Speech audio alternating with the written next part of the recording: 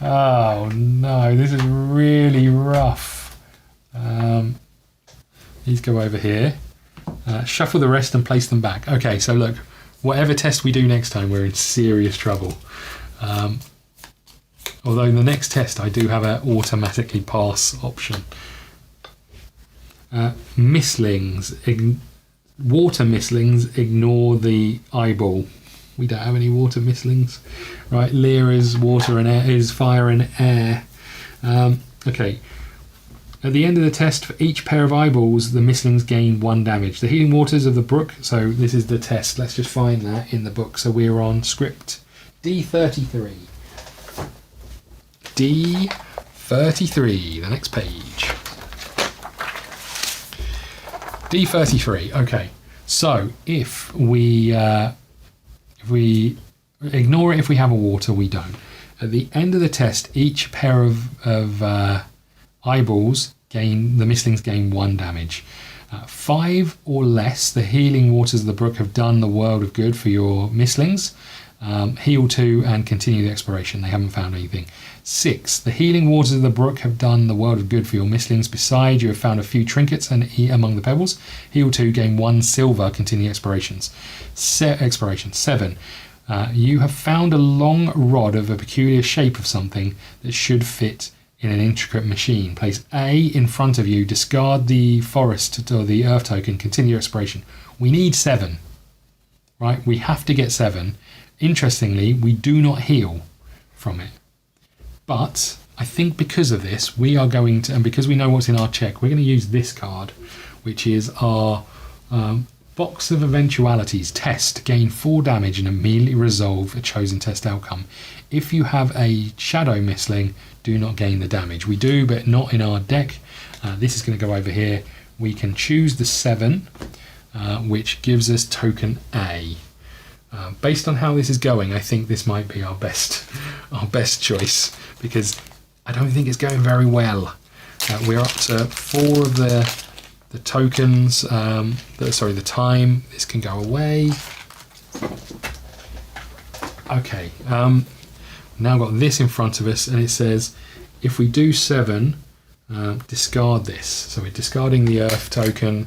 We'll go back to this screen. So we've got 4 of these, but we do have token A, which means we can go back to D2. You found a long rod of peculiar shape, something to fit into an intricate machine. Okay. D2. You stop to catch your breath and pick up the roar of a turbulent river somewhere to your right. Okay, follow the path. Open map 6. If you have the ancient technologies, we don't. Open map 8, sorry, not 6. Okay. Log script 31, you cannot reach this. Oh, hold on. Oh, okay, yeah, no, that's fine. So we now want to go to D23. Upon closer inspection, it turns out that a skilled craft... So we know this. If token A is in front of you, go to script 28. It is. So off we go. You insert the rod into the hole in the stone. It seems to be fitting, and one could say it serves as a sort of lever. As you push it forward, you hear the grind of cogwheels, and after a while, the water wheel under the pulled-in bridge begins to spin. The stone bridge slides out to cover the entire gap. The mechanism clicks unnervingly. Discard token A. You can do that. Gain secret 33. 18. 50. How have I jumped so far? Hold on. 45. 38.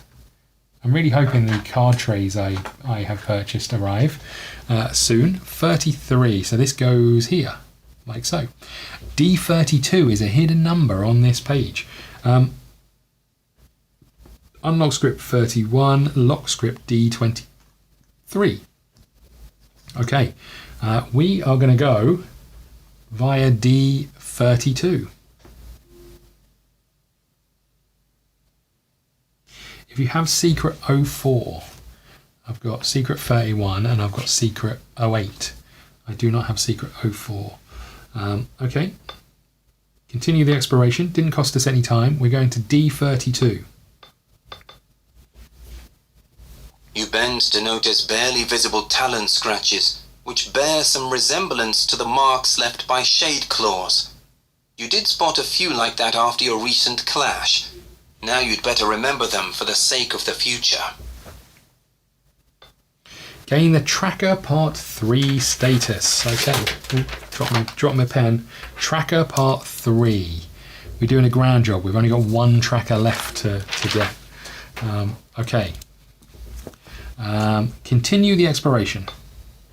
So we are heading to D31. The path takes you toward the distant mountains, but before you reach them, there is a dark forest to traverse. Of course there is. Follow the path. As you go down the road, you begin to spot more traces. You're on the right track. Open map 9. Okay, so I'm guessing this can go away. This can go over here. Map 9.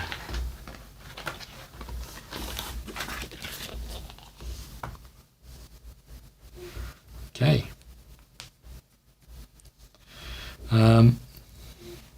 Let's just see if we can figure out where we are. Did we come from 83 or did we come from 79? We'll find out. D83. You may follow this path to return to the mechanical bridge. There still might be some traces of the otherworldly assailants. I think we're good. Okay, so let's have a look for secret numbers then, shall we? I'm just going to lift the map up so we can have a little look here. We'll start at the bottom. I don't see anything obvious down here.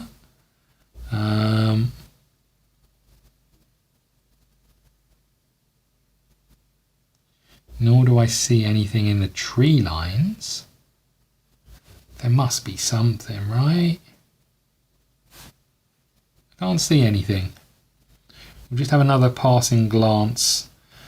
See if we can see anything. I can't see anything around the water shoreline. I can't see anything in these rocks. Can't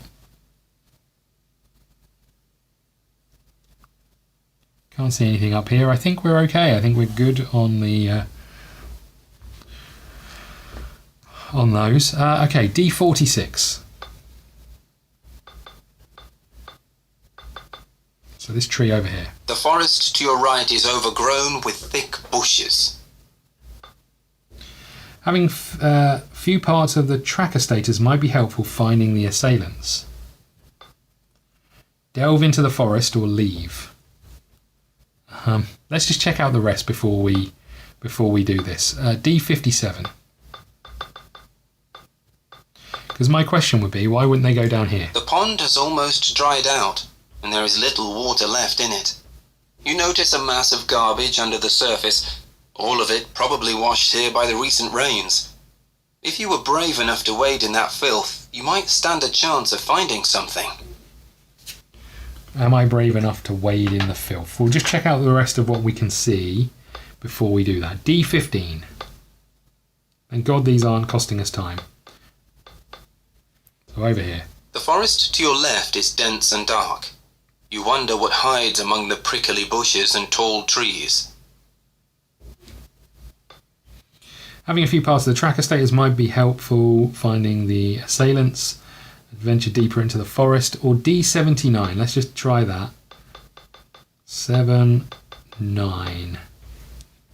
The path continues, tightly surrounded by the overwhelming forest. Should you continue?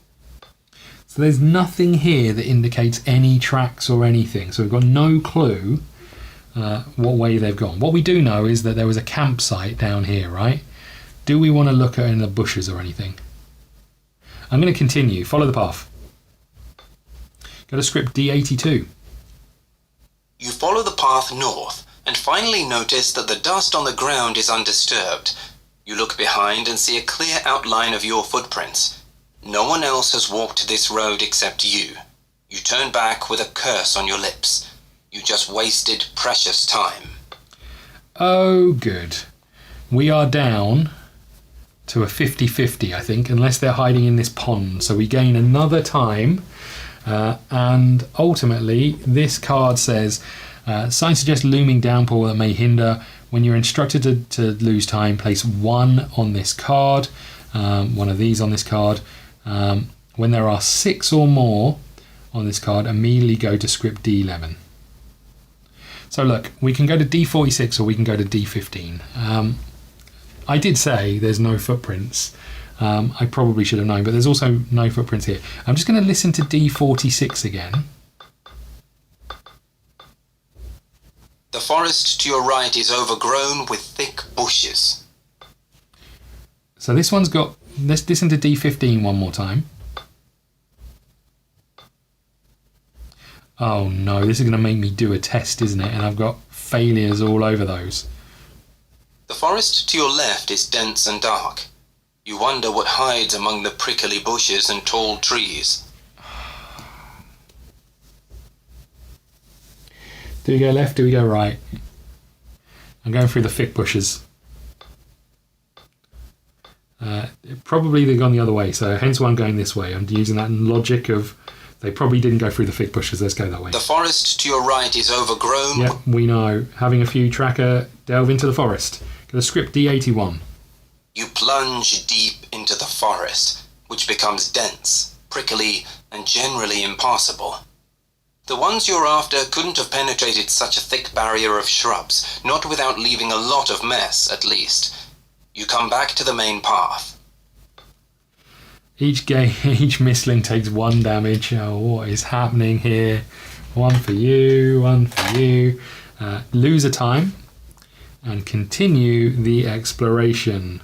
We don't continue the exploration because we go to script D11 because we now have 6 of these.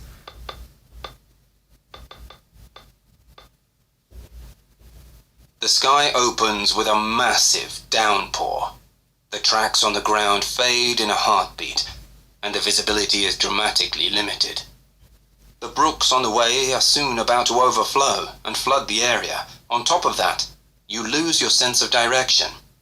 The slashing rain drowns out all sounds, but a muffled cry pierces its roar. Are you sure it was a cry? It could have been anything in this downpour. Then, a dark silhouette appears before you. It takes you a second to realize that you know them. It's one of those you faced near the dying dragon. Wait, were they tracking me? Each of your mistling gains 1 fatigue. Oh, God. I've only got 1. I take 5 damage. Oh, come on. 1, 2, 3, 4, 5. You know what? I'm putting it all on the Lear. God damn it. Go to script D40. You get ready for a fight, but then the figure spreads out their arms. They stay still when a mistling, a shade claw, approaches and sits still by the figure's leg. You hesitate and decide to wait for the situation to unfold. The figure speaks. Their language resembles the sound of grinding stones, and at first you don't understand a thing. But as they repeat, you start getting the messages. Those are words of your own language, but pronounced with a strong, eerie accent. Talk, but you don't understand me, the figure sighs, and adds to himself, but this time he didn't attack me on sight. Much better encounter. You decide to respond. You speak slowly. Who are they? What do they want? You can talk. Good. I am Skuld, second rank gentler. As you step closer, you realize that the creature's face is similar to a human one. You also discern the feminine features of her face. Is she a female? Then you wince as you notice the deformed wings protruding from her back. As she is waiting for your response, she takes out a small book from her pocket and begins scribbling. You notice a crude sketch of you and your mistlings. You introduce yourself. You are human, right? You nod in response. So, the legends are true, she says. The stories of my ancestors, the training, bear in mind that Fae don't want any harm to you, humans. We want to help you and help ourselves as well, of course. You ask what or who the Fae are. You haven't heard such a word in your life. Fae are my kin. I am one of them, a Fae. As you are human, we are bringing you salvation and freedom. So don't try to harm yourselves and stop us. Be aware of the mistlings that manage to pass through the moon gates. They are dangerous beasts. Then, before you can ask those many questions bustling under your skull, Skuld runs off into the rain. You follow her for a moment, but lose her quickly. Then something blocks your way. What blocks our way? Go to script D42. I'm guessing this is Skuld. You have seen a Shadeclaw before, but this one seems different. The outline of its body is more blurred and hazy. What's more, its behavior also seems more erratic, as if the creature were driven by something primal. Is it hunger? There is no time to ponder, though. The creature is lashing out. End the exploration. Set up combat. Arena card 26, map 3. Young enemy Shadeclaw. Modifiers. If you have the empathy free status, the fur wing would have helped us. We didn't help it. Okay. If you have food, the young Shadeclaw salivates his eyes. We don't have that either. Right. Well, we're going to wrap up here, and we'll be back next time with some combat. I hope you enjoyed. If you did, hit the like button, the subscribe button, follow us on X and TikTok and Instagram. We're putting out regular shorts, some sort of trivia on games and those sort of things, so go and check that out. I really appreciate you sticking around and watching this. If you've been watching from the beginning, let me know, and let me know what you think is going to happen next, and we'll pick up against the Shadeclaw. Thank you so much. I'll see you soon. Hey, how's it going, everybody? It's me, Scott, from One Last Hand, and we are about to take on a young Shadeclaw. We have fought one of these before, and interestingly, we fought them with our young Luminesca before. There's quite a lot going on, so we'll just talk through all of those things to begin with, shall we? We have the young Shadeclaw has 15 hit points, does 5 damage, and moves 3. Also has a shadow, which is a bit rough. The shadow is represented as a token. We haven't finished all of the setup just yet, so we'll go through that in a second. Let's just make sure we've got everything here. Special ability is 3, so you can see that tracker just there. And it has 4 triangles, 2 circles, 2 squares in its deck. Let's just run through. Okay, so it's passive. Young Shadeclaw doesn't gain damage if there is at least 1 shadow in the arena. It's going to, on a circle, rush, attack, retreat. On a square, retreat, place 1 shadow in range of 4. On a triangle, place 1 shadow in range 2, retreat, each shadow attacks. If it's fighting light, each shadow attacks. Ugh. Okay, the shadow has 1 health, does 3 damage and moves 1, but it doesn't look like they're going to move. To tame it, tire it out. Young Shadeclaw has 3 or less hit points left. Show no fear. Use your special ability in the space adjacent to the shadow. You may choose not to deal damage. Disperse the darkness. Whenever you defeat a shadow, place a token on this card when you have at least 2 tokens. So, okay. We're using the young Luminesca. We've already got 2 hit points. We have 3 fatigue cards in our deck. So we could be in a little bit of a rough place. Let's just run through the arena card. So the arena card is place an unstable cone. That's these. You can see these just here. Unstable cone on the spaces. When you enter a space with an unstable cone, I can deal 1 damage to all opponents in range 1. When an enemy moves into it, we discard it. So if we're next to them and they're next to it, and we go into it, we can do some damage. That's about it. I think we can crack on. Let's get our cards out. we have a Solar Flash. So we've got some new cards. We'll just bring some of these up as we go. That's the wrong one. There we go. Solar Flash. Discard all cards to the left or right of this card. Deal 2 damage to an opponent in range of 2 for each card divided. That's a new one. That could be really strong, depending on what we get. We have Brilliance. Gain 1 brightness. You may spend 2 energy to gain an additional brightness. Move. Deal 2 damage in range of 2. Smart Approach, a card we just got. Sorry, I'll go back to these ones. These are all cards you will have seen before. Smart Approach is new, however, which is place 1 card from your discard on top of your deck. So we could potentially use the Solar Flash, then do Smart Approach and put it back on top of the deck. Then it will come out here and we can do it again, as long as we're in range. And then the last one is Synergy, which is Trigger. I didn't really want to take it, but I didn't know what else to put in there. So this is what we've got. Okay, we go first. And I think it makes sense for us to get straight off the bat with the Solar Flash, right? Discard all cards to the left or right of this. Deal 2 damage, mystical damage, which you can't block, for each of the cards to any opponent in range of 2 for each card discarded. So 1-2 is in range of 2. What's he going to do? We should check that before we do anything else.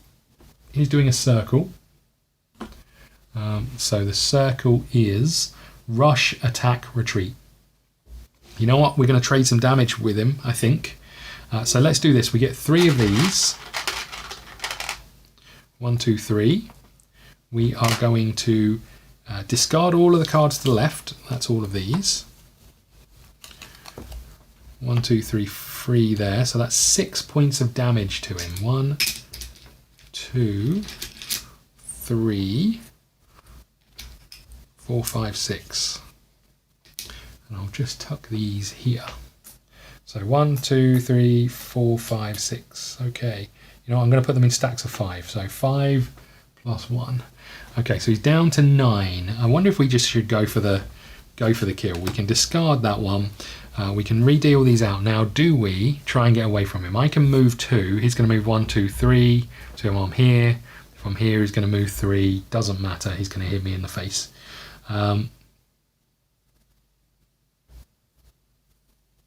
Doesn't matter what I do here, he's going to come and hit me. So I think that's it. I think we just stay where we are.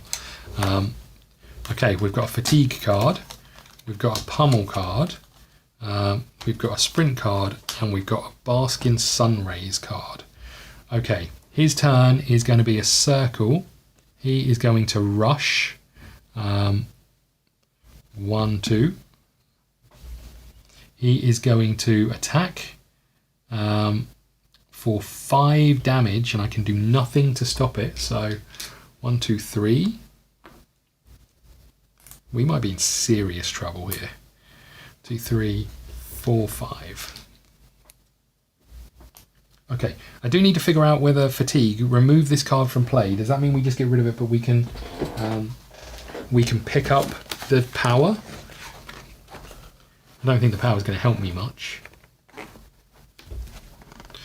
I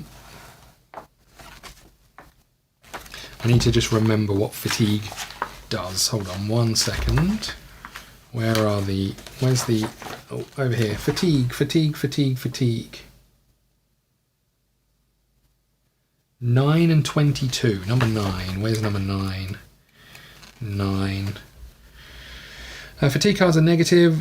Fatigue cards are limited to a mistling can have 5 cards. When you gain fatigue, place it on a mistling as part of the chosen mistlings action. When you gain more than 1 fatigue, you may divide it between your mistlings. When there are no more fatigue cards, you take 5 damage. When you remove a fatigue card, place it back in the fatigue deck.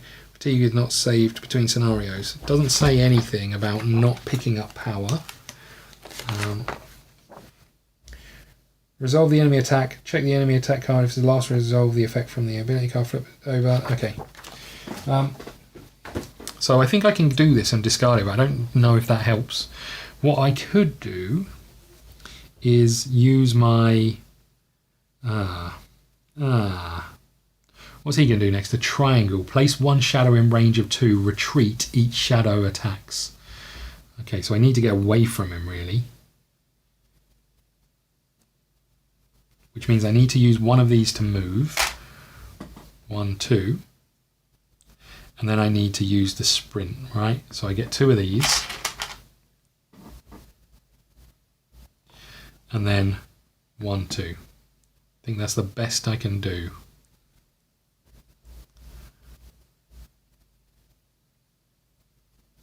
Hold on. So I was here, right? Was I here? I was here. So I could, oh, he retreats, sorry. 1, 2, 3. That was the end of his square circle action, retreat. So he's over there. His next thing is going to be place a shadow in range of 2. Okay, this is fine, right? Because the best he can do is put it here. Okay, so we're going to stay where we are. Did I discard one of these or not? I don't know if I did. I think I did. I'm going to pick one of these back up. I used this. I'm a bit confused. I used the sprint card. I didn't use the sprint card. Did I do anything? Don't think I did.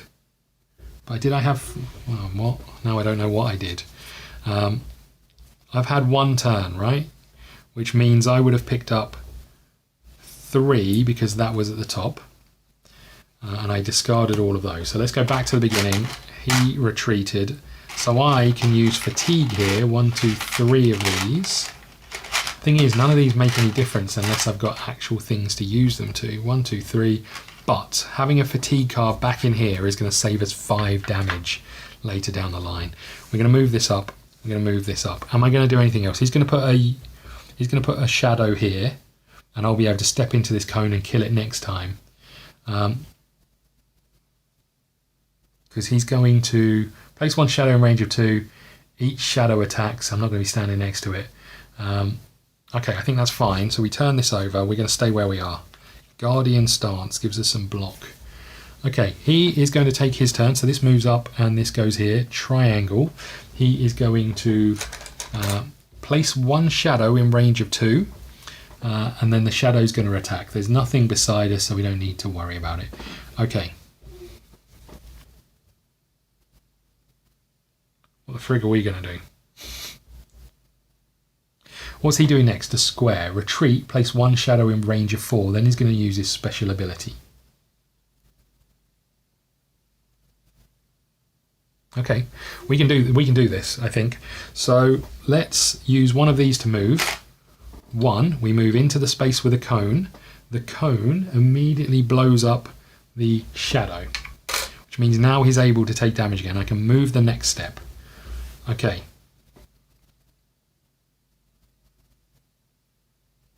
That's as far as I got. That is as far as I got. Okay, we're going to use Bask in Sunray. So we get 2 of these. 1, 2. Then we are going to discard the top 3 cards of our deck, gain 1 brightness for each bright card, and gain 1 power for the others. So hopefully we get some. We've got 1 brightness. We need all of the brightnesses here. We've got another brightness, huge.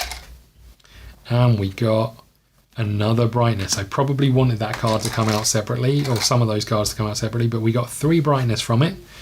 So these go back over here. These go in the discard with this on top.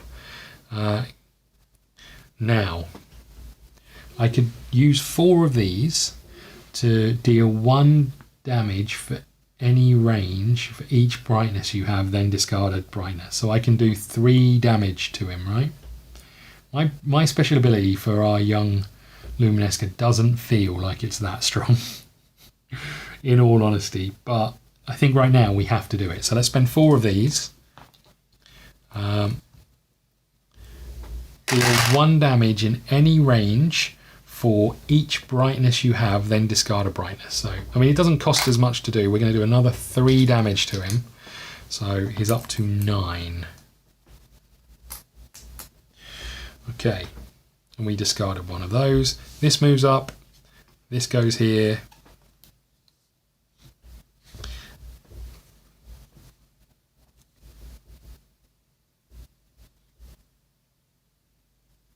And then I'm going to use this, the flashing orb, which allows me to interrupt 2 in any range. So we're going to interrupt, so you're not going to get your special off. Huge. That could be That could be huge. Okay. His turn, he's doing a square. His square is to retreat. 1, 2, 3. I'm not sure he's any further away, but then he's going to place a shadow in range of 4. I guess he'll put it right there. Sorry, let's just zoom out so you saw what I did. I was here and I moved 1, 2, 3, and I placed a shadow down because he's doing a square in range of 4. Next up he's going to do a triangle, which is place a shadow and then do some damage. We don't want that, in all honesty. We do not want that. But what do I want to do? He's on 9 hit points. I need to do another 6, right? Tire it out has less than 3. Show no fear. Use your special ability in the space adjacent to the shadow, to a shadow. You may choose not to deal damage. Disperse the darkness. Let me just see if I can do this. Tire it out. So if I hit this for free, it's going to be on 12, which will get us to where we want it to be. I'll also have enough to do my special ability in a space beside it, which will kill a shadow. I needed to put a token on when I killed the first shadow. I think we're going to be able to do this, you know. Somehow, I think we're going to be able to do this. So I get to put a shadow on this card because we did it. So this goes on here. I'm just going to tuck it to the side, but we know there's one on there. Let's just read this again. Tire it out. The young Shayclaw has less than 3 health. Show no fear. Use your special ability in a space adjacent to one shadow. You may choose not to deal damage with this special ability. And disperse the darkness. Whenever you defeat a shadow, place the tokens on it. Right, I'm just going to make this easier for myself. So we have 1, 2, 3, 4, 5, 6, 7, 8, 9. Okay, so if I run up to it and hit it, what's he doing next? He's doing a place a shadow, which means I'm not going to be able to do more damage to it, and I'm going to be standing right next to the shadow, which means he's going to hit me pretty hard. So if I move, I use one of these, I can get here. I can then attack it, I can get here. I can then attack it for 3, which puts it up to 2, 4, 6, 8, 9, 10, 11. Oh man, 1 short. Okay. I would get 3 for this, which I can put here. 1, 2, 3. Just going to work my way through this. I get 3 for doing that, but I'd have spent 1, so I'd be up to 5. And then I can't do anything else. I could do my elemental bonus action, but then I can't move. I think I'm 1 short. I think I'm 1 short, and then I'm going to get hit by him for 5, and then I'm going to get hit by shadow for another 6, 7, 8. And how much have I got? 1, 2, 3, 4, 5, 6, 7. That's going to take me to almost dead territory. But I think it's the right thing to do. But I can't, this doesn't work if I don't do it in order, right? So if I move here and hit him, he's going to be on 2, 4, 6, 8, 9, 10, 11, 12, right? Which is where we need him to be. You know what, let's just do this. Let's just do this. I'm going to, because I don't know if I worked it out correctly, I'm going to spend 1 to move. And I'm going to stand here. Right, that gets me 3, oh no, I'm then going to do pummel, which gets me 3 of these, which puts me up to 5. Okay, I'm going to pummel, which means I'm going to attack for 3, so let's put 3 more out. 1, 2, 3, which puts him up to 2, 4, 6, 8, 10. So let's put a 10 here. And put those away. So he's up to 12, which means he's 3 short of... he's only got 3 hit points left because he's got 15 health, right? Oh, but I can't do damage. Hold on. We're going to have to do this in a different order. Let's just backtrack slightly. It's the same thing because I can use my... No, it's not the same thing. Oh, God. Hold on. Hold on a sec. Where was he? We did 3 damage. He was on 9, right? This sucks. Hold on. So 3, 4, 5, 6, 7, 8, 9. I thought I was in. If I was in for the win, I wasn't. Let's get rid of these 3 and get 1 back because we moved, right? I think I had 4. I might have had 3. I think I'm going to sit this here because I'm not 100% sure if I got that back. Right. Let's just rework this. So my bonus action could be to move, right? And I go and stand here for 1. I think I got an extra 1, so let's assume that was the case. For 1. I can then use my fading light to get rid of the shadow. Can then use my special to deal damage to the Shade Claw. And that's all of my goes done. That doesn't help me. Have I got anything else I can use in combat? No. Okay, that doesn't help, I don't think. So let's just move back again for a second. Is there anything else?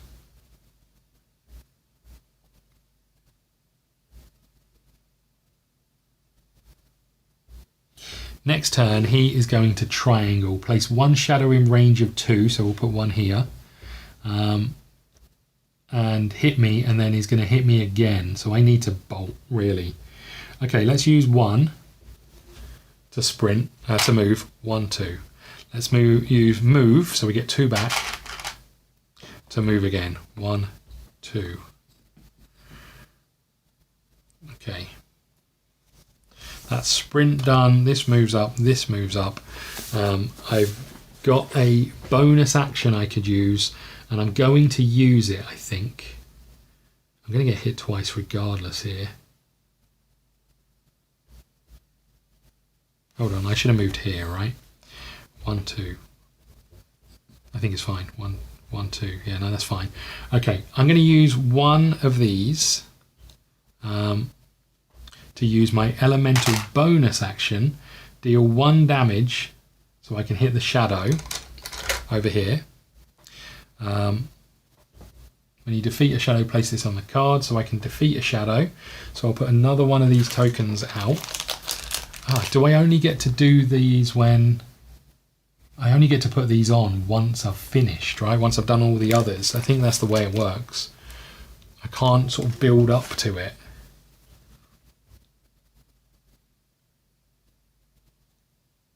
It's an interesting one to find out. Just whenever you defeat a shadow, place 1 on this card. I think I have to do that after I've hit all the other requirements, which is bad news. If that's the case, I'm going to leave you here, I guess, and get this 1 back and not take 1 damage.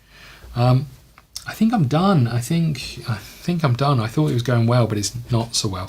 Okay, we got Solar Flash. That's huge because we're going to be able to get rid of all of those and do a load of damage. We might just kill this chump.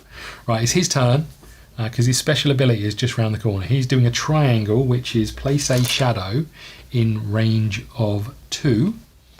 The shadow attacks, and then the shadow attacks again. Oh, he's going to retreat. 1, 2, 3, 4. Okay, great. Great. Next up, he's doing the same thing again, but his shadow is just going to move closer to us. You know what? I'm tempted just to get rid of this guy because we can't take him down to no health. This is going to do 6 damage, which is exactly what I need to kill him.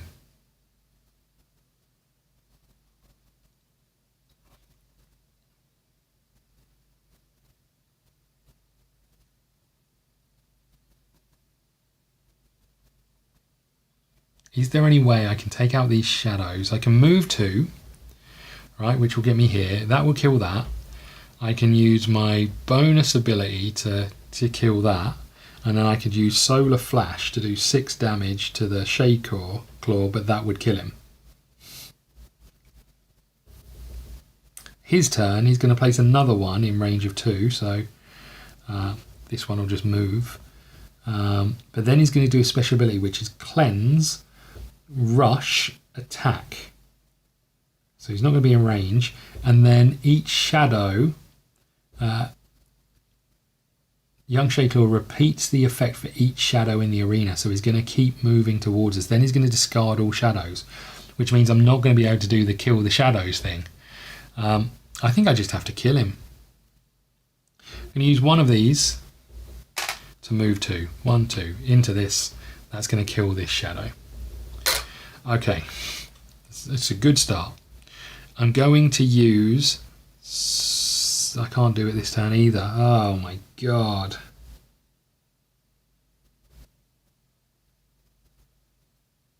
He's going to move 1, 2, 3, and then he's going to move 1, 2, 3 and be able to punch me in the face, which I do not like.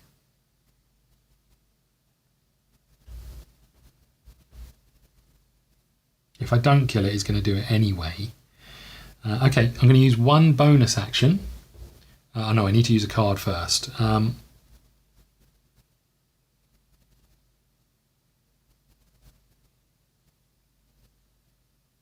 I'm going to do pummel. I'm going to do reach. So I get 2. Sorry, not pummel. I'm going to do reach. I get 2 of these. I gain 1 power, and this goes underneath my card, which gives me your attacks have +1 range. I'll just tuck this down here, and I get 1 more of these. Okay, then I'm going to spend 1 of these to do my elemental action, which gets me 1 damage, but destroys his shadow. It is now his turn. That's not going to help me. That is not going to help me. He's still going to come over and hit me, because he's putting a shadow out first. Let's backtrack slightly. Let's just backtrack slightly. I get rid of 1 of those. I get rid of 2 of these, right? I get 1 back because I didn't do the elemental action. Let's backtrack slightly because that doesn't help me. Instead, let's put the shadow back, which was here. Instead,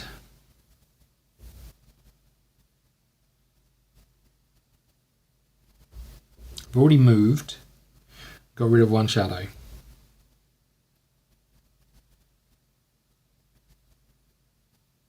I think out of all of the things I can do, it's still probably the best thing. Because he's going to move 1, 2, 3. Then there's going to be another shadow. 1, 2, 3. Then he's going to hit me for 5. I'm on 6. So that's going to take me to 11. I'm on 7. That's going to take me to 12.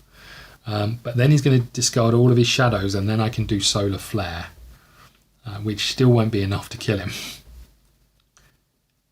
Because that's going to move up. Okay, well, let's do Guardian Stance instead then. So we still take 2 of these. And we gain 2 shield for this. And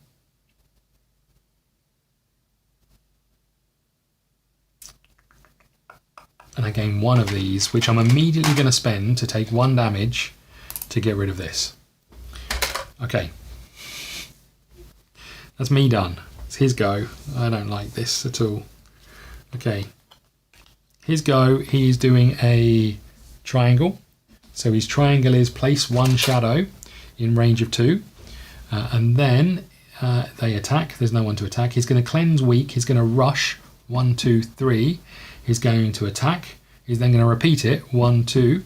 And he's going to attack again. I take 5 damage.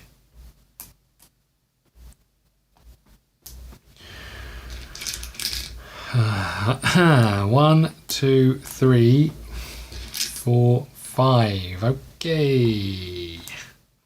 This is really rough. We're up to 12, 13. We've got 4 more hit points. He removes his shadow, and that's it, right? Then discard all of his shadows. Okay, it's my turn. I'm going to use Solar Flash.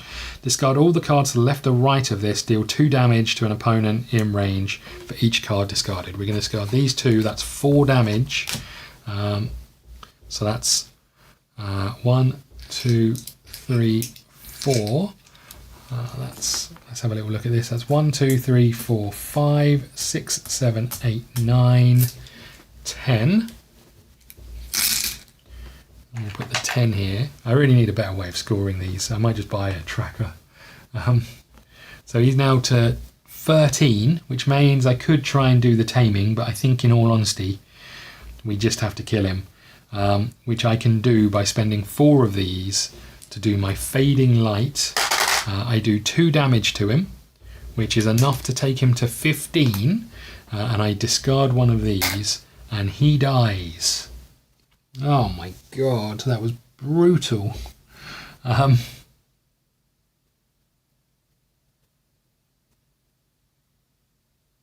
That was really brutal. Okay, we didn't tame him, so let's hit continue. What happens after that? The arena. Tame, go to D38. Win, go to D37. Okay, what have we got? One final effort, and the Shade Claw gives up the fight. You watch it vanish until you are certain the mistling is not coming back. You scan the area, and it dawns on you why you were attacked in the first place. There is an empty camp nearby with some leftover food, and the creature was simply defending its dinner. Each mistling that took part in combat heals up to half of their damage. Sorry, their health rounded down. So we're on 8. 1, 2, 3, 4, 5, 6, 7, 8. We are in seriously bad shape. Okay, that goes in there. These go away. Okay, discard the cards from the equipment deck until you discard the equipment with the food. Gain that equipment. Discard the cards from the equipment deck until you gain an equipment card with food on. Okay, so we can do that. Let's have a little look. We're looking for one with food. That is not food. That is food. We've got juicy fruit. Okay. Anytime, heal 6, huge. Okay. Add a Shadeclaw tier card to the random combat.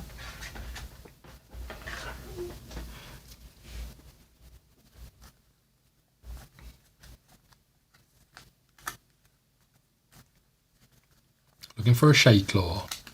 Any second now. It is just a normal Shadeclaw, not a young Shadeclaw. There it is. Look how scary it looks. Okay. Random combat. In you go, buddy. Gain 2 essence. Nice. 1, 2. Tuck these over here. Go to script D43. Clear the arena. The camp is basic and temporary. You come across a gathering of tree branches where the travellers must have slept through the night. A torn sack and leftover food, mostly berries and some strange vegetables. A more interesting discovery are maps drawn in the clay soil. They fortunately survived the downpour. You see a path going south and east toward the mountains where a location is marked. A city or a cluster of buildings. Okay. Go to script D44. You sit on the ground thinking about what you've learned today. Another intelligent race exists and came here to save humans from Dragon Guardians? This doesn't make any sense. Was it all a trickery of Fae, as they call themselves, to somehow achieve their ominous goals? You don't know. You must plan your next move. Okay, you must plan your next move. If you have secret 32, go to script D72. We do not. Go to script D75. If you have time passes status, go to script D76. We do. From the map, you've learned that the Fae, if that's even their true name, are probably headed toward a high spot in the southeastern mountains. They likely hide more information about the dreaded portals and the Dragon Guardians. And after something strange happened to you following the dragon's death, it's imperative you learn more. Additionally, you found out about a cartographer who seems to be your only lead to the Sky Islands that plague your dreams. You've never been to the academy where the man is located, but going there could also be an excellent opportunity to soak up some knowledge. Where to go next? Discard secret 31. Discard secret 32. I think I've already done that. Congratulations, you've reached the end of the scenario. take the world map, flip card 04. Let's do this while we're here. So let's get rid of these. These can go back in the deck. This was the Young Shadeclaw, which is here somewhere. Young Shadeclaw. Here we go. They go in there. My cards can go back in the deck. I think we're going to get to heal, which is great news, because we needed it. 1, 2, 3, 4, 5. They go over here. These all go back with the Luminesca. These we'll put away in a bit. We'll tuck them out of the way. There are cards. This can go over here in the token. So that's everything cleared away apart from these little cones. We'll tuck those away. In case you haven't seen these are all the extra terrain pieces that you get, which are quite a lot. We haven't got to some of these, but there's some pretty big old skeleton boys or statue boys over here. So that can go back on there like so. That can go. We need to put these away. They go in there. Beautiful. That can go on top. Okay. Right. We've got a few things to do. So world map. We take this and let's bring this over. Ooh. Okay, so we're looking for flip world map 4 over. We've now explored it. We can go back there, Z4. Okay, gain world map 06. Where are the world map tokens?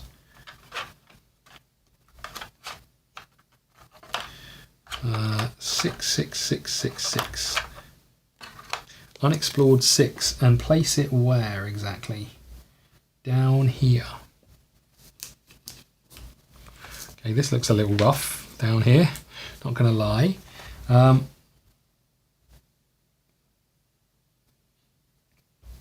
Gain world map 14 unexplored. I might just take all of these out.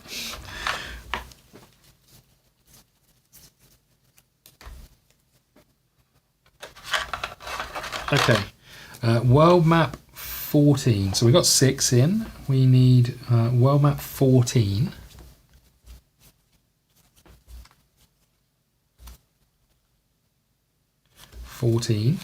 And that goes here. Something's amiss here. Or maybe it's just not showing it to me, but this goes here. We should have this one, right? I think so. Either way, it's not shown on this map, but it is on here. And 05, which is clearly where the academy is, right? Which is up the top there. Okay, so that's all the world map totals. Let's just check unexplored, unexplored, unexplored.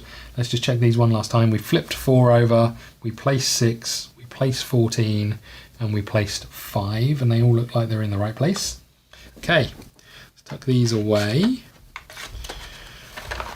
Gain a random booster. Okay, gain a random booster. Gain a random booster. I put the booster somewhere because they're getting in the way. Here is a random booster. Okay, let's open a random booster, shall we?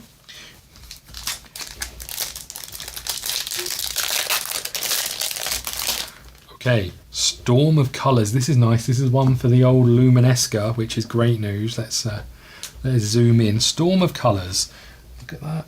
Look at that. Look. Okay. Attack or move. Discard 1 card. Choose any card from your deck and place it in the empty slot. Then shuffle your deck. If it's darkness that you're facing, you can trigger. Nice.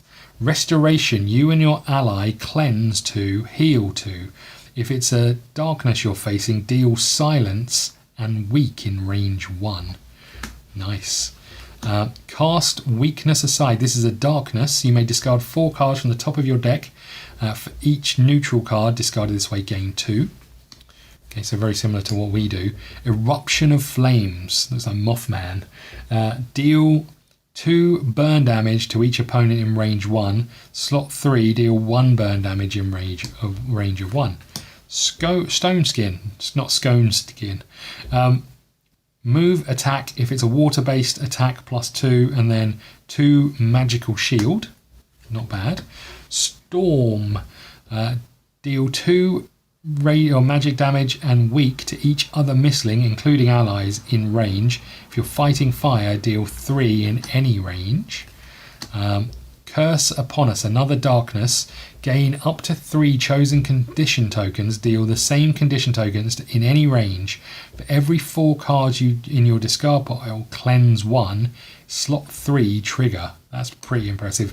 And then Zephyr Speed, blink 2, attack 1, pierce. So we're just going to have a look in here because some of these cards we can upgrade. So Morbid Aura, Wind Tunnel, Lumina Flow, Flame Barrier, none of those. Firebolt, Zephyr Speed, so we can, I'm going to replace this one for this. Curse Upon Us, yeah, we can swap this one out for this. I'll show you these in a second. Aegis of Light, 1 with armor. Storm, okay, another one. Ice Shard, no. Lurking Shadows, no. Combustion, no. Blinding Radiance, no. Costume Blood, no. Okay, so we can tuck these back.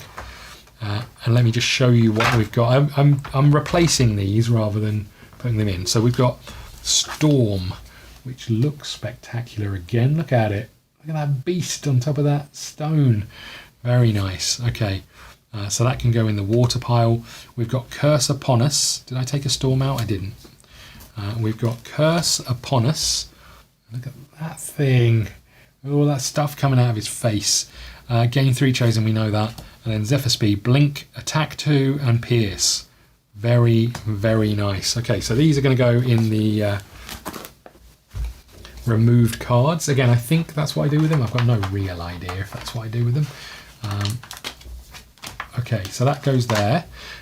These can all go in the...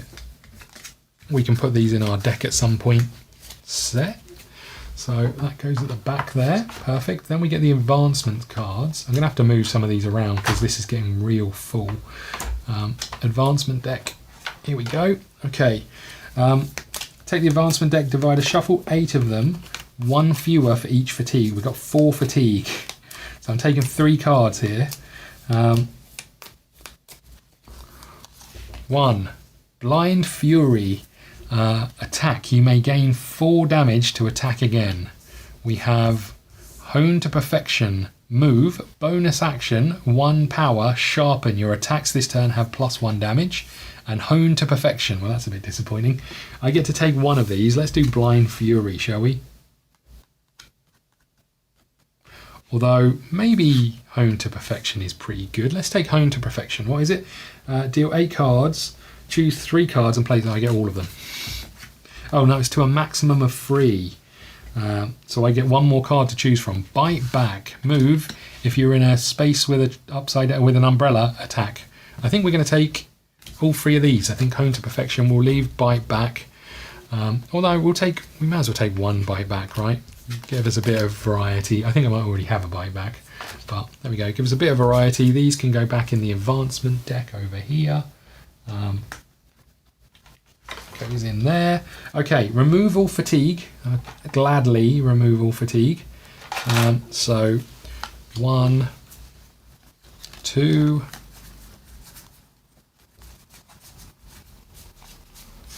okay, that's all of those, and then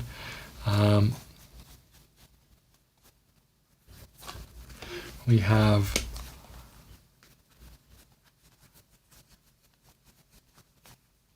one. I think that's all of them. Oh no, there's another one. There's all 4 of them. Okay, they go over there. Remove all fatigue, fully heal mistlings, so all of that damage goes away. And we were in a really bad way. All of that damage goes away. We were in really bad shape. That's an awful lot of damage. If we didn't have the Leer that could take... I mean, we don't know. Obviously, that first fight with the young Emberling might have meant we could do... we can move around more and take less damage, but I'm disappointed that we didn't get to tame the Shade Claw, but maybe next time. Okay, save the game or start another scenario. Fully heal, we're done. We'll tuck these away. I think we're done, everybody. We've got 2 essence again, so we can try and tame something else next time. I hope you enjoyed it. If you did, hit the like button, subscribe button, follow us on on X at One Last Hand UK. Follow us everywhere, really. The links are in the description. And check out the shorts. They're always quite interesting. We do some trivia over there. Next episode will be coming soon. I hope you are enjoying it. And I will see you all again soon. Hey, welcome back to One Last Hand. It's me, Scott, and we are about to play some more Dragon Eclipse. Last time out, we were hot on the heels. We weren't really hot on the heels, but we were trying to follow up on a cold trail. It started raining, washed away the tracks, and then we met someone, a lady who started talking to us. In all honesty, she looks a bit scary. She claims she's not our enemy, but she looks a bit like this with that thing on her shoulder. I'm going to be honest. Maybe a bit stereotypical, but if I was going to describe an enemy, I might well describe someone with red glowing eyes and a horrible shadow thing and wings. But she's told us she's not our enemy. I guess we should take that at face value, maybe. We do have a couple of things that we need to do. So just to zoom in on the map, we could go down here to Z4. We could go here to Z2. We could go over here and do a new scenario in F0. We could go all the way to the top here and do E0. However, we're going to start by going to Careberg again. And we've got 4 coins. We also have, what have we got in terms of items? We have some treats. We have some juicy fruits. And then we have no equipment or anything. We do have 4 coins. So I think we're going to head back to Careberg and just see if we can find anything from there. So with that being the case, we are going to Z3. Bear with me. We'll go to Z3 and see if there's anything there. I mean, I think we can restock. Hopefully we won't get too many more status things that mean we've been wasting time. Because if so, that's bad news, right? And it really hindered us, I think, last time. So Z number 3, here we go. If you need supplies, there is no better place to visit than Careberg. Okay. What we got going on? We've got buy supplies, buy an artifact from a foreign merchant, sell equipment, lead your prowler to its kin only if you have the prowler quest card, train young iceling only if you don't have the ice status, train young emberling only if you don't have the ember status. So let's just bring out the party boys. So we've got a few things in here. One of them being the young emberling, and we don't have the emberling status. If you have the ember status, this is the young emberling's quest. If you have the ember status, your young emberling must spend enough time with you. Otherwise, let your mistling taste Dragon Guardian's power when you train it in the city. We need to have 4 essence to do this, but it sounds like if we come back here, we might be able to do something with the mistling. So maybe that's something we look at later down the line. We don't have the iceling, we don't have a prowler, so we can sell equipment, we can buy equipment, we can buy supplies, or we could buy supplies, or we could buy an item from a foreign merchant. Should we see what that's about? Buy an item from a foreign merchant. You may look at Secret 70. You may spend 6 silver to gain Secret 70, then choose again. Well, I don't have 6 silver, so we won't be doing that. Let's have a look at buy supplies. Draw 4 items up to 2 times. You may spend 1 silver to gain one of them. Discard the rest, then start one of the available scenarios. Okay, so I can only do this once. We only got 3 items in the discard pile, so I think it's worthwhile us doing. What did we get? We have some hobnail boots. We have Coin of Misfortune, and we have some glazed nuts. Coin of Misfortune, when this card is discarded in any way other than the end of a test, shuffle it back into the item deck, immediately gain 1 silver. So we could take this, immediately gain 1 silver. We can do up to 4 items twice. So we need to shuffle the item cards back in. Did I pick up the item cards? Oh no, they're here, right? So I need the discard items. They're over here. So let's grab those and shuffle these because we can get 1 more item. Just make sure ours are kept separate. I can only have one more of these, unfortunately. So, although I guess I could pick up one of these items that gives us a coin, and then do the same thing again. So what have we got? We've got combat. During the next move an extra 1. Discard the card you just drew. Test. Discard all the cards with the eyeballs on. That's pretty good. This would give us another coin. I'm going to take this because this is going to go back in the deck, right? When this card is discarded in any way other than the end of a test, shuffle it back in. So it is going to go back into the deck. I'd really like to get rid of it. But either way, I can only take one of these. I can only take one of these as we go. So maybe what we'll do is we'll take the hammer for 1 silver, and then we'll discard the rest. This goes back into the item deck. So we'll shuffle that in a second. We'll discard these 2. We'll shuffle the item deck, and then I'm going to go and I'm going to go and sell equipment. Up to 2 times, sell 1 equipment to gain 2 silver. I don't have any equipment. I can't do that. Okay. So I could go and... Don't you do it? Buy supplies. I could do it again. But I've already got 3 items. So I don't think there's much point on that. I was hoping we could buy some equipment. That's a bit annoying. I don't think there's anything else here. Visit another place.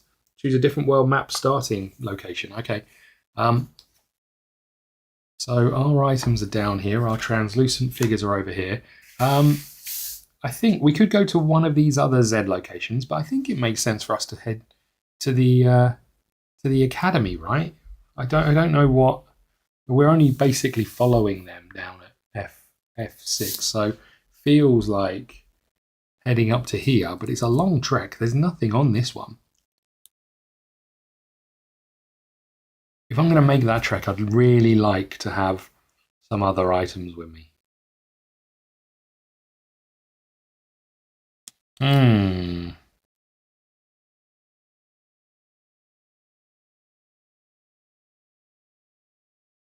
Don't know what these little symbols are. I don't know if you can see them. Let's zoom in. There's these little symbols on these. Some have them explored, some have them yet to be explored. I don't know if that's telling me that there's more stuff to do there. Should we go to Z4 and just see? We don't lose any time or anything. The depths of the forest where you once strayed are full of powerful mistlings that may help you in your endeavours. Okay. Track mistlings, make an offering, visit another place. I mean, we'd be ridiculous not to make an offering, right? Throwing coins into the noxious pond has an odd result. Up to 2 times, spend 2 silver to gain 1 essence, then start one of the available scenarios. Oh, I wonder if I can't go... Are these classed as scenarios, or do I have to only visit one of these places then go somewhere else? I don't quite know the answer to that. Do I want to gain another essence? You know what, let's do it. We'll treat this as the last thing we can do. I'm going to throw 2 silver away. I'm going to gain 1 essence, because last time out, having tamed that creature was really useful. The blue mane, we didn't get to use it, but it was really useful before we went on to do that. Right, I'm going to go to E0. I feel like we need more knowledge, so let's head that way. So E0, and I suspect it's going to tell us to build our decks. You think about the uncomfortable sensations that have been plaguing you since the meeting with the dying dragon.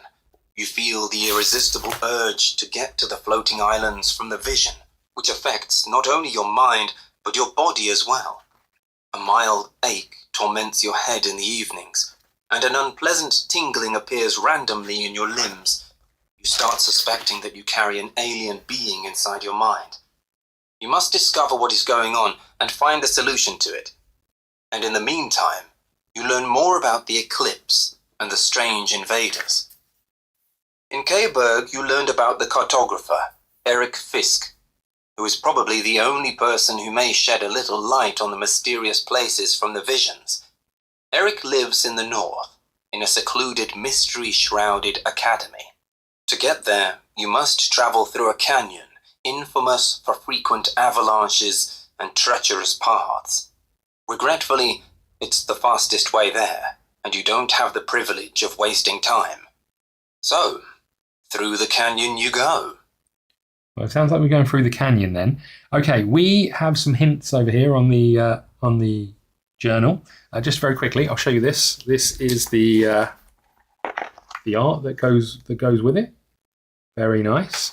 I think we're going to need to pay for his services, and I just got rid of all our coins. So we're going to go through the deck building phase. I'll do that off camera, but let's just talk about what it says. Combat is a powerful fire enemy. I expect there'll be other combats, but this is what it's telling us to be aware of. Other is fire, earth, and wind mistlings will be useful. When choosing mistlings, pay attention to the quest cards. Reconsider, choose another scenario from the world map, start the scenario read on, choose 2 mistlings to accompany you doing the scenario, perform deck construction, go to script E77. So let's figure out, it says we should take, what's interesting is it said powerful fire enemy, and then it doesn't tell us to take water. It says fire, mistlings, these mistlings will be useful, fire, earth, and wind. So let's have a little look. We'll put them in some groups. We've got our Galomo. We've got our... interestingly, we're missing a card, I think, for this one. Must be here somewhere. We've got the... it's not that card, but we've got the Elkthorn. I misplaced the Elkthorn card. It must be here somewhere, I'm sure. We've got our young Emberling. Can't find that card either now. What have I done with that?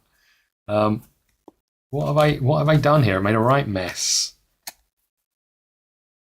Okay, I don't know how I've managed to mess this up so bad, but there's a young Emberling card that goes with that. We've got the Wind Razor. We've got our Furple, our good old Furple buddy. And we've got the Blue Mane. So it's telling me to take wind, earth, fire, but not water, interestingly. There's a few we haven't tried, right? So maybe we'll take the... as much as I want to take the Luminesca with us, and we've got the Lear, I think it's probably time we took something else out. Well, let's just have a read of some of these quests. So the Furples have a problem with controlling their emotions. The old encyclopedia once... read suggested letting the mistlings meditate atop a snowy mountain. Am I going to a snowy mountain?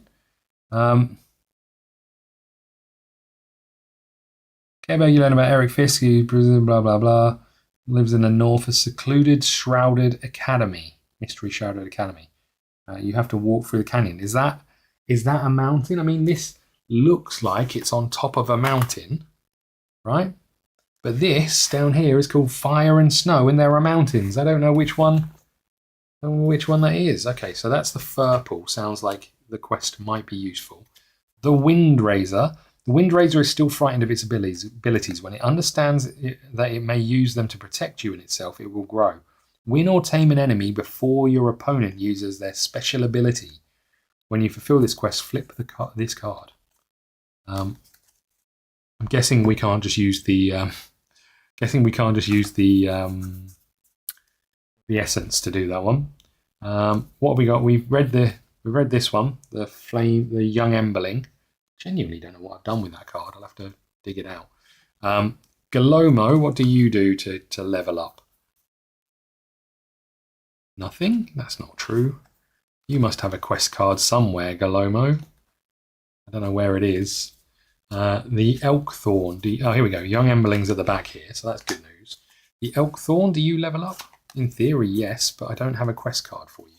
I must have them somewhere. Okay, well, look, here's what I'm going to do. I'm going to make a choice. I wonder if we take the Furple just because of the powerful water enemy. But maybe we take the Blue Mane, and maybe we take the Elkthorn. Maybe that's what we'll do. We'll have a look at what their quests are. But we'll be right back once I've built some decks. Okay, so we are back and we built our decks. We have the Furple and the Elkthorn. I'm not sure on my choices, but we're taking these two because they've got quests. I don't know if they're the right quests to have.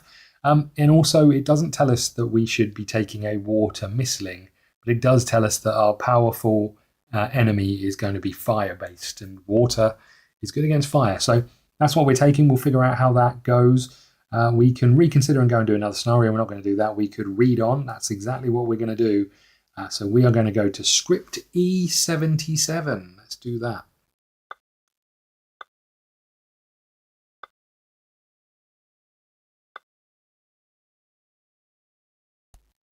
The people of Careberg are uneasy, and it shows. There are few children on the streets, shutters are closed, and if someone is outside, they glance nervously at the sky. And the sky is unsettled, with the distant black lines of portals connecting your world and the world of shadows.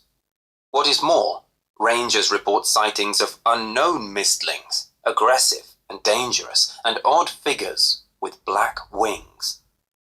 Do you really want to leave those people to follow vague clues? Unfortunately, you must. But if you succeed, you may have an opportunity to save them. You have, after all, received a vision from a dragon guardian. It cannot be something trivial, right?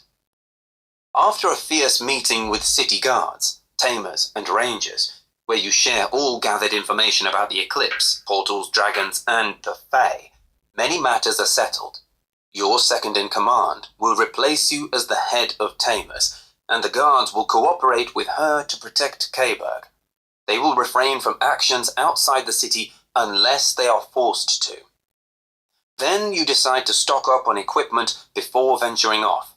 You wanted to visit the market, but you discovered that Hazel had not only recovered from her wounds, but also started thinking about restarting her business. "Hello, love."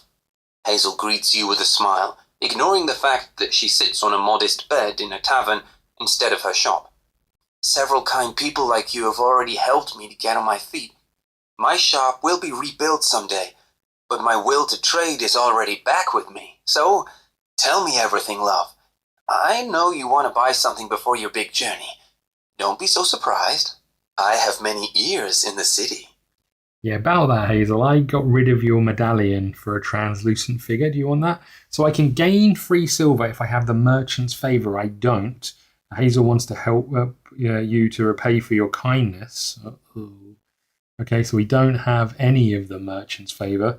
If you have merchant's favor 1 and 2, she gives you a letter where she explains that you're her close associate in case someone at the academy gives you trouble. Read on. It's time to stock up. Choose one. Buy supplies, spend 1 silver, draw 3 items, and gain 1 of them. We've already got 3 items, so I don't think we're going to do that. Spend 4 silver. We don't have it. We only have 1. To draw equipment. I probably should have waited. After completing your affairs in the city, you set off with your mistlings. If everything goes well, you reach the academy in 2 days. Go to script E82.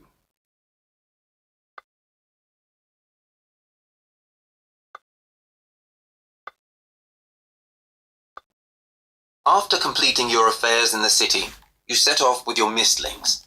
If everything goes well, you'll reach the academy in 2 days.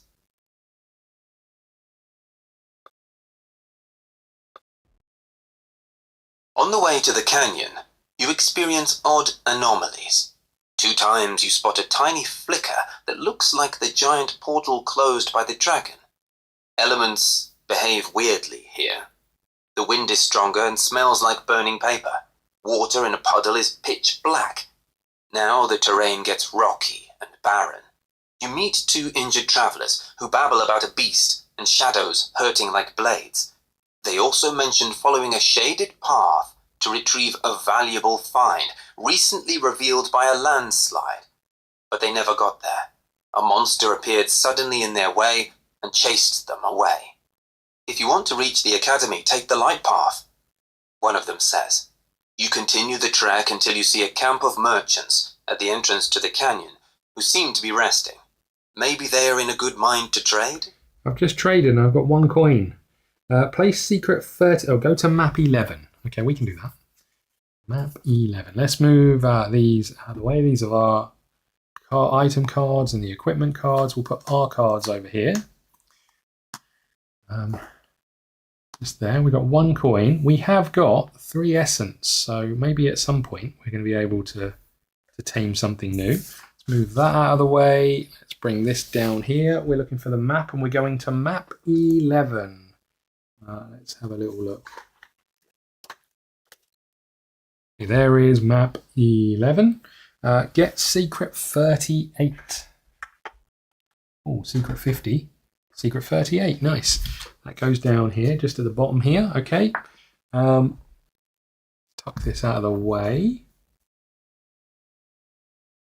Okay, lock scripts.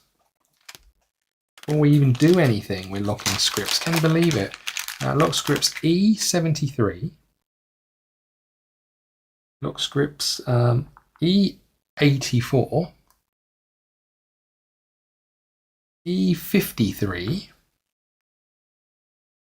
And E86. Wowza. We're not doing much here.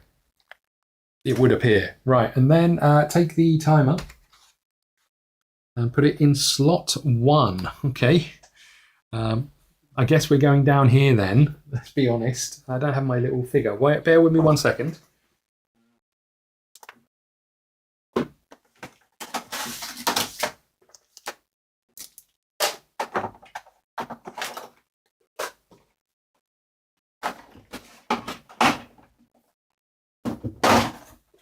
There we go. Okay, let's get our little figure out. That's just here, so we know where we've been. Not that we need him. There's only 3 places we can go. Tuck you down out of the way. Okay, we are going to E96. There we go. That was pretty straightforward. E96. The camping merchants are not in the best of moods because they've been forced to turn back and they will not reach the academy. They're not protected by any mistlings, so they can't tackle the beast from the canyon. To make matters worse, the recent landslide has made the trail impassable. You see 2 footpaths, though, going to the left and to the right side of the canyon. The right one is lighter and seems safer, but the left one, which is darker, tempts with rumors about treasure. You wonder if the potential gain, and maybe knowledge, are worth the risk. Okay. Buy some climbing gear, 2 silver. I sold the stuff. Oh, you idiot. Buy some tools, 2 silver. Oh, ask about the paths. Script E66. 2 travelers have recently taken the path to the left, The merchant says. but it wasn't an easy passage. They left the path injured and scared. They did say something about an unearthed ruin, which tempted them with the prospect of finding a treasure, but they had no chance to come near them. The path on the left, it seems, used to be the main road, but now it is a dangerous one to take, especially without a rope. If I were you, I would take the right one, where the sun can reach, but it is unfortunately entirely overgrown. I want to go down this path, but I'm going to have to take this path. Oh, come on. Continue the exploration. Where were we? E96. Just going to go back. The camping... Buy climbing gear, I cannot do. Ask about the paths we've done. Buy some tools, I cannot do. We need to go and see if we can find a call. Let's go. Can we go to E? We can go to E78, so we should do that, right? Leave E78. The recent landslide uncovered something in the distance, but you cannot discern its details. You think it could be an entrance to some caves. The tremors, unfortunately, made a large gap in the road, which is now dangerous to cross. You would need a good rope to cross it, without risking your or your mistlings' lives. Around the gap, half-precious stones lie scattered. You look at the other path, running on the other side of the ravine. It looks much more tempting, with more light and greens. Then again, the shady path in front of you is said to hide secrets and treasures. Yeah, we know, but I can't get any things. Gather the precious stones. That seems like the only option we've got here. We could go over the gap, but it requires a rope, I think. So, gather the precious stones. We lose 1 time, and we gain 1 silver. That's huge, right? That is huge. 1 silver coming our way. Great. Okay. So now we've got 2 silver, but we lose 1 time. It says continue the exploration, which means we have to turn over this card. Something is stalking you. Go to script E71. It means something stalking me. E71. You experience the uncomfortable feeling of being watched. Okay. If token B is in slot 1, go to script E88. Otherwise, go to script E94. It's not met, so E94. You see a smudge of shadow breaking off the wall of the canyon and dashing toward a line of dense shrubs. Suddenly, the smudge is out of your sight, but you hear your mistling calling. You leap to it to see a nasty wound, most likely inflicted by a shady thorn. Whatever the enemy is, you can't see it anymore. The canyon is definitely not a safe place, but it could be more dangerous still if you were on the darker side of it. Well, we haven't gone anywhere yet. Okay, if you have a torch, the predator tries to avoid the light and attacks from a further distance. Gain 1 damage, otherwise gain 2 damage. Oh, man. So I can split this between mistlings, so that's good news. We gain 2 damage. Place secret 38 you just revealed in slot there and place the time on slot 2. Continue the exploration. Okay, well, we'll give each one of our mistlings 1 damage, I guess. We have got a heal 6 card, so that's quite nice. So maybe I should put it all on 1. In fact, let's do that. We're going to put it all on 1 because we do have a card that will allow us to heal 6 damage. So, okay, continue the exploration. Now got 2 coins, so we need to go back to the merchant. So E96. I do wonder if we're better off just... sorry about that. Lots of different numbers I went to. None of them useful. So buy some tools or buy some climbing gear. Do I want to go down this path? Do I want to go down the light path? That is the question. I don't know if I've got the mistlings to deal with this scenario, but... Oh, you know what we didn't do? We didn't look for secret numbers. Can't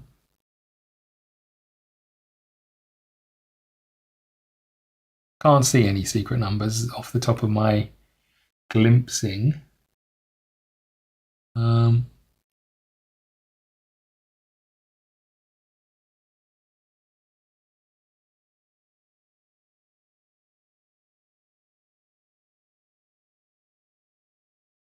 feel like it's difficult for them to put secret numbers on this one because you've got to pick a path, right? So they'd probably be in this location at the beginning. I can't see any secret numbers. I need to make a choice. Am I going this way or this way? Okay, buy climbing gear. Spend 2 silver. That's what we're doing. Discard the equipment cards from the deck until you uncover a rope. Nope. Yes, that one's a bit of both. A hatchet. Nice. It's a rope and a tool. That is great news. I need to spend my 2 silver. There it goes. Easy come, easy go. And continue the exploration. Right. Okay. So we want to try and go to E78 again. The recent landslide. Yeah, we got it. Go over the gap. Requires a rope. Here we go. Go to script E68. You try to attach the rope for security measures. Oh no, I'm going to have to do a test. Oh no, I'm going to have to do a test. Okay, we are trying to attach the rope for security measures. Do a test. If I got a wind mistling, I don't. Ignore the test effects below. At the end of the test, for each pair of misfortune, each mistling gains 1 damage. Oh no. Okay, so our results are 5 or less. Wedging the hook into the stone crevices is almost impossible. You walk all the way to the ravine wall and use it as a safety measure in addition to the rebellious line. Discard the rope. Each mistling gains 1 damage. Go to script E91. For 6, it took half a dozen throws, but you finally succeed. Each mistling gains 1 damage. Go to script E91. 7. The grappling hook is stuck fast and sturdy in a sturdy route with the line safely attached. You cross the gap easily. 8. You lose your balance and swing on the rope, painfully hitting the wall before scrambling onto the ledge. Discard the rope. Each mistling gains 2 damage. Go to script E91. We need a 7 because we get to keep the hatchet, which would be huge. But it feels somewhat unlikely. But we do have some things. Test, discard all drawn eyeball cards. Test, add or subtract 3. So maybe it's not too bad. Let's get these. We're about to start. What are we looking for? We're looking for a 7. We have a 3 with no eyeballs. A good start. We have another 3 with no eyeballs. That's 6. Oh no. Okay, I'm going to do another one. We've got a 4. We are screwed. Oh no, we're not screwed. Hold on. 4 plus 3 is 7. Plus 3 is 10. Using our juicy fruit, we can subtract 2 or add 2, like 3, sorry, to any result. That says 3. To any result. I can't read. There you go. Subtract 3. If we do that, we're at 7, right? That's huge. That is absolutely huge. I mean, we use an item again, but we get to keep the hatchet, and the grappling hook is stuck fast in a sturdy route with the line attached safely. Cross the gap easily. Go to E91. You scramble to your knees and look over your shoulder. The gap between you and the path behind seems discouraging enough to make you forget about going back. Before you, an area full of shallow pools sprawls, hidden in the shadow of the high ravine walls. You see a dark entrance to recently uncovered caves to your left, and, in the distance, towers of the Academy loom. Okay, place B token in slot A. Sorry, slot 1.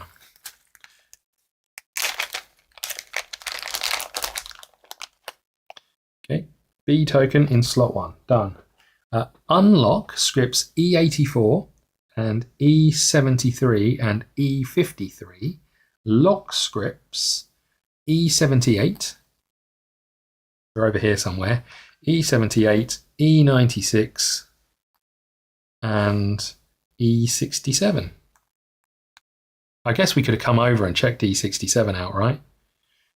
But either way, we made it across without any damage. I guess we go to E73 then, right?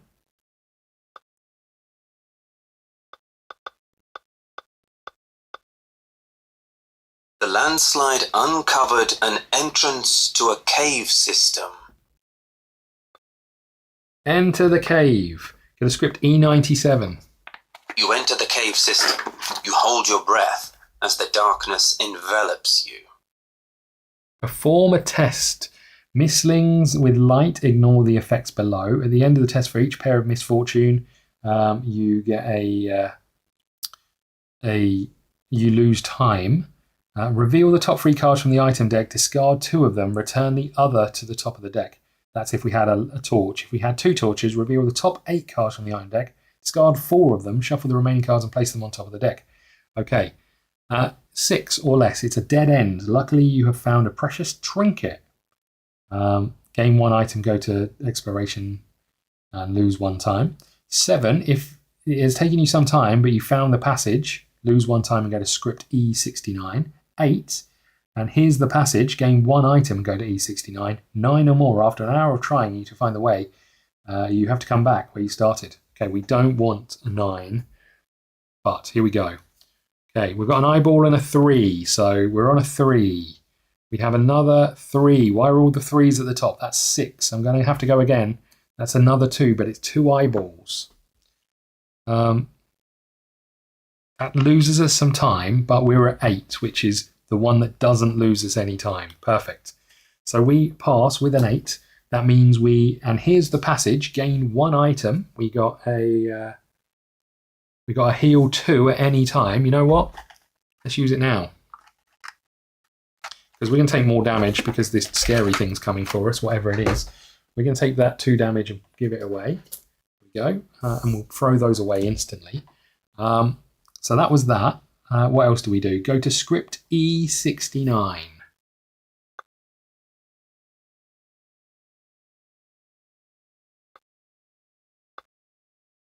You slowly explore the cave system, marking your way not to get lost. After a while, you encounter a fragment of buried underground ruins. You immediately associate the place with the other ruins where you found the Golemos. But the aesthetics of this place is more ethereal. Then again, it's hard to tell explicitly, as you see only a small fragment, and a severely damaged one at that. Okay. Gain secret 37. Secret 37 is this one. Okay, I'm guessing this goes on the edge here, look. Okay. So we can go to E79 and E83. This has got to be where we use our translucent figures, right? E79. In the half-collapsed recess, you spot a collection of intriguing artifacts. You could try to recover them, if you had the time, of course. Don't really have the time. Collect shards of the ancient picture only if you have a earth token in front of you.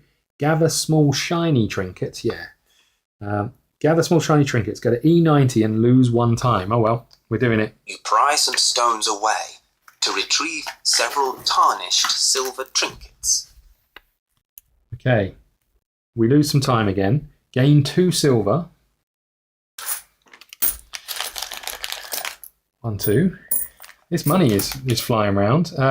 We lose the time. Continue the exploration, so we have to turn this over again. Something is stalking you. Go to E71. Okay, good. E71. I think we know where this is going. You experience the uncomfortable feeling of being watched. If token B is in slot 1, go to script E88. It is... The shadow behind you blends with the twilight of the canyon. You're almost sure you see a flitting smudge of shade. Then, your creature begins to call out to you desperately. You jump to it to discover an injury in its side, probably inflicted by the mysterious beast's shady thorn. You don't see the enemy anymore, but there is no denying that the place is not safe. Stop telling us it's not safe, we know that. If you have a torch, we do not. The predator tries to avoid the light. Strikes from further, gain 2 damage, otherwise take 4 damage. Oh man. 1, 2, 3, 4. Set the time to 2 and put E38 back down. This thing is stalking us. Okay, 4 damage goes in there. Great. Okay, good. Continue the exploration. Okay, well, we're going to E83 next, right? I just want somewhere I can use these translucent figures. You approach a fragment of an intact wall covered with faded paint. In the picture, you see a winged person raising a vessel, maybe a vase or a bag, from which a grey light or maybe a wind emanates. Around the person are blurry silhouettes. You think you recognize an infant wind raiser, but you can't be sure. You also find a useful item in rubble strewn all over the room. Okay, gain 1 item, lose 1 time. Great. We got a rope. Just what we wanted. Not actually a rope that would have helped us with the last test. Test add or subtract 2. Okay, not too bad. But we do lose another time. Nothing else to do here. We're going to E84. There are many ponds and pools, all full of shimmering fresh water. The water should be stagnant and filthy, but it's clear and full of flitting tadpoles and water striders. It's a tiny, cheerful miracle. Bear with me 1 second. I need to look real close. That's not a number. It looked like there's something certainly on this map, but it looks like a wind symbol or something. Okay. I wasn't really listening because I got sidetracked. What did you say? The water should be stagnant and filthy, but it's clear and full of tadpoles, water striders. It's a tiny, cheerful miracle. Play with your mistlings. We're going to lose some more time and get attacked again. We have to move on. Continue the exploration. Okay, E53 it is. Here we go. This was a massive waste of time. Great. If you follow this path, you will reach the academy at nightfall. Okay, it looks like a snowy, icy path. Let me just see if I can find it for you. E53. Oh, it's not here. I'll quickly show you the picture on the camera here. I don't know if you can see that. Hold on. Let's try this one. You can see big old mountain. Okay.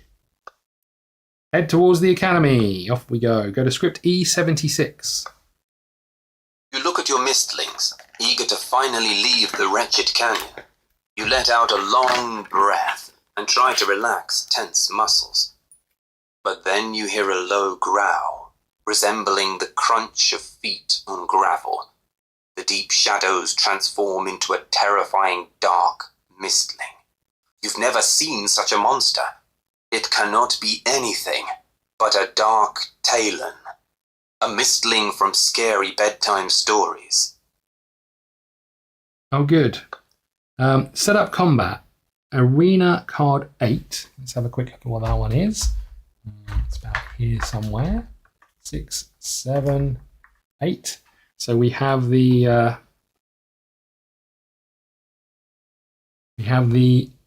elemental anomaly. Place an elemental wraith in each space. Mistlings within one space of an elemental wraith have +2 damage. You and your enemy cannot move or be placed in a space with the elemental wraith. Nice. We'll find out what an elemental wraith is in a bit. What else have we got going on here? So it also says map 3. Have we got map 3? It might be underneath this. I'm just going to pull this down. I'm going to try and keep these in the same place as they were, just in case we need them. Goes over there. Okay. Secret 38 can go over there as well. I got map 3. I have map 3 is this one. It's the same one we always seem to use, interestingly. So what do we need from here? We need a dark talion. We should find out what the heck that is we're about to fight, right? I don't know which one is ideal for this, but let's have a little look at what it looks like. There it is, just there. That doesn't look ideal. Okay, we need this card, and we need this card, and that's it. Okay, so that can go back in there. We'll find the model, we'll get the arena set up. I think we're going to carry on for now. We'll do the combat in this episode, and then next episode we'll continue our journey, hopefully, if we're still alive, towards the academy. There is a thing here that says modifiers. If you have a darkness token in front of you, discard it. You saw the tails before on the rocks and planned ahead for such encounter. You may place your mistling in any of the umbrella spaces on the map, but we didn't see it because we weren't paying attention. Okay. We're ready to go. Right, let's get this set up. I'll be right back. Okay, we are back, and well, everything is set up. Let's just have a little look at what we've got here with the close-up. We'll have a little look at exactly what we're facing. Here we go. Here we go. This is us. This is the elk thorn. We've seen him before.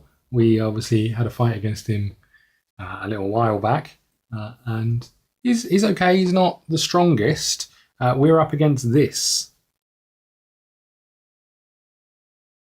Looks a bit scary, in all honesty. It's a little bit like a displacer beast, I guess, from D&D. There you go. Have a look at his backside. Right, these things are elemental wisps, elemental wraiths. We'll just talk through those in a second. They go on the 2 petal spaces, so you can see them over there in these 2 spaces. Okay. What have we got going on? So let's pick up these, and I'll talk you through exactly what we're up against. I'm just going to move us out of the way. We will zoom in and we'll have a little look. So we are up against the Dark Talon. 30 health, 3 damage, 3 movement, maximum of 4 darkness tokens, no shields. Not great for us, I don't think. Then we have his deck, which I've already built over here. It's special ability goes on 2, and then we've got 3 of each triangle, square, and circle. And then we need to turn this over. There's a lot going on this card. Passive. Each time Darkthorn deals at least 1 damage, it gains 1 thorns. Light, instead, if the opponent is light, Darkthorn gains 2 thorns. If it gets a circle, it's going to retreat, heal 2, The opponent discards one card from the top of their deck, each thorn the Dark Talon has. Square, move the opponent in any range 3 spaces towards Dark Talon. Attack for 3 in range of 2. Ouch. And then triangle, rush, attack in range of 2 plus 1, so it's going to hit for 4. For each thorn the Dark Talon has. Plus 1 for each thorn the Dark Talon has. Special ability, interrupt. 1 in any range. Deal 1 magical damage in any range for every 2 cards in the opponent's discard pile. Holy crap. This is scary. I don't think we're getting out of this one alive. Interrupt 1 against us. So it takes one of our cards. I'm not sure how interrupt against us work. We'll have to figure that out. So that's that. Here's something that we're definitely not going to be able to do, which is tame them. Blunt the tails. Dark Talon has 8 damage or hit points left. Mark territory. End your turn in a space with a petal symbol within range 1 of the Dark Talon. Cut the spikes. Deal 1 damage to Dark Talon while it has at least 2 thorns. It's not beyond all possibilities that we could tame it, but it feels pretty unlikely, I'm not going to lie. Let's just have a look at us. 20 health, 3 damage, 2 movement. If we get 4 power, we can we gain rage. If we get 8 crystals power, we can do relentlessness. If you have rage, move and attack plus 2. Otherwise, trigger. Elemental bonus action plus 4 unity. Place any card from your discard pile on the top of your discard pile. It's a nice way to just get some shields, but that costs 4 as well. And our quest is if we can do 3 attacks in 1 turn, we will fulfill this quest. Flip the card. One thing I don't know is when that triggers. Let's have a look at what he's going to do first. You can see this to the middle right of the screen, doing a triangle first against us. So that is rush, attack in range of 2 plus 1 for each thorn he has. So fingers crossed, it's not going to have any thorns when he hits us the first time. We already have 4 damage, so we're down to 16 health. And now let's turn over our cards. We have Gore. I will just show you these as we get them as well. So Gore, if you have rage, deal 7 damage in range 1 and discard range. Otherwise, discard. Otherwise gain rage. And if it's a water elemental that we're facing, move. It's not. Next we have. That's from the bottom of the deck. Next we have Stone Skin. Move, attack. If it's against water, attack for another 2, and then gain 2 magical damage. He's not doing magical damage against us in this one. Next, we have Regeneration. Slot 3, which it won't be. Move plus 1. You and your ally heal 2. And then the final one is Leap. Blink 2. Place your mistling in an empty space within the range. Okay. And we'll just remind ourselves of what the Arena card does. The Arena card is mistlings within range 1 of an elemental wraith have plus 2 damage. You and your enemy can't move or be placed into a space with an elemental wraith. Okay.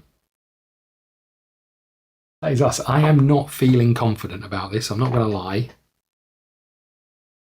The only thing I've got that is going to help me in combat is my Juicy Fruit, which allows me to heal 6.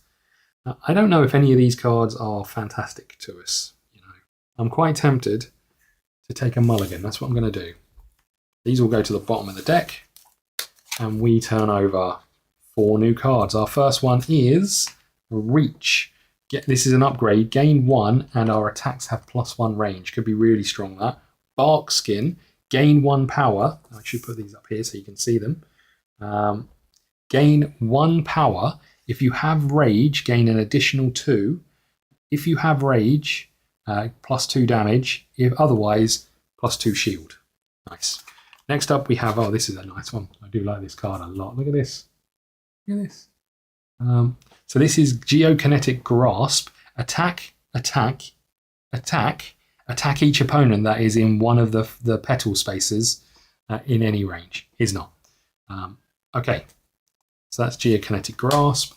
And then Stone Skin, we've already seen that one. This might be a little bit better for us, although I'm still not sure it's absolutely amazing. But I think we're ready to get underway. Okay, what the heck are we going to do?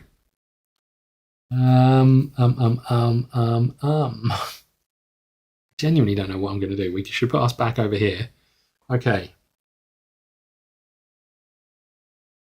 So he is going to triangle, which is rush, attack in range of 2, +1 damage for each thorn.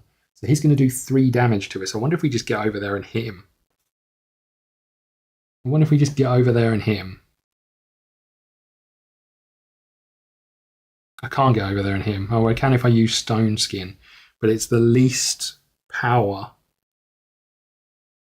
He's gonna move. He's gonna rush, which is free movement, and then he's gonna attack in range of 2. So he's gonna come and hit me anyway, and he's then gonna gain a thorn.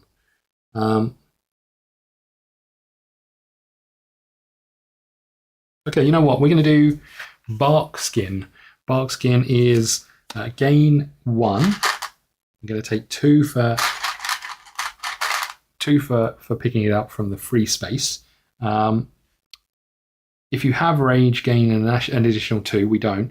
If you have rage, this is the discard pile benefit. If you have rage, gain 2 extra damage. Otherwise, 2 shield.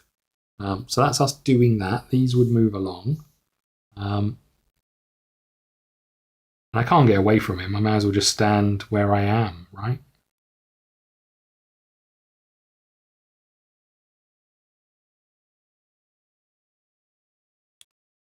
Yeah, I think I'm just going to stand where I am. It's his turn. He's going to do a triangle. He is going to rush. I get to choose where he goes. He's going to rush there. He is going to attack in range of 2. I should just check. Hold on.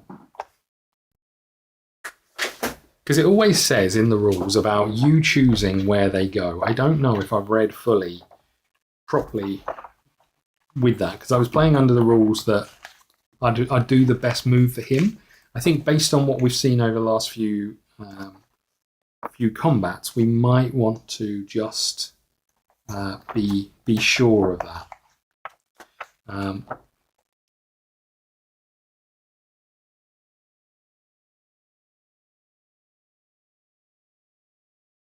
Enemy turn order, slide cards, resolve, slide. Resolve, then move. There's nothing here about moving. Example of an enemy turn. Last part is rush. The Glomo moves forward towards the mistling by 1 space. The Glomo has 1 movement. There are 2 spaces marked with green circles they can move to. In such cases, the player decides. Does it say anything about... I'm just going to quickly have a quick look on the AI app, because I just want to make sure we're getting this right. Bear with me.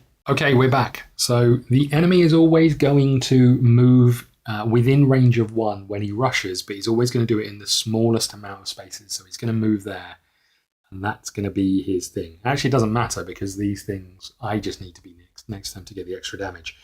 So he's moved here. I need to turn over another card for me, so let's do that. It's Gore. Okay, so he is going to move. He's then going to hit me. He'd do an additional damage if he had thorns. He doesn't. He is doing 3 damage. I have shield of 2. I take 1 damage. Ouch. Okay, that's the end of his go. He's going to do his special after this. He's doing a circle, which is retreat, heal 2. The opponent discards 1 card from the top of their deck. Each thorn. If he does 1 damage, he gains a thorn. That's what I was forgetting. Okay, congrats, buddy. He can only ever have a maximum of 4. That's bad news. I can't get rid of them. He gets rid of them when he hits me. So he is going to heal for 2, retreat, heal for 2. The opponent discards 1 card from the top of their deck. Each thorn that he has. Okay, so whatever I hit him for, he's going to heal some anyway. And then he's going to do his special ability, which is Interrupt 1. I need to learn what that is. Deal 1 magic damage in any range for each 2 cards in the opponent's discard pile. Oh, come on. Okay. Just while we're doing that, I'll let the app tell me how interrupt works. How does interrupt work against a player when dealt by the enemy? I don't know why I struggle to talk when I speak to AI things. Right, okay, so he's doing that next. I think we just want to hit him as hard as we can, right?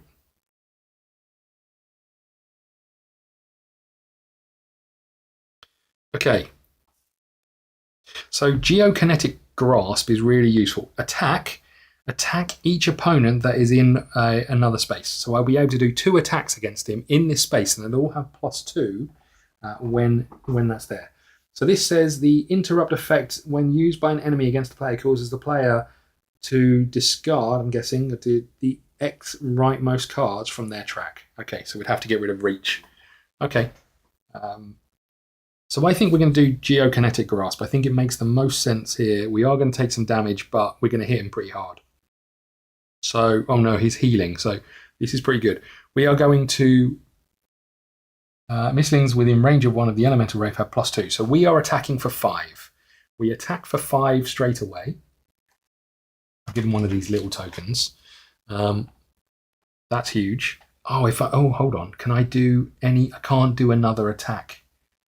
This is so disappointing. If I could do one more attack, I'd be able to kill him. Not kill him. I'd be able to do my quest. So we're getting 2 of these. We've done 1 attack for 5 damage. I think it's too good to pass up, to be fair. And then we're going to attack him again for another 5 damage. So he goes up to 10 damage. I guess I can put this over here. So he's up to 10. So that's that. If only I had a way to do another attack. I don't. Oh, man. So that's all of that done. Now, my options are gain rage with 4. And then 8 will allow me to, if you have rage, move and attack +2, otherwise trigger. I don't have 8. If I had 8, I could trigger and then I'd be able to do my quest, which would be huge. He's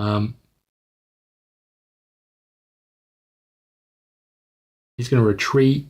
Doesn't really make any difference what I do here, I don't think.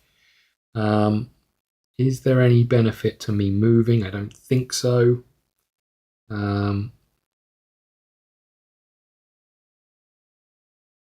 That's so disappointing. There's nothing else I can do to do that extra damage. Place any card from your discard pile on the top of your discard pile. I mean, we could do that. There's no point in this instance. So we're going to move these up. We're going to stay where we are. We'll turn this one over. We've got sprint. Okay, that's me done. This moves over. Oops, this moves over. It's now him doing a circle, which is retreat. He's retreating 3. 1, 2, 1, 2, 3. Guess. He's retreating 3. He is then going to heal 2. So he's up to 8. So there's 5, 6, 7, and 8. Okay. Well, that's disappointing. And then the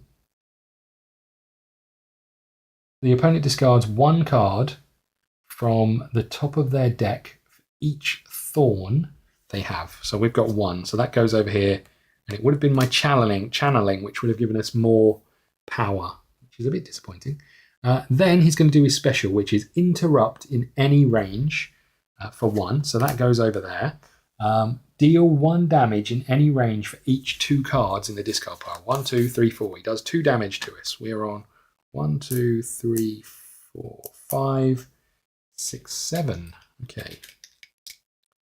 Youch. We move these along. This comes out. Pummel. Okay. These 2 get discarded. And next up, he's going to do a square, which is move the opponent in any range 3 spaces towards the Dark Talon. Attack +3 and range of 2. So if I moved 1, 2, 3, 4, He would move me 3, 1, 2, 3, and then he would attack me in range of 2. He wouldn't be able to hit me.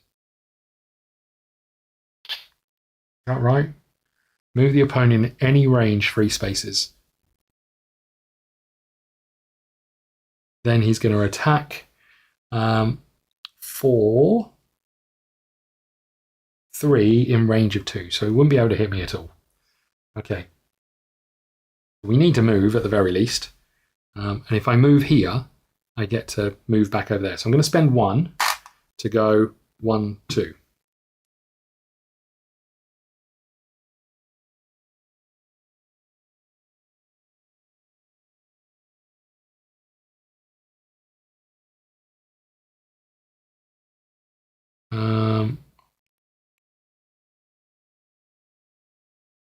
Okay, then I guess I'll use sprint. I could use this to get more, but there's a benefit to not doing it. Let's use sprint. So we're going to get 2 of these, 1, 2, and we're going to move another 2, 1, 2. Sprint comes over here. This comes up here. This turns over. I am going to use my juicy fruit to heal 6. So that takes me back down to 1. And I think that's the end of my go. Okay. I'm not feeling like we're getting great cards at this moment in time, but still, we're almost up to relentlessness. But I wonder if we should be trying to get rage right now. We've got gore. If you have rage, deal 7 damage in 1, and discard rage in range 1, and then discard rage. Otherwise, gain rage. So the square is move the opponent. Oh no, he's done that, right? He's now doing that, in fact. So he's moving the opponent 3. 1, 2, 3. I take it that's just as close. 1, 2, 3, 4. 1, 2, 3. 1, 2, 3, 4. Yeah, this is as close as I can get, I think, right? With here. 1, 2, 3. 2, 3, 4. 2, 3, 4. Yeah, I think that's as close as I can get. He is then going to attack in range of 2 and deal an extra. No, that's the wrong one. He's going to attack for 3 in range of 2. Move the opponent in range 3. Sorry, in any range 3 spaces towards him. Attack for 3 in any range. In range 2. I can read. So that's him done. Okay, so that turns over. He's doing a circle next, which is retreat.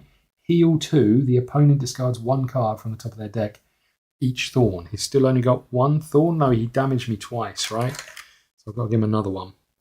He's definitely done 2 sets of damage to me. Okay.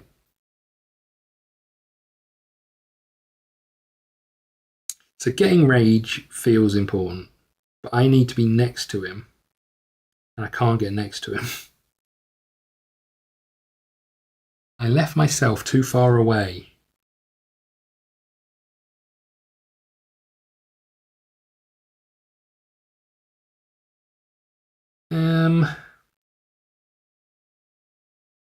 Okay, well, I think, how many we got here? 2, 4, 6. I'm going to use stone skin, which allows us to move. 1, 2. And then we get 3 of these. 1, 2, and 3. So we're almost up to maximum. This moves along, this moves along, this comes over here. We turn this one over, and we've got this. Stone skin has given us 2 magical defense, but he's not going to do that. He's going to heal the bugger. Okay. That's me done. This moves along. This comes over here. He's doing a circle, so he's healing 2. We're never going to kill him. He's healing 2. He is going to... the opponent discards 1 card at the top of their deck for each thorn. He's got 2 thorns, so we are getting rid of a tectonic timing, which is a bit of a shame, and we are getting rid of rampage, which is a definite shame. If you have rage, +2 attack, then discard rage. If we had that, we'd have likely been able to do our quest. Really disappointing, that one. Okay, that's him done on that. So these go away, and then he does his special, which is interrupt 1. Oh man, he's getting rid of the card I want to use again in any range, so that goes away. Man. Deal 1 damage in any range for every 2 cards in the discard. 1, 2, 3, 4 damage. This guy's a scrote. 1, 2, 3, 4. This guy's an absolute scrope. Okay, these two move up. This moves up. We take this card, which is Stone Skin. Now I have no real ways to attack him, and he's doing a square, which is move the opponent in range of 3, attack for +3 in any range. I hate him. I hate him so much. I've now got no cards which do anything useful. They're all now over here or in here still. I'm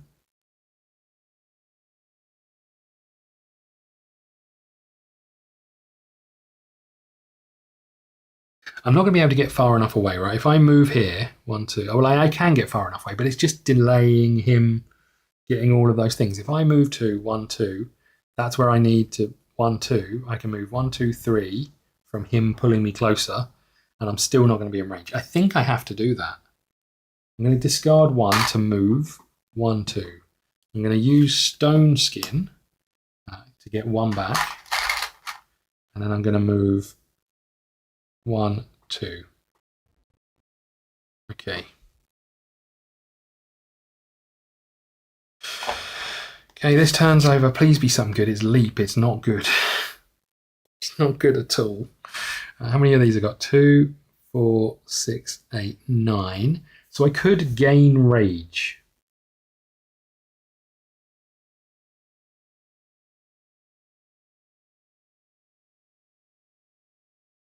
Could gain Rage.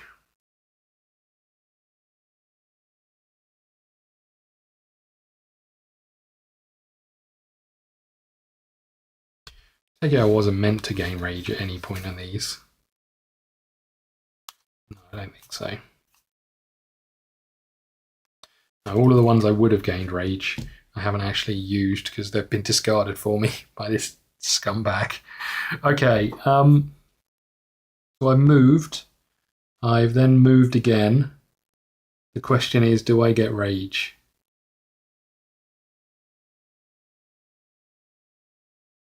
I may as well, right?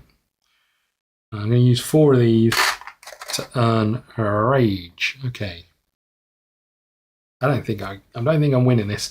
Right, it's his turn. He is going to move me 3 spaces. 1, 2, 3. Oh, hold on. He would have got another Thorn as well because he hit me for lots of damage. He moves me 3. He then attacks for +3 in range 2. We're out of distance, so he can't hit me. That is the end of his go. So this goes here. I need to deal cards. Oh no, I've got no way of doing it. Oh god, Rage doesn't help me at all. What's he doing next? Triangle. Rush, attack in range of 2, +1 for each Thorn. So he's going to hit me pretty hard. So I think I've got no choice but to go Guardian Stance, which gives me 3 of these. 1 for the card and then 2 here. Now, here's what I'm going to do. I'm going to use 1 to move back. I really want him to be hitting me as is. These cards are all crap. Okay. Oh man. He's going to do me a load of damage because the amount of cards in my discard pile, and I have no way of saving it. This sucks so bad. I can't see how we win this one. Okay, well look, his go. My go? His go. My go. I moved, it's his go. So this moves here. He's doing a triangle, which is Rush. Attack in range of 2. We're just out of range. For each +1 for each Thorn he has. Doesn't have any Thorns. So these 2 go away. And then he does his special ability, Interrupt 1. So that goes on my discard pile.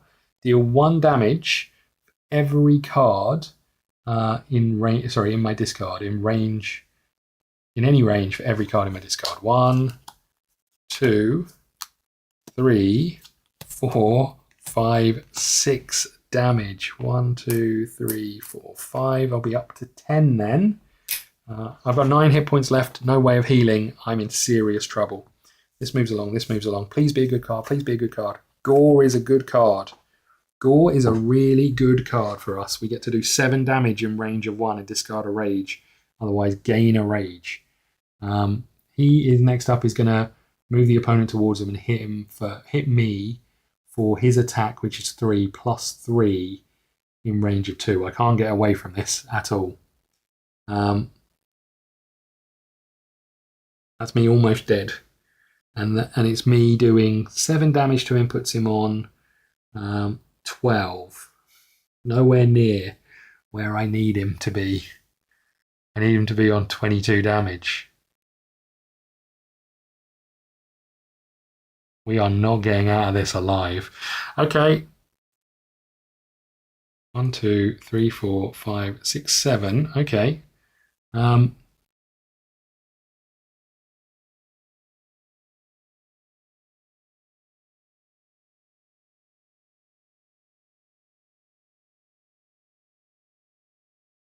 Okay. It doesn't help me at all.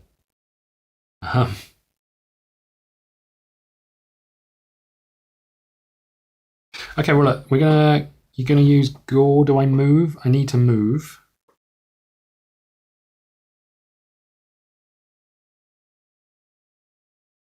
I have to move because this is dealt 7 damage in range of 1. So, okay, let's move. We'll just go and stand right next to him, I guess. We are going to consume our rage, and we are going to deal 7 damage in range of 1 and discard our rage. So we do 7 to him. So what did I say? That was 12, right? No, 5, 6. So that's 13.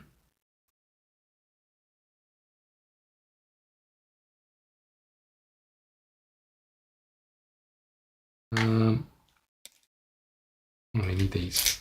1, 2, and 3. Okay.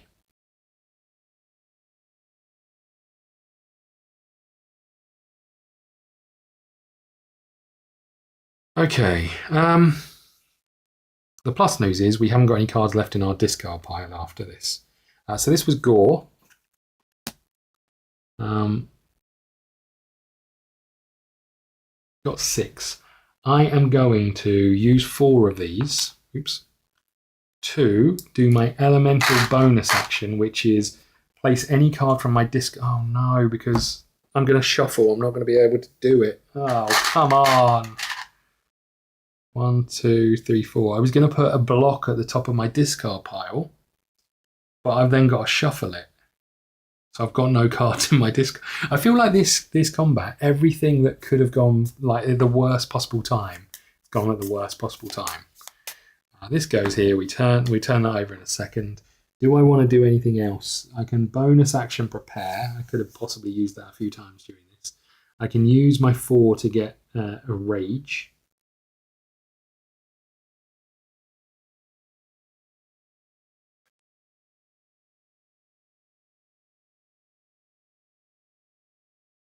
Okay, I'm going to use 1 to prepare. I'm going to get rid of leap, and then I'm going to move this along.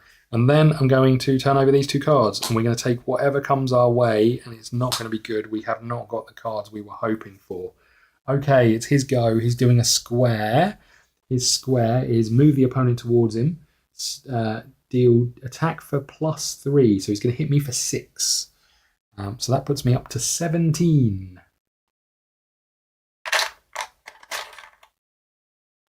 There's a 5. And there is another 1. We are screwed. Absolutely screwed. Okay, that's him done there. How much damage is he on? 10, 11, 12, 13. And there's no way I can do another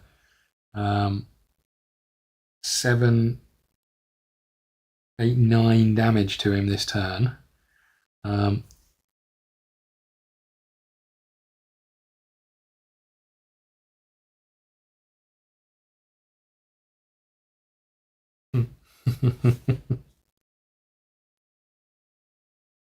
Okay.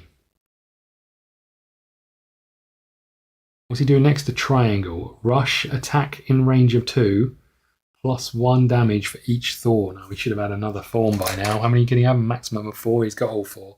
So this hit is going to hit me for 7, which is enough to kill me. I can heal for 2, which is still enough to kill me. I can't get out of... So he's rushing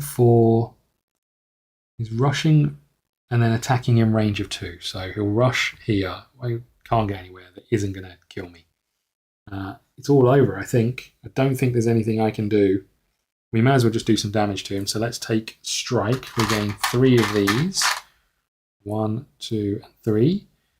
We attack. So we do 3 damage to him. 1, 2, 3. So he's up to 16. We gain 1 more because we've done that.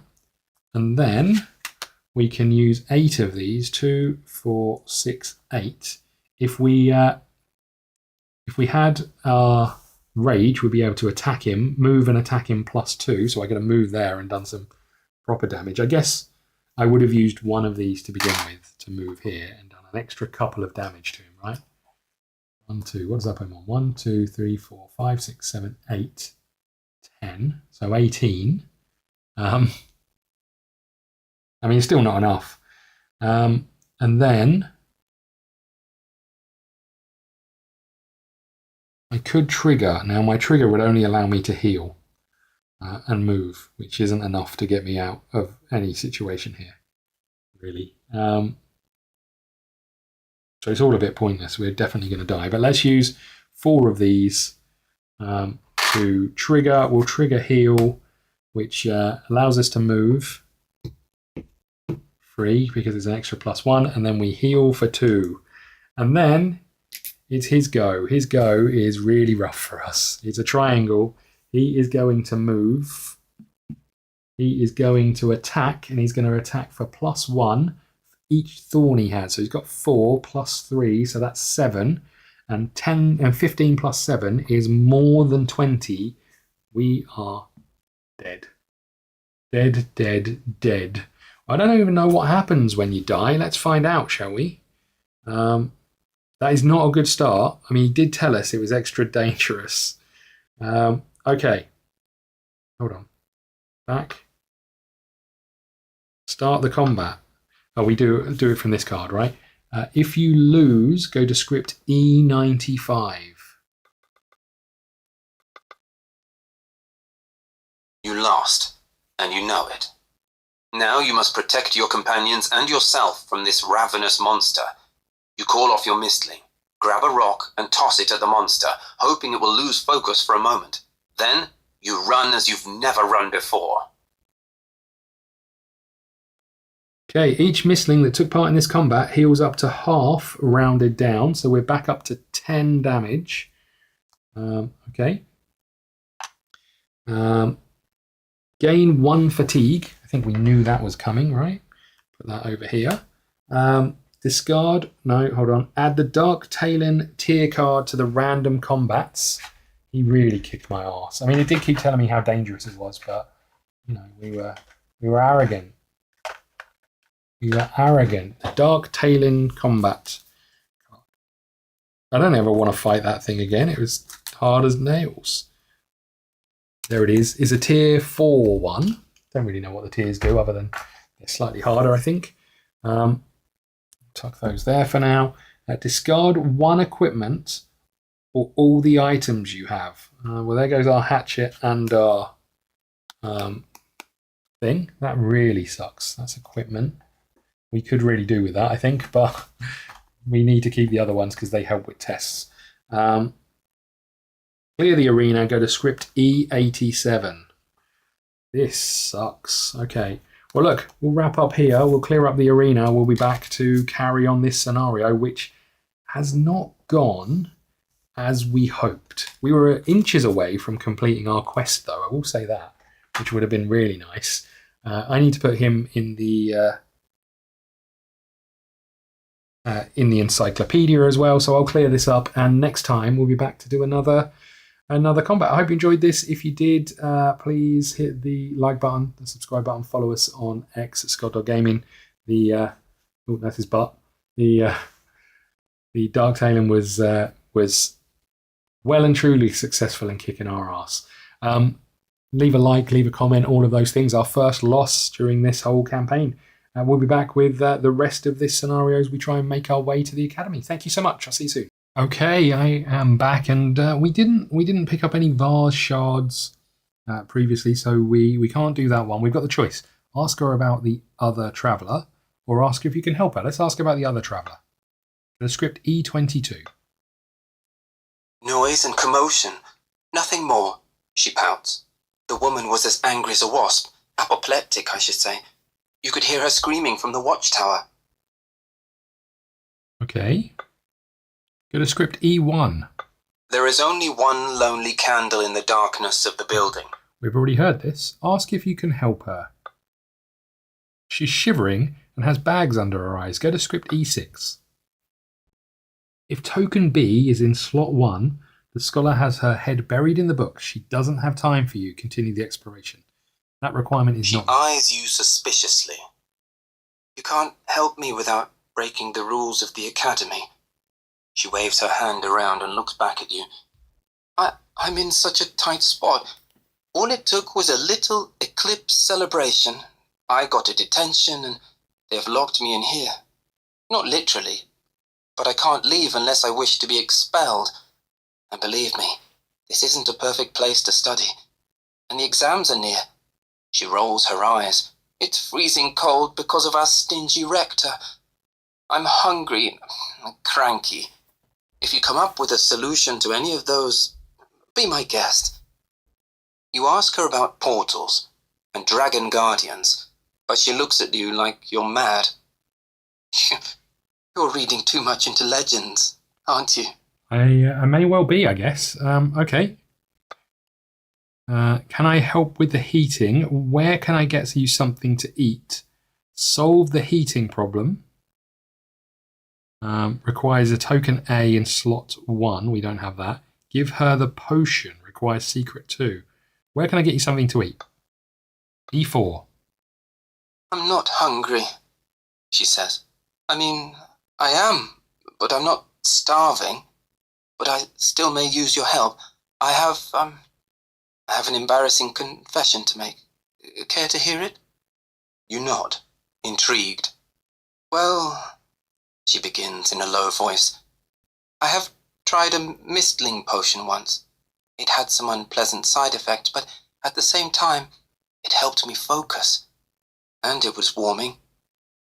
You look at her with new interest. There is a rumor that some potions are stored in a cave under the watchtower. Maybe you can get me some? Maybe. If slot 2 is empty, place token A in slot 2. There we go. Token A in slot 2. We can do that. If token B is in slot 1, she has her head in the books. It's not... She eyes you... Yeah. Where can I get you something? Can I help with the heating? I mean, I've got nothing to do to help with the heating, so I think I'm going to ignore that. Solve the heating problem requires token A in slot 1, so we know it's going to be a waste of our time. I don't really want to go there if it's going to use some time. So I think we can move on from here. Let's leave. Continue the exploration. We didn't lose any time. Let's go to E5, shall we, over here at the watchtower, and see what we've got. E5.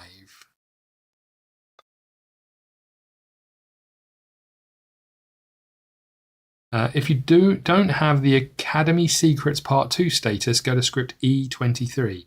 Is this requirement met? Ida argues with the two guards, who try their best to make her close. Hold on. Let's just go back.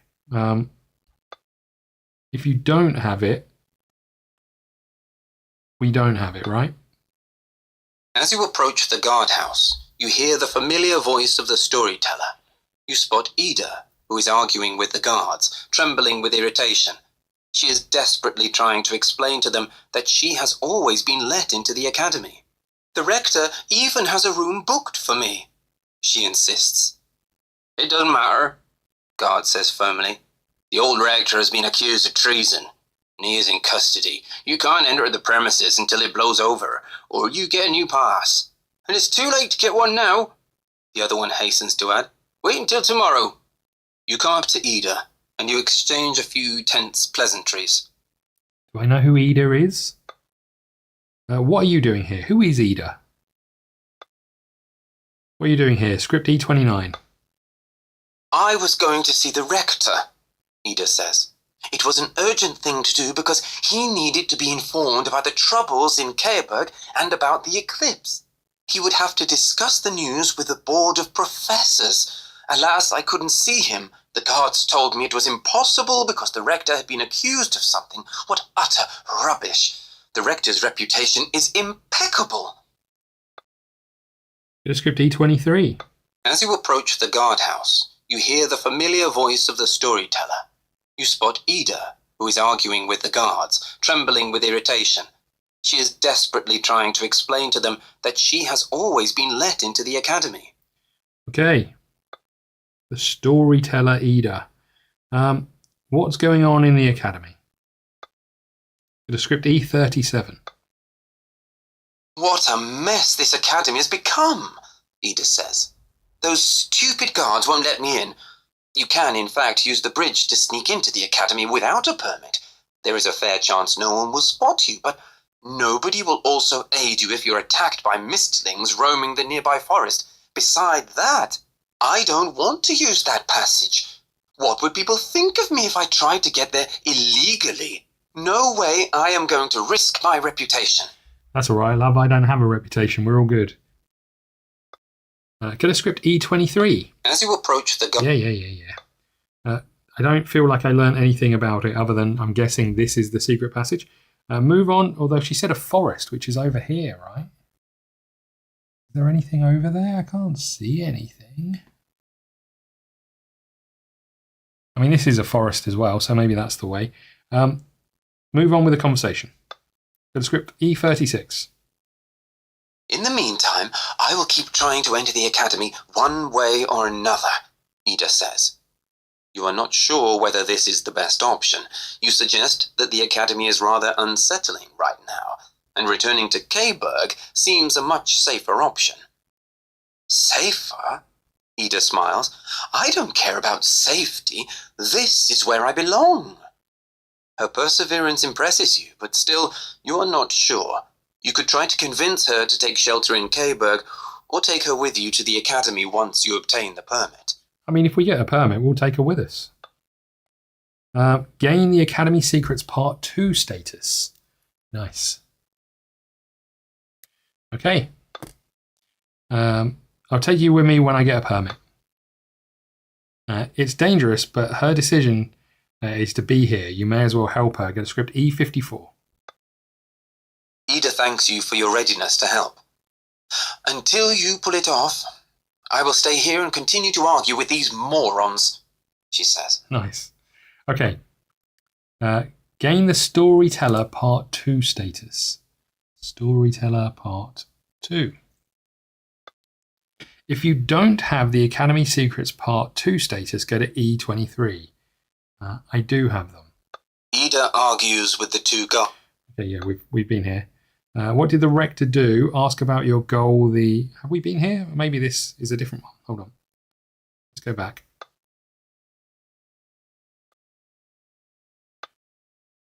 Ida argues with the two guards, who try their best to make her close her mouth.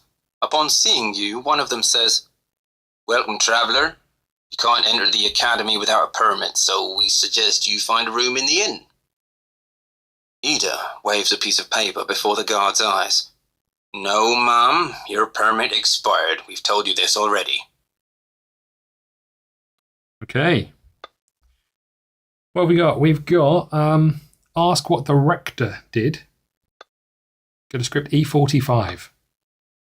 The guards are absolutely convinced that the rector has lost his mind. "How are we gonna get those boilers to work again?" One of them complains. "Everything was working fine as long as the blazeries were here, but now we're gonna freeze to death. Why did he release them? Would a sane person have done that?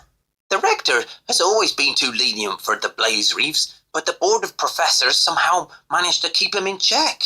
The other guard finishes. Now, however, he seems to be acting on his own account. Crazy man. Feel the cold? The first guard cuts in. It's his fault. It's the rector's doing. So the rectors let the things that keep the academy warm go. Is that what we're getting here? Go to script D5. If you don't have the academy 2 secrets, you do have the academy 2 secrets. Ida argues. Okay, we're back to where we started. Ask about your goal, the cartographer. Script E2. Eric is now under home arrest. As a close friend and follower of the venerable rector, he tried to free him, and regretfully he was caught by our guards. He will be exiled from the academy at sunrise. Too bad. He's such a good man. Ah, so even if I don't get into the academy, the geese all come out. Nice. The script E5. Ida argues. Yeah, we know. Try to convince them into giving you a permit only if you have the Academy Secrets Part 5. We don't. Bribe them only if there is no token in slot 3. There isn't. And you spend 6 silver. Show the permit. I don't have one. Requires a token in 3. Okay. Continue the exploration. We didn't lose any time there either, interestingly. Should we go to E9?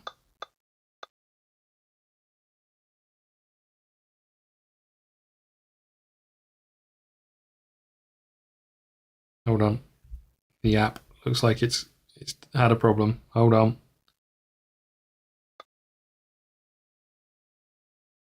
Hold on a sec. I might have to do reading. Oh, God. Even now, in the dead of night, you can see that the grove close to the academy is frequented by the locals. There are many paths crisscrossing the area, and some glades seem to be used as meeting points. The area appears desolate now, although you keep hearing unsettling distant cries. Okay, explore the forest, sneak into the academy, gather wood requires a token in slot 4. I don't have any of those. I don't think I want to do any of these right now, although explore the forest. We lose some time. Let's do it. Script E51. There is no script E51. What is happening? 51. If you don't have the Academy Secrets Part 6, we don't. We have 7. Is this requirement met? Yes. Yes, the requirement is met that we don't have the Academy Part 6. The forest gets eerily quiet. Oh no. If there is a wind symbol in front of you, you've heard the beast before it attacked, and you have a few seconds to prepare to fight. During the setup, you may place your mistling in an empty space in the arena. If you are playing with 2 players, only one can use this effect. Set up a random combat, adding a prowler to the pool of enemies to choose from. Add 1 corruption card to this combat. Start the combat. Now we could potentially use our free essence to tame, which might not be the worst shout. Let's bring this over here. Before we do anything else then, set up a random combat. I just need to find the wording for that. Because the wording is important for the random combats. I think we can do the taming. We checked it last time. It seemed to indicate that we could. And it doesn't sort of mention anything in the actual combat. I've got to find it first. Hold on. End of combat. After the scenario. Additional game modes. Roguelite. Roguelite. Combat quests.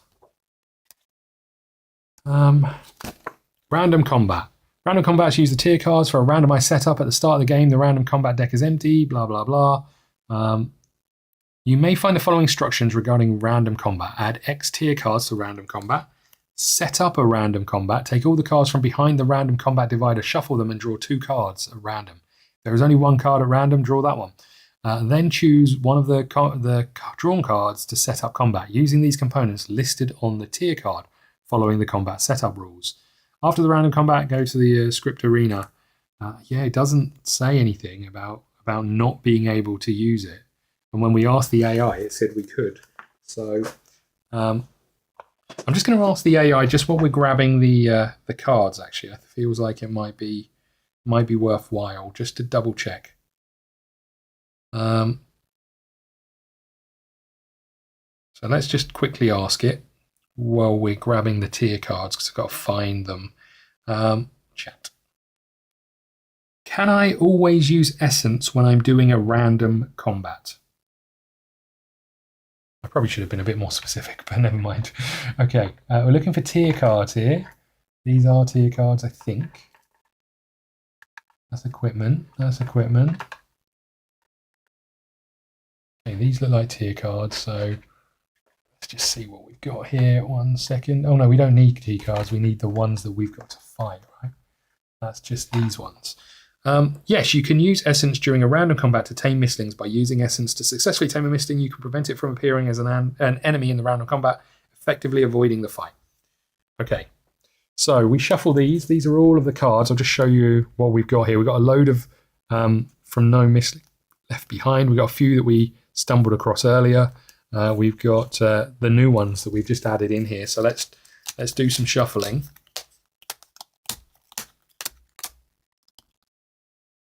I'd really like to get that thing, the Dark Talion that we were fighting before, because that was rough, although I don't know if I've got the essence for it.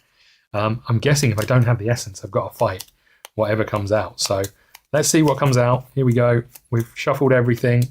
I'm going to shuffle this way so I can't actually see what's in there.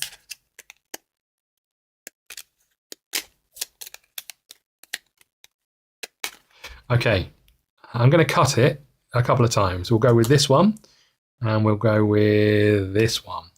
Okay, we've got a Crystale and we've got a Cloudine. The Crystale is a 2 essence level 3, and the Cloudine is 4 essence, which we don't have.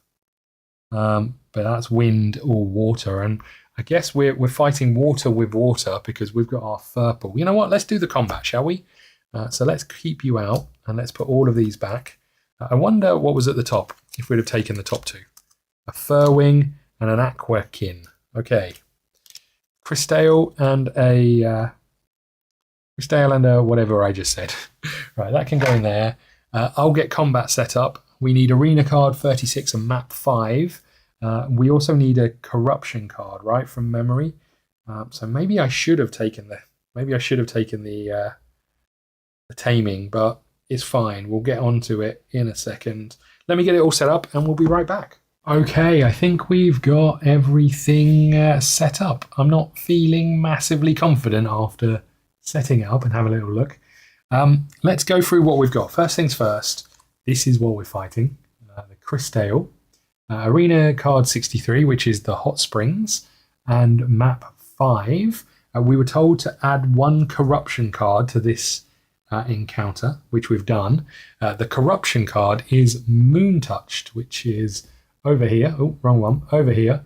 You can see this is adding 8 health plus 1 damage. So the Crystale is 2 shield for magical damage, 2 shield for normal damage, 20 health plus 8 health, 28 health, 3 damage plus 1 damage, 4 damage, and can move 1. It's got a deck full of circles, squares, and triangles, 3 of each, and its special ability indicates on number 3. Let's have a little read of.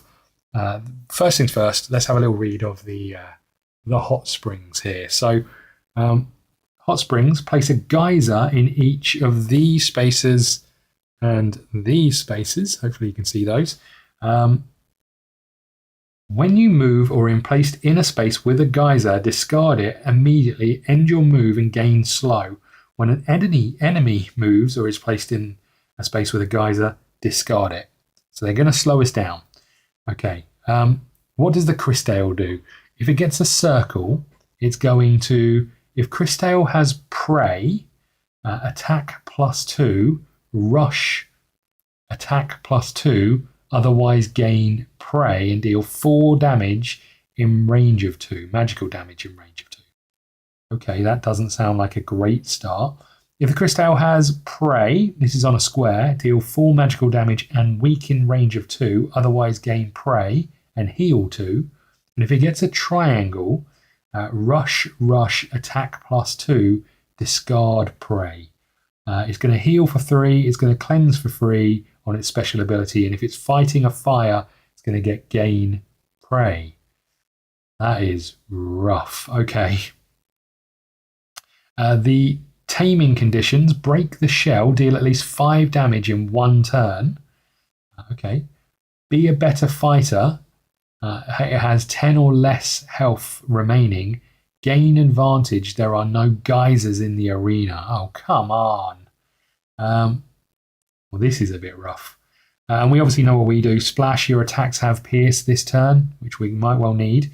4 water drain. In any range, interrupt 1. For each puddle within range 2 of the chosen opponent. For each card discarded this way, gain 1. The opponent gains 1 damage. Dash, prepare, and then 4 flow. Move the opponent by its movement. Heal 1. Our story quest is the Furple has to be atop a snowy mountain. We are not in a great place for this one, I don't think. I don't think we do a huge amount of damage. Let's just have a look at the crystal. There it is. While we're doing that, I didn't get the Furple out, so I'll do that just while you're having a little look at that thing.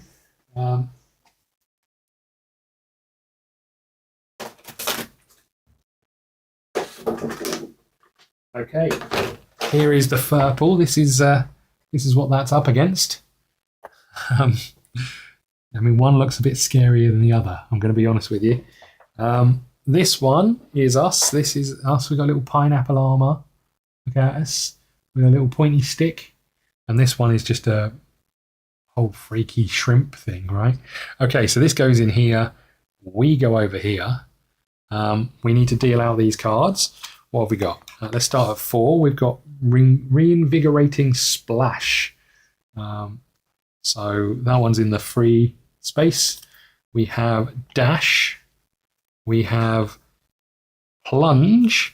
And we have Sprint. So a load of movement and some damage. And what are they going to do to begin with? They are going to square us. Okay. Square is, if it has prey, deal 4 damage and weak in range of 2. Otherwise, gain prey and heal 2. Okay.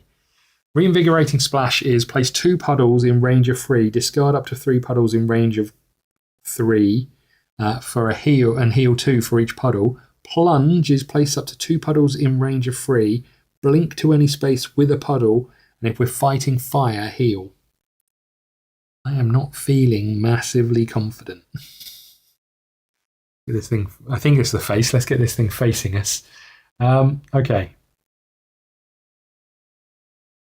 The hell do we do here?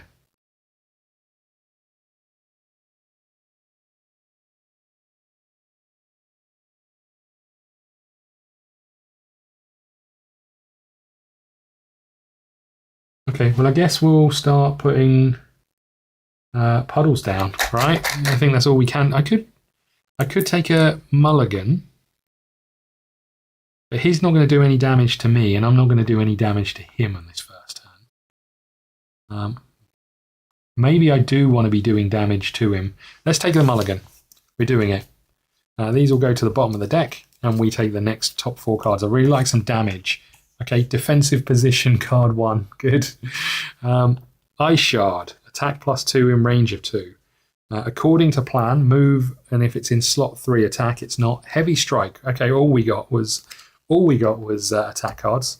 I'm just going to. I'm not going to shuffle these because I saw the top. In fact, you know what I'll do? 1, 2, 3, 4. I'll shuffle these because I saw the top one. Apologies for the glare on Ice Shard. I'll tell you exactly what it does right now. Ice Shard, attack for +2. In range of 2, so we would be attacking for 4. However, he's got 2 block, but we would be able to negate that with a shield. The question is, do we want to? We won't be able to negate it if we're a shield because we have to use our bonus action before we use the card, and we don't have any things to use the bonus action. So That's a little bit rough. Where's the light coming from? Up here? There you go. Is it this? No, it's not that. It's over here. I didn't realise there's so much light coming off it. Even with the diffuser, you're getting loads of it. Anyway, okay. I'm not sure this has made us much stronger, but I feel like Ice Shard is probably the way to go. We're going to get 2 power. 1, 2.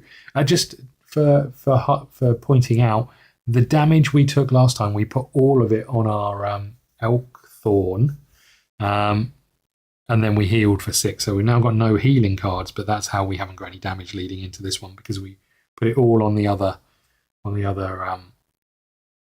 purple. We might have some fatigue in our deck, quite possibly. Okay, so we've done that. We're going to attack for 2 in range of 2, so we're attacking for 4, which means we actually only do 2 damage because he has 2 shield. But we've got the ball rolling. Okay, there's 2 damage. I'm just going to tuck this over here, like so. And we need to figure out what slow is again, as always. There is a combat card somewhere that tells you, but slow is applies to rush, retreat, and move. The value is reduced to 1 and cannot be increased. I mean, I think that's fine, right? We can start moving towards a geyser. Let's use one of these to move to. Okay, this comes over here. This moves up. This moves up. Oh, he's going to heal. As soon as we've done that, he's going to heal. I should have put the puddles down. I'm an idiot. I'm an absolute idiot. Okay, as always. These go back to the bottom of this deck. I think I've made an error there. I'm going to be honest with you. Okay, the card we got instead. Oh, hold on. I did this. No, I did this right. I moved these up. The card we got was Wave Frost. Place 1 puddle in range of 3. Move, move, attack, move, move. Okay. It's his go. He's doing a square. The square is, if the Crystal has prey, it doesn't. Deal 4 damage and weak in range of 2. It doesn't have that. Otherwise, gain prey and heal 2. What was I thinking? There's prey, and there's your 2. There's your 2 health gone. Let's just read what weak does. Weak attacks are reduced by 1. Sorry, attacks are reduced to 1, and it cannot be increased via modifiers. Oh, shoot. Okay, that's really bad news. Next up, he's doing a circle. A circle is if it has prey, attack +2, rush, and then attack +2. Otherwise, gain prey and deal 4 damage. So rush, he's going to move 1. So he's going to get here. We'll put him here because that's closer to us. And I'll get rid of one of these things, and he won't be able to hit us, right?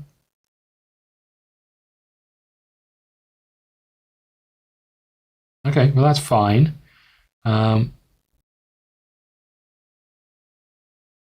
Okay, well, I'm glad we did that damage. It did nothing for us.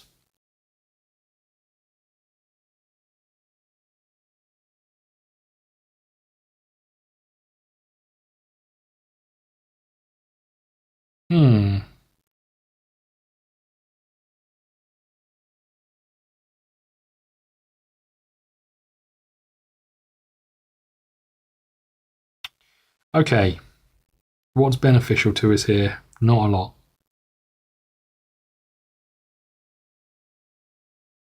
I guess we're going to do according to plan. It is in slot 3. You know what? We may as well do defensive positioning.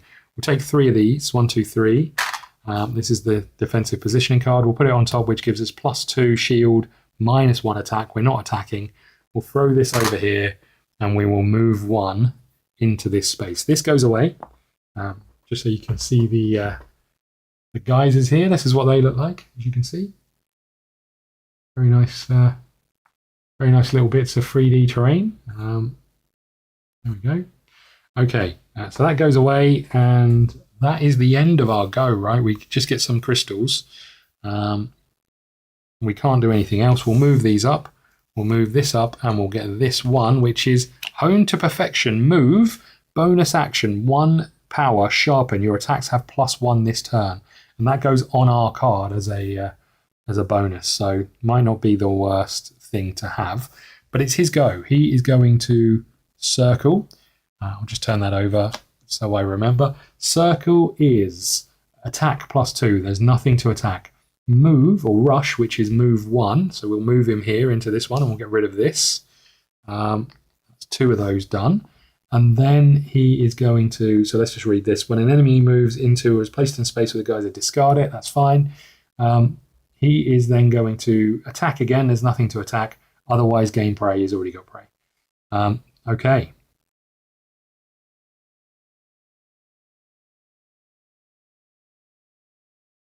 What are we going to do?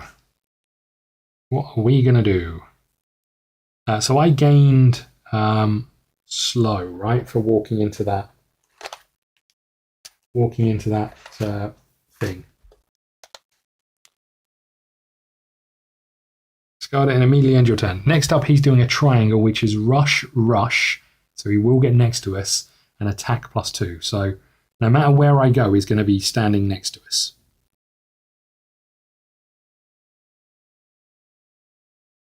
If I played Wave Thrust, I could place a puddle in range of 3, so I could put that here. I can move, wherever I move, he's going to get to us. So I may as well make him get rid of this thing, right?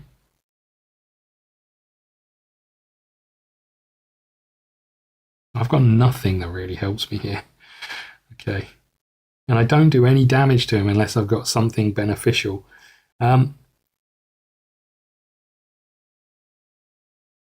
And he's going to heal again.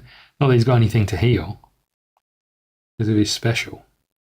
This is really rough. I feel like we've brought the wrong thing at the wrong time to deal with this.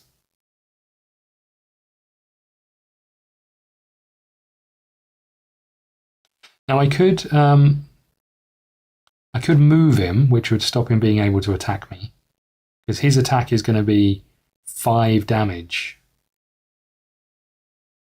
I could use Elemental Flow, which will move the opponent by its movement, which means it then won't be able to get to me. Maybe we do that, because I've got no other way of getting out of this without taking damage. And I get the feeling, I mean, the thing is, even if we don't do any damage to him, we're going to start getting fatigue cards, and eventually that's going to kill us anyway, right? Okay. I guess I'm going to use according to plan. So we get 3 of these. 1, 2, 3. 1, 2, 3. We are going to move. Only move 1. Then I'm going to use all 4 of these to use flow. Move the opponent by its move and heal 1. Can't heal 1, but there we go. That's us done. Okay, so this goes over here. This moves up, this moves up, this moves up, and this comes along. Plunge. Place 2 puddles within range of 3. We need to get these out. I was sleeping on them a bit the last time out with the mulligan. I think they would have certainly helped the start way more. Okay, this moves up, and the triangle comes out. We'll turn the triangle over. The triangle is rush, rush, 1, 2. Attack +2, otherwise gain, sorry, no, that's wrong. Rush, rush, +2, discard prey. Okay, so that goes away, but that gets him in a position where he can do much more to us. He's going to heal, he's going to cleanse, and if we were a fire, he would get prey. We are not. Okay. I don't know what we do here. Nothing good. His next move is a square. If it has prey, deal 4 damage in range 2. Otherwise, gain prey and heal 2.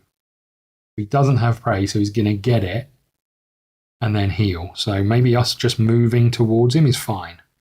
Our slowness goes away. Did I already do that? If I did, I must have done, right? I'll keep that out because we're going to need it going forward. Now I could move and then attack, but he's going to heal instantly and we're not going to do any damage anyway because of his thing. Hone to Perfection feels like it's a necessity for us to actually do anything.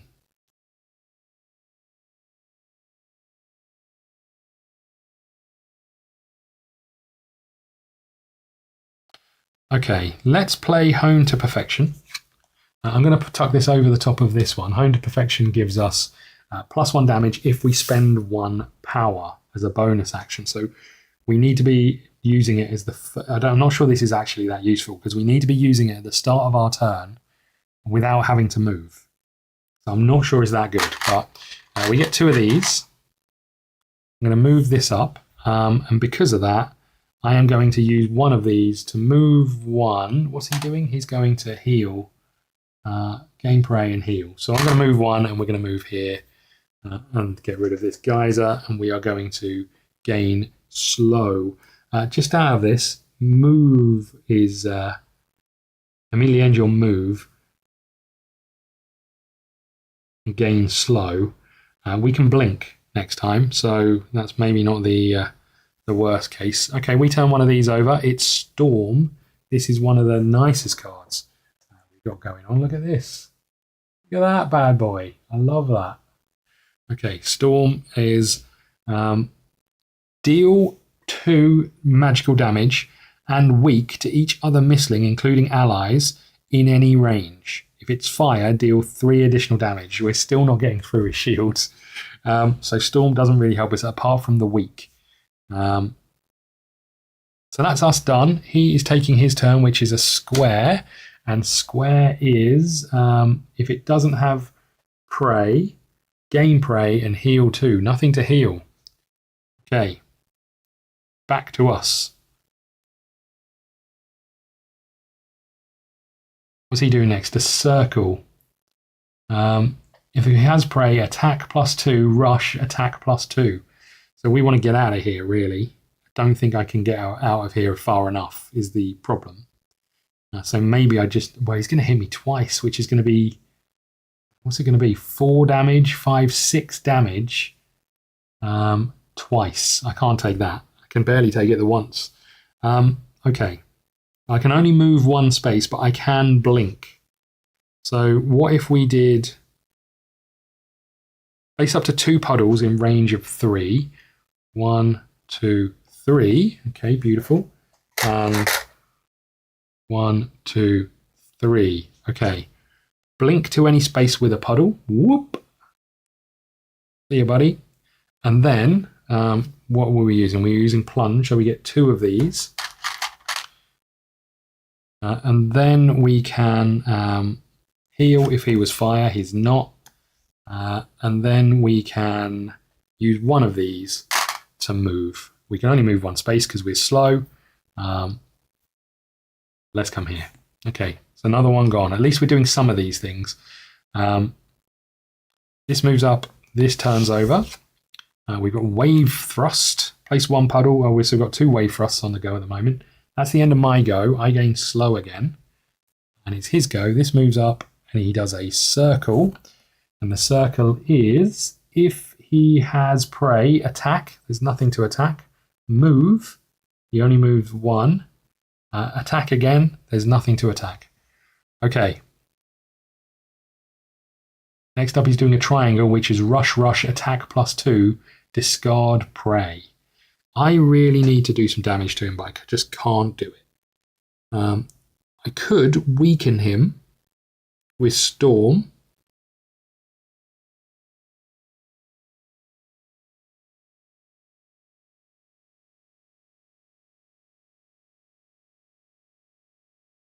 This hone to perfection is a bit of a painful one, because I need to be right next to him when that goes off, because I can't move. Because I think you have to take your turn as a bonus action card, and then a bonus action. I don't think you can do it in any other order. I'll just double check, but I'm pretty sure that it has to be bonus action, action, bonus action.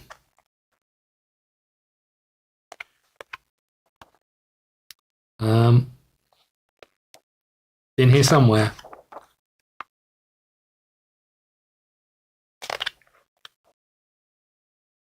Combat setup. Combat rules. Actions.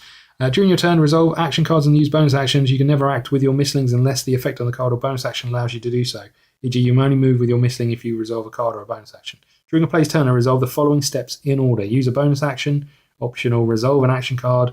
Use a bonus action, optional, draw cards. End your turn. Well, poopy. Okay. So I could move right next to him and then push him back. But that will... I can push him back too. So if I moved here and pushed him back too, I'd be here. He would then do his rush. He'd be back here. He'd attack me for 6 damage. And then get rid of prey. And then do his special action, which is heal 3. There's no way I can do this. I just don't have the damage.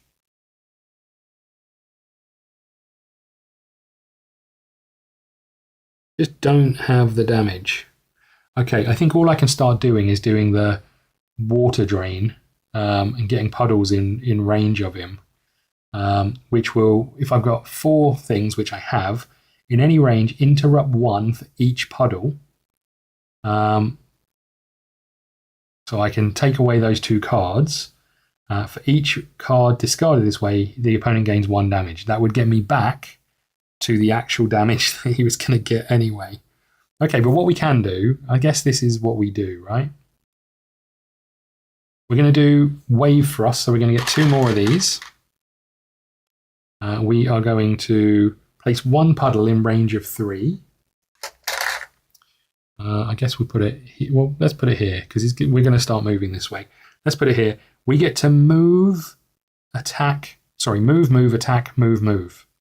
So I can only move 1 space. So I'm moving backwards. He's still going to be able to get there, I think. But well, no, I know. Okay. Let's just read that. When you move or are placed in a space in the guise of discard it, immediately end your move. Well, slow. I'm just going to read slow again. I think I can probably move 1 each movement. Slow is apply to rush, retreat, move. The value is reduced to 1 and cannot be increased. So I can still move, interestingly. So I can move here because I've got move, attack, move. So if I was here, I could move, attack, move. He can still hit me. Here he cannot, right? Rush 1. Okay, so I think we're fine there. We are going to use 4 of these to do our special action. We go. 4 of those go away. Our special action is... we need to use that splash because we can pierce him. Our special action is water drain. In any range, interrupt 1 for each puddle within range of 2.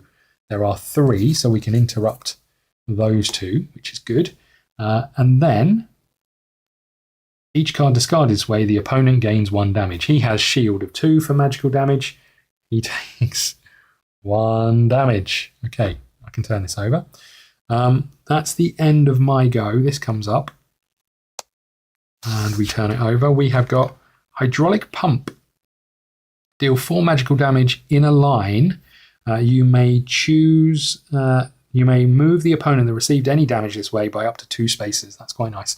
Okay, it's his go. He's doing a triangle, which is rush. He is then going to attack +2 and then discard prey. Okay, and then we take this and we put this here. He's doing a square next, which is deal 4 damage to weak, otherwise gain prey and heal 2. So it's going to be healing again.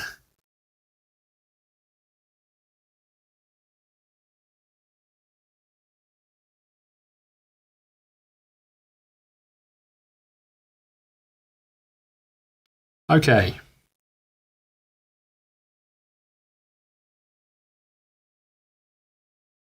I genuinely got nothing here.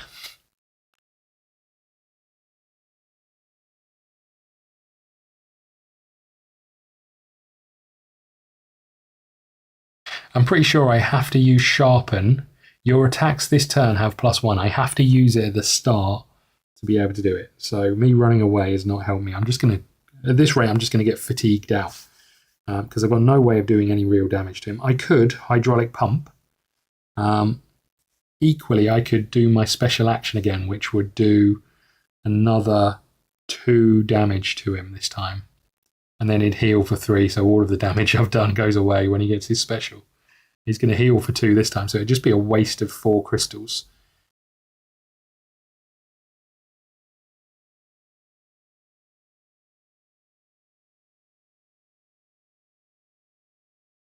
Okay, here's what we'll do.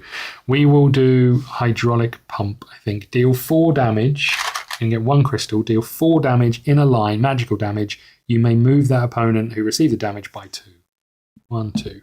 And he takes 2 more damage because of the shield. So he takes 2 damage there. We've really got to use that pierce. The problem we've got is splash means we can get rid of pierce. The hone to perfection means we can do sharpen, which gives us an extra damage. Splash is far better than hone to perfection. It's just a waste of time, really. What did I use? I used hydraulic pump, so that goes over there. He is going to heal, so I'm going to use 1 more bonus action to move here. And that is all of those done, but we get slow again. At least we can move around and do what we need to do. But the question is, how do we get any damage on him? How the heck do we do at least 5 damage in 1 turn? Is that 5 damage before or after shield? I'm guessing it's after shield. There's no way I can do that other than pierce and hope. I need to break magical shield, which I don't know how to do. Okay. Right. Can really do with some helping hand here. Right, square comes over. He's doing square, which is gain prey and heal too. Great. All of this, and we've done 1 damage to him. Good. Good. What is next, I wonder? Let's go to this one so you can see the arena. He's far enough away. He's doing a circle, which is attack +2, rush, attack +2.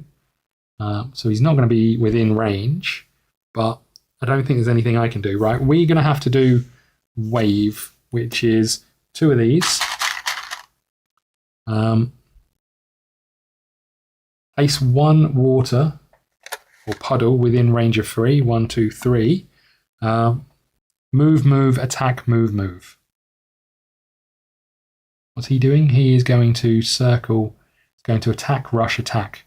So I can stand here. Right? Getting closer to him, but not close enough. Because I don't want him moving towards us. And then I think we're going to spend all 4 of these to do... He's going to heal. Hold on. If we spend all 4 of these, we are going to do 4 damage to him. He's going to block 2 of those. And then on his next turn, he's going to heal and take away 3 of those. So he'll be back to 0 health. I may as well stay where I am. Wait for after that. Okay, let's turn this one over. We've got Smart Approach. Move, place 1 card from your discard pile on top of your deck. Okay, that might be useful. This moves up. This moves up. He does a circle. A circle is... Oh, I could have stopped him doing the heal. Hold on a second. Because I would get to interrupt, right? Let's do it. We're spending all 4 of these to do a whopping 2 damage to him because he's got 2 shields. We're back to 3, but because we're spending all 4 of these, we get to interrupt in any range for each puddle. So that's 1, 2, 3, 4. It doesn't really matter. We get rid of these 2. That is my turn. It's now his go. He is going to do the circle. The circle is attack for +2, move, attack for +2, and then if he didn't have prey, he'd be dealing 4 damage in range of 2. Okay, it's now my go. Next turn, he is going to rush, attack +2, and then discard prey. So he's going to hit me for 6 next turn. And I think I'm going to take that, in all honesty. Hold on. I could move. He's going to rush. So it's not going to make any difference if I push him back 2. Because he's just going to move back to where he was and then still be able to hit me.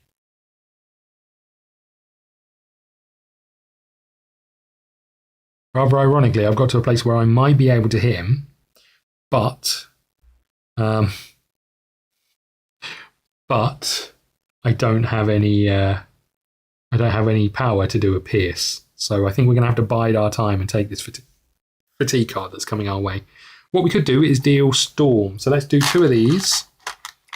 Deal 2 damage to each other mistling, including allies. And we don't do any damage because he's got 2 shield.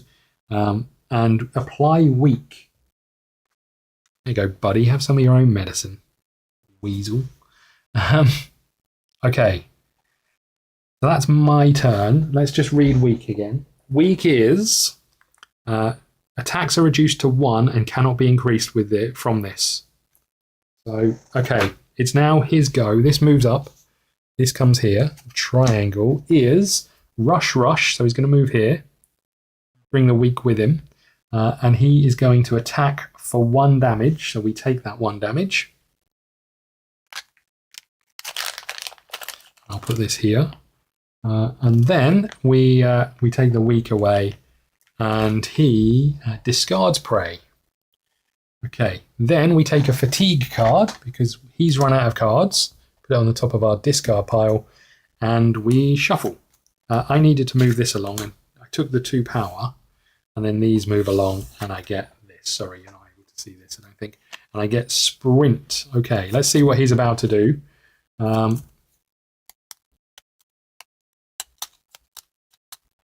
Okay, he is going to... they're upside down. He is going to circle. If he has prey, he doesn't. So he's going to...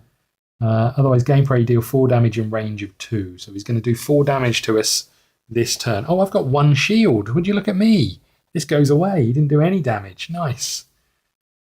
I wish I had other shield, but in range of 2, deal 1... Otherwise, gain prey and deal 4 damage in range of 2. So if I can move him far enough away, I don't have to worry about it. Okay, here's what we're going to do. We're going to do Heavy Strike. We're going to take 3 of these. 1, 2, and 3. We are then going to attack, move an opponent in range 1 by up to 2 spaces. Before I do that, oh no, hold on. I just got 3 of these, right? Let's put those back for a second. We are going to use 1 of these to do Splash. Your attacks have pierced 3 this turn. We're then going to take all 3 of these for doing Heavy Strike, attack. So we're doing an attack for 2, plus we've got Pierce. Can't take the bonus action to use Sharpen. So we are doing 2 damage to him because he's got no shields right now. So 2 damage. Have some of that, mate. He's up to 5, everybody. Huge news. So there we go. And then we get to move him to 1, 2. Then for our extra bonus action, we're going to move. Let's just see where we need to move because he is going to do 4 damage in range of 2. So if I'm here, he still can't do it. Okay, and then he's going to gain prey. Then I think it makes sense for us to... we can't do a special action because we just used the movement. I think that's us. This goes over here. These move up. This moves up. And we take you. It's dash. Okay. He's going to heal in a second and be back to almost where he started. But it's his turn. He's doing 4 damage in range of 2 and gaining prey. Okay, that wasn't too bad. I've got nothing useful here, but I can do my special in a second. I can move. What's he doing next? Hold on. We should find that out. He's doing a triangle, which is rush, attack plus 2, discard prey. So rush. So I need to be here, really. Which I can do. I'm going to do smart approach. So I get 2 of these. I get to move, which means I'll move 1, 2, rush, move here. And then I can find a card in my discard and put it on top of my deck.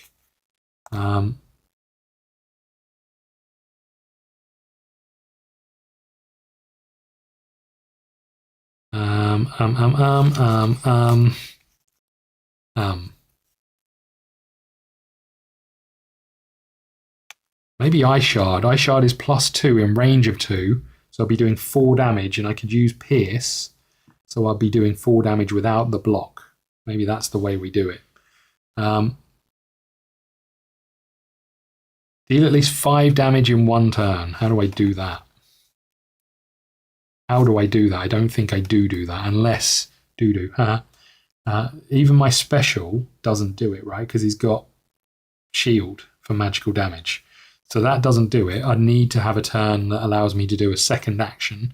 I guess if I do Ice Frost and this, I'll be able to do it. So let's put Ice Shard on top here. He's going to move here. He'll be in range of 2. These go over here. This moves up, this turns over, which is Ice Shard. Okay, that's the end of my go. He is doing a triangle. Oops. The triangle is, if the crystal has prey, deal 4 damage in range of, oh sorry, that's the wrong one. Rush, 1, 2, attack, discard prey. So next one might be a painful one, because next time he's doing a square, which is if it has prey, it doesn't. Otherwise, gain prey and heal 2, so not too bad. And now it's our go, right? We are going to use Ice Shard, but before we do that, we're going to spend one of these to do Splash. Your attacks have Pierce 3. We are then going to gain one of these because we're using Ice Shard. Ice Shard is attack +2 in range of 2. So we're attacking for 4 with Pierce. So we do 4 damage to him. 1, 2, 3, 4, 5, 6, 7, 8, 9. Okay. Okay, so he's down to 19 health. We need to get him to 10 or less. Okay, so we've done 4 there using Ice Shard, but we're then going to spend 4 here, 1, 2, 3, 4, to do our Water Drain, Interrupt for every puddle. We can only interrupt 2, so we'll do that. And for each card discarded this way, he gains 2 damage, which he cannot block. So 1, 2. That puts him up to 10, 11. So let's get rid of this and this. You can go back in this bag. I'm going to tuck one of these over here because we've done this. So that's fine.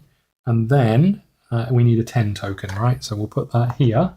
So he's now down to what's 28 take away 11 is 18, 17. We need to do 7 more damage to him, but he's about to heal. Okay. Okay. It's his go. He is doing a square, and a square is, if it has prey, deal 4 damage and weak in range of 2. Otherwise, gain prey and heal 2. So he gains this. Oh, I've just done this. And he goes back up to 9. 1, 2, 3, 4, 5. 1, 2, 3, 4. Okay. Damn it. It's back to 19. Right. Is that right? Okay. So it's my go. What can I do to do any kind of damage to him? I can move closer and then I could pummel him, but that's not going to help me. What's he doing next? He's doing a triangle. Rush, attack +2, and discard. I can move +2. You may spend 1 to move again. So 1, 2, 1, 2. He's still going to get to where I can spend 2 to do that. It might be worth it just to get away from him, right? I'm going to spend this to move 2, 1, 2. I'm then going to use dash, so I get 2 of these, which I'm immediately going to spend. Oh no, I'm going to move +2, 1, 2. Then I'm immediately going to spend 2 of these to dash again. I'm running away from him like a little coward. That is the end of my go. This moves up. This moves up. I'm not going to be able to block him next turn, which is a painful one. He's doing a triangle, which is rush, attack +2, discard, prey. Yeah, it's a painful one because I can't do anything to stop him from healing, and he heals 3. Oh, I needed to move dash, and I needed to put this here. This is plunge. Place up to 2 puddles in range 3, blink to any space with a puddle, and heal 2. Got no damage whatsoever. What's he doing next? He's doing a circle, which is gain. Oh man, he's gonna gain prey and deal 4 damage in range of 2. I found out that this is actually a space. It's not a space that you can move into, but this would be one range. So that's bad news.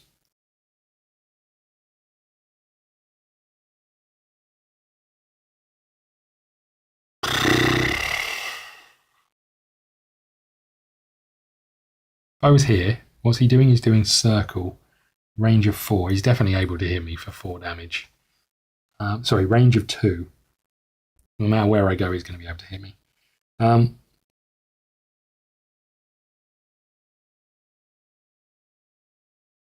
Maybe not. If I blinked here, and then moved, I'd be here. His turn would be gain prey and deal 4 damage in range of 2. He would not have the range. Okay.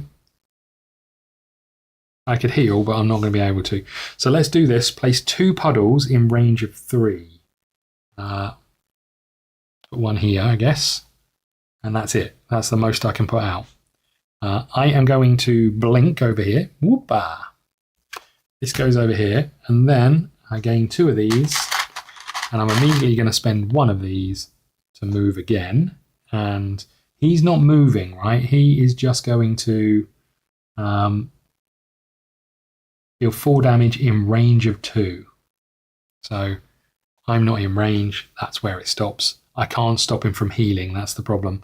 This moves up. We reshuffle all of these. Remember, we've got a fatigue card in here. This is going to go on forever, everybody. I apologise. Right. We have a dash come up. That's not really what we wanted. Okay. I've got a load of healing. No damage.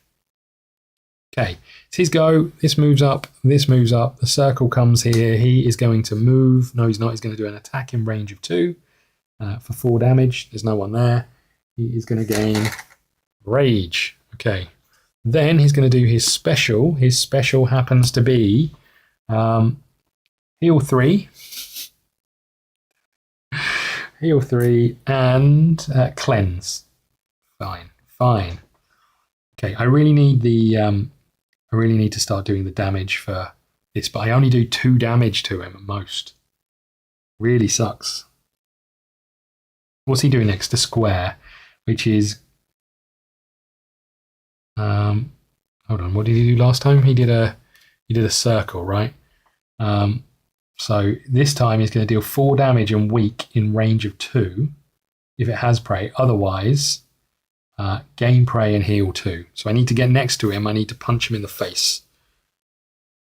But I can't do that because he's only going to do 2 damage.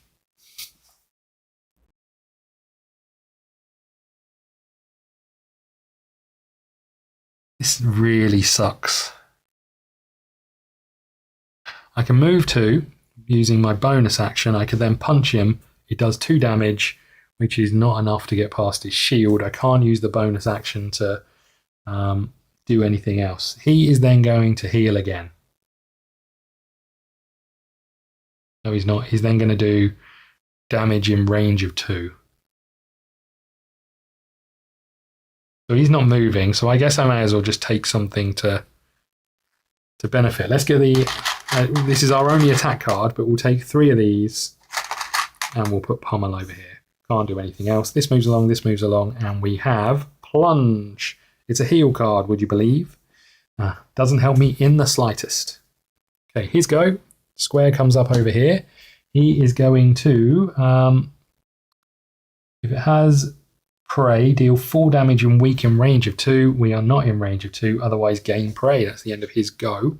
I need to wait to do my special because he's only going to do it again. I've got no cards that do any damage. What's he doing next? Circle. He's going to, if he has prey, attack, rush, attack again. So he's still only going to get here, which is fine by me. So I guess it makes sense for us to take even more of these. 1, 2, and 3. Oopsie. Okay. Just going to check the maximum I can have is 5. Okay. Next card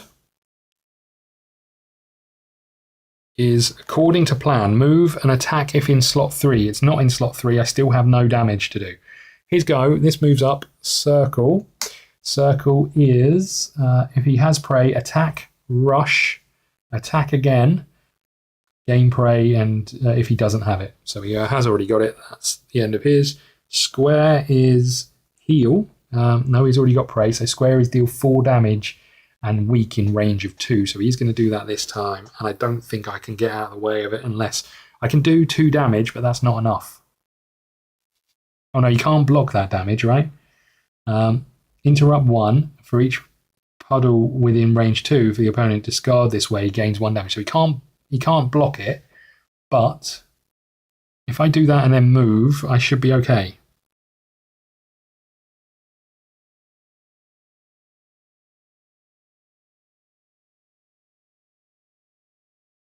So what the hell am I going to do? I've got 3, 3, 4.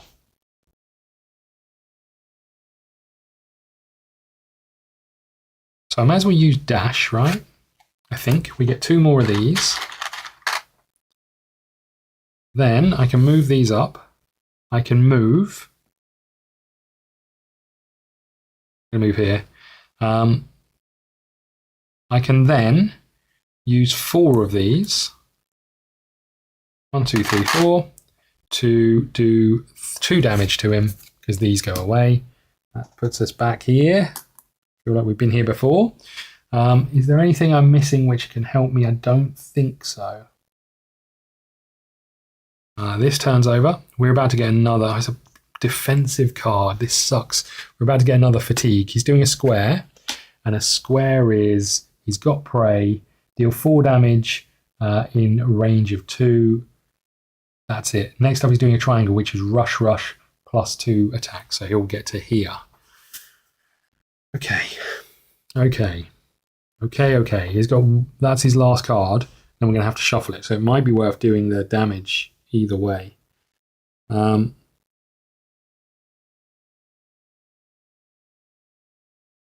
Just got no damage. Absolutely none. I can't see us getting there before we run out of health from fatigue cards.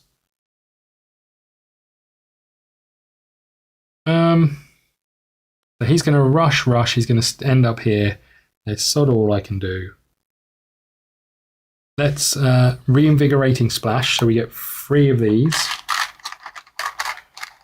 1, 2, 3. We are going to move 2 puddles. 1, 2. Within range of 2. So that one can go there. That one can go there. That's us done. I could discard up to 3 puddles this way in range of 3 to heal. We don't need to heal. Plunge moves up. This moves up. This is now at least in the 3rd space, so I could attack. And this goes here. Now, do I want to spend 4 of these to attack him again for 1 damage? It feels like a lot, but I think it's probably the only option I've got. 1, 2, 3, 4. This gets discarded. We do 1 damage. End of my go. This goes here. He moves 1. He's doing a triangle, right? So this guy, he moves 1, 2. And then he attacks for +2 and discards prey. Okay. That's that. We get another fatigue card. I think there's maybe only 1 left. Let's just have a look. There is 2 left. Okay. We really need Ice Shard, in all honesty. He is going to circle. He doesn't have prey, so he is going to deal 4 damage in 2 range and gain prey.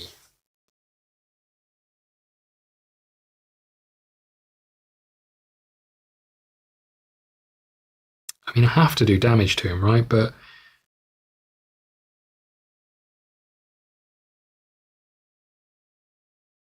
so if I was to move, I'd get here. Then I can move here. He's still going to be able to hit me. I could blink to here and move, which would get me out of his range. Maybe I just need to take some damage. But I guess I'd much rather take normal damage because I've got some shield. Oh, let's turn this over. Hold on. Whose go is it? He's had his go. This should have been turned over, right? This is plunge. That doesn't help me in the slightest.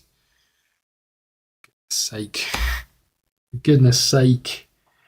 Okay,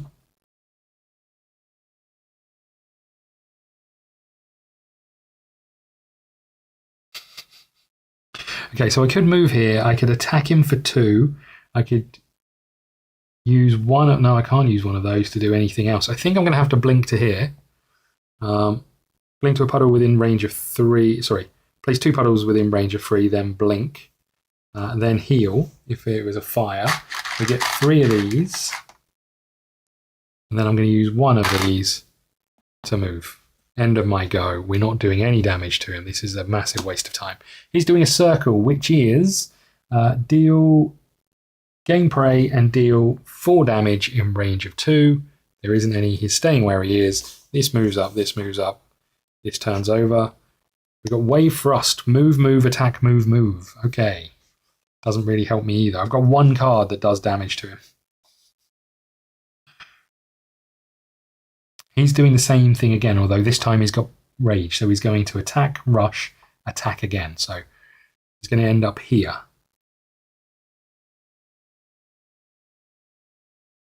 If I was standing next to him, he would hit me for 6 damage. 2, 3, 6. I could ditch 2 shield plus that. I could take 3 damage and be standing next to him ready to hit him. So it might not be the worst to do that, you know. In fact, I'm going to do it. I think it's the only way we can do it. So if I go and stand here for move, I'm going to take defensive positioning, which gives us gives us 2 of these back. These move up. I don't want to use this until he's got the next one out. So I think that's me done. This goes over here. Hydraulic pump. Deal 4 damage in any line. You may move an opponent that received this by up to 2 spaces. That's pretty good. This moves here. This goes here. He is going to attack, rush, attack again. He's going to hit me for 6. I've got 3 shield, so I take 3 damage. I probably could have been taking more damage because I've got the heals, right?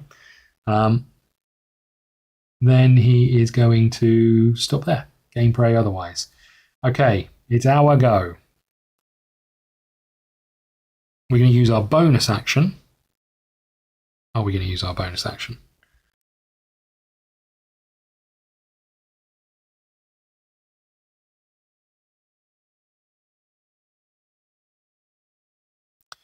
We're going to use our bonus action to do pierce. So we're doing splash. Then we're going to attack for... What's he doing next? A triangle. Rush, rush, attack plus 2.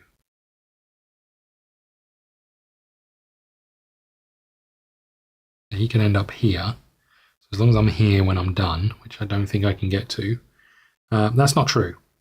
Okay, let's do wave thrust, which is 2 of these. Before we do that, did I spend 1 of these? I'm not sure I did. I'm going to take 1 anyway. I'm going to take 1 away to do our splash. I might have already done that. We'll gain 2 for doing wave thrust, which is move, move, attack.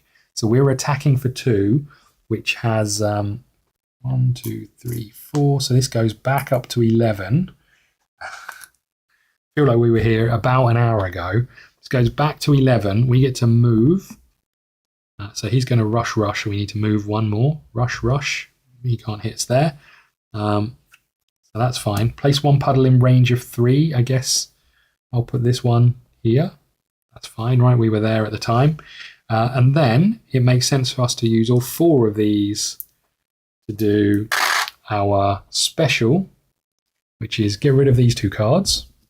And he takes 2 damage. We're at the highest point we've ever been. He's at 13 hit points down, which is what? 18, 17, 16, 15, and I need to get him to 10. So I need to do 5 more damage. Okay, hydraulic pump moves up. Wave thrust comes out. Here's go. He's doing a triangle, which is, he's got rage. So his triangle is going to be rush, rush. And then, always facing the wrong way, rush, rush, and then attack plus 2. There's no one to attack, I'm afraid, buddy. You win some, you lose some. Okay, it's our go. Now,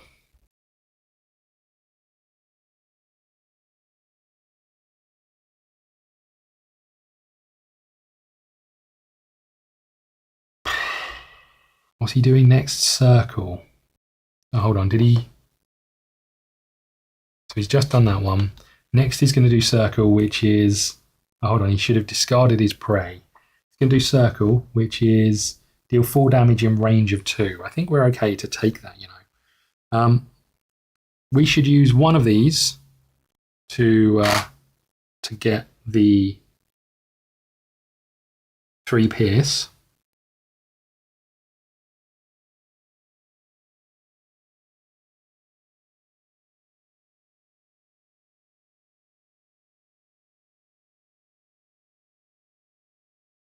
I'm just going to read about pierce, and I just wonder if pierce pierces all shields or if it's just the thingy. I wonder if I've been just assuming it's only shield, or if I actually read that it's only shield. Pierce. This ignores the effect of the opponent's... Oh, both of them. God damn it. Okay. Okay, so I still need to do this turn, but that makes a massive difference. Okay, I apologise, everyone.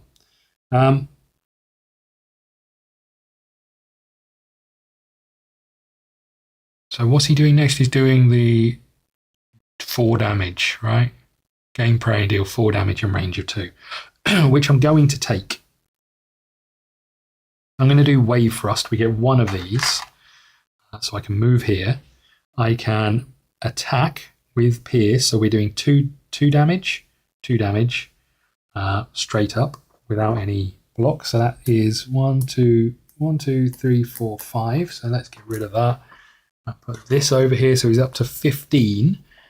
He was on 28, so 15 take away 28 is what, 13? 12. Why can't I add this up? 15 take away 28, so take 10 away is 18, take 5 away is 13, right? Okay. We need another 3 damage. Now I could do 1 of that, which I think might be worthwhile, but let's do it. I'm going to do all 4 of these. I might as well just wait. Okay, that's me done. What did I do? I did the wave thrust, right? That goes over there. We get a new card, which is a fatigue. Okay. Maybe I can get rid of that. But it's his go. This moves up. This goes here. He is going to circle us, which is he has prey. Should he have had prey? What was this one? This was a triangle, which was discard prey. So he now is going to, if he doesn't have prey, deal 4 damage in range of 2. We take 4 damage. 1, 2, 3, and 4. Okay. I wonder if we just try and see this out a little bit longer. Next up, he's going to square. Now, he also gained prey. Square is if he has prey, deal 4 damage and weak in range of 2. Maybe let's just kill him. Maybe let's just tame him. Maybe that's the answer here, right? Okay. We use hydraulic pump. I wouldn't mind healing, but I haven't got the card for it right now. I wouldn't mind getting rid of fatigue, but I think we are going to do hydraulic pump. We gain 2. We are going to deal 4 damage in a line. I can move that opponent by 2 spaces. 1, 2. He takes 4 damage. 1, 2, 3, and 4. And that is 19 damage to him. So that puts him on 9 hit points, right? 20 plus 8 is 18. Take away that. Okay. With that being the case, we have completed the 10 hit points or less, and we have got rid of all of the geysers, and therefore we tame him. That was still pretty rough, but it was enough to get us where we wanted to be. So with that being the case, we get to go to 3-1. No, hold on. That means we get to tame tame cards 316 and 320 and add some cards to the encyclopedia. So let's just find those. Here we go. So where's the encyclopedia? It's around here somewhere. I've seen it.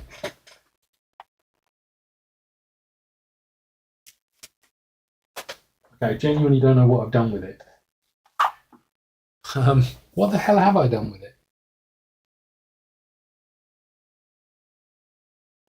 Okay. Oh, here it is. Right behind me. Now we got some boosters. I can get rid of those. Okay. So we take card. We take card 319. Let's just make sure I'm getting this right. We take card 319 and put it in the Mistling Encyclopedia along with 318.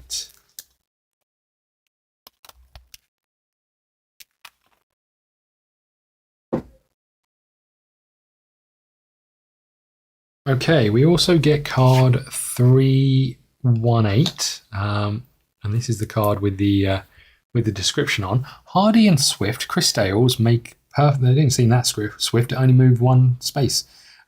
Make perfect predators.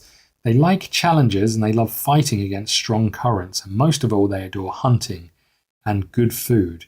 If a fisher somehow manages to befriend a Crystale, they can make a perfect duo for fishing by merging human intelligence and the mistling's instincts and abilities. Okay, so that's that. What else do we need? We need to, they're in the encyclopedia, tamed cards, 316, 320, and the 6 action cards. 320, there are the 6 action cards.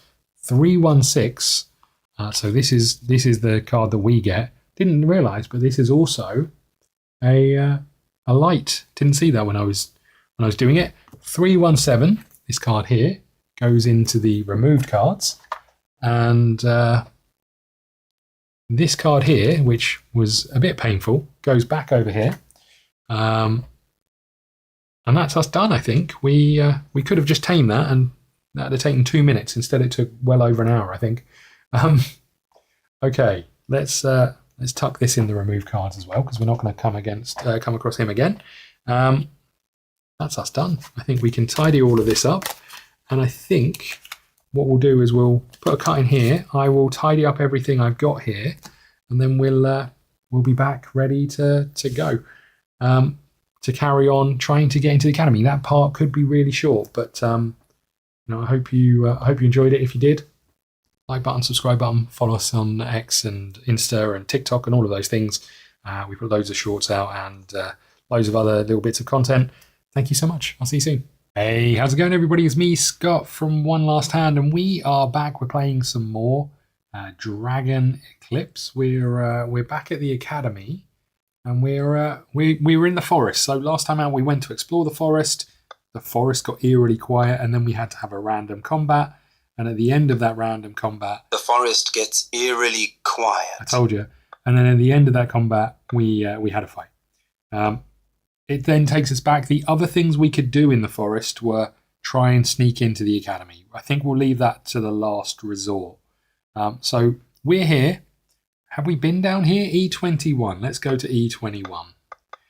So far, we've only had to use one piece of time. Have we used any time? I don't know if we have. I'm not convinced we've used any time. I don't remember seeing it. We didn't use time when we went here. We didn't use time when we went here. We didn't use time, interestingly, when we had a massive fight that took forever because we had 2 mistlings that kind of cancelled each other out. E21, we're down here. You enter the dark cave. The air is surprisingly warm and stuffy there, so you wipe the sweat off your forehead and plunge in. We plunge into the cave, okay. Explore the cave, look for the Alexa. Stop, Alexa. Sorry about that. Look for the elixir. She didn't do it this time, good. Requires token A in slot 2. We have got token A in slot 2. Shall we do it? Explore the cave or look for the elixir? Let's do it. We're looking for the elixir. We use one time. and we go to slot E3. Requires token in slot 2. We've got that. If you don't have the Academy Secrets Part 3 status, go to script E50. Is this requirement met? It is definitely too muggy in this cave. You wonder if you're close to a boiler room, or maybe there are hot springs inside the academy. But then, you hear a low rumble or a growl. Your mistlings get tense, and you take a few steps back. A large beast emerges from the darkness before you. It is covered in red and orange coral, which seems a little withered. The mistling's blue underbelly and sharp claws. Yes, you are sure. You haven't seen one until now, but you're sure that's a blaze reef. You are in for a difficult clash. You're telling me... Go to the Gain the Academy Secrets Part 3. Okay, we can do that. Where's my pen? Academy Secrets Part 3. Okay, we've got it. Now what? Set up combat. Arena card 4, map 1. Enemy, Blaze Reef. Cards 18, 19, 20. Major Corruption C if we had 2 players. Start the combat. We're in for another combat straight away. This is going to be rough. Okay, let me get that set up and we'll be right back. Okay, we're back and we're set up for combat, and I think this might be a short one. We're already on 6 damage. We carry that over from our last battle.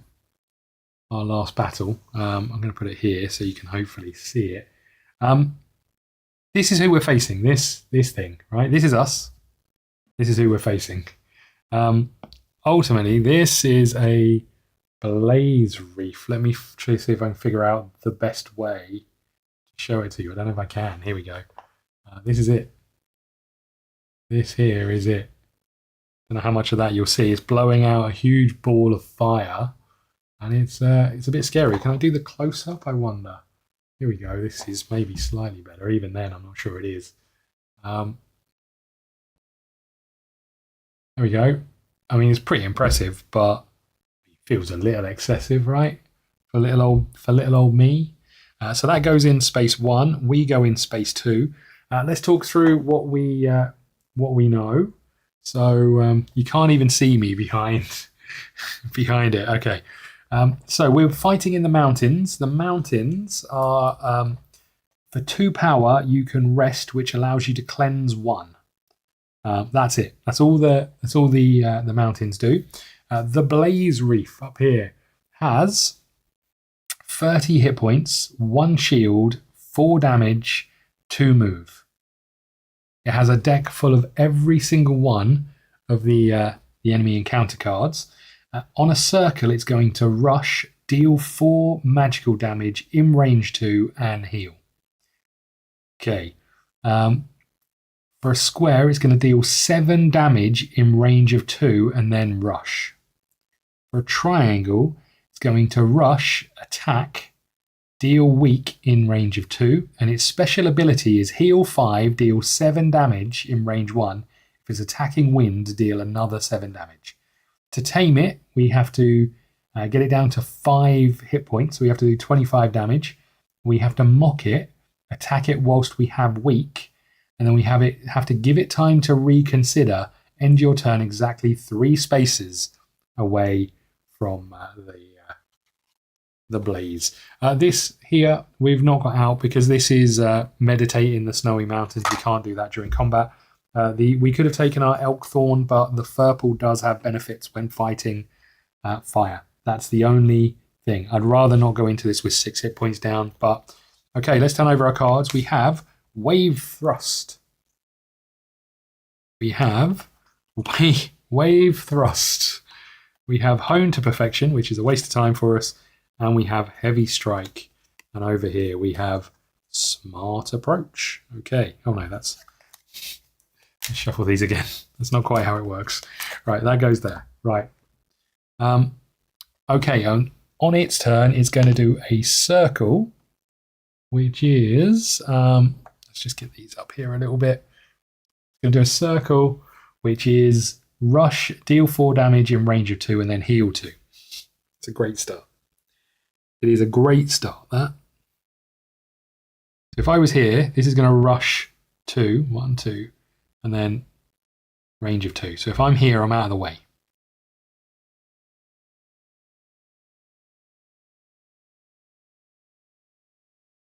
Okay, first things first, let's do wave thrust, shall we? Straight off the bat. It's going to heal, so this is all a bit pointless. There's nothing else here that I can do really that's going to benefit me. Take 3 of these. We want the power. We'll take 3 of these. I can place 1 puddle in range of 3, and then I can move, and attack. So if I put this here, and then I'm going to move, I'm going to attack. I'm attacking for 2. It has a shield of 1. There's no point me using this because it's going to heal 2 anyway. Interestingly, this has got a water affinity as well, so it'd be really nice to tame it, but I'm not sure that's going to be plausible. So we've moved, we've taken our 3 things, we're going to attack for 2, so we do 1 damage to it. I'll put it here, but it's going to go any second now. We do 1 damage to it, we then move, and move again. Okay, perfect. And we do move 2. That is us done. These move along, and I could have spent 1 to do a splash. Your attacks have pierce 3 this turn, which would have meant I did 2 damage to it. Do I want to do that? No, because it's going to heal, so there's no point in doing any of these things. It's all a bit pointless. Right, his turn. He's doing a circle. He is going to rush 1, 2, and then attack in range of 2, but we are 2 away, so he doesn't do any damage. Then he's going to heal. Great. Glad we got that ball rolling. Okay.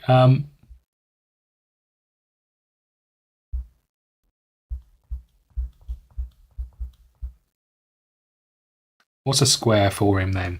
A square is deal 7 damage in range of 2 and then rush.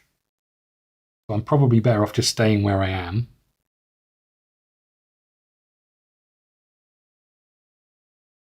In which case, I'm going to use the fatigue option, right? We get rid of fatigue. We get 1 of these.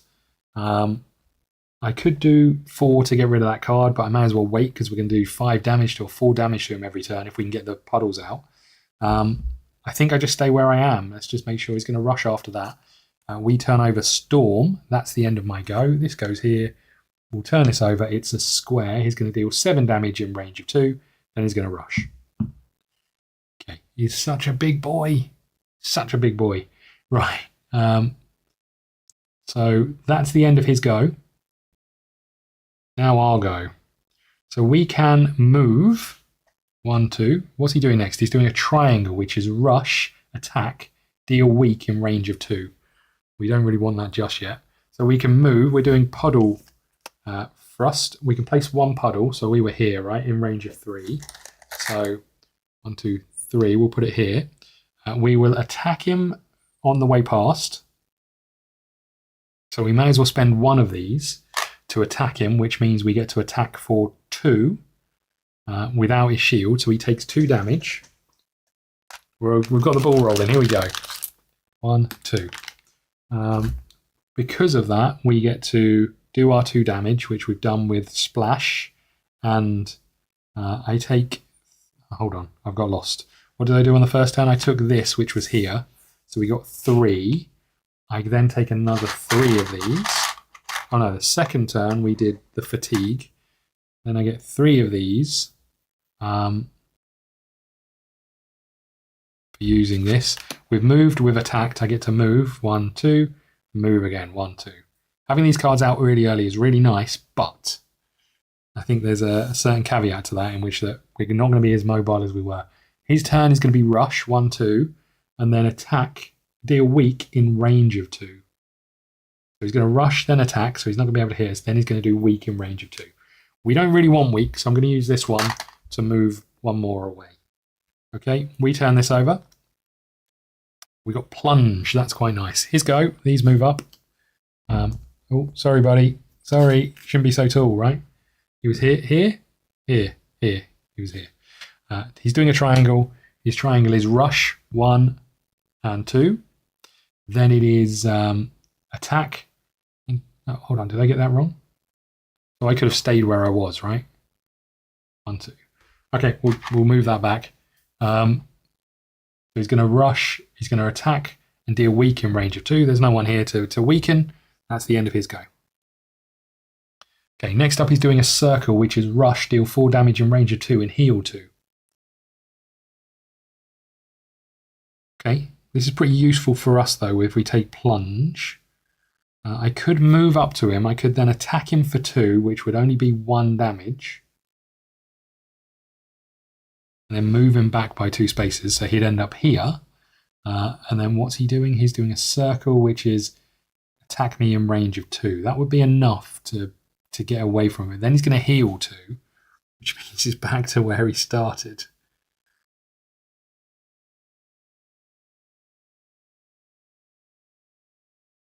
Or I could put down some puddles, which I think is the better option. We only get 1 of these, but we're going to do this. We're going to put down, we're going to gain 1. We're going to put down 2 puddles in range of 3.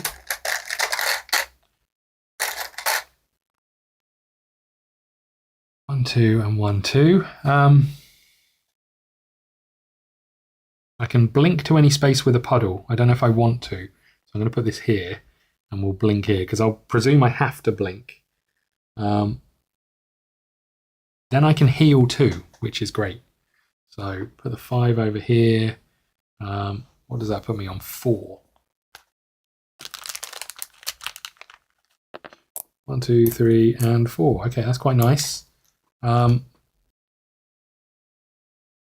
he's going to rush 1, 2. Then he's going to do range of 2.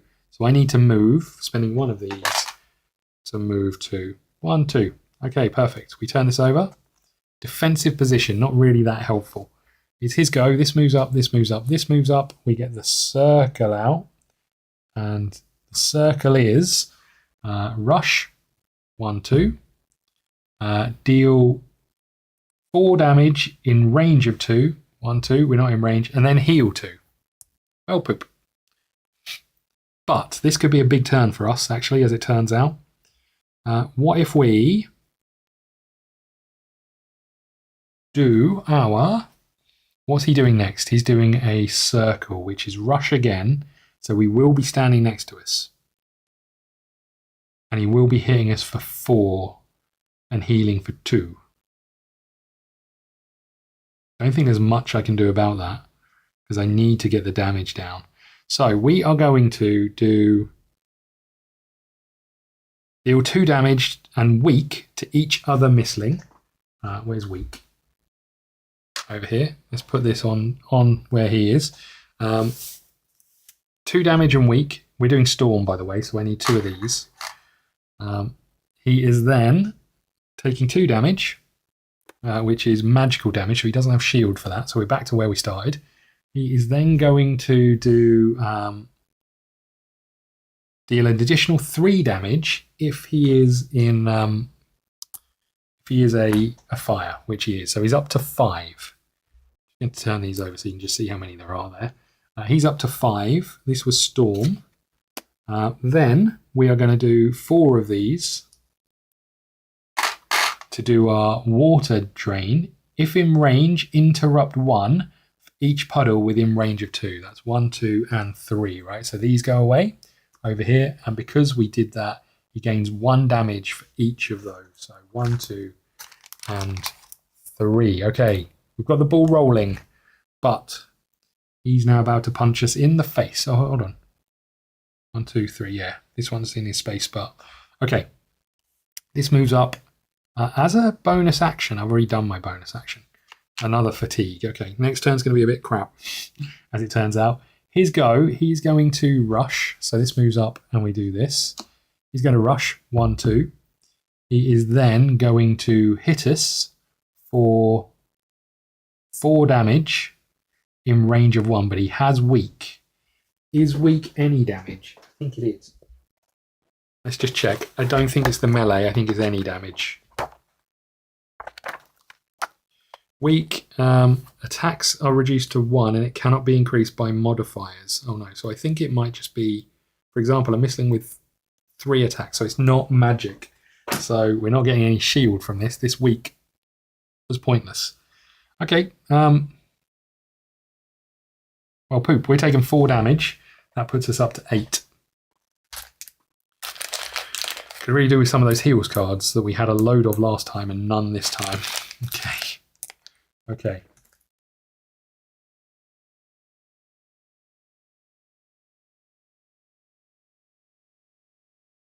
Okay, next up he's doing square, which is deal 7 damage in range 2 and then rush. So we need to be able to move. Oh, hold on. We might be alright, actually. Deal 7 damage in range of 2. If I was to do heavy strike, I'd attack him and I can move him 2 spaces. So I put him here, he wouldn't be in range, and we could then use this again, right? Which would be a bit more damage to him. And then he's going to rush back towards us. Okay, I think that makes sense. So let's use this to do pierce. Is there any point in doing pierce? I mean, it's 2 damage rather than 1, so there probably is. Okay, we'll do one of these. We get 2 back when we use this. So we are going to do pierce. We're going to then use this to do an attack, which is 2 damage. I don't think I can make any more of that. So another 2 damage to him. That puts him up to 10. There we go. Or down to 10. We've got him to 20. We need another 15 damage. We get to push him 2 spaces. 1, 2. He's no longer weak. I don't really remember how I put weak on him. I was storm, wasn't it? Oh, hold on. I've not calculated this. No, I have calculated this. Probably he's rushing afterwards, so we're fine. Then I'm going to spend 4 of these. 1, 2, 3, and 4. To do 2 damage because we discard these 2 cards. So another 2 damage is up to 12. Okay, this moves up, and this moves up. Do I want to spend this last one to prepare? Because none of these cards help me.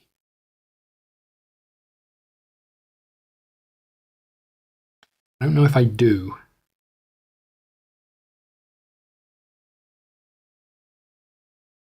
Because I suspect I'm going to need to be able to get away from him next turn. So it's his go. He is doing square, which is attack in range of 2, 7 damage. We're not in range of 2, thankfully. Then he's going to move 2. That's his go done. He's getting lower on cards, but we've still got a few left. He's now doing a triangle, which is rush, attack, deal weak in range of 2. So he's going to do 4 damage to us on this turn. We could use defensive positioning, which would at least get us to block some of it.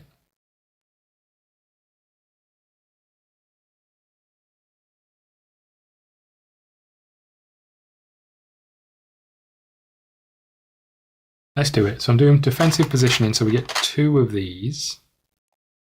Do I want to move before I do this? Quite possibly. We're going to move here, 1, 2, and get rid of 1 of these. So we get 2 of these. This goes on top of our discard pile. You may discard another card. Let's get rid of the fatigue, right? Can I get rid of fatigue, or do I have to play fatigue? That is a question. I don't know if I can discard. Discard will just put it back in my pile. Let's get rid of Hone to Perfection. So that goes here, and we put this on top. There we go. Okay, so we're doing that. Yeah, I have to play it rather than discard it, I think. So these move up. This goes here, this goes here. The only other thing I can do is prepare, which would be enable me to get rid of this, but I think we're fine. Let's turn these over because that's the end of my turn. We have Ice Shard and we have Plunge. Okay, very nice. His go. Hold on, was I doing anything else? No, I was just taking the damage, right? His go, it's a triangle, so this moves up, this goes here. The triangle is rush, he doesn't need to, attack, deal weak in range of 2. Okay, so his attack is 4. We have 2 shield plus a shield over here, so we take 3. Sorry, we take 1, right? But we also gain weak, which means our next attack is going to be crap. Okay, he's doing a square next, which is deal 7 damage in range of 2 and then rush. So we need to get out of the way of him. So it probably makes sense to use smart approach. Oh, hold on. No, let's use this. Plunge. Let's use plunge. Place 2 puddles in range of 3.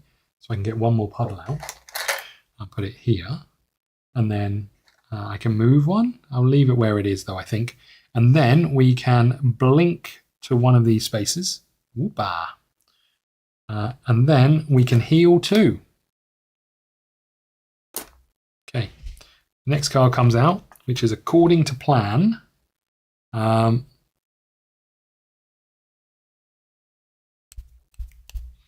on, this, I used that right. Did I gain the power for it? I don't think I did. I'm not sure if I did. I'm going to add it. I don't think I did, but I really need to be better at that. Right, let's turn him around so he's facing the right way. It's his go. He's using a square, and we can get rid of our weakness. The square is deal 7 damage in range of 2. We're not in range of 2, then he's going to rush 2. Going to stand there. Perfect. Okay, this feels like a pretty easy one for us, actually. We are going to use Ice Shard. First, we're going to use one of these to pierce. Then we're going to use Ice Shard, so we get 2 of these back. Ice Shard is attack +2 in range 2. Oh, hold on.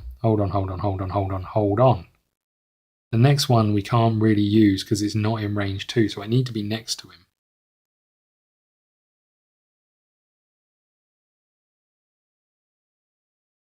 Do I wait on the Ice Shard? Let's take that back.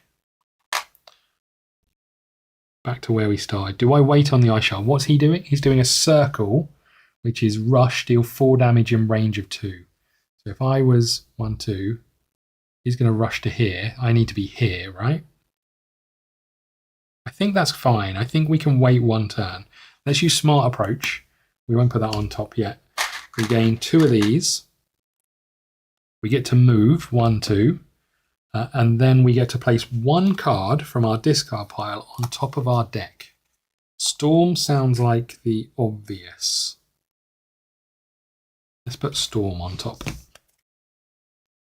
Okay, smart approach can go on top there. We're going to spend 1 more to, let's just check this out. He is going to circle, which is rush, so 1, 2, and then I'm going to be in range of 2, so I'm going to take 4 damage. I'm going to move here. He is going to heal, which is painful, but I think it's the right thing to do. I'd really like to use that fatigue, but I think we've set ourselves up for a pretty good turn.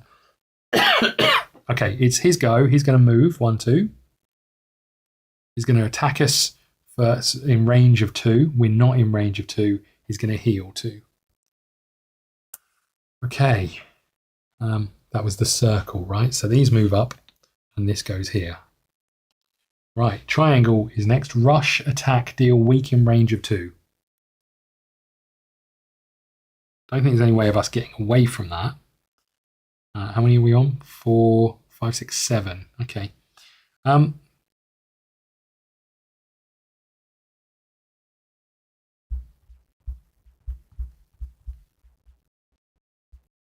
mean, if we're going to take it, we may as well take it, right? We're going to spend 1 of these to move.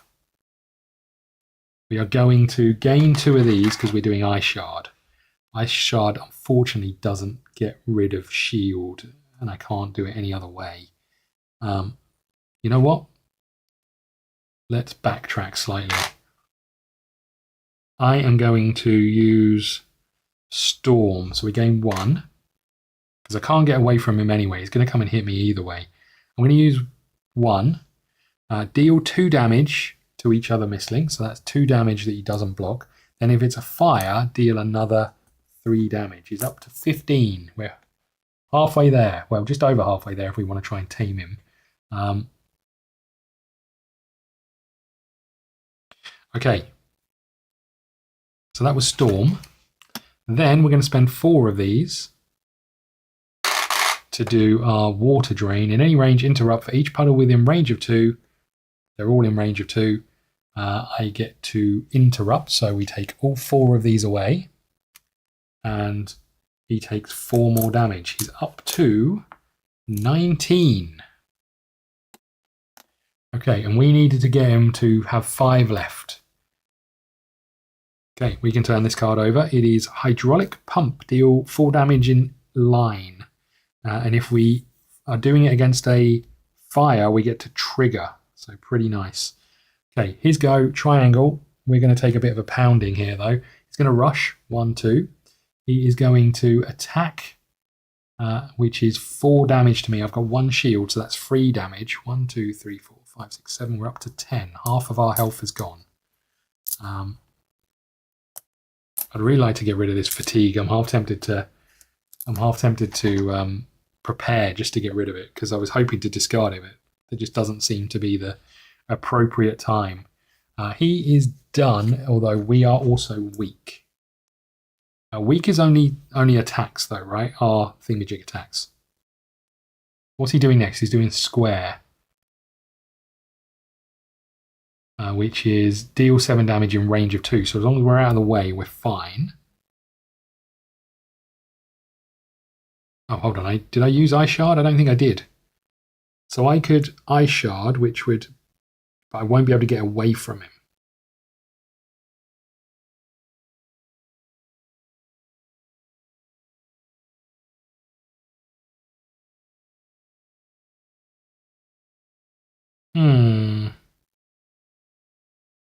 Dealing 7 damage in range of 2. So if I moved him 2, he'd be here.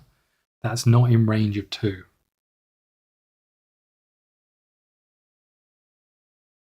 Okay, we're doing Hydraulic Pump. Deal 4 damage in line. He is in line, so we're doing 4 damage to him. 1, 2, 3, 4. That puts him on 20. If I get rid of these.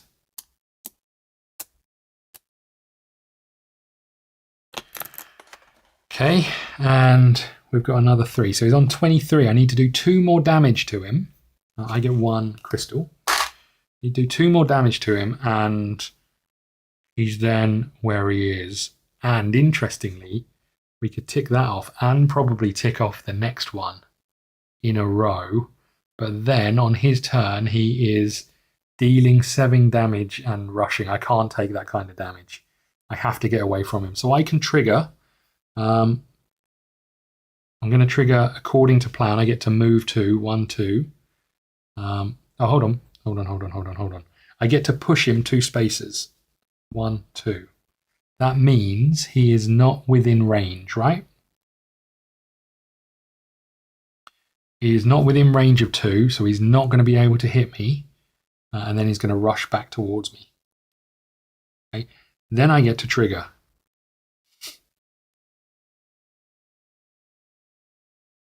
Can I trigger fatigue? I'm guessing so. I think I kind of haven't seen a rule for that. I'm going to have to check it on the app. Bear with me. Maybe it is in the rules, but Dragon Eclipse chat. Can you trigger a fatigue card to return it to the stash? Can you trigger a fatigue card to return it to the stash of cards? Not sure that was the right language, but I didn't know what else to say. Let's put this here because we know we're going to have to turn this over.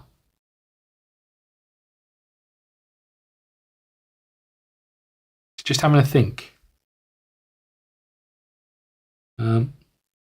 Yes, you can remove a fatigue card when you place it back in the fatigue deck. This means you have if you have an effect or action that allows you to remove fatigue card, it will be returned to the fatigue deck. I mean, I think that is a yes. I'm not 100% sure the language was perfect. So this goes here. We have Pummel, and this goes here, which is Sprint. And now it's his go, so we move this up and we put this here. We're about to get that fatigue card back. A square. Deal 7 damage in range of 2. We're not in range of 2. Rush. Give him to come and stand here. We're no longer weak. So we needed to be weak. I should have attacked him. Oh my god. I should have attacked him. How am I going to do this? I can get him down. What's he on? He's on 27. So if I hit him for 7 damage, he dies. If I do 6 damage and then attack him for 1, that's a problem as well. Oh god.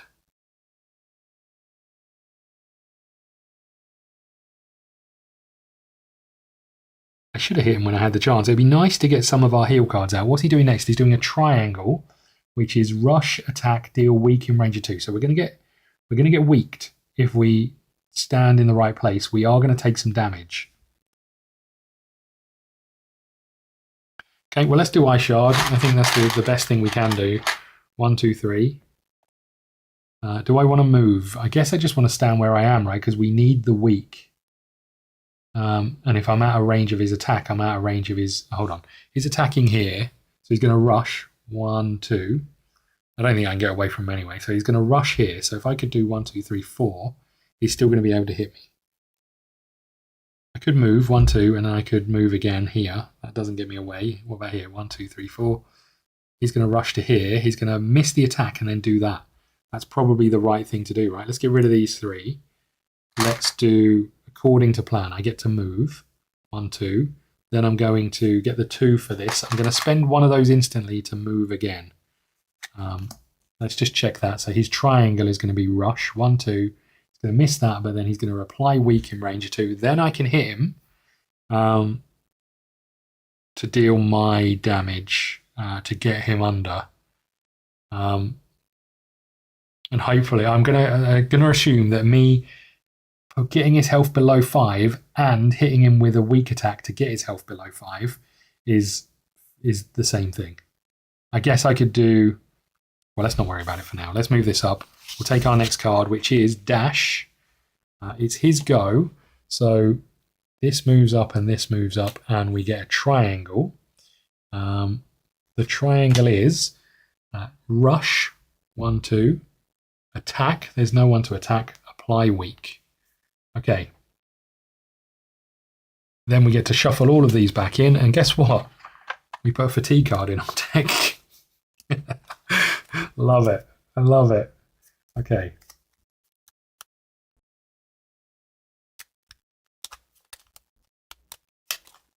Okay, this goes here. He's doing a square next, which is deal 7 damage in range of 2. Really want to be out of the way of that. Okay, here's what we can do. So what health is he on? He's on 23. So we need another 2 damage, right? That gets him to 25. That's what we need. So let's do... Oh, crap. That's not ideal, is it? I can't do what I wanted to do. I'm going to have to bide my time one more turn, I think. Okay, well, look, let's move here. So 1, 2. We're using sprint.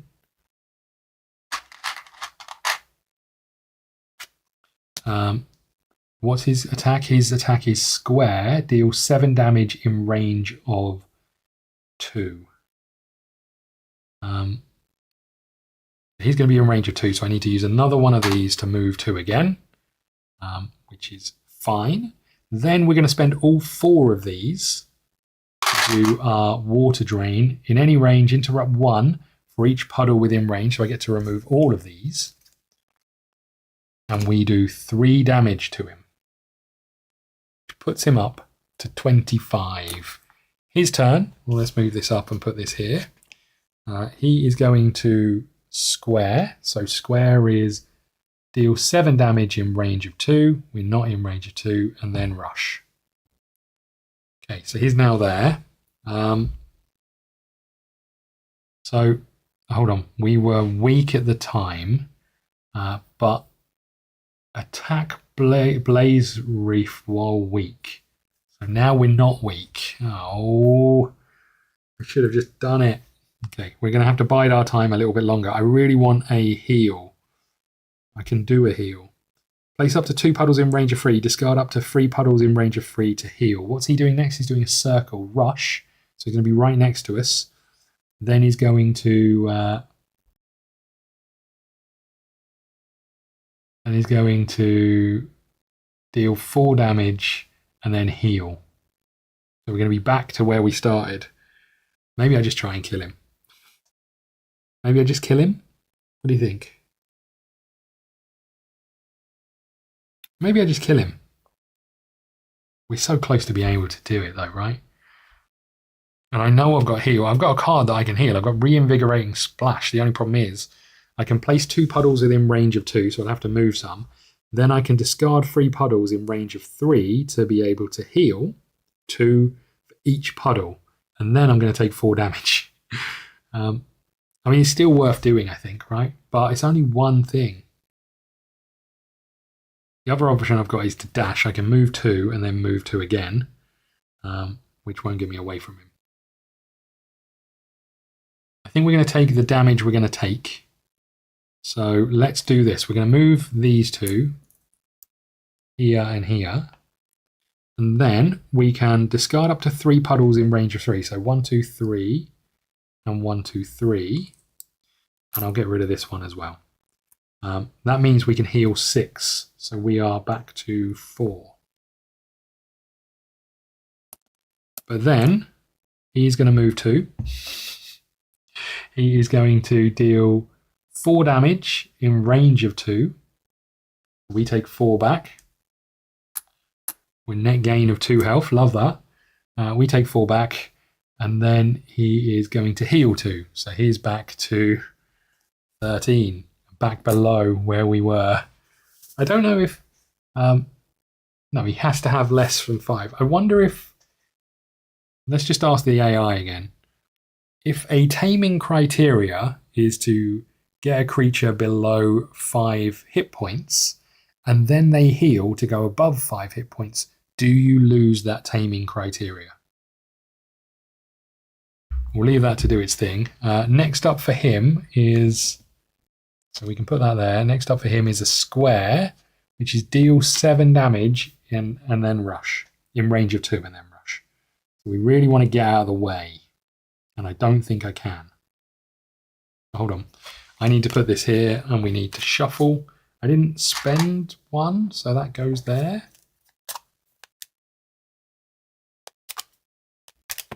Whoopsie.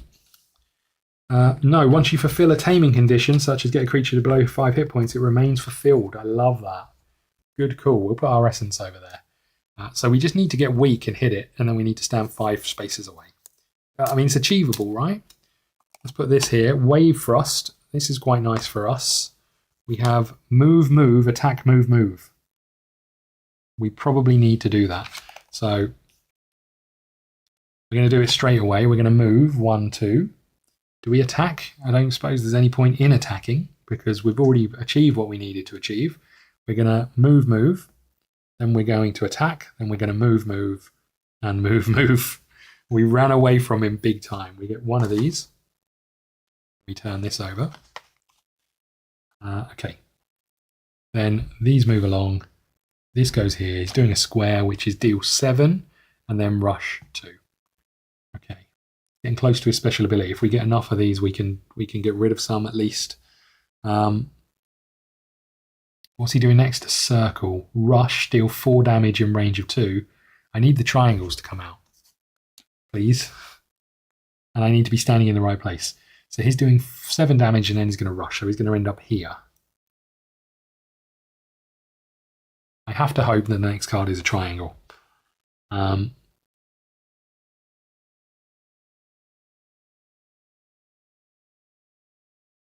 Have to hope that the next card is a triangle.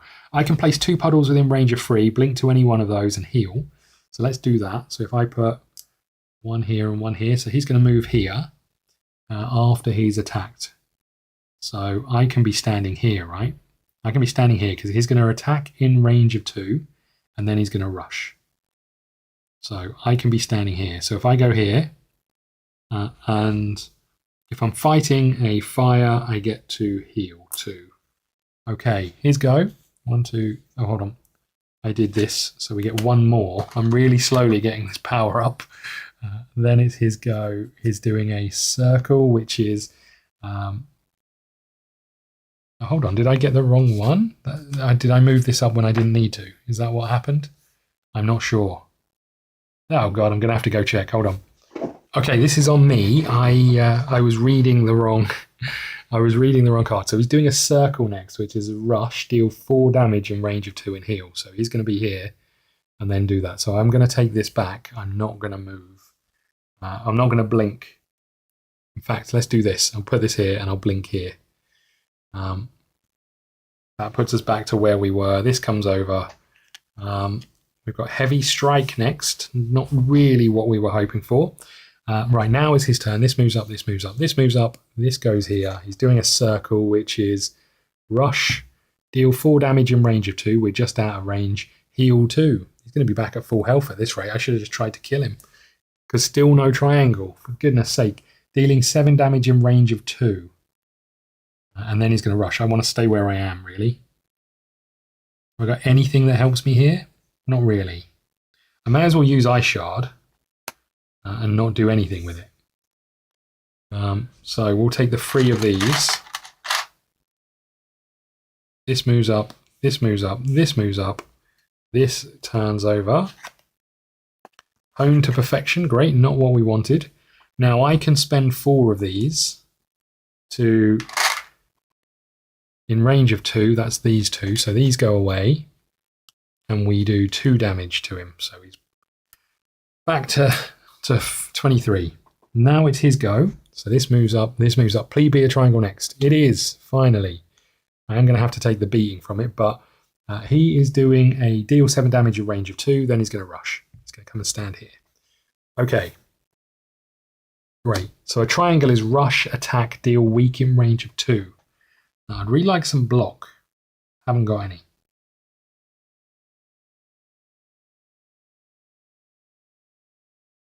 If I pushed him back 2, 1, 2, he'll rush back here, so it doesn't help me.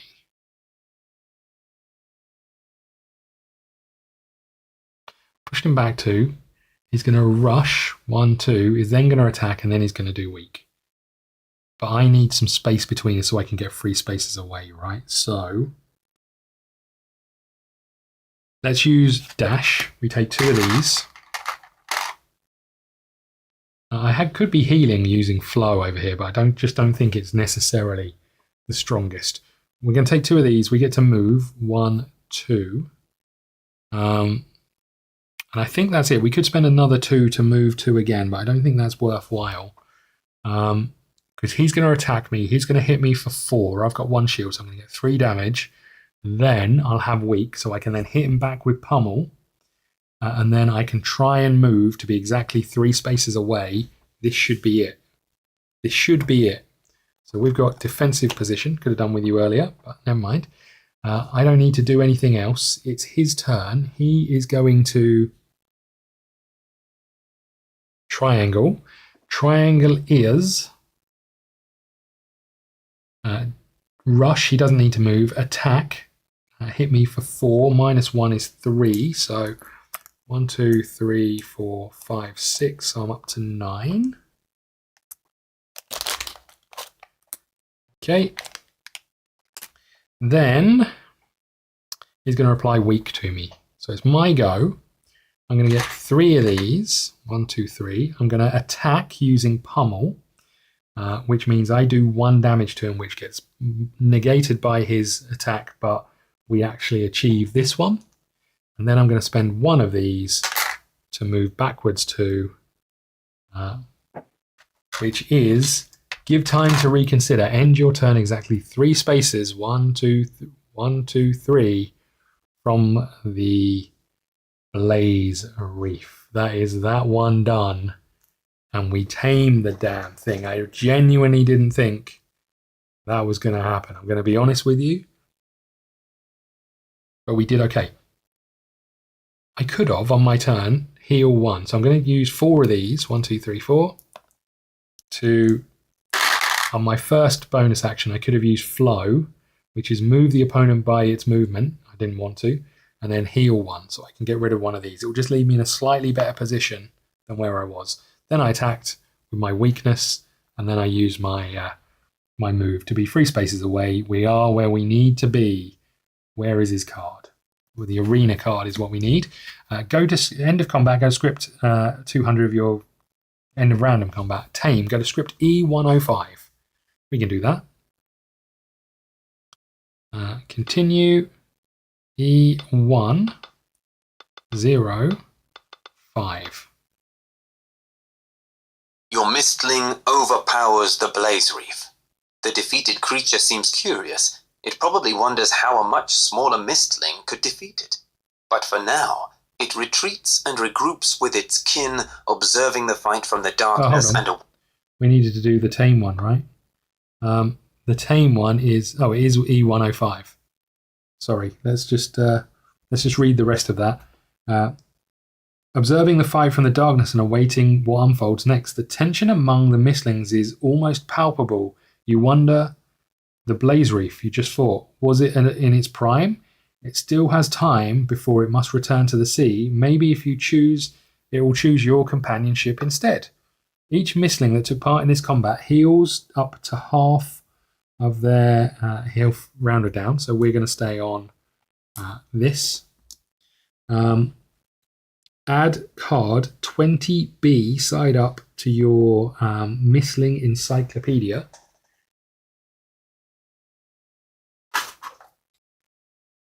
We can do that. Let's do this one.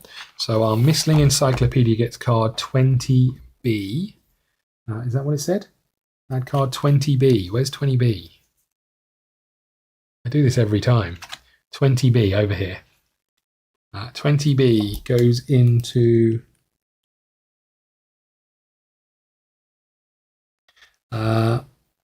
20.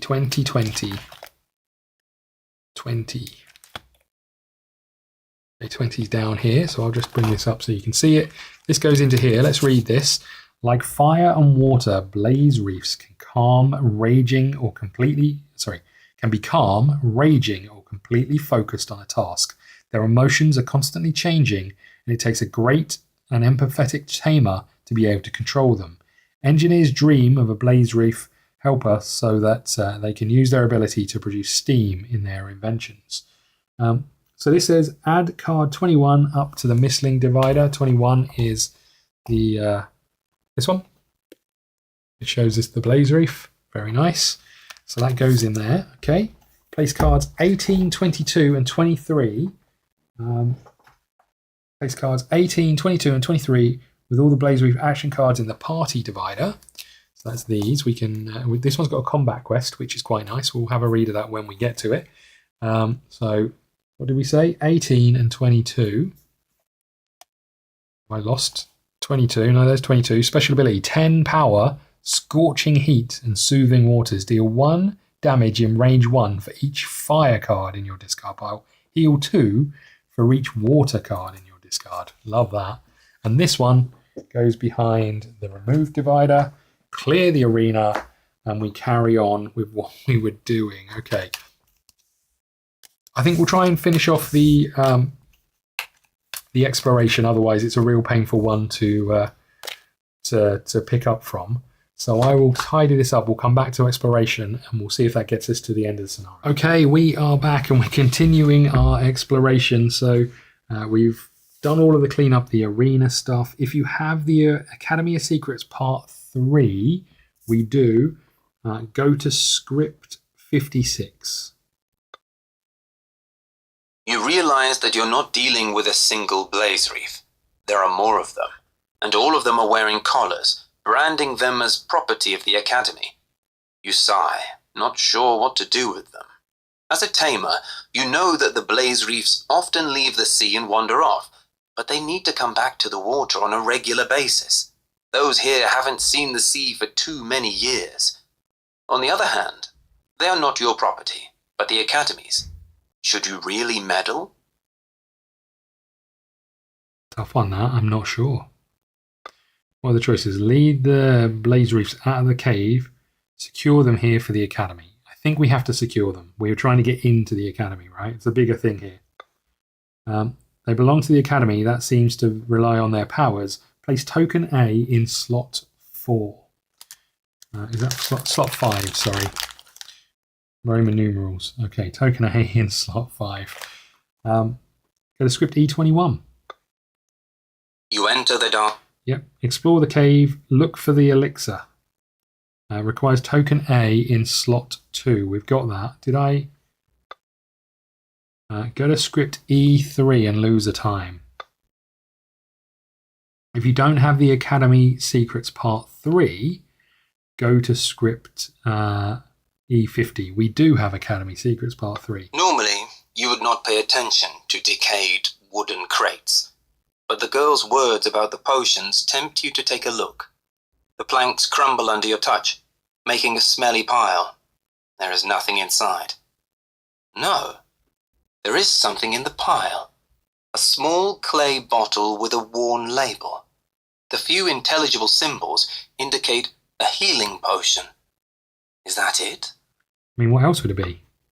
Flip the token in slot 2 to B. Gain secret 2. Secrets are here. Secret 37.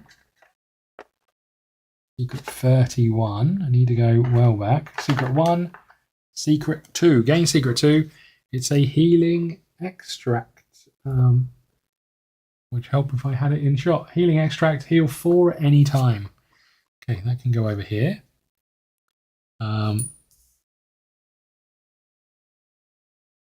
Okay, and flip the token in slot B, gain secret 2, continue the... Sorry, if you already have it, gain 1 item instead.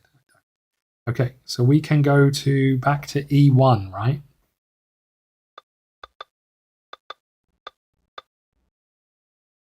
There is only one lonely candle. Yep, we know. Show her the vase shards, ask if you can help her. If token B is in slot 1, it's not. She eyes you Yep, we know. She eyes us suspiciously. She doesn't trust us, but she wanted a potion, and we have the healing problem. Sorry, the heating problem. Give her the potion. Requires secret 2. Give her the potion. The girl sips the potion, and suddenly her cheeks get intensely red. She makes a wry face, shakes her head, and puts the bottle away. It does warm you up, but I don't think it's meant for people. The red colour fades, only to be replaced by a greenish tinge. She grips her stomach. Oh, it was a terrible idea, she manages. But thank you anyway. At least I won't fall asleep anytime soon. Yeah, great. Discard secret 2, place token B in slot 1. If any token is in slot 4, discard it. Go to script E20.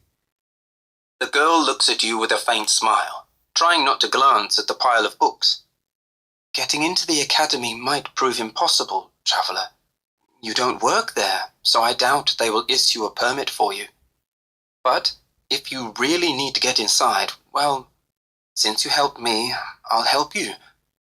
There is a secret passage, hidden in the shadows of the cliff, to the west of the inn. It is used by some of my fellow students who use it to sneak out to the inn. The student stretches and opens a book, then adds, "The passage is hidden. Look for a discoloured stone. There should be a small crevice close to it. If you put your fingers inside and yank up..." She explains how to open the hidden doors, and then returns to her studies. Thank God for that. I thought I was getting nothing. Academy Secrets 1. Nice. Okay. Continue the exploration. Okay, so we've only got 1 time left. We've been in this cave. We've been to this. We could try and walk around there. We haven't been here and we haven't been here. We're going to E37. What a mess this academy has become, Edith says. Those stupid guards won't let me in. You can, in fact, use the bridge to sneak into the academy without a permit. Hold on. I think that's a 2. E32. Hold on. Hold on a second, everyone. As you were... Hold on. In the meantime... Stop. Stop.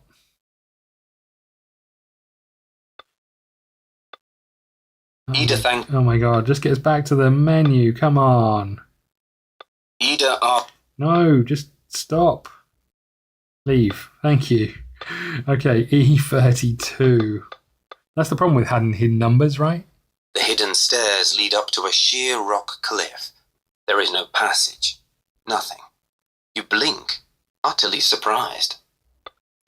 If you don't have the Academy Secrets 1 part status, you search for a while and You follow the directions from the student, and indeed, you find a secret passage there. Enter the academy. I'm going to leave. And I'm going to go to the inn first. E26. Now we know we can get in. E26. I suspect there's going to be a The inn test. offers rooms for all the non-scientific employees of the academy, such as suppliers, guards, and cleaners. All of them seem visibly agitated, and they gossip about the rector. You also hear people mention the disappearance of the blaze reefs. Some mention the eclipse, but no one talks about dragon guardians or portals. You decide it's better not to foster panic for now. Okay. Buy a meal for you and your mistlings. Spend 1 silver. Browse the merchant's wares. Ask about the problems in the academy. Ask the guards about the blaze reefs. Go to script E44. We'll ask about the blaze reefs, even though we know where they are. If token A is in slot 5, it is. Go to script E41. The guards seem relieved, and thank you for dealing with the blaze reefs. We were going to send someone to gather them back, take them to the academy, One of them says. and you will get a special pass. His companion adds. Flip the token in A5 to B. Place token A in slot 3. We don't even need the secret passage.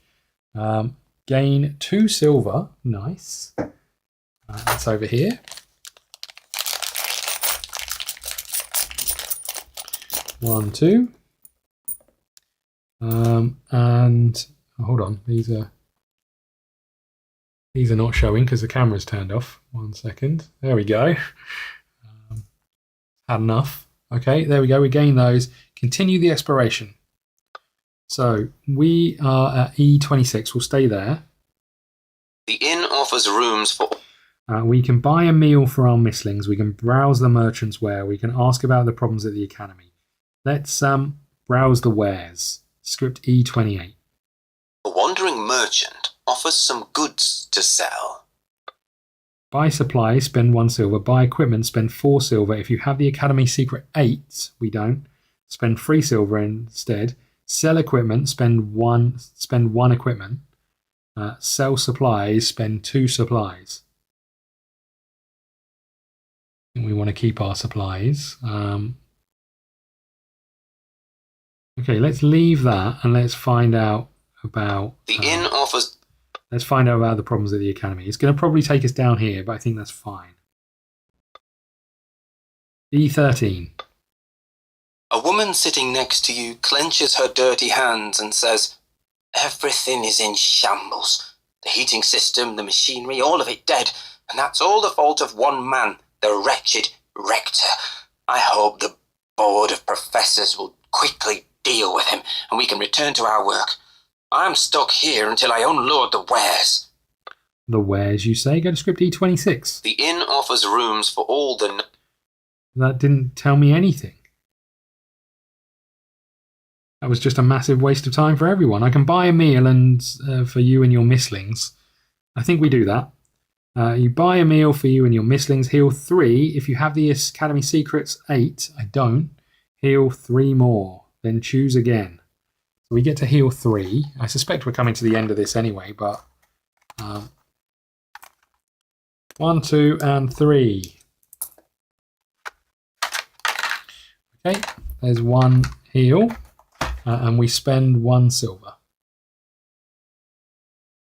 Okay, buy a meal, browse the merchant's wares. We've got room for A wandering merchant. we've got room for 1 supply, so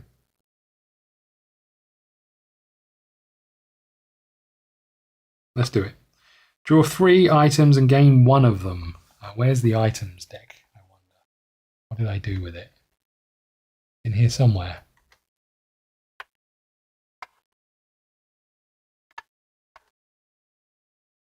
I may have lost the item deck. Hold on. These are equipment. These are tier cards.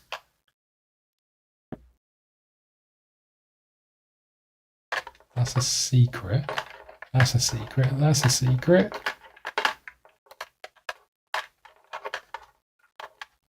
They're maps. Come on, I've got to be near them now. Okay, hold on. That's equipment. That's equipment. That's equipment. That's a tier card. Is this equipment? No, so these must be items, right? Here. Perfect. We got there eventually. Sorry about that. Right. Let's deal 3 of these and choose 1. 1, 2, and 3. So we've got herbs, a flashing. Is this equipment? Yeah, you shouldn't be in there. Okay. Red berries. During combat, I appreciate you can't see these. Herbs, and red berries. During combat, the next attack has +1. Heal 2, heal 2. So I think we just take one of the red berries. We'll put you over here somewhere. Okay. So draw 3 items, gain 1 of them, and discard the rest, then choose again. So I guess we get to do the same thing again then. Oh no, then choose again, meaning go back to the start. I think it must mean that. I don't think it means choose another one. I'll try and find that out between episodes. Sell some supplies. I don't think we want to do that. Let's leave. Let's go to script D26. We're all good.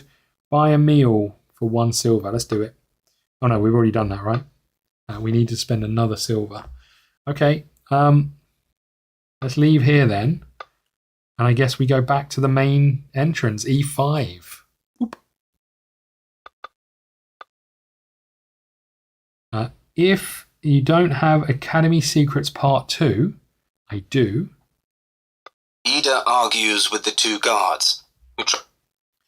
Hold on. Let's just check that was the one we've heard. You don't have a permit. Ma'am, your permit's expired. We told you this already. Ask what the rector did. Try to convince them to give you a pass. Bribe them into giving you access. Show the permit. Requires a token in slot 3 or a token in slot 3. We've got that. Show them the permit. Show the permit. Once you enter, you won't be able to explore the outskirts anymore. That's fine. If you have the Storyteller 2, I think we've got that. Storyteller 2. Go to script E34. Thank you for helping me to get into the academy, Ida says. I will visit the rector straight away. The whole arrest thing must be a misunderstanding. He lives on the 2nd floor of the tower. She takes a step, but turns back again to you. By the way, she adds, hurry up if you want to see the cartographer. As the rector's staunchest ally, he is supposed to leave the premises before dawn. Go to script E46. You enter the ground level of the academy. It is night, and you would expect nothing but shadows in the halls and echoing silence in the empty classrooms. Much to your surprise, you see people milling everywhere. They're all busy and agitated, so hardly anyone pays attention to you, but you don't fail to notice that the stairs are heavily guarded. There's a guard over here. There's a guard there. I can see him. Discard the secret from the event slot, if any. Gain secret 39 and 41. Okay, so discard this. 39, which is this, and 41, which is this. Interiors. You are exploring 1 enclosed space. You may only read scripts on the secret card on the map. You're exploring an enclosed space. You may only read scripts from the interior card. So basically we're reading this. Makes sense. Okay. This can go back. So this is 42. So that goes in there. Important. Carefully read the secret rules. They are crucial for this scenario. So I'll just read this again. You are exploring an enclosed space. You may only read scripts on the secret cards on the map. So E19 and E14 are where we've got to go. So we'll go to E19. Oh no, let's go to E14 first. Play secret 43 face down in the event slot. Okay, we need that. Set the timer to 4 on the red side. Dawn is nigh and it will be too late. Hurry up. Continue the exploration. We keep going, everybody. E14. I'm going to E14 because that might not be the stairs. So 1, 4. The stairs of the library tower creak as you take the first step. You can't see anybody, which doesn't surprise you at all. Everyone must be resting after the troublesome day or dealing with their fragile situation in the academy. You feel tempted to climb its stairs, but you have no idea how much time the exploration might take. Search for the books about the eclipse. Look for something about the dark element. Let your young Shayclaw rifle through. We don't have a young Shayclaw.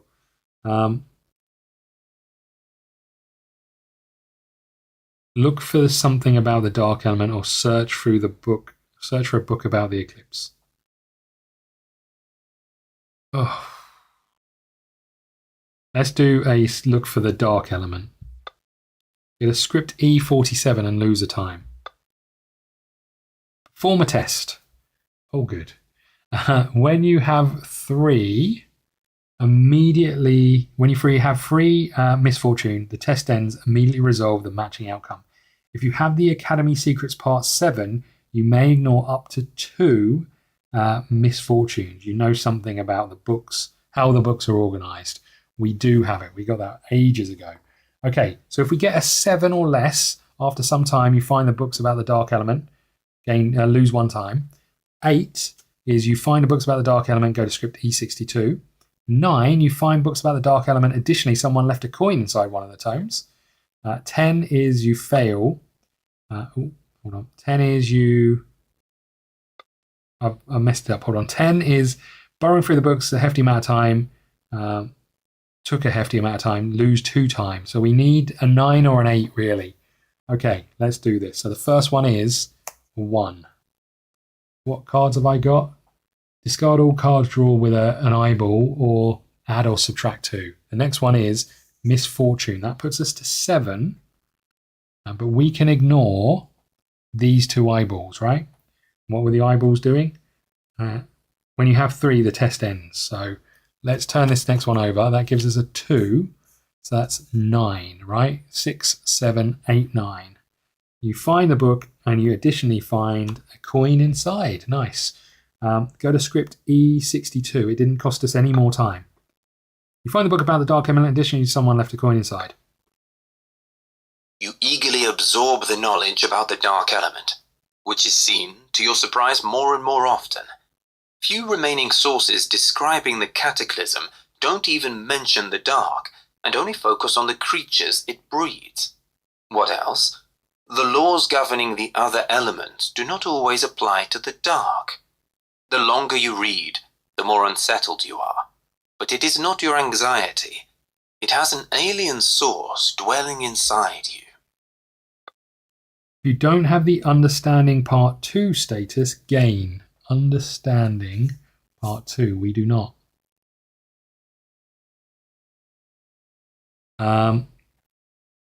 Gain 1 essence and the gain the Understanding Part 2 status.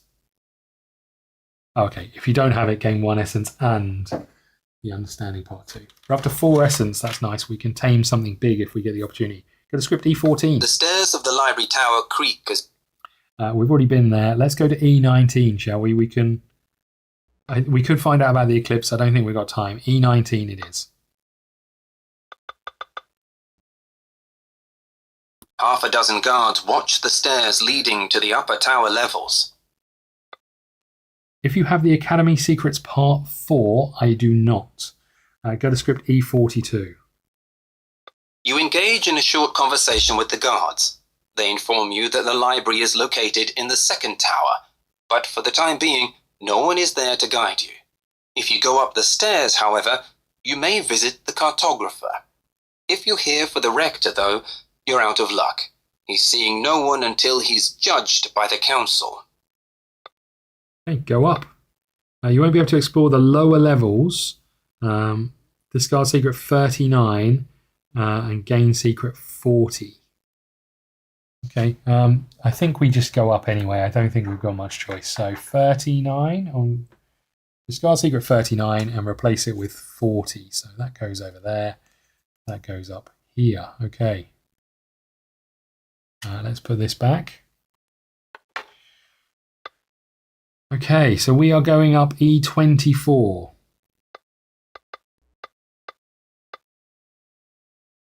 You stand before the cartographer's door, adorned with an iron compass. its legs spreading over a picture of the world. Should you enter right now? Knock on the door. This ends the scenario. Okay, let's... A surprisingly young... Hold on. Because we'd have read that in the book, right? Let's just... So E24, this is the thing with the app. It's a little bit weird.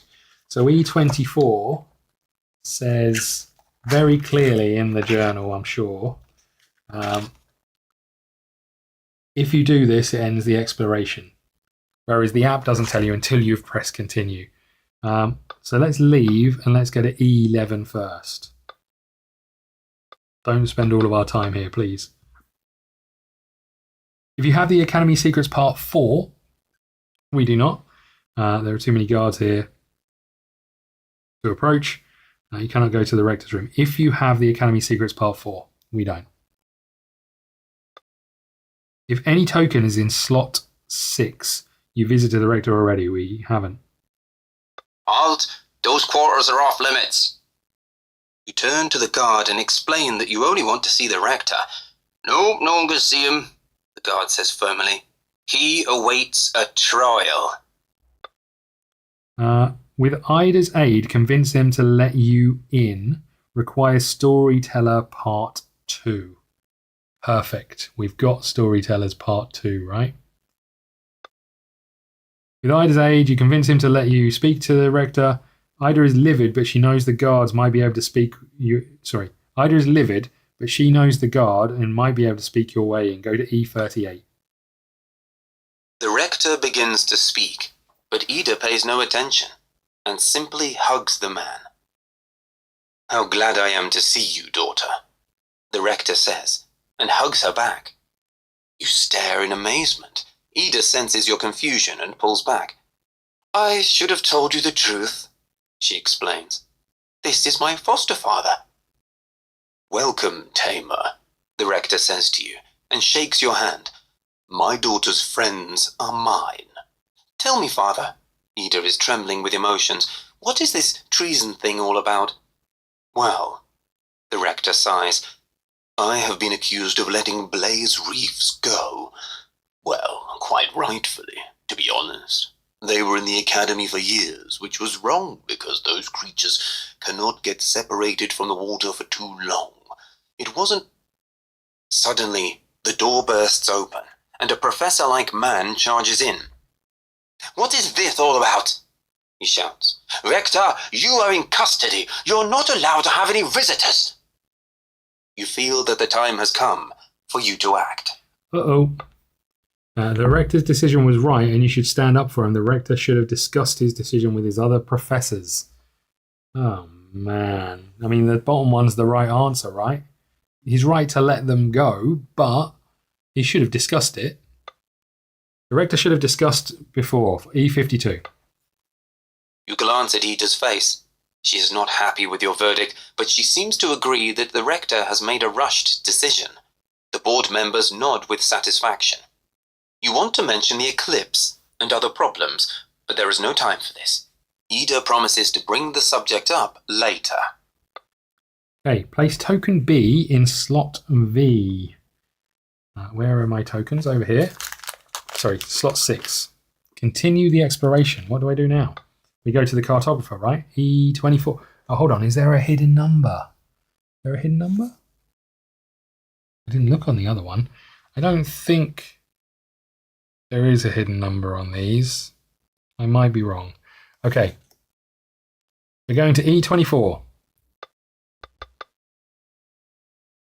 You stand before the cartographer. Yep, we want to knock on the door. This ends the scenario.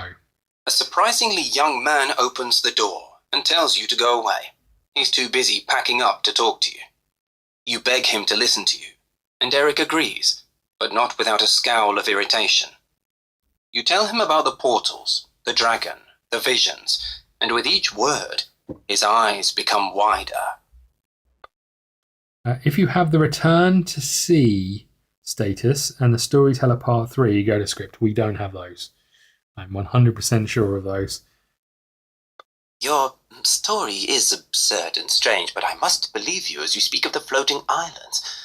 Only a few people know about this place, and to my knowledge, I am the only one who has seen it. I don't have much time, I'm afraid, but I will tell you what you need to know to get there.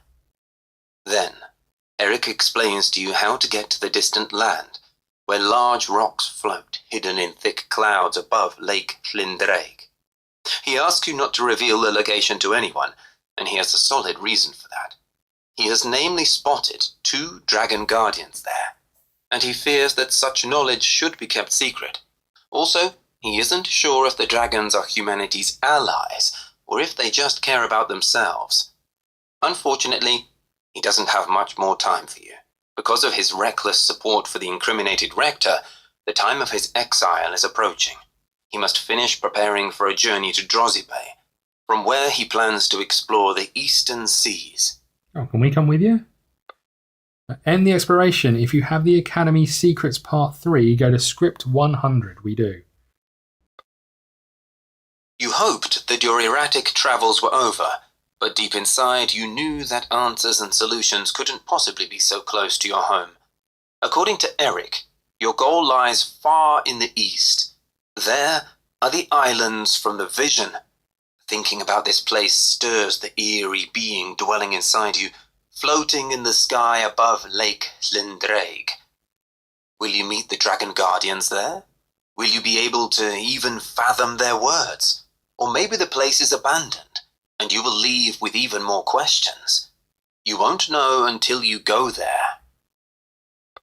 Okay, discard secret 41. Okay, we can do that. 39, 42. Okay, consider it discarded. Congratulations, you've reached the end of the scenario. Take the world map. I can do that. Take the world map. We'll tuck you out of the way. Find world map card 5. That's the one at the top, and flip it. There we go. Flip world card map 14 to explored. Gain world map 7.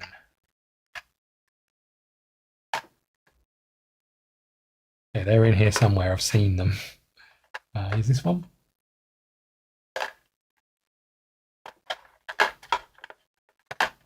Come on.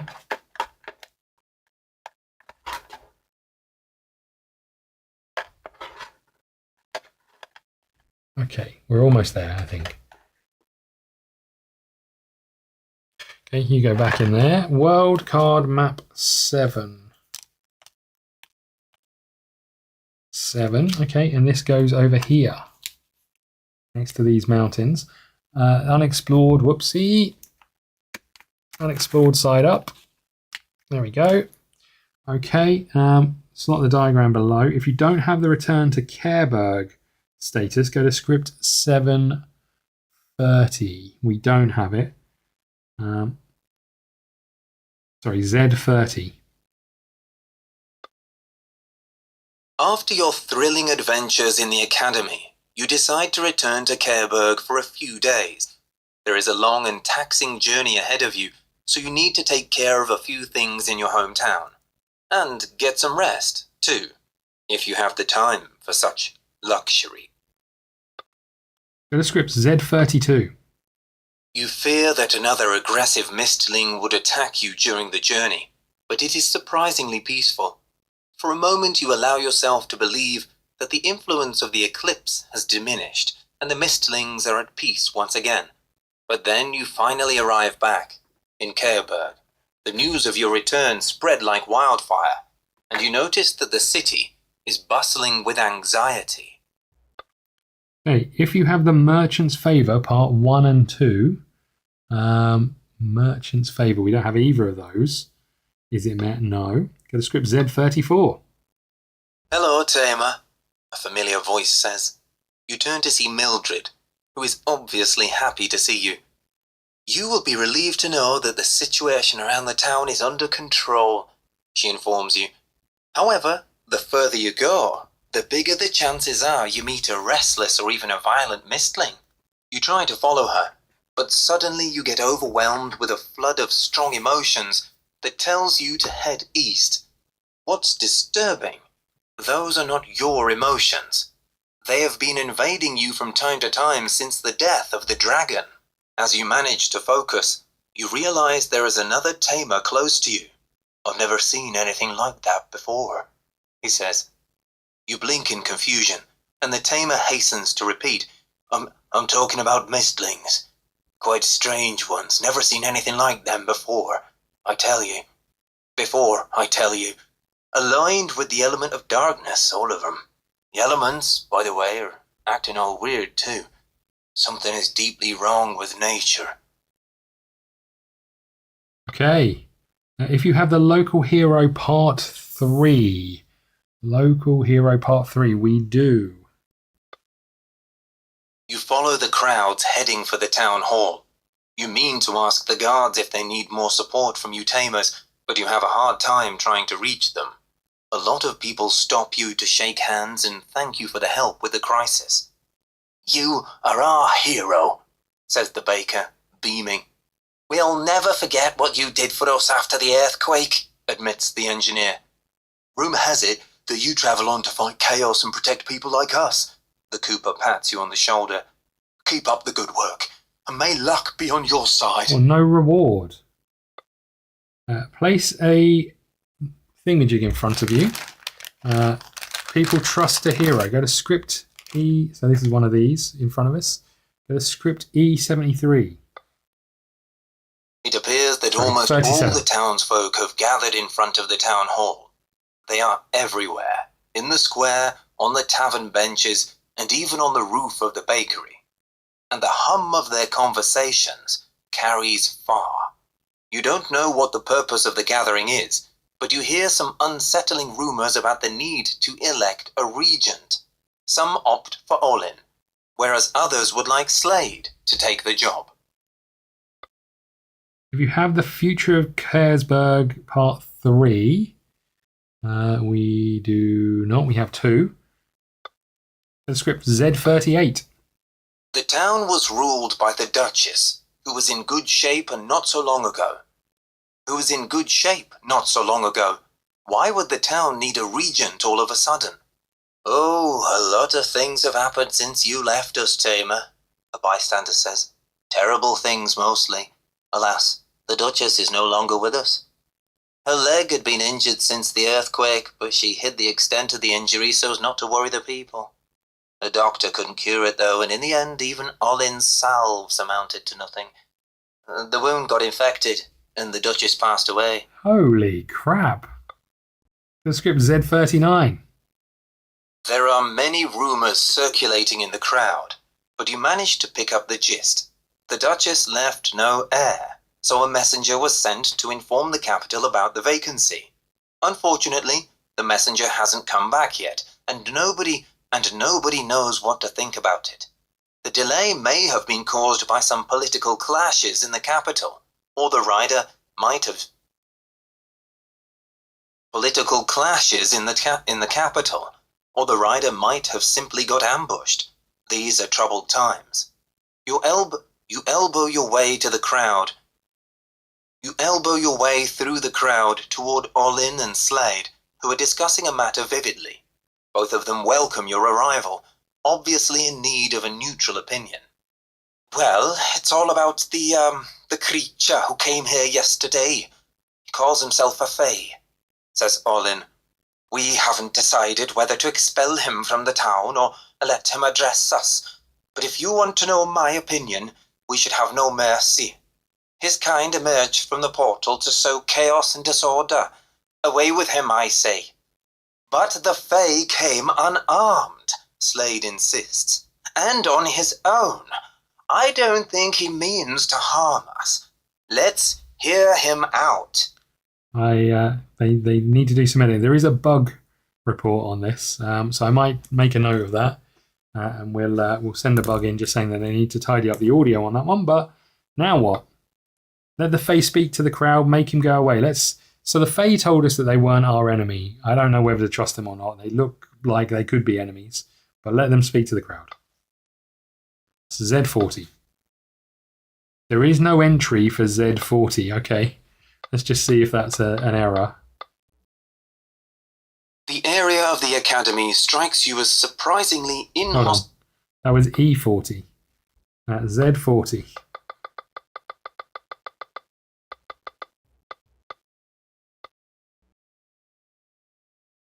The Fae, finally released from custody, stands before the town hall to speak up. His words are heavily accented, but easier to understand than Skuld's. My name is Uller, and I come from the dark reality on the other side of the portals. I am a Fae, and you all think that I am a stranger, but in fact many centuries ago, our peoples lived together and worked hand in hand. Our entire race, or so we believe, was exiled by the Dragon Guardians into the dark. But now we mean to come back. We do not wish to fight or conquer. We are not a threat. I am only here to announce our peaceful arrival, which is to happen soon. How can you believe such lies? Olin sputters, but people listen intently, and many discuss the Fae's revelations. Quite a few frown, though. Such accusations against the dragons are hard to bear. The Fae goes through the crowd and walks toward the town gate, escorted by the guards. Place a darkness token in front of you. Okay. Townsfolk consider the Fae's words. Go to script Z42. My fellow townsfolk, Olin announces solemnly, we must keep our faith and believe that the Dragon Guardians will finally stabilize the situation in our world. Our concern is the safety and survival of our town, and honestly, I don't care about some weird creatures spawned by portals. And I beg to differ, Slade says. We shouldn't focus only on ourselves, but also help others, be they foreigners or Fae. Not every arrival has evil intentions. Not every mistling is violent. And the time has come for you to speak up. If you have the Helpful Ranger Part 1 status, Helpful Ranger. Nope, we've got Part 2. Mildred supports you for your help in the past. Place a circle in front of you. If you have the Storyteller Part 1, oh no. No, we don't. Ida, who's returned to town, backs you up. If you have the Tamer's Morale Part 3, no, we've got Part 1. The Tamers regard you as an inspirational leader. If you have the Liar status, someone spreads rumours that you are a liar and you cannot be trusted. I don't have any of these. I've got one token. Support Olin, support Slade, support Hazel. What does Hazel say? What did Hazel say? Hazel wasn't even here, was she? Look, I am beginning to think that these Fae are here to try and come back after the Guardians. The Guardians forced them out. You know, I think there's a bit of everything in this story, but I think the Guardians are the Guardians. There was a reason that the Fae were banished, and the Fae are coming back after all this time. I'm going to support Olin. He means well for the town. The safety of the townsfolk is his priority, but he might be a bit short-sighted. Place token A in front of you and go to script Z43.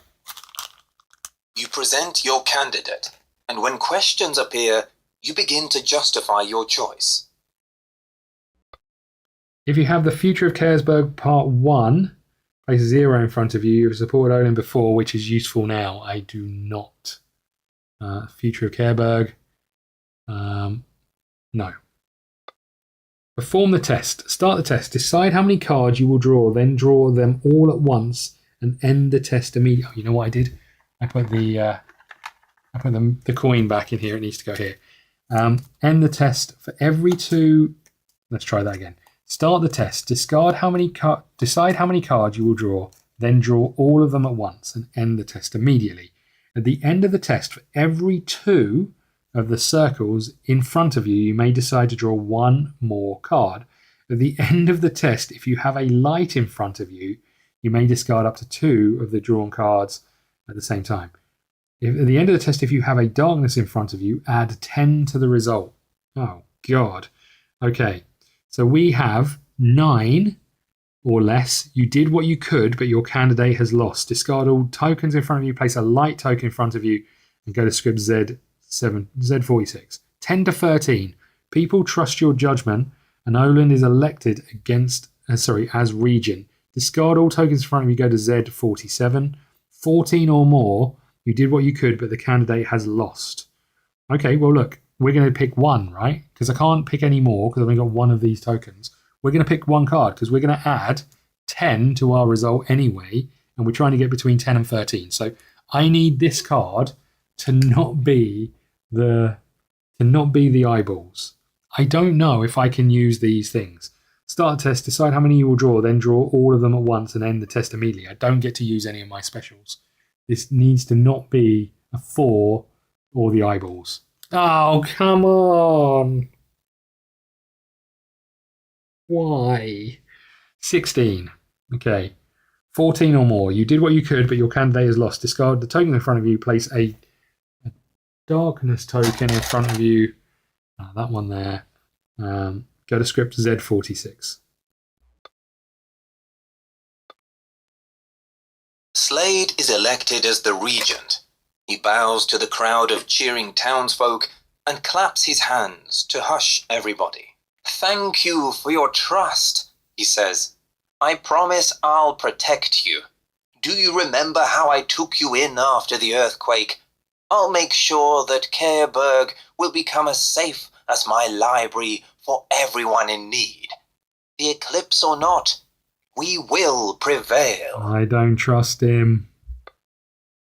If you have a dark or an earth in front of you, your candidate has not won, and you have no choice but to accept the winner. Go to script Z50. The meeting was chaotic and exhausting, but you found the strength to talk to the newly appointed regent and share your discoveries. Both of you decide that following the leads is the only sensible course of action. You also meet the tamers and listen to their reports, but fortunately, you hear nothing that requires immediate attention. Well, they do point out that the elements act erratically, and that the powers of the mistlings sometimes fail, but other than that, there is nothing disturbing. The last thing is checking on the Windraiser, who marked the beginning of the crisis, until you eventually hit the bed. You fall asleep before the nagging being in your mind begins to haunt you again.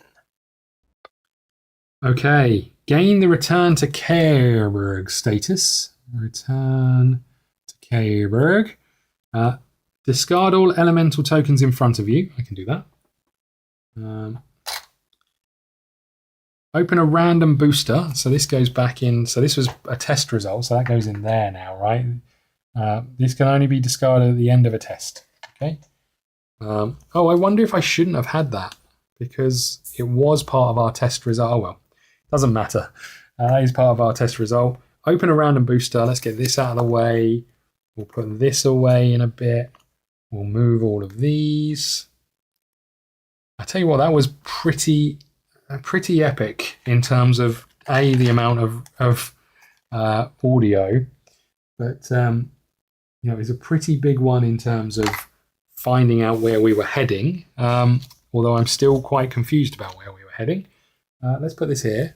That can go back into the thing as well. So we get to open a random booster. Here is a random booster. Let's have a little look, shall we?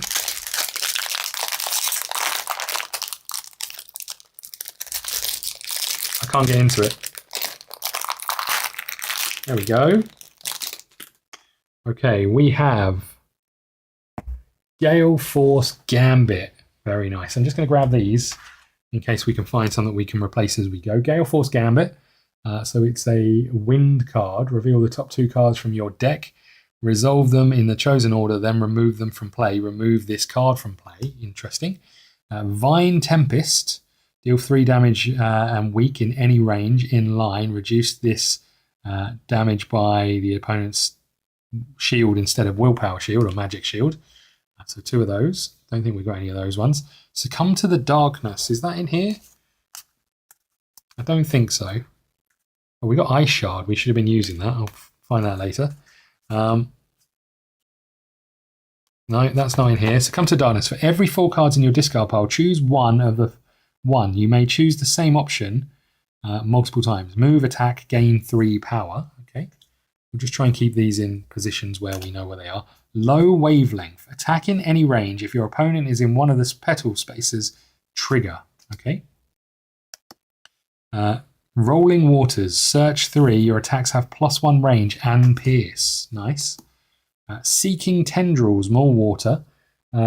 Attack in range of 2 and search for 3, giving our water certainly an opportunity to deal what's coming next. Firebolt. We've definitely got that one, right? I'm sure I've seen that. Firebolt. Okay. Deal 4 magical damage and burn 2 in any range in line. If it's up against wind, trigger. Okay, this can go here. I've got Ice Shard over here somewhere, so let's just find that and get rid of that. Bear with. We could have been using the nice card. Look at this one versus this one. I'm not sure this one is that much better, actually. It's a bit plain in terms of the artwork, but fine. That can go there. We'll put that back in here because that's going to be our deck for that one. Photosynthesis. We have at the start of your turn. This is light. At the start of your turn, gain 1 power and immediately gain 2 power. That's quite nice. Is there anything here that I can swap out? Combustion, Lurking Shadows, One with Armor, Aegis of Light, Fire Barrier, Lumina Flow, Wind Tunnel, and Morbid Aura. None of those. Okay. Take all the advancement cards A. Let's just put these somewhere. I think we've been putting those in here, in this unlocked box. So we'll put these in here. They're all the unlocked cards. Now what do we do next? We take all of the advancements cards. We're running out of advancement cards. Divide and place them. Take all of the advancement cards from the advancement deck divider and place them behind the remove cards divider. Wow, we're getting to the good ones. Take all of the advancement cards from behind the lock divider and place them in the advanced divider. Take all of the cards behind the advancement deck divider, shuffle them and draw 8 cards, 1 fewer for each fatigue. We've got 1, 2, 3. No, we've only got 2 fatigue. That's quite nice. So we get what, 5? Is that right? 6. 1 fewer for each fatigue in the deck. So we've got 2. Choose 3 cards and place them behind the unlock divider. Okay. I think these probably need a proper shuffle. So let's just do that.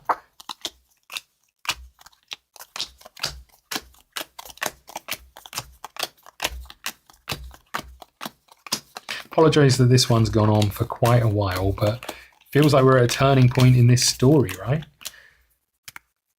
I'm still really enjoying it, actually. It'd be interesting to know about replayability, but we've also got the expansions as well. So we'll see how Perilous Sea is in this deck. So we should find some opportunities to go and do those, but we'll also have the other scenario. I can't remember what it is. Something to do with darkness. Sundering Roar. Gain 2 damage, I'm guessing. Gain 2 power. Discard 2 cards. Interrupt in any range. Any power you gain is reduced by your defense. So we're going to take some damage, but we're going to gain 2, discard 2 cards, and interrupt 2 in any range. Okay, Sundering Roar, that is. We just deal these out. 1, 2, 3, 4, 5, 6. Okay. Next up, we have Grapple. Move an opponent in range 3 by up to 2 spaces towards you. Each space must be closer than the previous. You may spend 2 power to trigger. Okay. Next, we have Disperse. Gain 1 power. Whenever your opponent deals you magic damage, reduce it by 1 for each space between you and that opponent. Okay. Next up we have full focus, move, and then as an upgrade, move an extra 1 space, have an extra 1 shield for both. That seems important. Energy geyser. Discard 4 power, and then this is an upgrade. All of your action cards effects deal magical damage. Sorry, all of your action card effects that deal magical damage deal an additional 2 magical damage once per action card. Okay. And then the next one is Spectral Blast. Deal 3 magical damage in range of 3. Okay. So I think we definitely want to take full focus, right? Because that gives us extra move and extra shields. They seem really important.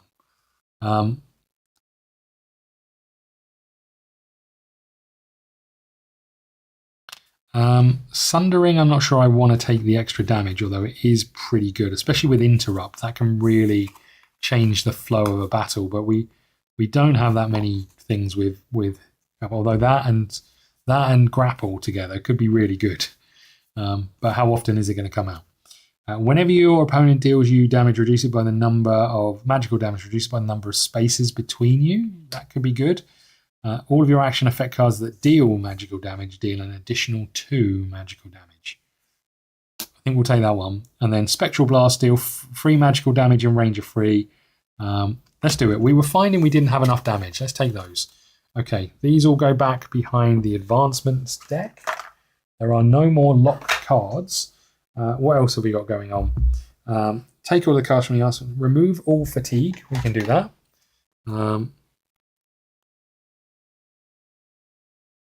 We can do that. There's one. And the other one must be in here. Hopefully it's in here, otherwise something went terribly wrong. There it is. Remove all fatigue. Fully heal your mistlings. You can do that as well. There we go. 10 can go over there, and these can go in here.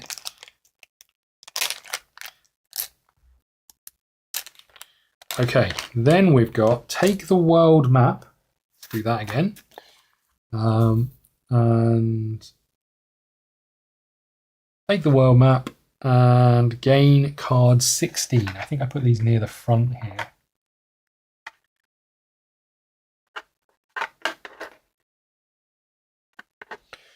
Okay, that one can go back in there. Take card 16.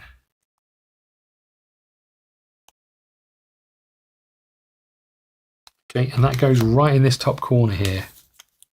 Got a volcano, interesting. And 17. And that goes over here. Well, that's the explored side. I'll put the explored side in both of these, stupidly. Come on. There we go. That goes there. And this one turns around. Oh, this one turns around. There we go. Okay. So we've got even more we could do. Slot them in the diagram as below. If you have an Ember status, go to script Z53. I do not. If you have the ice, I do not. The next day you hit the road, Careberg will be fine with the new region. People will manage. There's no other alternative, is there? Save the game or start another scenario. We are saving the game right here. Look. I appreciate this one went on for a very long time. I hope you enjoyed it. If you did, hit the like button, subscribe button, do all of those things. They really help the channel. We had combat. We had a huge amount of narrative, I guess, for the story. And we'll be back for more. Thank you so much. I'll see you soon. Hey, how's it going, everybody? It's me, Scott, and we're back. One last hand. We're playing some Dragon Eclipse. We finished off our trip to the Academy up here last time, and we've got a couple of choices of new areas. We've got F0 over here. We've got N0, the Storm Archipelago, the Fire and Snow, and up here we've got the Floating Idols, the Cradle. But I think before we do any of these things, I might head to some of these locations. Now, I haven't built a deck. I've sorted all of my starting cards, and we haven't chosen any mistlings. So we probably should have done it before we go, but we'll figure it out as we go. Because ultimately, I'm hoping we can use some of our essence here to tame a new mistling. Let's go to Z4. And then we'll go to Z2, and we'll just have a little look at each of those. I don't know if we're able to go to both. It's a little bit confusing with the wording, but let's dive into this and see what happens when we return here. The depths of the forest where you once strayed are full of powerful mistlings that may help you in your endeavours. Okay, track mistlings, make an offering, visit another place. Shall we make an offering? Throwing coins into the noxious pond has odd results. Up to 2 times, spend 2 silver to gain 1 essence. I don't think we need essence. Let's do a track mistlings. Draw all the tier 1 and tier 2 mistlings from the random combat. Let's have a little look at who they are. Is it these ones? Yes. So, tier 1 and tier 2. I don't think that's necessarily any that we feel desperately that we need. Although the young iceling might not be the worst shout. Okay. So the tier 1 and tier 2 mistlings are the young Gaedon, the Sifnoid, maybe, and then the young iceling. I don't really want to spend any essence in trying to tame these, if I'm honest. Here's what we'll do. We'll tame the young Gaedon. Do we go with the iceling? Let's tame the young...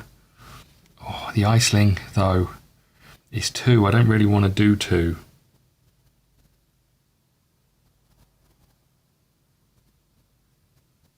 I wonder if you're just meant to do one of these things at a time. I'm just going to go back. I'm going to make an offering. I'm going to throw 1 silver to gain 1 essence. That's what I'm going to do. Okay, so there's 1 essence. There goes 1 silver. Okay. So I'm a little bit confused by it because it then says start an available scenario. I don't know if Z numbers are scenarios. It's a bit confusing. Let's just find the instructions because there's a whole section about it before the scenario. Navigating the map. You'll navigate the map, choose one of the explored locations. At the start of this step, navigation, at the start of the step, you're able to visit an explored location to navigate the world map. Choose one of the explored world map cards in the map Z. Find the corresponding script at the adventure. Read the script, then choose one of the options listed below. Then visit another place. Repeat the steps above. So that would indicate to me that you are able to go back to the same one. Oh, if you choose. At the start of this step, you are able to visit an explored location to navigate the world map. Choose one of the explored world map cards in the world map card holder that show a Z script. Find the corresponding script and at the end of the adventure journal. Read the script, then choose one of the following options listed there. If you choose visit another place, repeat the steps above. After visiting explored cards plural, you are instructed to visit a scenario. To do so, choose one of the unexplored world map locations. So I think we're only allowed to do 1 at a time. So I think I got that wrong last time. What's interesting is once I visit this... The depths of the... Yeah. Once I visit this and say make an offering, it then says start one of the other scenarios. So I can't then track mistlings, interestingly. So we're only able to do 1 thing at a time. Okay, we need to make a choice as to where the heck we're going. Are we going to F, N or G? I think F makes the most sense because it's the one that we opened the earliest. So we're going to go to F0 and see what we can find. Okay. F0 we're looking for. Oh, I wasn't a million miles away. Here we go. Let's dive in, shall we? F0 coming our way.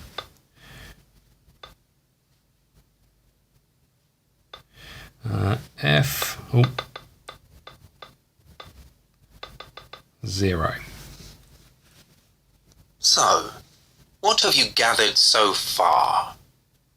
Your reality has been visited by a host of creatures calling themselves the Fae. You've already met one of them, a perseverant woman named Skuld. The bits of information found in their camp tell you that the Fae knew about the opening of the portal. So, do they also know how to close it? Besides, the Fae may know the answers to many other troubling questions. There is a chance that they know more about Dragon Guardians, which is increasingly important to you. Since the meeting with the legendary beast, you have been disturbed by nightmares at night and plagued by headaches throughout the day. You start suspecting that you carry an alien being inside your mind.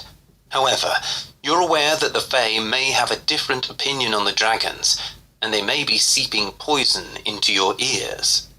Another question is, what exactly has drawn the Fae to your reality?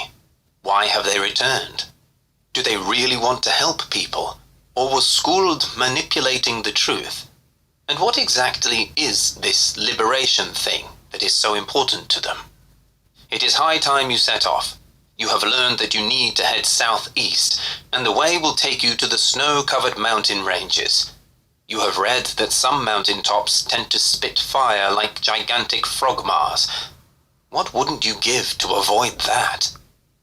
Okay, we have some hints. Combat, a powerful but resilient but slow fire enemy. Other, a fire mistling will be useful. When choosing mistlings, pay attention to your quest cards. Choose one, reconsider, choose another scenario from the world map, start the scenario, read on, choose 2 mistlings to accompany, perform the deck construction step, go to script F15. There is some art on the next page, I'll just show you that very quickly. There's a lot going on about whether this art is AI generated or not, and I don't know the answer, but what I will say is it's very nice, even if it is. But here we are with an ice mistling. That's not us.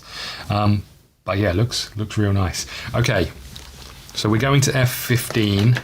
F15 after we've started our quest, but we need to figure out who we're going to take. So I'm going to put a cut in here. I'm going to figure out some deck building steps, and then we'll be back. Okay, so we are back, and we've decided to take our Blaze Reef. We picked up the Blaze Reef last time. Blaze Reef has fire, but also a water element in here. So we've got some water cards in here, and the Furple, because obviously sounds like we're going to be fighting fire. Equally, they've got some quests, and that's the reason I'm taking both of them, because they actually both have quests. The Furple's quest is Furples have problems with controlling their emotions. The old encyclopedia you once read suggesting letting those mistlings meditate atop a snowy mountain. I mean, we are going to some mountains, so that's the reason the Furple's coming with us. The Blaze Reef is... Your Blaze Reef must master its control over the fire element before it can focus on the water subtype. Deal 12 damage with the Scorching Heat and Soothing Water ability. Now, it's going to be a tough one, that, because the Scorching Heat is when you've got 10 power, deal 1 damage in range 1 for each fire card in your discard pile. So I've had to take 12 of them at the absolute maximum to see if we can do it. It's going to be unlikely, I think, that. But the young fire elemental was we need to do some training in town, and the Lear didn't have an upgrade cast, and it told us to take a fire one. So we're turning to F15. Let's go and do that.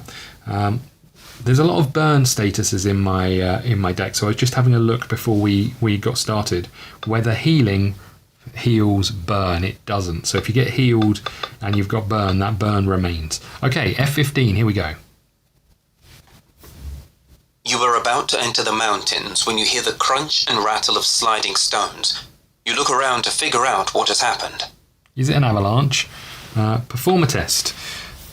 Once per test you may, if you've got a light, we don't. Once per test add 2. If you have 2 torches, you may subtract 2 instead. 6 or less. You stare at some time, but at the end you shrug. It could have been the wind or a small animal. You are about to resume your journey when you spot something useful among the rocks. 7. There is something up ahead. 8. You spot something up ahead. Your mistling picks up the scent and you let them loose. They shoot forward, brimming with energy. And then finally 9. You have noticed some movement up ahead. You search that area, but to no avail. So the best result we can get is 2 power and and we go to F16. If not, I guess the best we could get is gain 1 item and go to F16, but who knows. What I do know is we don't have many cards in here, but I think we did manage to discard the card of misfortune because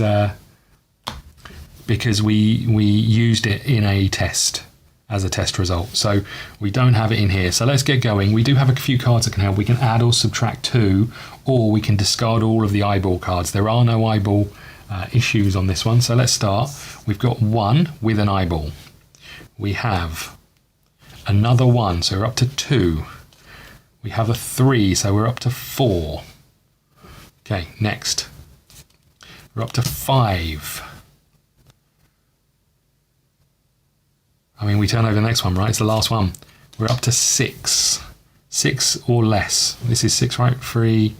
Yeah, so we're up to 6, and now we need to reshuffle all of our cards, and that does mean that the discarded one is back. So I think what I'm going to do is actually use our rope to make that 8. Let's just check my math. So 3, hold on, that's not 8, that's 9, right? Hold on. 3, so that's 6, 7. That will make us 9. That doesn't help me. Okay. So we're at 7, which is there's something up ahead. Go to script F16. I think we stop there. I don't think we can risk it any more than that. So we're going to stop. It's not the best result, but it is a result nonetheless. And we keep our item. So, and we know that the card of misfortune is back. So we get a 7. There's something up ahead. Go to script F16.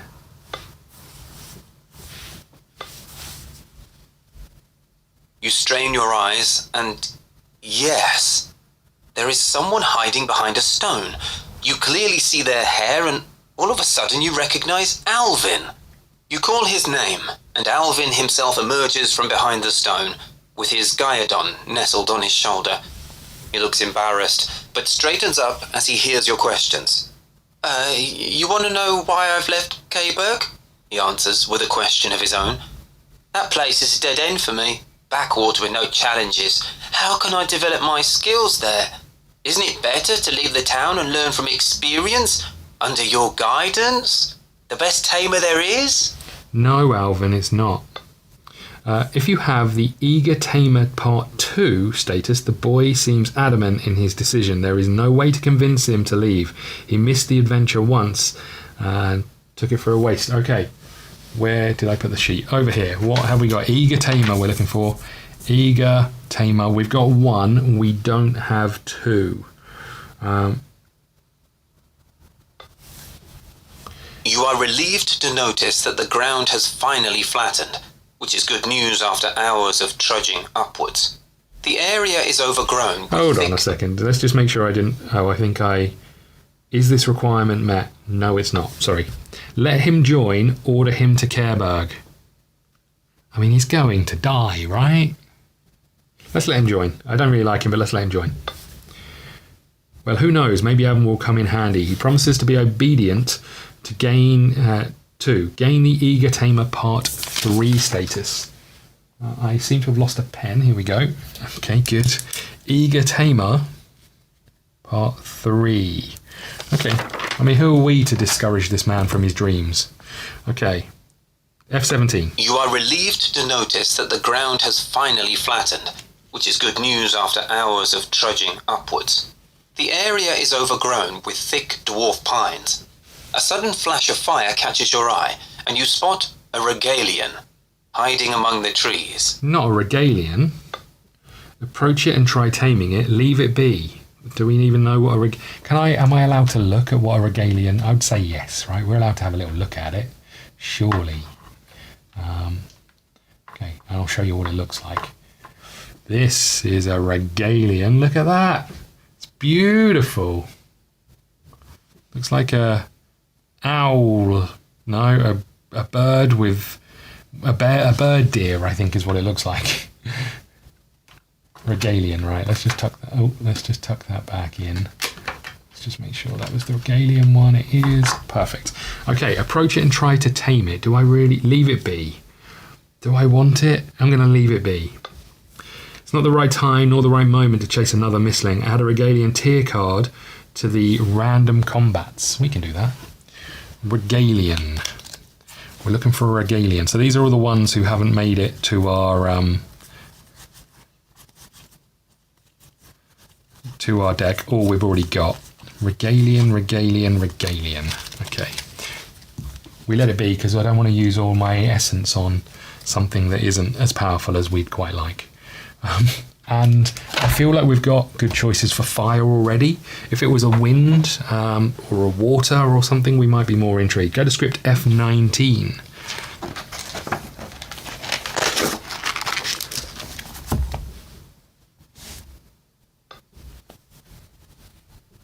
You make your way up the slope, which evens out as you emerge in the middle of a mountain pass.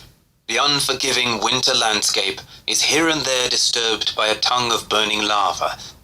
You are sure that it shouldn't look like this.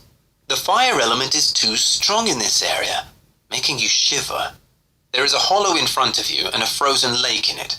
Up ahead, you spot a tiny tent and the thin trail of a campfire. There are weird spiky stones all around you, and childlike, angular fey prints among them. The footprints lead to a monstrous gate, and vanish there. Probably the next obstacle you must overcome. Oh, good. If you have the Eager Tamer Part 3, go to script F40. Oh God, he's going to die, right? We've killed him already. F41. That was the one we ticked, right? Eager Tamer Part 3 it was. Okay, here we go. You ask Alvin to stay back and do nothing unless asked to. The boy nods his head, but you don't believe he will obey. You can only hope that he will actually learn something useful, because risking anyone's life for no reason is unacceptable. His Gaia-Don, on the other hand, no doubt will be a trustworthy ally. Hold on, are we thinking about taking his Gaia-Don when he's dead? Is that what we're doing here? Open map 13, place secret 34 in event slot, set the time to 3. Okay, we'll get that set up.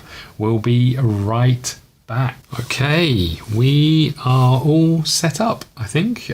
We've got script 34 over here, just so it gives me a bit of room to have the journal in front of me. If there's any artwork, I'll show it to you. We've got our little marker here. This is us, just here. I do like this little character. Very, very nice, as always with Awaken Realms. Very nice art. Okay, I have heard, I think I said earlier, a lot about AI art. I'm not sure how true or not it is, but if it is, it's one of those. It is one of those things. We're heading that way, and I don't think anything's going to stop it, unfortunately. But right, where are we? We've got F1, F2, F3, F4, F5, F6, F7, F8. I wonder if we start at the door, do we? I'm intrigued by this. This looks like some kind of tower. There's the tent there. I'd like to see this. F5 is smack bang in the middle. I'm going to go to F1 and we'll see what we can find out. The gate is locked. You push the wings a few times and yank them backward, but they won't even budge. Your mistlings are eager to help, but their efforts are also in vain. The snow has been shoveled aside, though, which means that the gate has recently been opened. If so, how does it work? What do you have to do to... Suddenly, you notice a hollow spot with 4 symbols representing elements. They look movable. Okay. There are clues in other scripts on how to open the gate. Try and open the gate or leave. Well, obviously we're going to leave. It didn't cost us any time. I didn't look. I'm just going to look now for hidden numbers. Nothing immediately steps out. It does look like there's some writing here, but it doesn't look like it's a hidden number in any way. Okay, let's tuck this back down here. So there's a couple of things just here. I don't think you'll be able to see it, but just here looks like some writing, and over here it looks like some kind of writing as well. So that was F1. Let's continue to work our way around. So F5. You approach the bank of the lake to realize that the ice cover is brittle. You're not so sure if it's solid enough to step on. Okay, this must be the lake, is it? Examine the lake only if 5 is empty. It is. Search for a safe path only if 5 is empty. Make your own path requires water mistling only if scripts F4, F6 and F8 are locked. Okay, well we've got a water mistling. We brought the Furple with us, but we should examine the lake. No, we should search for a safe path, right? Now let's examine. Go to script 23. You inspect the lake in search of a safe passage to the other side. Okay, perform a test. At the end of the test, if you have at least 2 eyeballs, lose some time. If we've got tools, you may discard the card you just drew. We don't. If we get a 5, you haven't found a safe passage, but your mistlings have some fun on the ice. Some time has passed. Gain 1 power and continue. Lose 1 time and continue exploration. If you haven't found a safe passage, but your mistlings have some fun on the ice, gain 1 power and continue exploration. 8 is you discover a path where the ice is the thickest. Place token A in slot 5. If scripts F4, F6 and F8 are locked, unlock them. Continue the exploration. So we really want an 8. Okay, let's get our cards out here. And let's do a test, shall we? So we're looking for 8 here. We do have a couple of ways to subtract from these. Okay, so that's not a great start. If you have at least 2 eyeballs, misfortune, this little symbol here, at the end of this, we fail. So we'll just zoom in, we'll move this here so you can see it. So 1 point, and already we have 1 of these. Let's turn over the next one. We've got a second eyeball. Now we can discard these. This is at the end of the test. Okay, I'm going to keep going. So that's 2. That's 3. That's 6. What was I looking for? 6 to 7. You haven't found a safe passage. I want a 1. I am going to use my hammer to discard these 2, I think.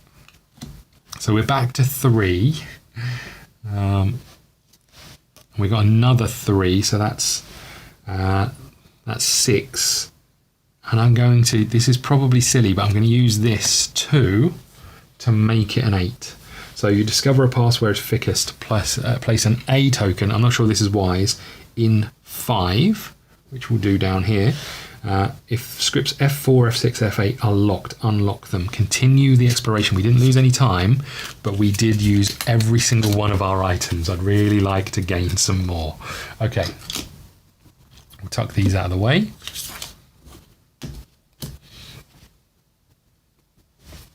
And we were here examining. So let's go to F4, I think.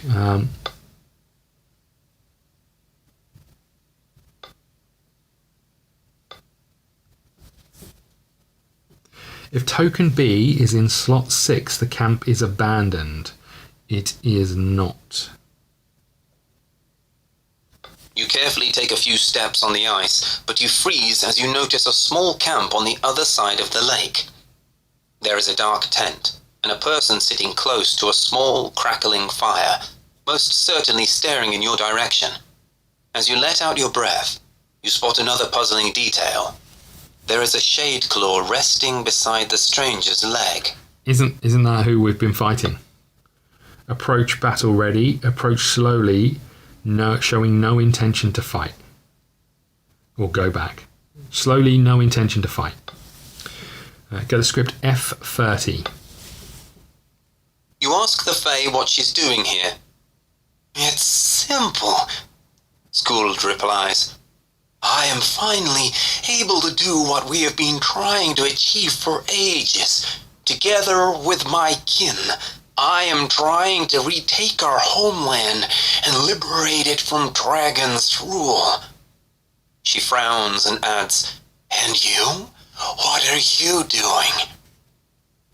You explain that you would like to know more about the eclipse, the portals, and the Fae.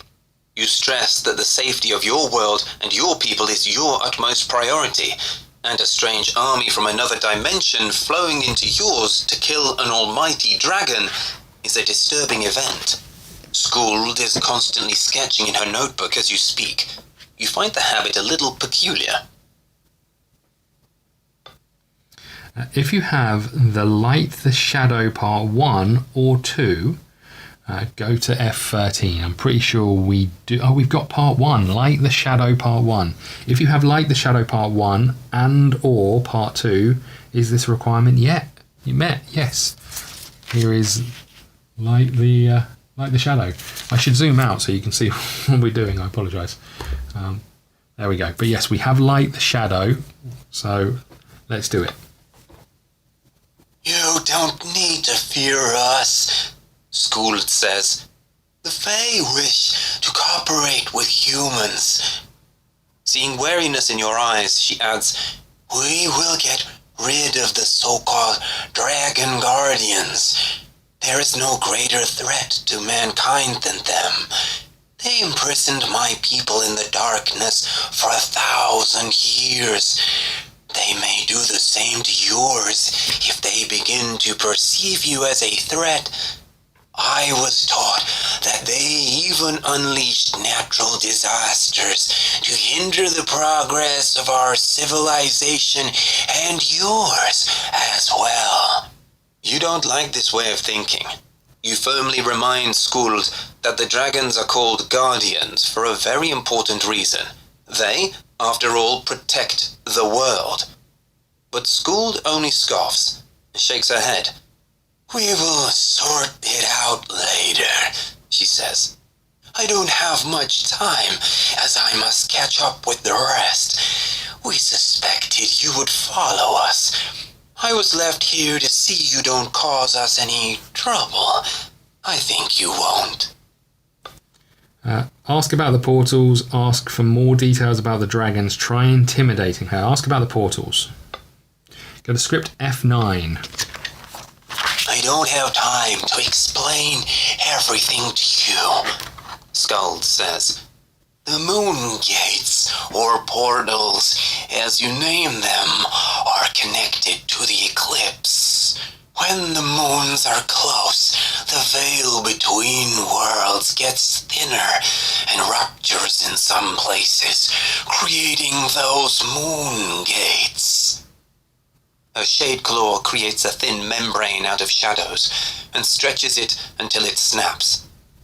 The wounds, in reality, will heal over time. Keeping them open requires a powerful energy source. And to close them earlier, one also needs lots of energy. We, Fae, plan to keep only a few of them open. When we make sure that this world is safe, we will use them to come back for our families. Afterward, we will close the remaining moon gates.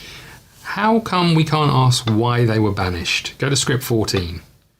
The Fae turns around and leaves. She ignores your other questions, and you don't have the motivation to chase her. She seems harmless? No, that's not a good word. Thoughtful? You're not sure. Gain the Light of the Shadows part 3. Okay. Place a token in an A token in 6. It doesn't say an A token, it says place token in 6. I'm going to put it as an A. Maybe it tells me over here. What's this? F14. Place a B token. Great. Don't know why the app doesn't show that, but maybe it does and it's just dark. Okay, so that's that one closed. If slot 5 is empty, go to script F26. It's not. Continue the exploration. Apparently we didn't lose any time for that either. Okay. Should we go to F8 and have a little look? It is fairly light in the cave, mostly due to the orange tongues of lava lazily flowing out through the cracks in the rock. You spot an engraving on the wall. It shows the symbols of earth and light, separated by a wide, jagged crack. Gather precious stones. Gain 2 silver and lose a time. We'll do that. 2 silver. Since we lost all of our items, we're going to need some. We're going to need some more. Okay. If slot 5 is empty, go to F26. It is not. Continue the exploration. Okay. So we've been here. We've been here. We haven't been here.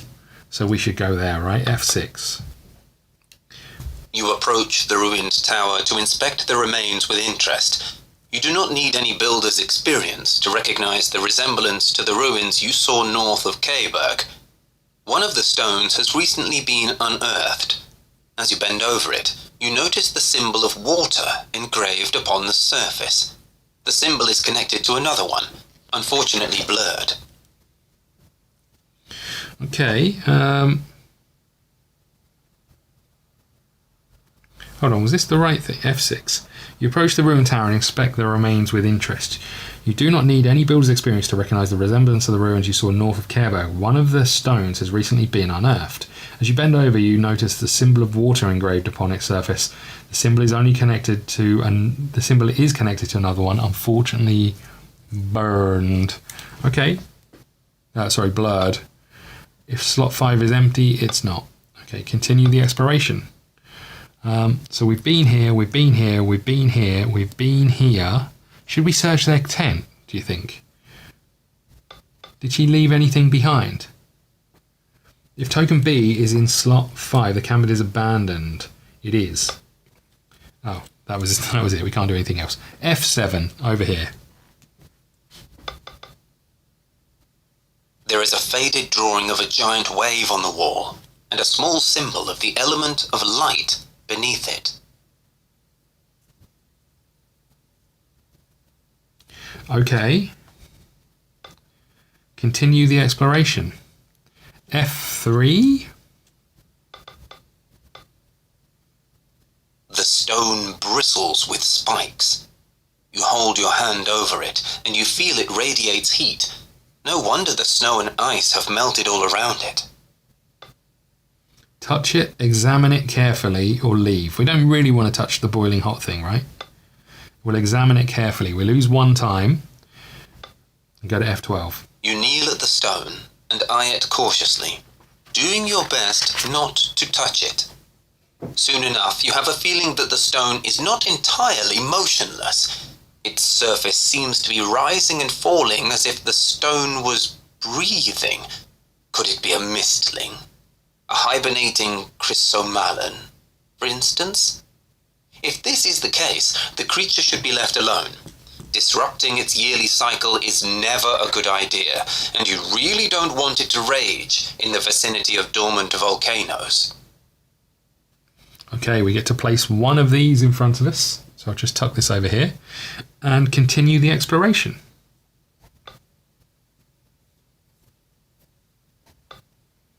Okay, so that was there. We're going up to F2 if we can get there.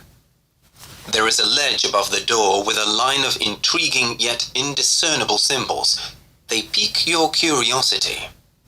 This is going to climb or leave. Let's attempt to climb. Go to script F86. Perform a test. Fire mistling. Ignore the eyeball effects below. It helps avoiding scorching spots while climbing. We do have one. Great. If you have the Eager Tamer Part 3, once per test you may discard the card you just drew. Alvin keeps you safe. At the end of the test, for each eyeball, we don't need to worry about it because we can ignore it. Okay, so we're back to tests again. Let's zoom in and we will get going. What do we need? What are we looking at? Oh, hold on. Yeah, F86. Let me just turn to that page. In the journal. We'll see if there's any art or anything there as well. F86. F86, interestingly, there is a correction to F85, so I printed these out and had to stick these in the book. F86. Perform the test. 5. The climb appears to be more challenging than you thought. Maybe it's not worth the risk after all. Spend 1 time. You may spend a rope to go to script F40, otherwise continue exploration. 6. Finding a solid foothold takes a lot of time, but at least you see a safe way up. You spend a rope to go to script F40, otherwise continue exploration. 7. The only one that's going to get us past, I think. The climb is easier than you expected. You make it to the top in no time. Go to script F40. We don't have any rope, so we need a 7. Your foot slips, you may spend 2 ropes to get a FOE, otherwise gain 3 power. If you have the eager tamer, 3 damage. One of your mistling tries to save Alvin and gets hurt in the process, take an additional 2.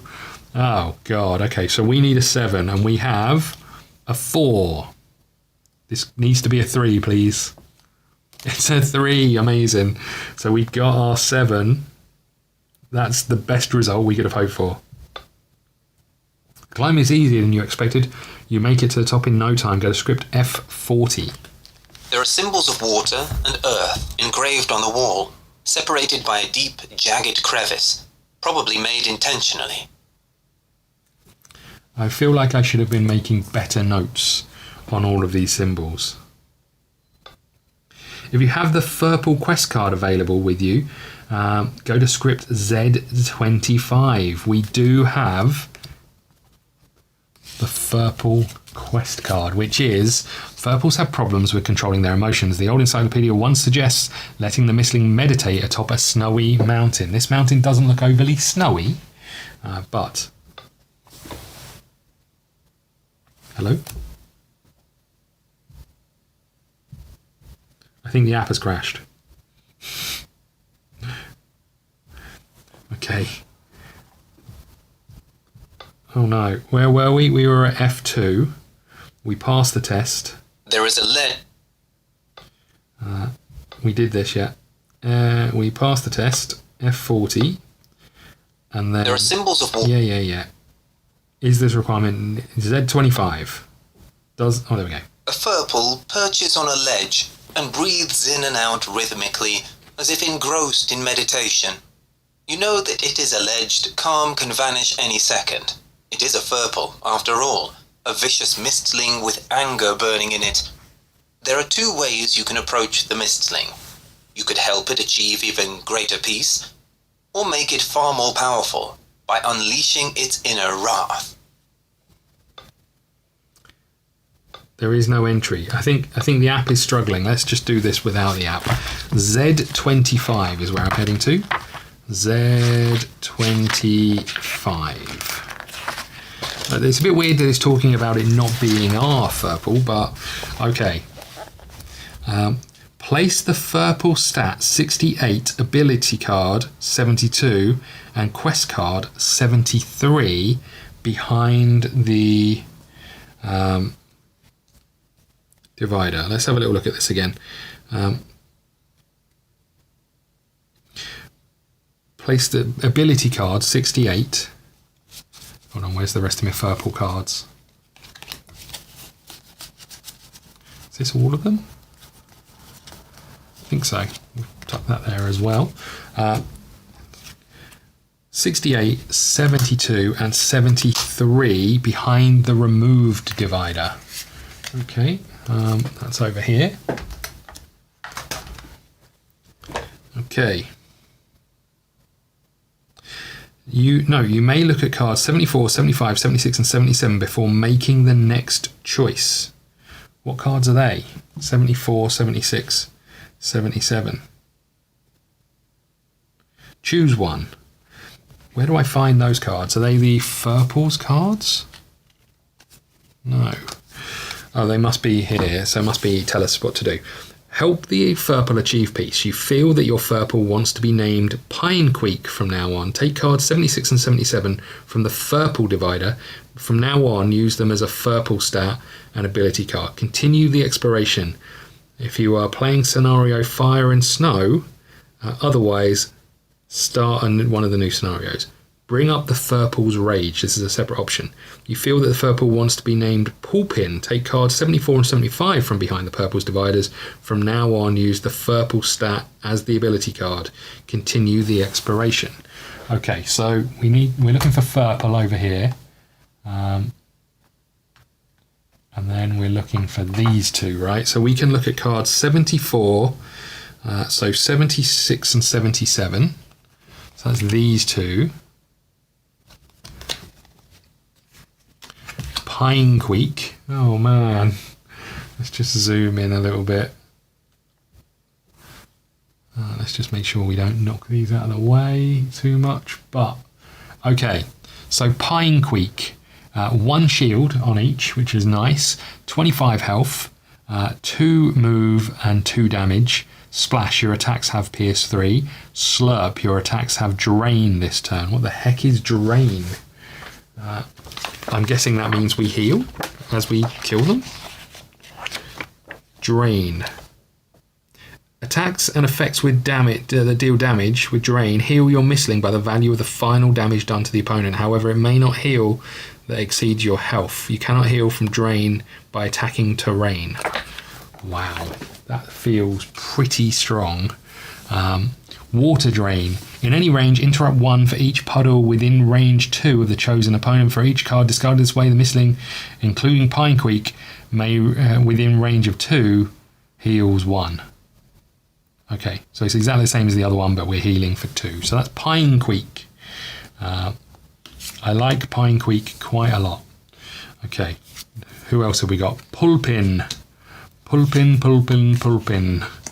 Okay, Pulpin has only 1 shield. Oops, let's just move these over a bit for you. Only 1 shield, still only 20 health, 3 damage, and 2 move. And Splash, your attacks have Pierce 3. Smash, your attacks have +2 damage this turn. Water Drain. In any range, interrupt 1 for each puddle within range of 2 of the chosen opponent. For each card discarded this way, the opponent gains 2 damage. So one is all about damage and the other is all about healing. I think I might go Pine Queek. You know, I don't want to enrage him. Ultimately, I want him to be a happy, friendly Pine Queeker, right? I think we go Pine Queek. Okay, what happens after that? Take cards 76, 77, continue the exploration if you are playing scenario Fire and Snow. So we've now got a Pine Queek instead of a Doodah. Where's the purple card over here? I just want to have a look at one thing before I... So it's interesting that the things changed and now he looks extra confused. Look, what's the deal with him looking? It's gone from being quite angry to being a little bit confused by what's going on. Perfect. Okay, so you go over here and we have completed our first quest. That's huge. Okay, and we can continue our, let's just go back to F. We can continue our exploration. We've still got 1 time left, but where were we? We were trying to get up to F2, right? What had happened on F2? I'm just going to follow it through without the app to figure out where we were. These are E's, F's. Okay, so F2, we climbed. We went to F86. F86. These are G's. These are still G's. F86. We did the test and we got a 7, so we went to F40. And from F40, there are symbols. If you have the otherwise, continue the exploration. So we didn't lose time, and we get to continue the exploration. We found something out about water. We've got a load of little bits of info, but I don't quite know exactly what that info entails. So I'm going to go to, is there anything else for us to do? I don't think so. We know these are sleeping mistlings. We went up here and it was empty. We went over here and there was nothing for us to do. We just got some bits of info. F1. The gate is locked. There are clues in the other scripts. Try and open the gate. Go to script F10. It seems that those symbols need to be arranged in the correct manner. There is no doubt that the makers of the system have somehow prevented it from multiple attempts to try one's luck, so you had better figure out a way to do it right. Okay. Realign the tiles and try and open the gate. So we need to take a water, earth, a light, and a wind token. Okay, now I didn't really write down much. So I've said earth and light separated by a crack. Don't know what that means, so let's put those there. Water with light below it. And then the other one was water something, blurred.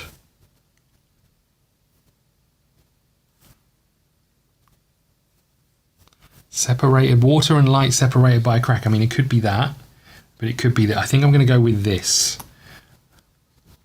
Let's just read those again. What was the, oh, hold on, what was the one at the top of the hill? I'm just going to reread that, F2, F40, right? I'm just going to reread it because I got so carried away with the quest, I don't think I actually wrote down. There are symbols of water and earth engraved on the wall, separated by a deep, jagged crevice, probably made intentionally.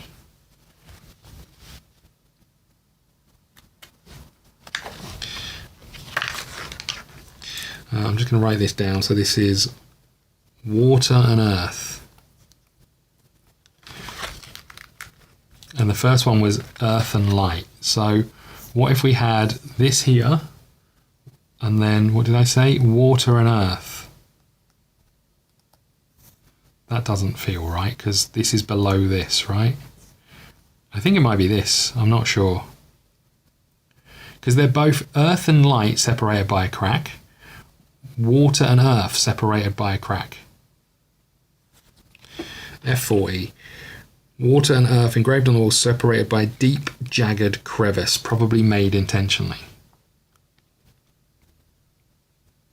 So water with light below, earth then light. So earth with a crack means water has to be between those two, right? Because if earth with a crack, or is it saying it should be earth, then light, then water? I'm going to go with this. I've got no idea. If a water in slot 1 go to script F59, it is not. Oh, come on. Water bursts from a crevice above the door. You and your mistlings are soaked through. Given the frosty weather is a very bad news. Gain 1 fatigue. Oh, for goodness sake. Discard all tokens from the slots 1, 2 and 3 and carry on. Well, we know water has to be at the top then, right? So based on that, water is above light, right? And then earth with light is a crack. So does that mean, and water and earth is a crack. So is that it? I think that might be it. Let's try this again. F1. The gate is locked. Yeah. We're going to try and open the gate. Go to script F10. It seems that though... Yep. Okay. Is water in slot 1? Yes, it is. Is light in slot 2? Yes, it is. Is wind in slot 3? Yes, it is. The door begins to tremble, and soon the tremors spread. The entire mountain begins to vibrate.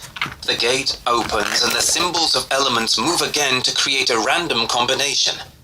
As you cross the threshold, a mighty rock tumbles down to crush you. You and the mistlings jump away in time, but it really was a narrow escape. The rock rolls over and morphs into a crystal malon. The creature seems confused, but the discovery of your presence makes it angry. You, unfortunately, are the nearest and easiest target. Well. Set up combat. We're going to do this next time. We've been going a little while, but look at this, dude. Love that. Let's just find the... let's just find the card so we can see it in a bit more detail. Here we go. Hopefully the close-up camera is working. A bit too close up. Let's just move this back slightly.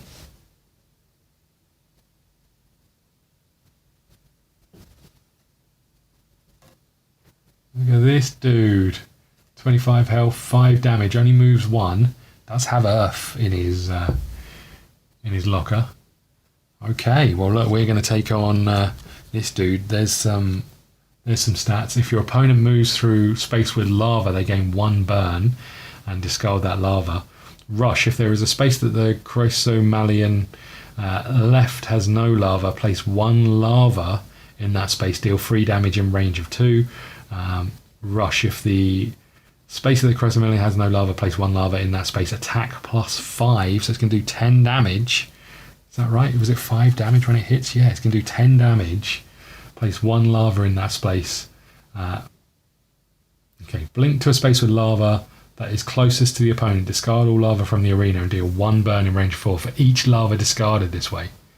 Holy crap. Okay, well, Pinequeak. I wish I'd have taken the damage, but maybe the heals will come in handy. Okay, we'll set up the combat for next time. I hope you're enjoying this. If you are, hit the like button, subscribe button. Follow us over on X and TikTok and Insta and all of those things. We post regular shorts and updates on games I've been playing. And we'll come back next time with the combat. Thank you so much. I'll see you soon. Hey, how's it going, everybody? It's me, Scott, and we're back. We're playing some more Dragon Eclipse. Last time out, we were exploring some lava-y based sort of snowy mountains, and we opened a gate, and this thing came flying out. This Chrysomalian. We set up some combat for it. I thought I'd just show you the mini here, as you can see, big old claw in front of us, with some rather intimidating spikes on the back. Let's just jump over to the combat over here would help, and put them in their appropriate location. So this is us, this little tiny dude here. This is the big bad enemy. Let's just talk through some cards though before we get started, I guess. So let's zoom in and we'll take a look at each one as we go. So Chrysomalian has 3 shield to normal damage. Is a fire with earth base, can have a maximum of 5 tokens, 25 health, 5 damage per hit, moves 1 space. That's that done. The special abilities, passive. If an opponent moves to or through a space with lava, they gain 1 burn and discard that lava. And this is why when I started playing this game, I was trying to treat it as though the monsters would do what's best for them. You get to choose where they move, and that might be quite important, because obviously if the monster's going to move into one of these 2 spaces and these have already got lava, and if you put them here, there's no way through, so potentially moving here is going to be beneficial for us. So there's going to be some elements of that as we go. So if an opponent moves through or space with lava, they gain 1 burn and discard the lava. Rush. If a space that the Chrysomalian left has no lava, place 1 lava in that space, deal 3 burn damage in range of 2. Rush. This is the triangle. If the space that the Chrysomalian left has no lava, place 1 lava and in its space and attack plus 5. So it is only moving 1, but still. Special ability, blink to a space with lava that is closest to the opponent. Discard all lava from that area and deal 1 burn in range of 4 for each lava that's discarded this way. If he was up against wind, he'd do an extra burn damage. Burn is you put it on your card, and at the end of each round, you take some damage. Okay, we've got one last card to look out for the Chrysomalian, which is this. The Taming card. Chip away the armor so it has 5 or less hit points. Embrace the flames. End your turn within range of 1 of the Chrysomalian, having at least 4 burn tokens. So that's us. Oh, that's them. This is us. The Pinequeak. We've got 25 hit points. We move 2. We do 2 damage. We've got 1 shield of each, which isn't going to be great for all of these burns. We have a splash special ability, which your attacks have pierce 3. We have a slurp, which is good because their defense is for 3. My slurp ability for 3 power, your attacks have drain this turn. Drain is heal. So any damage I do to them past their shield, they take back. And then water drain, if you're in range, in any range, interrupt 1 for each puddle. So interrupt is remove their cards from here, and that might be quite important as we go. Just going to move these out of the way. So that's in the section in the middle here. This time track for the for the thing. They're going to have their special ability on there. Interrupt means we can remove cards to a certain distance. For each puddle within range of 2 of the chosen opponent, for each card discarded this way, each mistling, including the Pinequeak, within range of 2 of the Pinequeak heals 1. So if you're playing multiplayer, that might be really useful. We're not. So that's our special abilities. And then we've got Prepare and Dash and Flow, which is move the opponent by 1 and heal 1. So we might be able to potentially use it to benefit us. Obviously nothing happens if the enemy ends up in lava. Bad news for us, however. And then we've got the arena. So let's just quickly look at that. The arena, place a volcano in each of the 3 upside down umbrella spaces, or the right way up umbrellas. If you end your movement within range 1 of a volcano, gain 1 burn.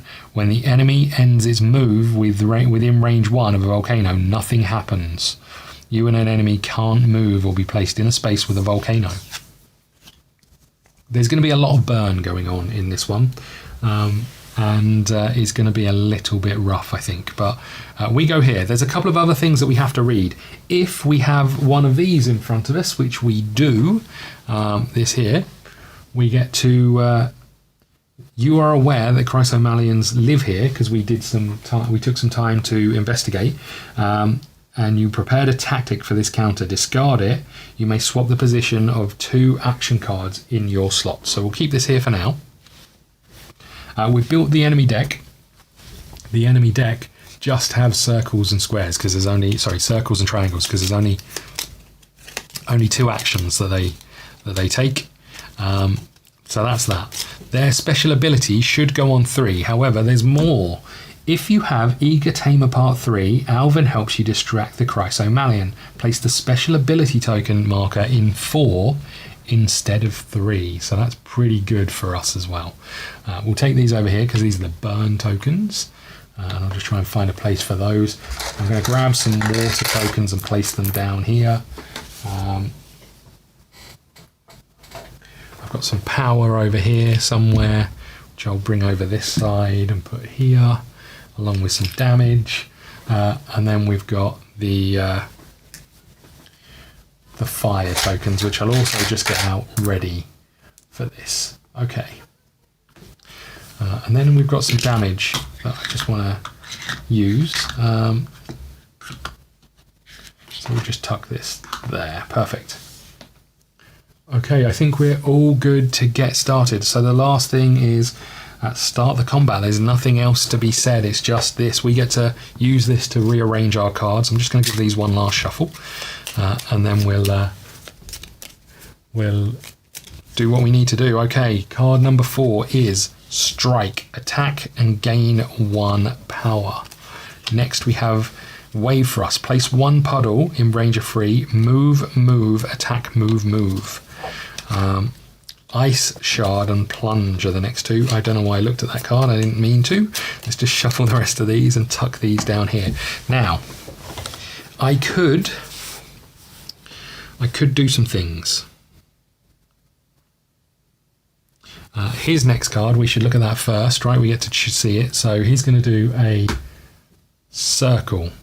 So his ability is going to be Rush. If the space that he left has lava, doesn't have lava, place 1, deal 3 burn damage in range of 2. So we could move, and we could attack, and then we could move, and then we could move. And then he will simply move here and will not be in range of 2. So we could use this thrust. We could use the thrust. Now I can't move, unfortunately. If I could move, it would be great. So I think I can just move 1 card, right? You can swap the position of 2 action cards, so it doesn't sort of move 1 and then move the rest up. So I'm going to move out. I really want Ice Shard to be close, but that's attack in range of 2. I need Pierce, really, because actually my attack is going to do nothing to them, because he's got 2 damage. Sorry, 2 shields. 3 shields. So I need power to be able to do Pierce, which means I'm going to immediately lose one of these. It's possibly still worth it, but okay. I'm gonna swap these two round. I think. I'm not sure it's the greatest move, but that's what we're going for. I'd really like to use Ice Shard. Right, we are going to use Puddle Wave Thrust. So we're going to place one puddle within range of 2. I'm going to put this here. Oh, we can get rid of this. Let's just turn these tokens over so they're right way around. So we've done that. We're going to get 3 of these. 1, 2, 3. We'll put these down here. Sorry, 2 of these. I'm then going to use, no I'm not, I'm going to move here, and I could move again, but I don't need to, and then I'm going to attack. I'm going to use 1 of these to pierce, so our attack does 2 damage, a mighty 2 damage to him. So let's get 2 of these out, and we'll tuck these over here. So 2 damage, and then I'm going to move 1, 2. So his is going to rush, so he moves 1 space, let's say he moves here, and then let's say he moves here, then he is going to place, sorry, what was it, a circle, place 1 lava in the space he just left, and then deal 3 burn in range of 2, so I'll be in range, so if I move here, I will not be in range. Okay, so that was Wave Thrust. That's my turn over, right? I can't do anything else. I move these up. And I take this, and we've got Opalescent Pearls. Attack in range of 2, deal silence or slow in range X, where X is the card slot. Doesn't really help me anyway, because he's only moving 1.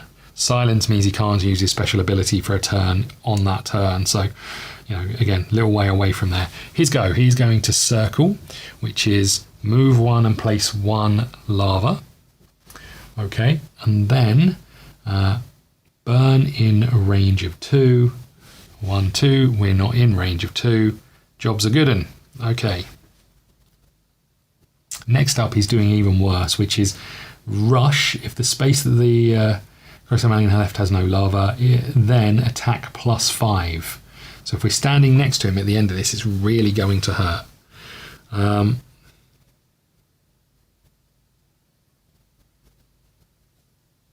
So I kind of want him to come towards us, right? So if I stay where I am and place some puddles, that might not be the worst shout.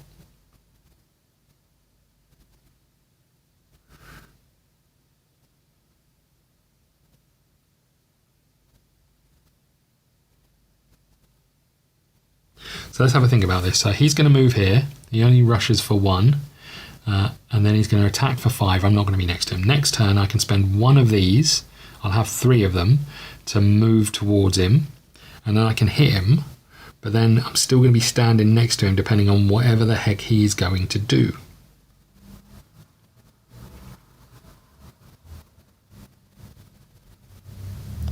Okay, well, we're going to use plunge, so we get to place 2 puddles within range of 3. 1, 2, 3, 1, 2, and I'm going to put 1 here, I guess.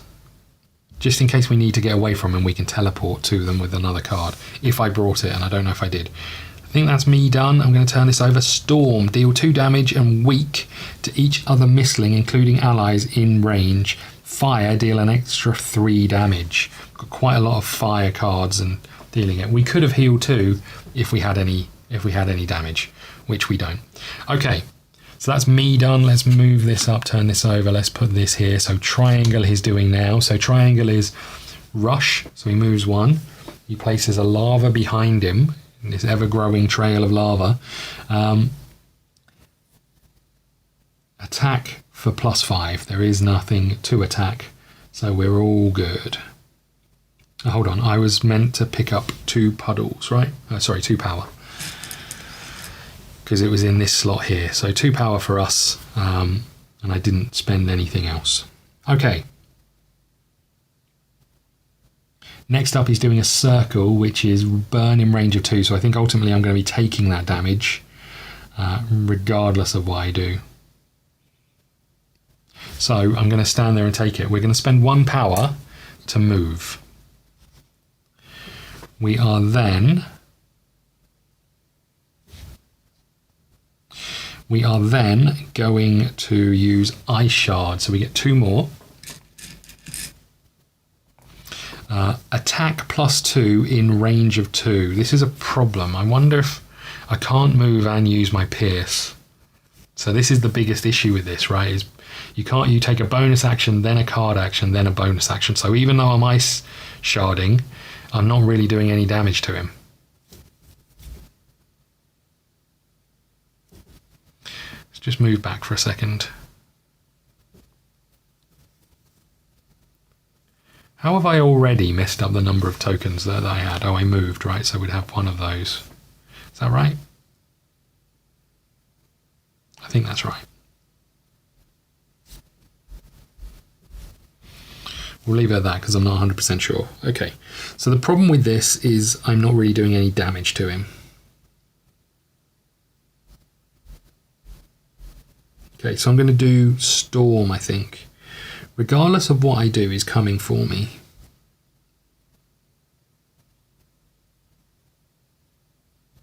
And he's going to apply 3 burn. So really I just want to do damage. I wonder if I just want to stand there and trade almost until he gets the triangle and then run away.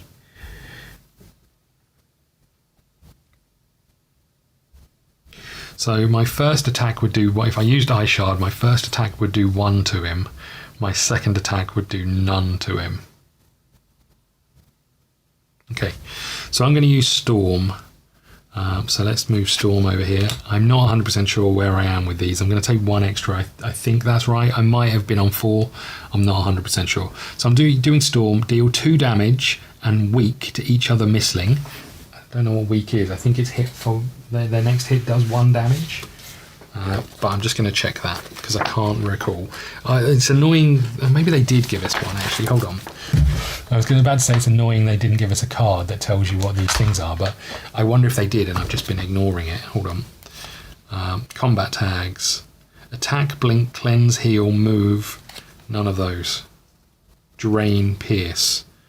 Yeah, it's annoying that they didn't give us a card that just says what weaken that is. Why wouldn't they? Why wouldn't they do that? Right, where are we? I'm sure I could just print it out somewhere. I think it's on this page here. So weak. Attacks are reduced to 1 and cannot be increased by modifiers. For example, if you're mistling with 3 attack would attack +2, an attack would have to be considered 1. Okay, so that's pretty good actually. That's pretty good, although it's not that useful for this attack because he's not actually attacking.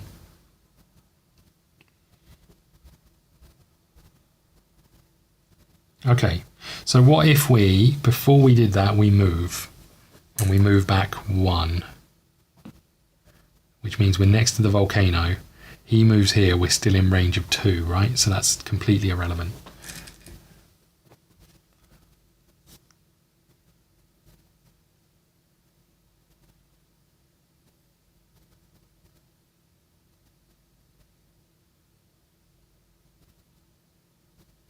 Okay, so we're doing 2 damage to each other mistling and applying weak. So there's weak to your buddy, not that it's doing anything. And we are doing 2 damage, so he's up to 4.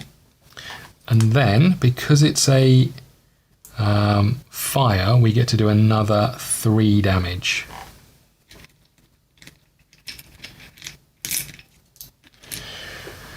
One, 2 and 3, so you're up to 4, 5, 6, 7 damage, and then we turn over this card. I think I'm just going to stay where I am.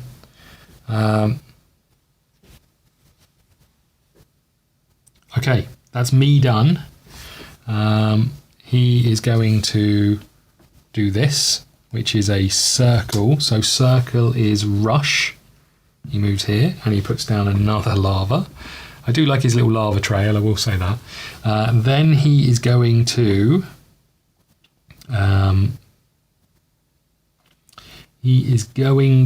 what's he going to do? Deal 3 burn in range of 2. So we are now burnt. Okay. We'll give it our little pine quaker hat. Okay. That's him done. Next up, he's going to do his special action, which is blink to any space with lava that is closest to the opponent, discard all lava, and then damage us. However, we might have a way of stopping that, right?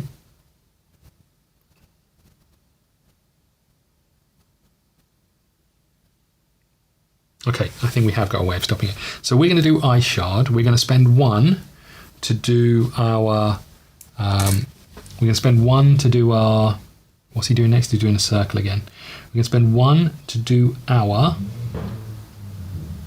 splash action. So we now have Pierce. We're going to attack for 2 in range of 2. So we do 4 damage to him. So that leaves him on 11.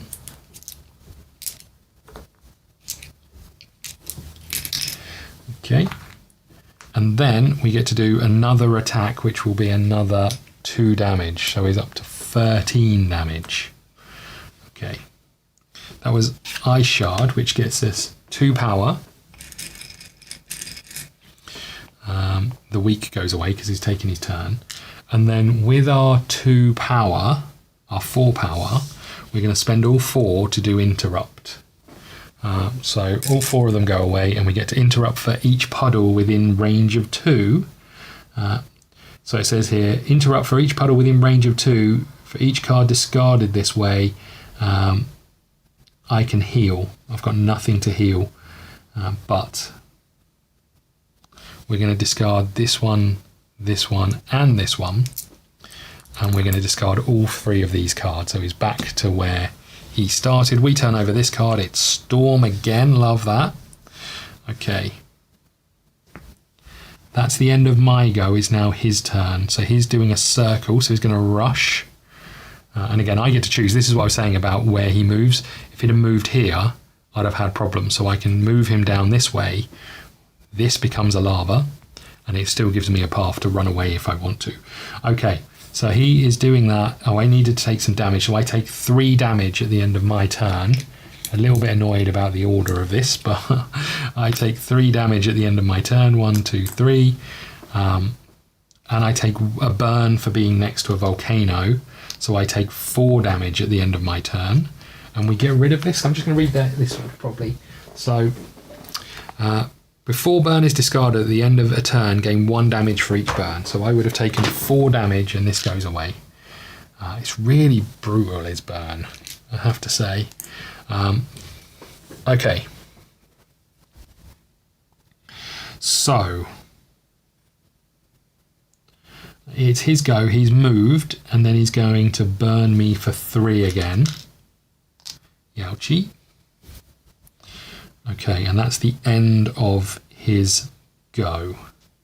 This goes here, and next up he's going to do a triangle, which has hit me really hard.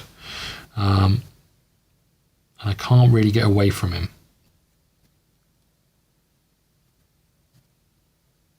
How much is he on? 13. So I need to do another 7 to him, right? To get him to that. And then I just need to be end your turn in range of 1 with having 4 burn. You know what? This is achievable. This is achievable, I think. So I can deal... I'm going to do Storm. I'm not going to move. I'm going to do Storm.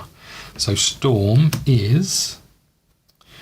take 1 of the power. We can do that. Deal 2 damage and weak to each other mistling. So you're weak again, which is great for us. And we do 2 damage to him. So that puts him up to 15. So we'll put these over here and we'll give him a 5. There we go. So you're now on 15. Then we can do another 3 damage to him for just being standing next to us, and that's it. I thought I was going to do more. I didn't do math properly. I don't know why I thought I was on 15. That's really rough. Okay, so we're up to 18. I need 2 more damage, which I'm not going to get from anywhere. But he is weak, so the next one is not going to do much to us, actually, which is fine. Okay, so we can turn over the next card. it's his go. So this moves up and this goes here. He's doing a triangle rush, so he can move here. I presume he's moving. I think it makes sense for him to move because he's putting his lava out, which is going to be beneficial to him in the long run.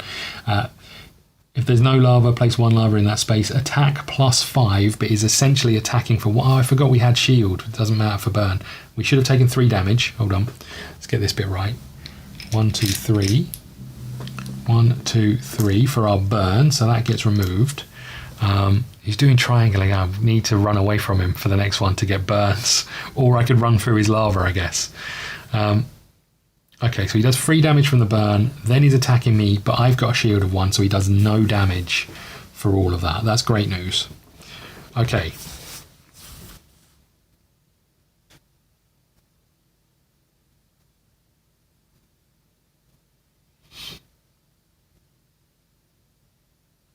Okay, so when the enemy ends its turn within range 1 of a volcano, nothing happens, and an opponent who moves through or lava gains burn 1. Just wonder if I could go 1, 2, 3, 4, get 4 burn, stand here, and then do some damage to him. Next up, he's going to hit me again. This time he's not going to be weakened unless I can apply weaken, and he's going to run out of cards, which isn't great. And I've got no puddles on the board.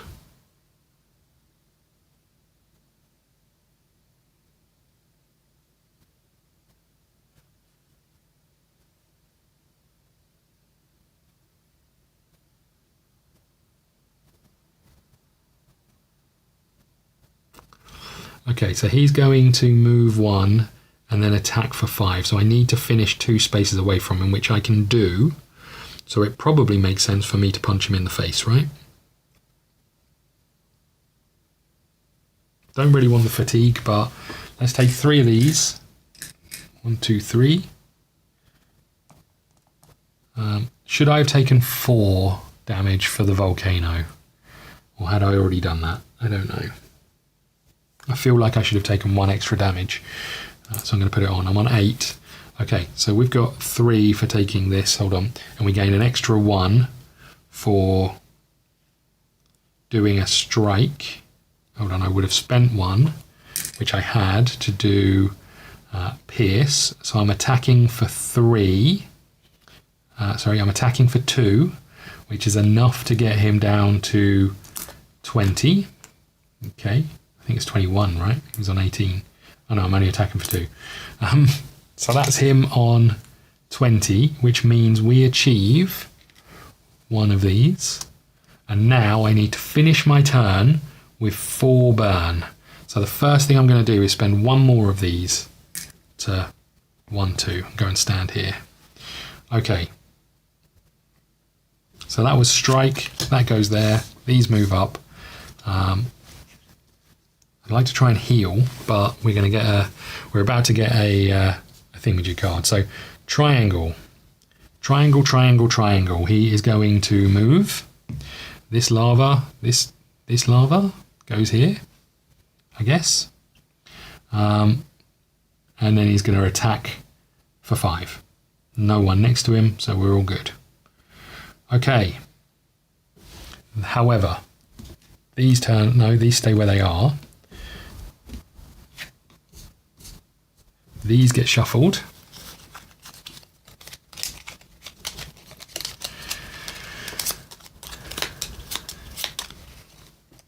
Okay, it's a circle, which is kind of what we wanted, in all honesty. But I don't know how I pick up the burns while he's doing what he's doing. Okay. And we get a fatigue card that goes on the top of our discard pile. Right.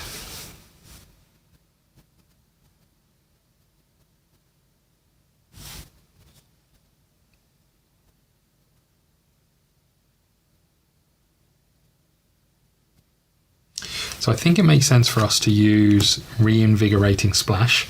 Place 2 puddles within range of 2. 1 and 2.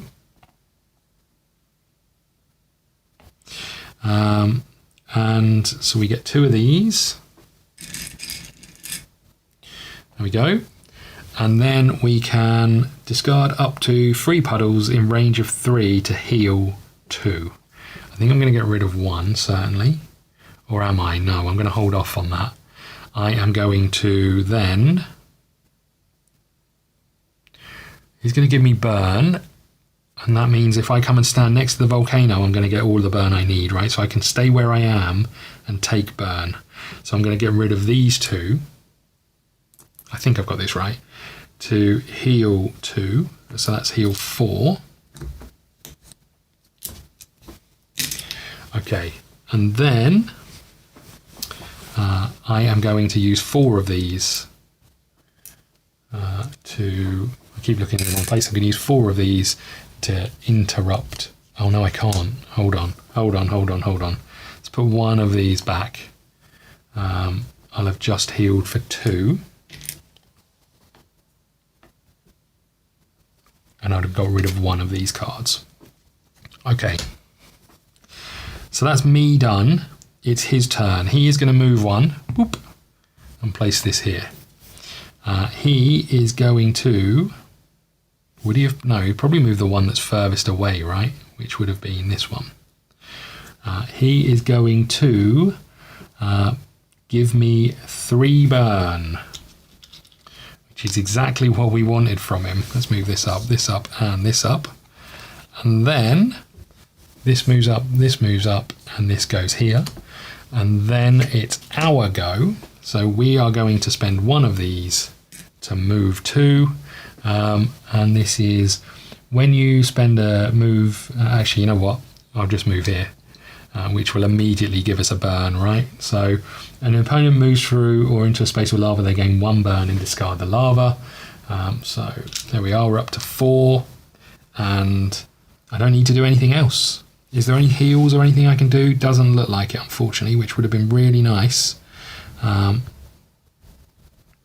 But yeah, there's no heals here. I've got 4. Embrace Flames at the end of your turn within range of 1. Oh, crap. Hold on. I would have moved here. Within range of 1 while having at least 4 burn. Right, so we've got 4 burn. Instead of taking this space, I moved into this space which had a lava in to give me that extra burn. That means we do this. That means we tame the whatever it's called, a Chrysomalian. Love that. We took quite a lot of damage, but not as much as we could have taken. We are going to have to take that damage with us. But end of combat. Let's go to the taming script, which is tame is go to script F37. Here we go. When the Chrysomalon sees your tenacity, it falters and stops. The blazing aura surrounding the mistling weakens, allowing you to approach and look it directly in the eye. The Chrysomalon is curious, but creeps away after a moment. You are sure, however, that it will be back soon to join your party. Nice. Each mistling that took part in the combat can heal down to half their health. Add card 38. Hold on, we'll take these out. We'll grab our encyclopedia, which is just here. Let's just move some of these things out of the way. Oh, that wasn't a volcano. Okay, good.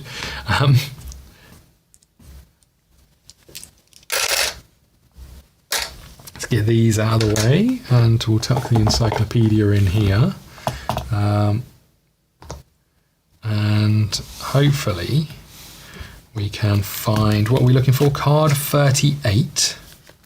So this is card 38 that we can tuck in here. 38 goes here. And then add 37 B-side up. So this is the one I can read a little bit about them. Chrysomalians live in the high mountains, mainly hibernating. 2 times a year they swarm active volcanoes to reproduce. When they are inactive, they can easily be mistaken for... When they are inactive, they can easily be... I thought we were talking about the volcanoes. When they are inactive, they can easily be mistaken for strangely shaped rocks, and they do not react until they are seriously disturbed. Then they awaken and their temperatures rise, making the armor made up of iron plates scorching hot. Okay, so we've done that. Place cards 35 and 39 with all of the action cards behind the divider. So that's these. So they go in the party slot. Lava Trail, move if there are no opponent in range 1, move. Slot 3 attack. Attack +1 for each burn on the opponent. And then Tectonic Stress, gain 2, move an extra 1 and do an extra 1 damage. Okay, that can go in our party over there. 36 behind the removed divider. We can do that. 36 go in there. Clear the arena. If you don't have the Eager Tamed part 3 and 4, go to script E39. We do. So I'll clear this up and we'll just carry on with here because we've opened a gate. I suspect we're going to go to another exploration phase and we'll do that. But we will come back and just finish whatever's happening on here because I can't really pack up while the map's got a load of things on anyway. So we'll be right back. Okay, we are back. We're back with a map. We've got 1 time left. Secret 34 is here, but we have just opened this door. So after doing this, it says clear the arena. If you don't have the Eager Tamer Part 3 status, I don't know what I've done with my sheet, but I'm pretty sure we do. It's over here. As much as I like this game, it puts an awful lot of crap all over the place. Maybe that's just me. Eager Tamer Part 3 we do. So if you don't have it, is this requirement met? It is not met because we do have it. Is that right? Okay, go to script E43. Here we go. You finally look around. Surprised, you discover that there exists an entire world in the depths of the mountain, entirely separated from the outside. You see lava ponds and a blue sky above. The air is warm, almost too hot for comfort. Lots of flying animals and mistlings have chosen this area to settle down, some of which are entirely new to you. There are also buildings here, tall, enchanting, and intricate. Their architecture slightly resembles both the ruins and the collapsed tower, but they are adorned with different ornaments. There are still a few angular fey footprints to be found, and all of them lead to the tower to your right. All of a sudden, you are alarmed by a flock of chrysomelons, presumably woken by your fight with one of their kin. They are squeezing through the gate, blocking it off completely. They are moving slowly but resolutely. You are not their target, however. They seem to be focused on something else. Anyway, when you find out why Faye came here in the first place, it would be a good idea to find an alternative way out of this place. The gate is completely blocked by swarming mistlings. Okay, so we've got a new map. Just put these away. That goes there. That goes there. That goes there. Okay, these can go away, I believe. And this can go over here. So Secret 34 can go away.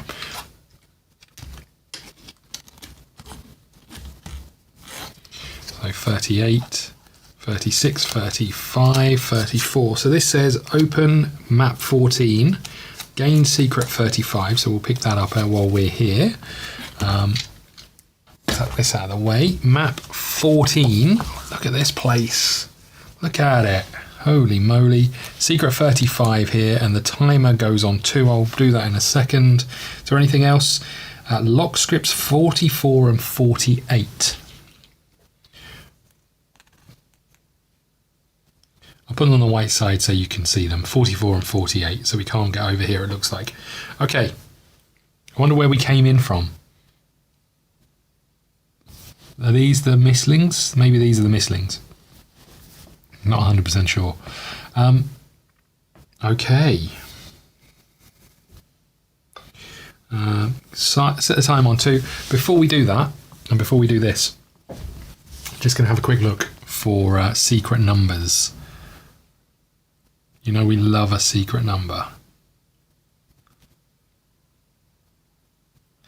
We used to find them easily. Now I don't see any. Maybe they're not here. Maybe I'm just an idiot. Maybe I'm just a blind idiot. Okay. I can't see any on here. They're normally fairly clear. So, okay, let's tug these back. So 44, 48. This goes here, and what do they do with the timer? Oh no, where's the time thingy? Oh, it's over here. And that goes on 2, right? Set the timer on 2. Begin the exploration. Okay, I really like it if it made it crystal clear where you came in from. Because it could have been anywhere, right? I'm going to assume F65. Let's find out. F65.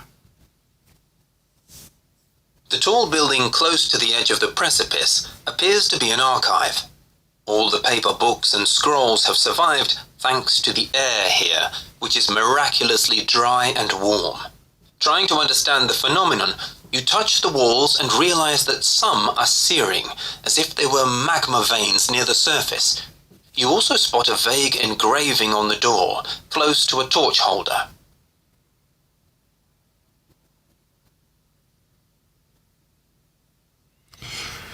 Okay.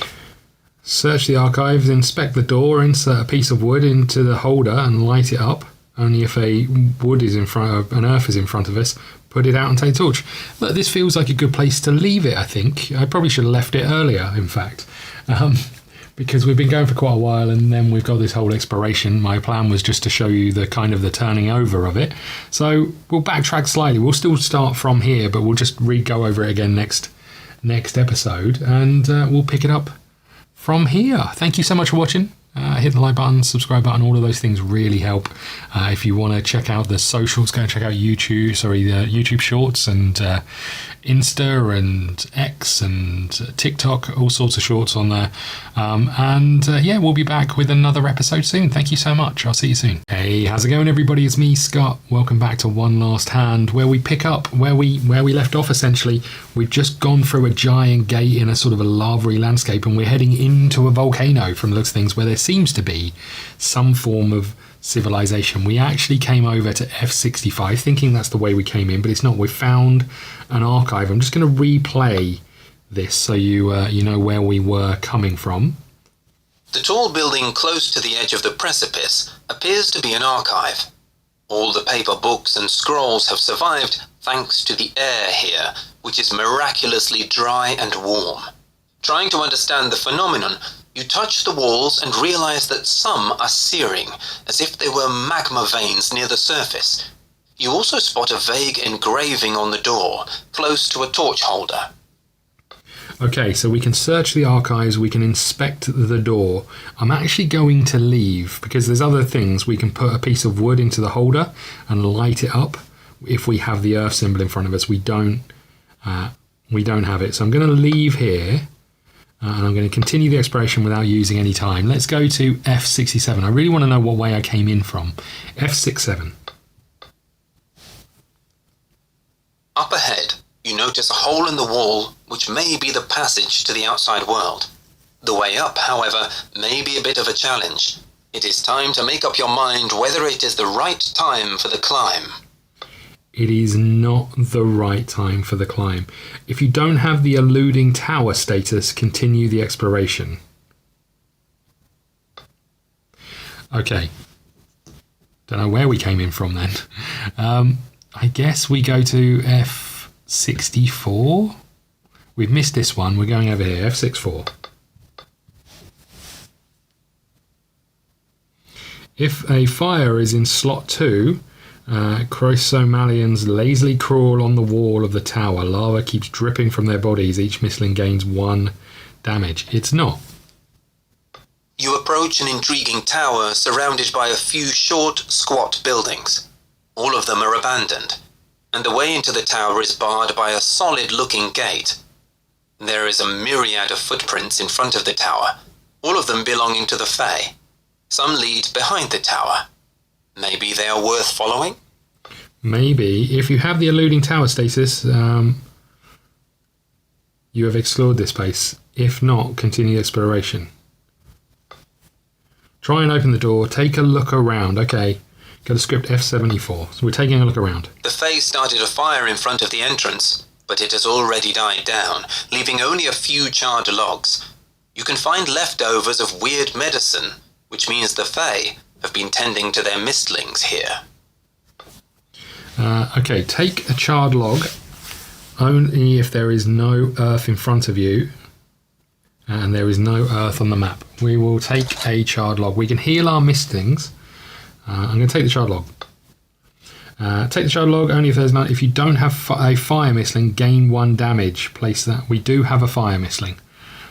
So we're all good there. Place the thing in front of you and then choose again. Okay, heal the mistlings. It takes time, but we can heal the mistlings for 4 damage, which is exactly our damage. I'm going to do it. I think. Oh no, we're 5 damage, I think. Yeah, so let's do that. We heal, and that means we take 1 damage on the Furple, and we lose 1 time. Okay, so that was here. We didn't try the door. Should we try the door, F64? You approach and... If you have the illusions tower states, we don't. Try and open the door. Go to script F62. The door is opened with a similar mechanism that opens the gate to the underground town. You see pictures and symbols, all of which you remember from frescoes and ornamentation seen all over the town. All you need to do is rearrange them. Focus and use your knowledge to do it right. Okay, it's a test. When you have 1 eyeball, the test ends immediately. Resolve the matching outcome. For each of the dark history you know, you may ignore 1. I know none of the dark history. If you have the Eager Tamer Part 3 status, once per test you may discard a card with an eyeball after you draw it. Alvin tells you that some of those images remind him of an adventure story he once read. If you have the Understanding Part 6 status, we do. Once per test you may look at the top card of the item deck, discard it and return it to the top of the deck, or return it to the top of the deck. Okay, so here are our items. Let's have a look at the results. We have, if you 6 or less, we can't open the door, but you should try again after learning something new. 9, you manage to open the door, but it takes some time. 10, you go through an inspection of the door is a good idea. A thorough inspection of the door is a good idea. You open it easily, but you find an item forgotten nearby. Gain 1 item, go to script. So we want 10 really, which is a lot. We have nothing to use to benefit us here. Okay, here we go. It's a 3. It's a 3. Let's just go back to the rules. We have a 2, so that's 5. And that's going to be a Eager Tamer. Once per test, you may discard a card with an eyeball after you draw it. Okay, let's discard a card with an eyeball after we drew it. We should also, we're only on 3, right? We can look at the top card next. It's a 2. So we're going to play that. So we're up to 5, but I've got nothing else. I'm just going to turn over the next one. It's an eyeball and a 1, so it's a 6. You can't open the door, but you should try again after learning something new. We fail miserably. The time goes down onto Secret 35, and we can continue the exploration, which means we need to read Secret 35. Chrysomelians are ceaselessly swarming over the ruins. Go to script F50. Well, cack.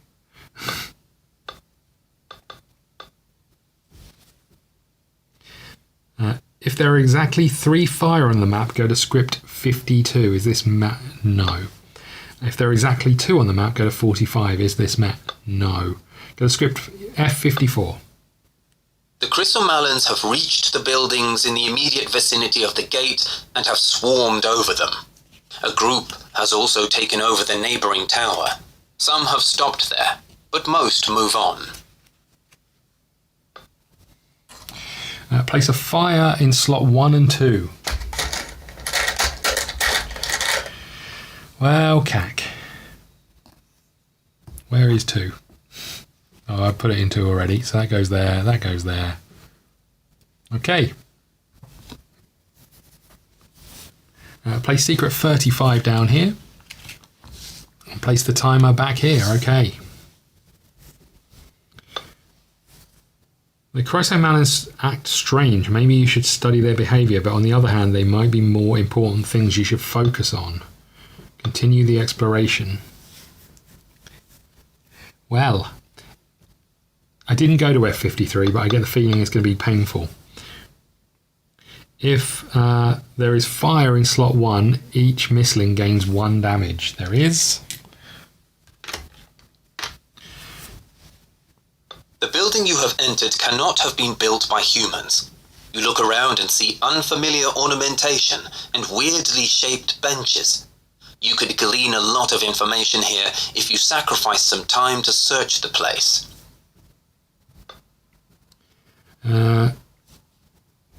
Study the mistling's behaviour requires 1 in slot 1. I'm going to do it. Go to script F56. Chrysomelons crawl around the cylindrical building. They check out every crevice and spit fire here and there, yet the flames burn out very soon, leaving only scorched surfaces. You are puzzled by their actions. Are they looking for places to nestle or lay eggs? You also see a chrysomelon that finds a piece of wood which hasn't entirely rotted. The mistling dries it with its warmth and then consumes it with visible pleasure. Continue the exploration. Okay, we'll stay where we are. The building you have entered cannot have been built by... Examine the interior. Lose 1 time and go to script E46. You analyze the frescoes and come across an intriguing scene. 2 moons over a dark gap in the sky. You move on, and soon enough you see another version of the same scene, but with differences. The gap there, could it be the portal, is bigger and the moons almost touch. The sky is light on one side and dark on the other. The third fresco, however, shows cities ravaged by earthquakes and flooded by seas. This one is drawn hastily and most certainly unfinished. Gain the Dark History 1 status. Okay. If you have all 3, gain Understanding Part 11. If there is a fire in slot 1, there is, go to script F78. The glow of chrysomelons helped you to notice a shining object on the wall. Gain 1 silver. I don't need, well, I like silver, but I tell you what I need. I need items to help with the exploration and stuff. Okay, F58. Do we go there? I don't think so. If there's a slot for a fire in slot 3, each mistling gains 1 damage. I think I needed to take 1 damage for redoing F53. There are a few smaller buildings erected in the network of paths. They look residential, but their true purpose is difficult to guess. There is also an altar with a few melted candles, which looks like it was built quite recently. Explore the buildings, study the mistling's behaviour. Requires a fire in slot 3. There isn't any. Explore the buildings. We're going to use some more time. The paintings found in one of the houses focus on the contrast between light and darkness, but in almost all of them, light seems to prevail. In the last picture, however, there is a person holding an item which appears to devour light. It is also the only painting where the balance between light and dark is exact. In another house, there is another intriguing picture, albeit a rather hastily sketched one. It presents a host of winged characters fighting dark monsters emerging from a portal. The winged warriors are supported by a gigantic dragon. Hold on. So, people escaping from a portal, and dragons are helping keep them back.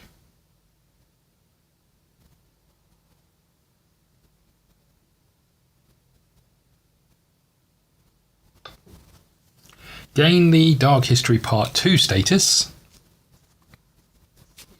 If you have all 3, gain Understanding. Is there a fire in slot 3? Is this requirement met? No, it's not. Continue the exploration. Okay, we've got to do our secret again. We go to script F50.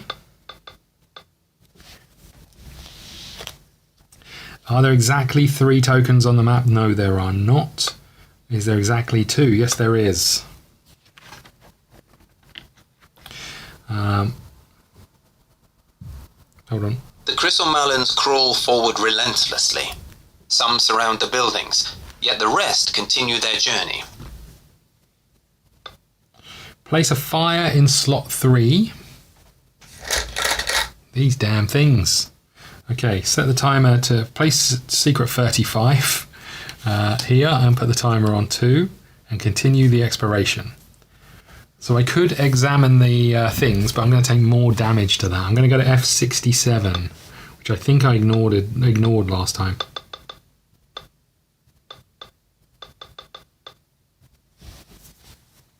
Up ahead, you notice a hole in the wall. Oh yeah, that was it. I didn't do that. We want to leave. We don't want to go through the hole in the wall. Maybe I skipped F60. I think that's more like it. F60. Here we go. The stairs lead up to the rock hollow, its rough walls marred with black scorches. You spot a few machines made of metal and glass there. All of them are smashed or destroyed, but the niche is a sturdy, dry, and rather cozy place, if you manage to put up with the smell of burning. There are many torch holders on the walls. Your attention is drawn to a quickly done sketch in the soot, showing a group of winged characters standing with their backs to a portal and repelling a terrifying dragon. I'm not sure what I'm learning here. Search this place, insert a piece of wood into the torch holder and set it on fire. Only if this is in front of you. Let's do that. Insert a piece of wood into a torch holder in front of you only if there's a front. If slot 5 is empty, discard the earth and place it. And if slot 5 is empty, it is discard the earth token and place an earth token in there to continue the exploration. Hold on. So F60. The stairs lead up to the... So we inserted the wood. Search this place. Lose 1 time and continue the exploration. Gain 1 item and continue the exploration. We got more heals, not really what we needed. Continue the exploration. Okay, and sorry, was I meant to lose time? Let's just check here. Search this place, lose 1 time. Yep, here we go again. Okay, I don't know what this torch has done.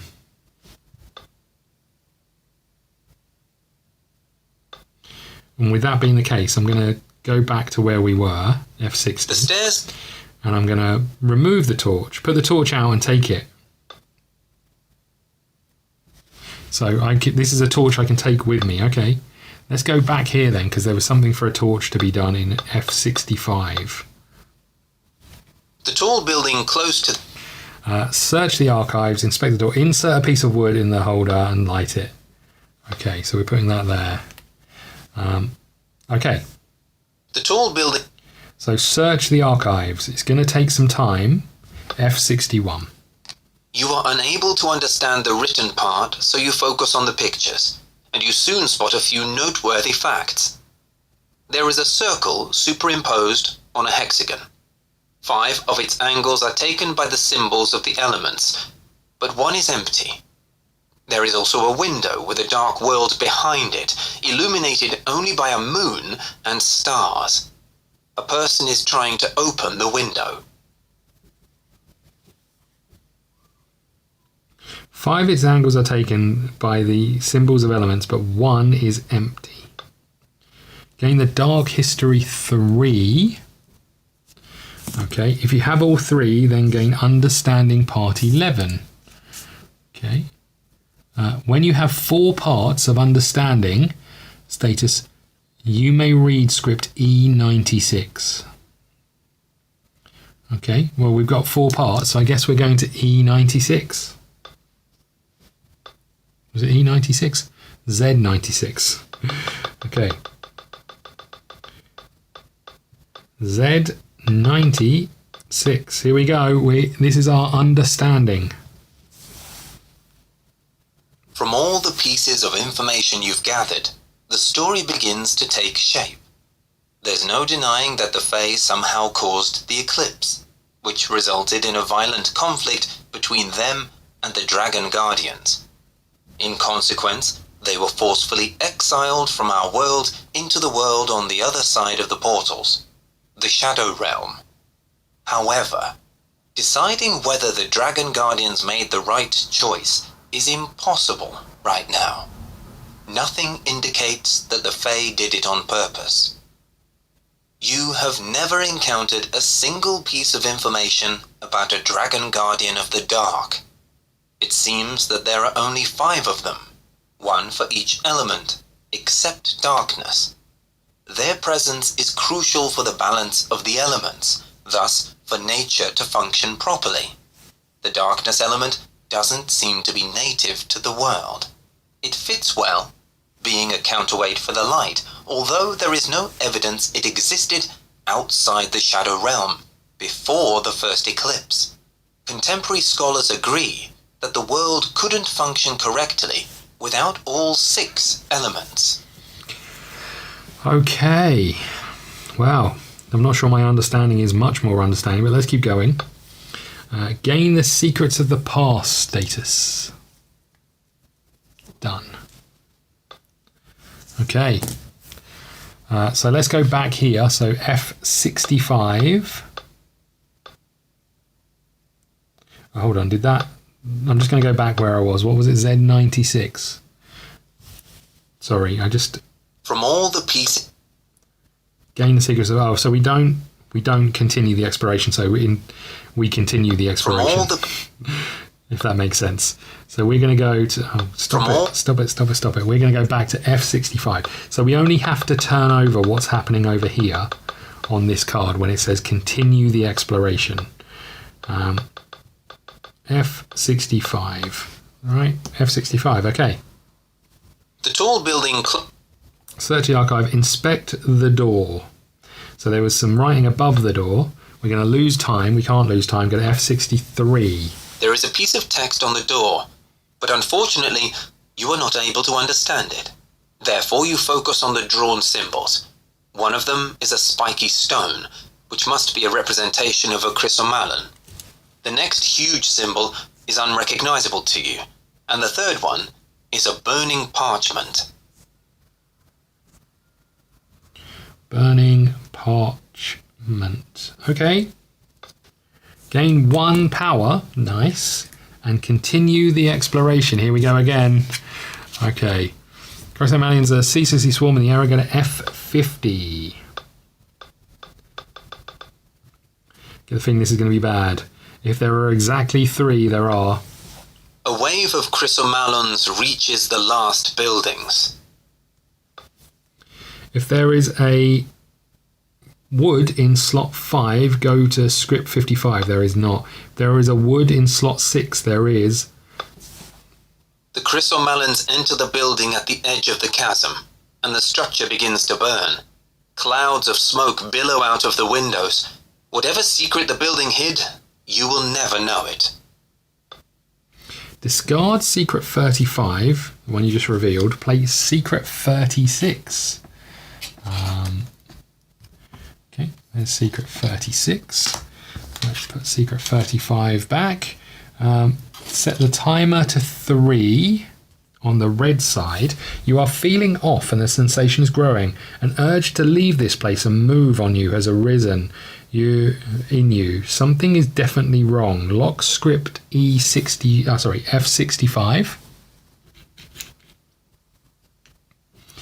Continue the exploration. What was it, F60? That was not the way out, right? I just went and lit a torch. The stairs Search this place. Did I search this place? I can't really remember. I'm going to just quickly click on it to see if I did search this place. Hold on. The stair. Search this place. Gain 1 item. So we did because we got the heals, right? Place a torch. I'm going back to F64 to see if we can open it. We're going to take some damage. But I'm going to counteract that with my heal. So we don't take any damage. and I'm going to hit continue. You approach an intriguing if you have the I don't have the eluding tower, right? Is the requirement met? No. Try and open the door. Can I try and open the door again, even though I failed the last time?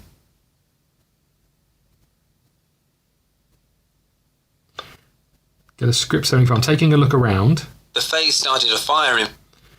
We've already done this, right? Take a charred log, heal your mistlings. So the only thing I can try and do is try and open the door. I don't think I can really try and open the door when I failed what I was doing before. I didn't see anything to tell me to get the eluding tower, so I'm going to F67. Here we go. Up ahead, you notice a hole in the wall, which may be the passage to the outside world. The way up, however, may be a bit of a challenge. It is time to make up your mind whether it is the right time for the climb. If you don't have the eluding tower, continue. Is this requirement met? Continue the exploration. Climb the entrance. Climb the entrance. This leads to the end of the scenario. I really want the eluding tower, but I just don't know where it could be. Let's go back before we climb the entrance. Let's go to. I've got to get in here, right? I don't know how. Let's go back to F58 and take some more damage. F58. Is there a token each mistling takes 2 damage? Great. Super. Thanks for that. These haven't been going in the thing. Great. Okay. There are a few small. Examine the mistling's behavior. Some chrysomelons are busy eating up pieces of wood, but the others seem disturbed and anxious. They are cramped for space and their pressure makes the structures sway. A few move on toward a solid building, erected on higher ground, close to the edge of the chasm. Lose the time and continue the exploration. That didn't help me at all. Okay.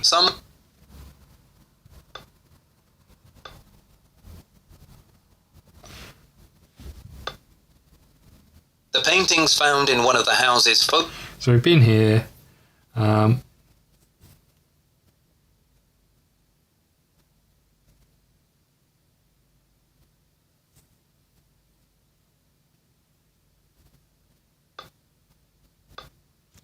Right, what do we do then? So we've been here. We could come back here. We could come. I guess we just go back and try and open the thing again. I mean, it doesn't feel like I can succeed this. Hold on. F64. I'm meant to take 2 damage. I think I'm going to ignore it because I'm just a bit confused. But if you have the eluding tower status, you have explored this place. We do not.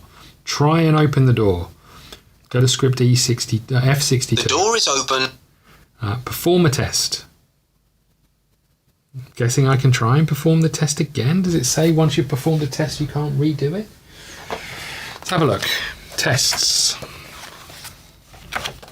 I mean, I guess I'm going to have to redo it and just keep trying because I can't see any other way. Tests. Tests.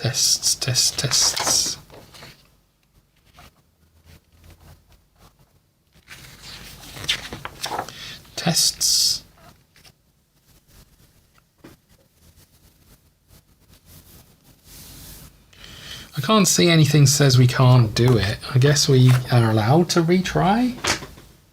I'm going to have one last try here, and if I can't do it, we're leaving, right? So here we go again. We're doing a test.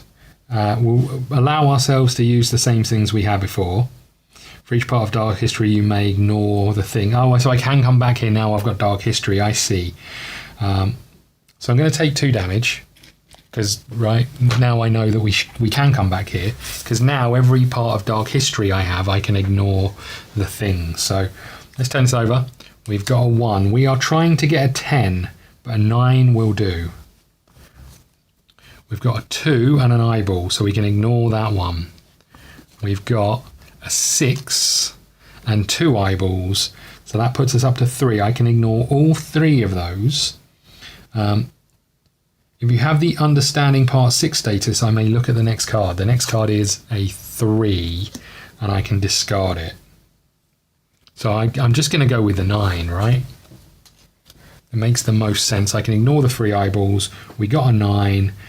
You open the door, but it takes a lot of time. We're down to 1. Okay.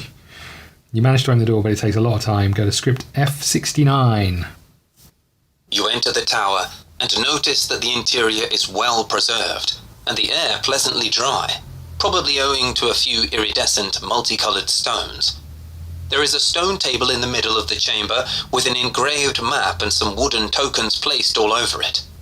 You look at the map and frown, because the outline of lands is entirely different from the one you know.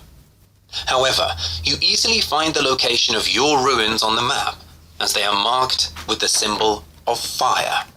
The ruins near Careberg are marked with the symbol of earth. You spot the sign of wind to the north and the sign of water, where a desert is and a sea should be. That place is probably the next destination of the Fae, although you have no idea why they would be headed there. You decide to venture there as well and find the answer to the dilemma. Among things you find in the chamber, there is also a draft of a tower. The notes describing it are written in a language you cannot understand, but you take the document anyway. Well, the tower must be your next destination. You are getting tired of chasing after the Fae, but you have a feeling that you will get your answers there. Gain the eluding tower status. Hurrah! Look at us go. Okay, continue the exploration. There's nothing else here, but I can get rid of all of these. We can reshuffle all of these items back in. And we're going to go to F67, which is our way out of here now we've got it. Up ahead. We do have the eluding tower. Hold on. Up ahead. Hold on a second. If you don't have the eluding tower, continue the exploration. Is this requirement met? No, we do have the eluding tower. Climb the entrance. Oh, so we shouldn't have been able to leave anyway if we'd have tried. Climb the entrance. This leads to the end of the scenario. Go to script F76. As you climb up, you come across a ledge.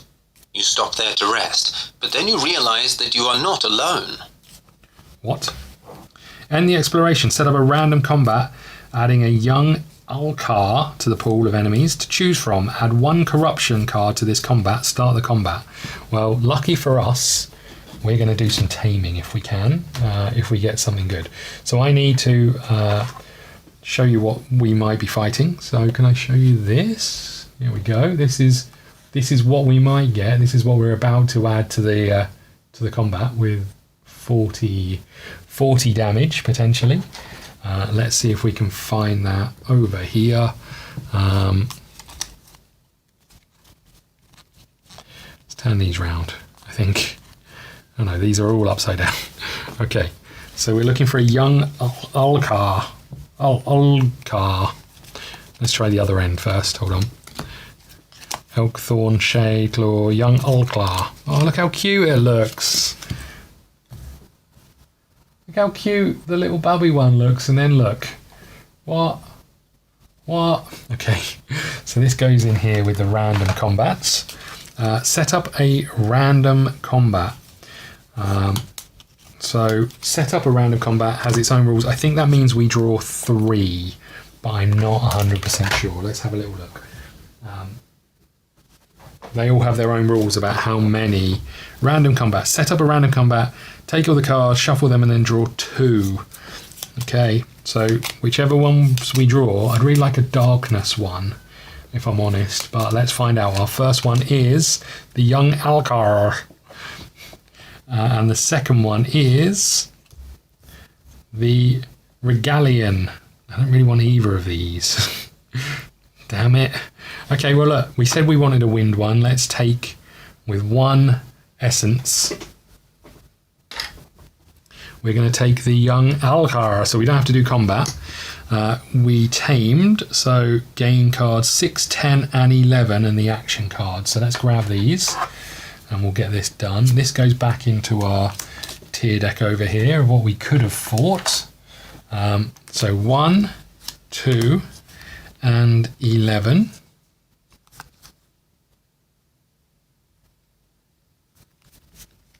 Wait, what do you mean 11? There is no 11.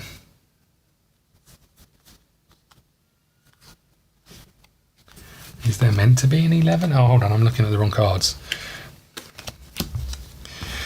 Try this again.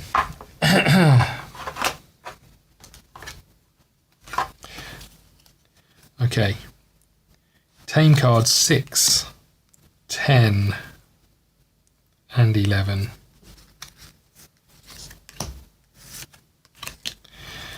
Okay. Add cards to the encyclopedia. We can do that. So we are adding in 9A and 8A. So let's just read this. Swift and merciless, young Alcars are widely feared despite their innocent look. They hunt both during the day and night, resting only at dusk and dawn. Their unquenchable hunger often forces them to migrate, especially when their hunting grounds dry up. Alcars can smell blood and sweat from a long distance, making hiding a hopeless idea. Okay, that goes in there. We're going to have some bits and pieces to do, so let's just run through the rest of this. Tame cards 6, 10, and 11. So 6, 10, and 11 we've got. Then we can put that in the remove cards because that's its special. We get the 6 cards. So we've got critical courage. Look at this. White eyes. If you have at least 14 damage, move and attack +4 with Pierce 2. Otherwise, attack with Pierce 2. Flight. Discard the top card of your deck.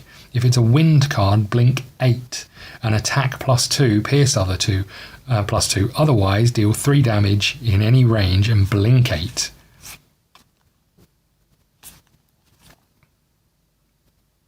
Okay.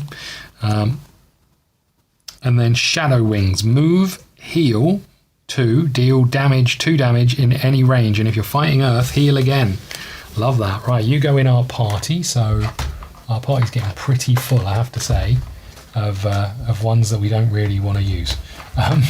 In you go. Okay, you can go in the removed, right, or back in this deck because we're not going to fight you. Okay, so we've done the combat. What happened? Oh, I need that just to tell me where to go afterwards. Oh no, hold on. Maybe I don't. Let's just run through this again. So we climb. Up ahead. We're not alone. Climb the entrance. Go to script 76. As you climb up, you realise you're not alone. Start the combat. End the exploration. Start the combat. Okay, so is something meant to happen once we've finished the combat? What was it? 67. F67. I'm just going to run through it in the book. F67. Because ultimately, if not, we've just got the locations of the map. But I would assume we should have put something in the map for the tower stuff. Or maybe it's already on there. Maybe we're talking... No, I would assume we were meant to put something on there. But let's just run through it in the book. So F67, climb the entrance. Go to F76. F76. End the exploration, set up the young combat, add 1 code, close the adventure journal and start the combat. What happens once we finish the combat? End the exploration.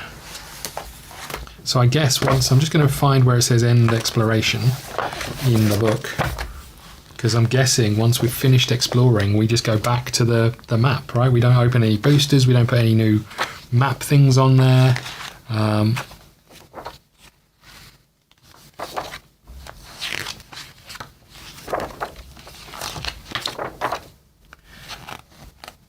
End of exploration. Discard all the secrets from the location map, place them back in the secret deck. Discard the event, place it back in the secret deck. Discard all tokens on the map. Do not discard the tokens and secrets placed in front of you. We don't have any. Close the location book. When the exploration ends, the adventure journal instructs you what to do next. Not in this case. I can only assume that means we go back to our map and we start going through another scenario, but usually we turn these over, right? So I'm a bit surprised that we're not turning them over. there must be more to it I'm just missing. So bear with me. Let's just go back one step. As you climb up, this leads to the script and go to script F. This leads to the end of the scenario, to script F76. as you climb up, you come. End the exploration, set up a random combat, add 1 corruption card to this combat, start the combat. That's it. Okay, well look, I think what we'll do is I'll put a cut in here and I'll try and figure out what we're doing next. If we can't figure it out, we'll just come back here, but I don't know why we're not flipping over F0, so I might just backtrack a bit and see if I missed anything. Okay, so look, I am back, and I think I figured out what was meant to happen and where it went a bit pear-shaped. So we did our combat, but we decided to do the tame using our essence, and therefore, you know, it took us in a different path. So I came back to this location and I went through all of the bits and pieces to get back to where we are. I actually found a hidden number here, which now I don't know whether I should backtrack or not. I took some extra damage and I took an extra fatigue card because I came back here because I couldn't quite figure it out. And then I realised that we did a random combat even though we didn't do it. And this says to go to script 200 of your current scenario. So if we go to script 200... The fight on the slope is finally over, and you can move on. Each mistling took part in the combat heals up to half their health. And then we can choose whether we tamed it or not. So we tamed it because we did the random combat. Take the cards in the tier list, blah, blah, blah. Go to script F71. If you don't have the eluding tower, go to script 84. We do have it. Go to script F85. You soak up the sight from the mountaintop. The frozen lake shimmers in the rays of the setting sun. Somewhere in the northwest, hidden from your sight by low clouds, is Careberg. The sky above your head is glimmering with stars, and the 2 moons rise slowly, arm in arm. You take a deep breath and think of the journey that awaits you. You must head east, seeking a tower somewhere in a desert. You hope this is the last place you must visit in order to uncover the secrets of the Fae and their true purpose. You call your tired mistlings and pet their heads. They warble, enjoying the attention. You sigh again and begin a long descent. Congratulations, you've reached the end of the scenario. I'm so sorry, buddy. I guess this is on me, right? We knew we were doing a random combat. We used the essence to get around the random combat, but we should have still got the card, the arena card out to do the things we needed to do. So that's on me. I'm just going to tidy this stuff up and we'll run through the end of the scenario things. So I got 1 extra status, which is on my sheet now. And we took some extra punishment. What I might do is get rid of 1 essence and 1 coin just to even up some of that punishment. I think that's probably the fairest way to do it. And we took an extra fatigue, so we've kind of punished ourselves for it. Right, let's run through the end of scenario things. So secret 36 goes back. We managed to get out. This can go back in here. We can get rid of these 3 circly things. That's the end of the map. We don't need that anymore. You can go over there. Take the world map. I've got it here. Flip world card 6 to explored. Finally. Okay. So that can go in there. That's good news. Gain the world map card 8. Okay. Oh, actually, there's a different thing. It'll be interesting to know if they've updated the app because there is a new set of instructions here. So we'll follow these through, but I'll just see if this is sorted or not. So this goes in here. So this says, open a random booster pack if you don't have the return to Careberg status. So they must be on the other side. Take the world map, flip the map, place card 8 unexplored side up. The Fae trail leads further east. Okay. If you don't have the return to Careberg status, go to script Z31. I'm pretty sure we do have it. Return to Careberg. Is this requirement met? No, it's not. We do have it. Otherwise, open a random booster. Take all of the cards behind the advancement deck divider, shuffle them and draw 8, one fewer for each fatigue, to a maximum of 3. Choose 3 cards. Remove all fatigue, fully heal your mistling, save the game, start another scenario. So the app looks like it's been updated, so that's great news. Okay, we'll tuck this out of the way. We need a random booster. I don't know what I've done with them. Oh, I put them over here, I remember. Here we go, random booster. Let's open these up.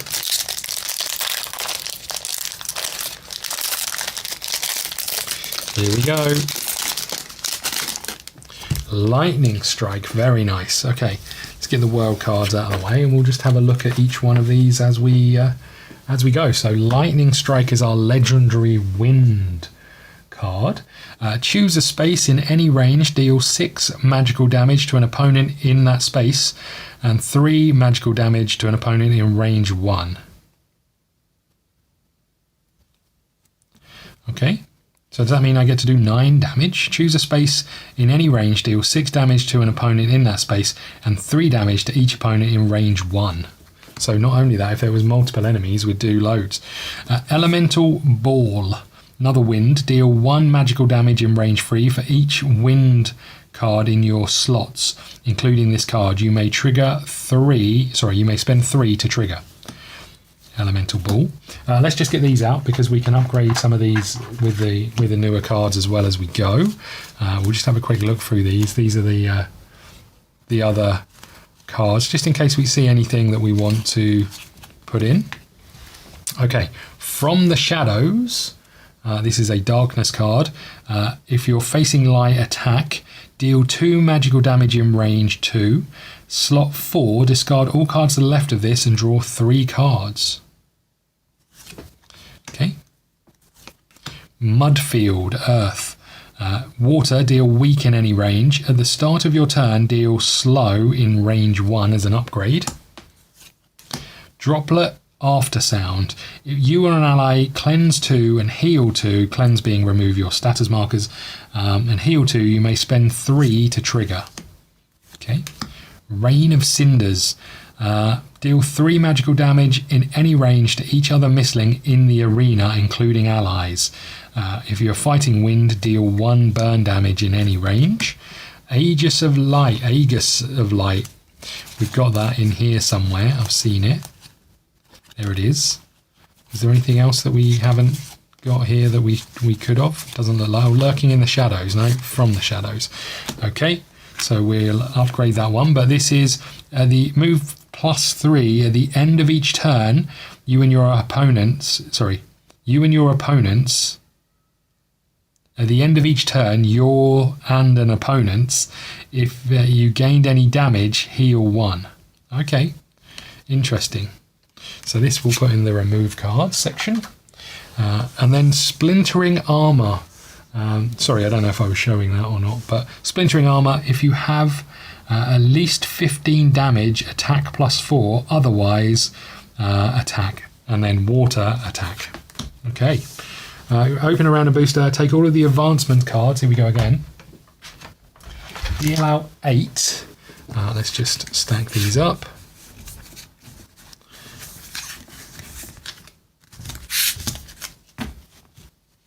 Okay, deal out 8, -3 because we've got 3 fatigue. So first one is Energetic Infusion. Slot 1, gain 3. Slot 2 or 3, gain 2. Slot 4, gain 1. Nice. Extra energy, always good, or power. Quick Learner. Gain 1. Your special abilities cost 2 less to a minimum of 1. Interesting. Grapple, we've seen that before. Move them 2 spaces towards you and then you can trigger. Disperse. Gain 1 power. Whenever your opponent deals magical damage, reduce it by 1 for each space between you and your opponent. How many are we getting of these? 6. No, we're taking 8 minus, so we're getting 5, right? Draw 8 of them, 1 fewer for each fatigue, up to a maximum of 3. Okay, gain, so this is Sundering Roar. Gain 2 magical damage, gain 2 power, discard 2 cards, interrupt 2 in any range. Gain 2 magical damage, gain 2 power, discard 2 cards, interrupt 2 in any range. Magic attack is reduced by your shield, your magical shield. So that's pretty nice. You take some damage, but if you've got shield, you recover it, you remove it, and you get to interrupt, which I think is always important. I think we're going to take that. So I get to take 3 of these. I think we'll take Energetic Infusion, and I think we'll take Quick Learner. The other 2 go back to the bottom of this deck. Ooh. Lovely. This goes, or these go in here, and these go into our available cards. So they're over here in their own little deck, which is now full. I'm going to take these out. These are our starter cards, so we'll take those out of there. Perfect. Okay, these go back over here. What else have we got? Choose 3 cards, place them, unlock, place the rest of the cards behind the divider, remove all fatigue. So I think we should have 1, and then I think you might have 2 more in here. 2 and 3. Fully heal all of your mistlings. All the damage look at all the damage we took after running around that building for that volcano for however long. So all of this goes back in here. This power goes away. Oops. The fatigue goes away, and we are done. So next time we'll pick up where we were. I apologise that it got a bit confusing towards that. That's on me, certainly. Don't know who else it would be on, but yeah, doing a taming combat. I do wonder if I'm getting it wrong, and you should only be able to do the taming when you go to one of the Z locations. But when I've looked at the rules, when I've read the bits and pieces, it seems to indicate you can do it elsewhere. So I'm not sure that's true. We'll rebuild our decks once we know what we're heading to. I think the good news is we can head somewhere else and do something else before we do all of these things. So we'll go and try and tame something else, see if we can get something good. I removed 1 essence, I removed 1 coin, and I put a fatigue in there, so I think we've been punished for going back after cocking it up quite so badly. But we did get an extra status which might come in beneficial, which was it was the knowledge secured. So that might come back and give us some perks, but we took some punishment for those things. Right, we'll pick up next time. Again, apologies for the confusion. Thank you so much. Hit the like button, subscribe button, all of that stuff. I'll see you again soon. Thank you. Hey, how's it going, everybody? It's me, Scott, from One Last Hand. We're back. We're playing some more Dragon Eclipse. Last time out, we were up at the Academy, I think, and we cleared out some of this area. Then we went down to the fire and snow mountains down here, and we had a bit of a hiccup, but we feel like I've managed to make it slightly fairer of what happened.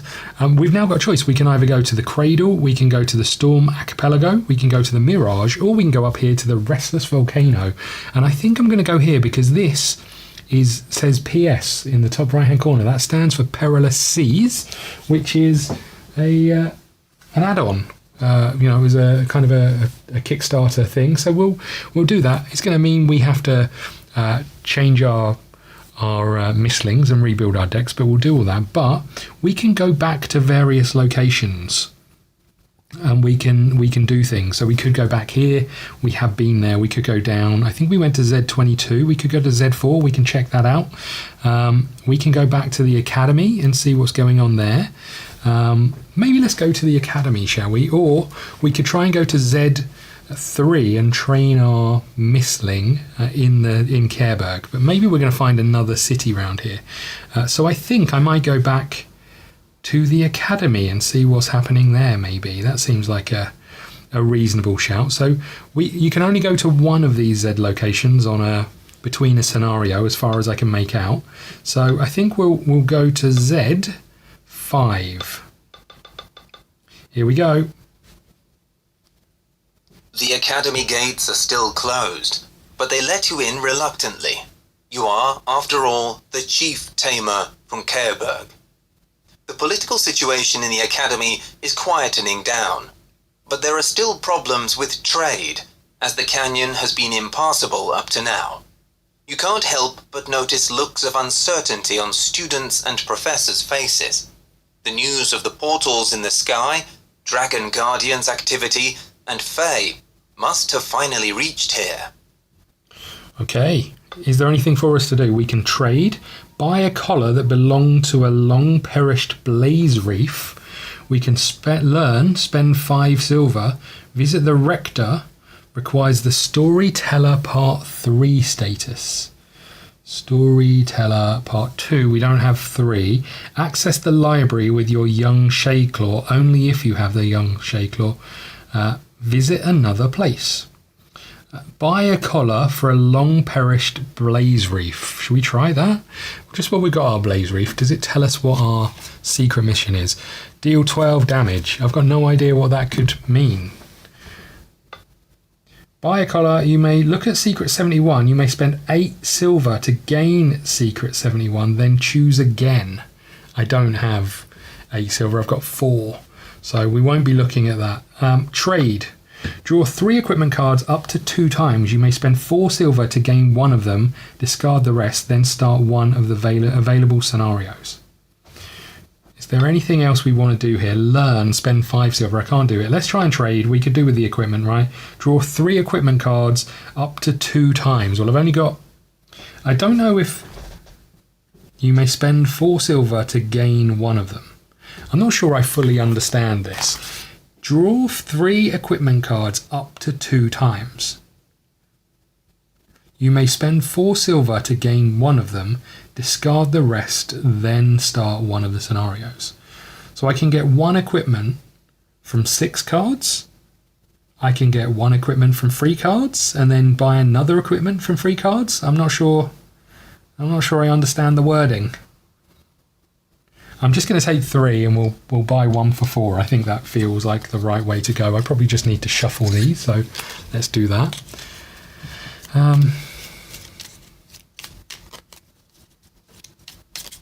Okay, so what have we got? We have a Juicy Fruit, heal 6, anytime. Okay, we have a Shovel, combat, trigger, and we have a Grappling Hook. Move an opponent by up to 4 spaces towards you. You cannot move an opponent that is adjacent to you this way. So with that being the case, do we want to take the grappling hook or the tools? Because both of these will come in handy in a test. I'm going to spend all of my money, which seems a bit over the top. But let's take the grappling hook. Okay, that is our equipment. Draw 3 items, full stop, up to 2 times, full stop. You may spend 4 silver to gain 1 of them. I feel like I've done the right thing, but I'm not really sure. The way I'm reading it is that I would then have to spend another 4 to get another one. But I don't know if that's true. It's such a weird way of wording it. Discard. I wonder if I go to Z. What number are we on? Z5. Is it worded any differently in the book, I wonder? Z5. Let's have a little look. Z22. Z5. But draw 3 equipment up to 2 times. You may spend 4 silver to gain 1 of them, discard the rest, then start one of the available scenarios. I'm just going to go with 1 item because I don't know, or 1 equipment because I genuinely don't understand the words. Okay, we're back here. So that was us at the academy. So we've done that. We can now start a scenario, right? That's what it says after that. Start one of the available scenarios. Where are we going to go? We're going to go to M0. Let's do that. M00000. Let's just turn to M0, see if we can find any art for us. M might not be in here. L. Yeah, it only goes up to L. So I need the Perilous Sea book. Bear with me 1 second. Here it is. This must be the M's, right?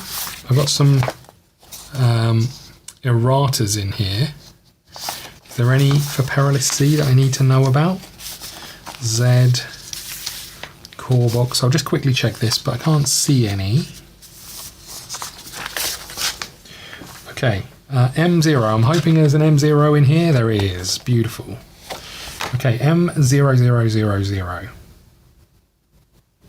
This is Golesville, Alvin's hometown.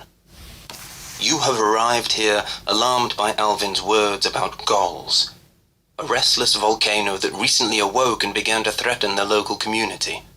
Or at least, this is what Alvin's mother wrote in her last letter. You look up and see the peak of the volcano surrounded by clouds of dark smoke which portends an imminent disaster. It makes you wonder. Volcanoes wake up for natural reasons, but in these turbulent times, there could be more causes to that. What if another portal to the Shadow Realm has appeared there and disturbed the natural balance?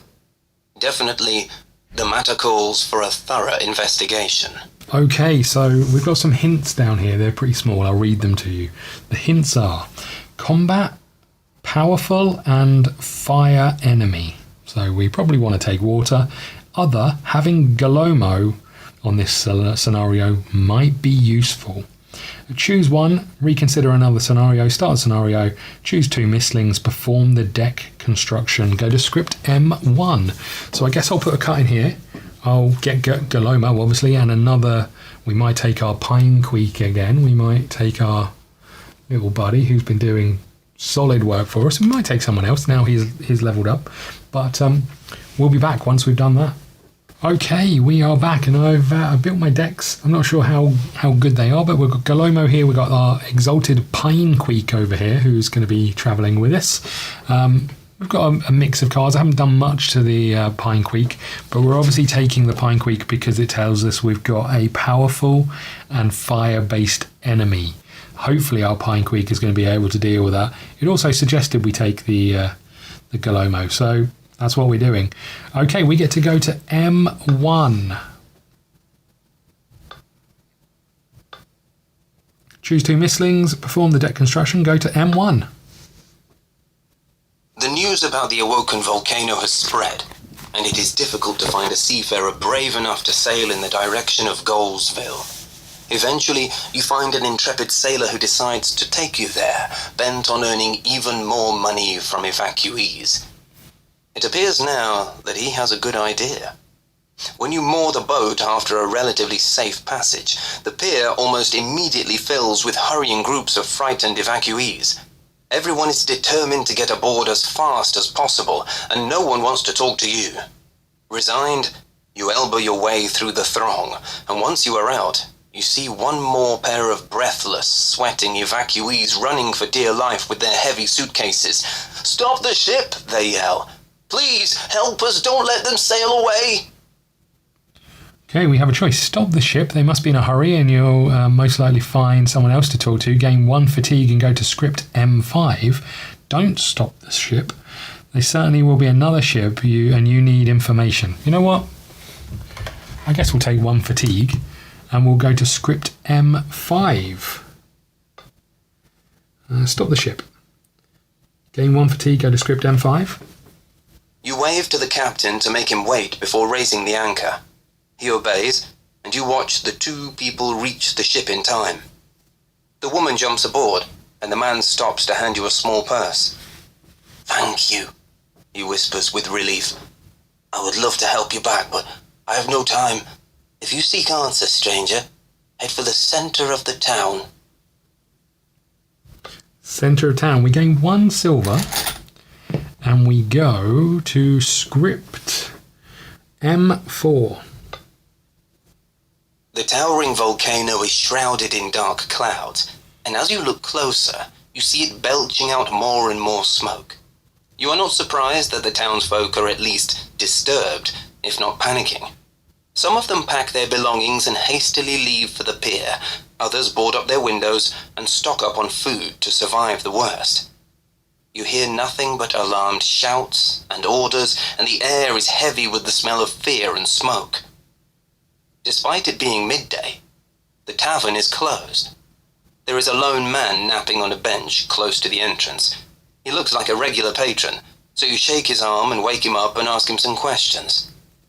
He mumbles a few words under his breath, but despite your efforts, he doesn't open his eyes. A passerby stops to look at you. "Hey," he waves to you. "Forget that, sleepyhead. Even the end of the world's not gonna wake him up, and we've got one coming up to prove the theory. Since you don't know that, you're not from here, are you?" You admit to having just arrived there, and ask the man what the mess is about. "My name is Bowman," he says. "Remember my name because I am the only one who saw this crisis coming. The volcano is about to erupt." Hint, you must discover why the volcano is active. It's not easy to find anyone willing to spare a moment to talk to you, but every small town is full of people eager for a listener, right? Open map 52, place secret 85, face down the events, set the timer to 2. Time in this scenario is precarious. If you linger, you may not have enough of it to discover the reasons for the volcano's sudden activity.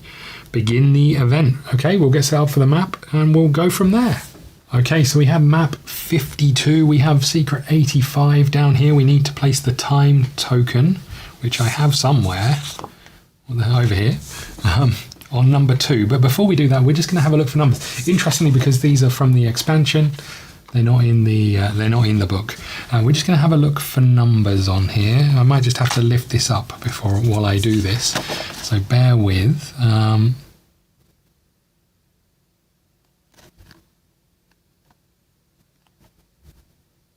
Can't see anything obvious, but I say that every time. Okay, there's an M13 over here on this hut, on this roof.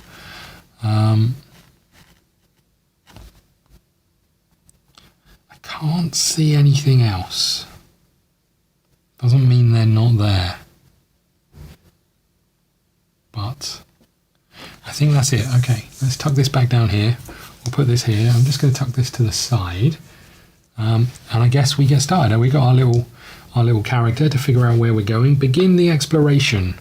And time is perilous. Do we go to precarious? That was the word. Do we go to M20, the tavern? Do we go over here, which I'm not sure what this is? Looks like there's an infirmary over here. Let's go to the tavern first. People like talking in the tavern, right? M20. If at least one darkness is in front of you, go to M24. Is this met? No. You approach the tavern and learn that it is still closed. The patron keeps snoring on the bench, but suddenly opens his eyes when you knock. "Have they opened?" he asks, scratching his dishevelled hair. You shake your head, and the man scowls. "Not a surprise," he says, stands up, stretching his numb legs. "I've lost hope. That's enough. I'm out of here." Then he gives you another look. Haven't seen you around. You must be new here, aren't you? Quite brave of you to come here now. They say the volcano's about to erupt. You know?" Yeah, we do know, mate. That's why we're here. Ask him about recent events. Listen to gossip. Ask about the volcano. Recent events? Go to script M18. Any second now, we're going to go to script M18. Hello, M18? Okay, we might have to read M18. M18. He tells you about the meeting in the town centre. Norina, who is regarded as the leader of the community, gave a captivating speech to motivate all the people to flee the island.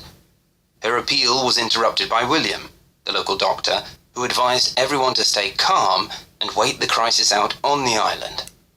A stormy argument between the two was brewing when a messenger appeared and said that Norina's son had been injured. "This is why he is in hospital," he says. "And this is why Norina hasn't left the island yet." Go to script M20. If one shadow is in front of you, it's You not... approach the tavern. Okay. So we know that Norina's son is in hospital. Listen to gossip. Ask about the volcano. Go to script M87. The man says that the volcano was rather calm before, but all has changed since the eclipse. It is awake now, and every passing day brings the risk of eruption a bit closer. Okay, we can go back to M20. I'm just turning along in the book in case we see any images or art. I don't know if there is any. That's just... Oh, there is a little bit. So we'll keep doing it so I can show you that when we get there. Is there any more? Yeah, it looks like it. Okay. So we could listen to gossip, but I don't know if that's wise. Let's just... Because gossip is going to waste us some time, right? Go to script M42. It doesn't look like it is. So let's just see. You want to know the story of the sword everyone's looking for? It's an ancient one, and it has many variants, but the most popular one says that the sword was crafted by a mad recluse before the eclipse. They allegedly wanted to use it against the Dragon Guardians, but they never did. In some versions of the legends, they got exiled too soon, and in others, it was stolen by humans and hidden in the mountains. Some storytellers go as far as to say that the thieves actually wanted to protect the Dragon Guardians from a blade that could be harmful to them. Okay, so there's a sword. You approach the tavern. Okay, so I'll bring this back over here. There is a sword somewhere. Intriguing. I think that's everything we can do here. We didn't lose any time, so that's good news. Do we go to the hospital now we know about whatever his name is? M7. If slot 1 is empty, go to script M41. It is empty. You enter the infirmary and see a handful of beds, most of which are empty. There are 2 patients here. One of them is almost entirely wrapped in bandages, and his neighbour, who visibly sustained much less serious injuries, is reading a book. You also see a bustling nurse and Norina herself. Who the hell is Norina? Is that... Do I know this? Heal your injuries, talk to the nurse, talk to Norina, talk to the injured reader. Talk to the nurse. Go to script M52. You approach the woman, who seems incredibly busy. Sorry. Ask if she knows a way to quicken up the recovery of Norina's son. Requires a token in slot 1. Ask her what's going on. This is going to be bad, right?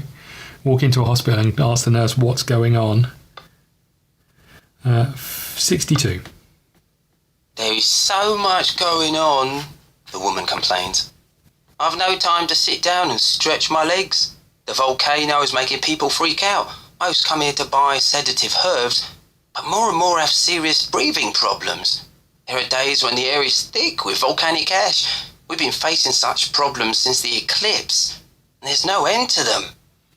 Go to 52. That's back to the hospital. Okay, there's a lot of very short scripts in here from looks of things. Ask if she knows a way to quicken up the recovery. If there's a token, there's not. We can leave her. Let's go back to M7, because there was other things to do, right? You enter the... Talk to Norina. 91.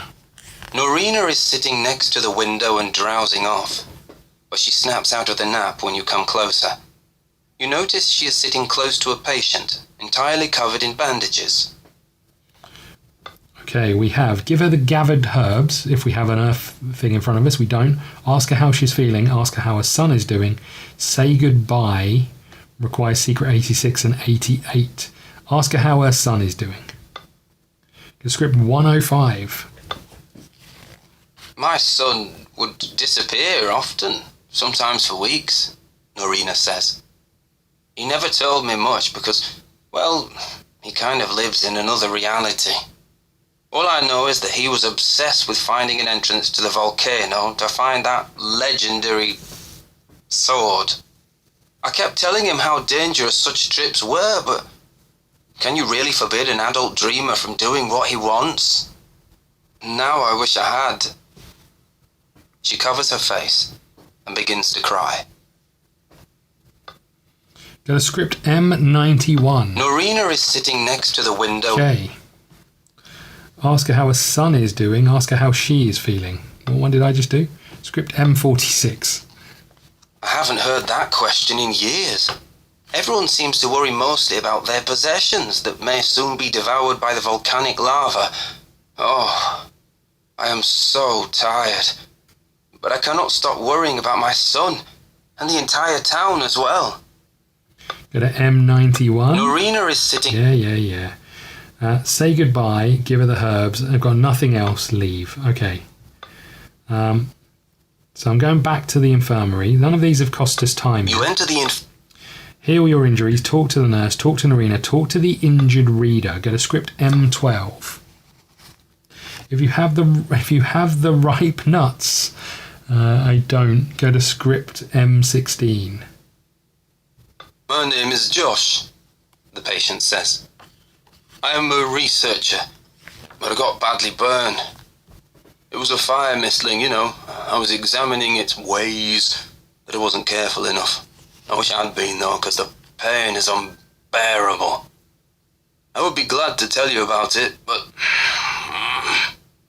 Can you please bring me something to eat?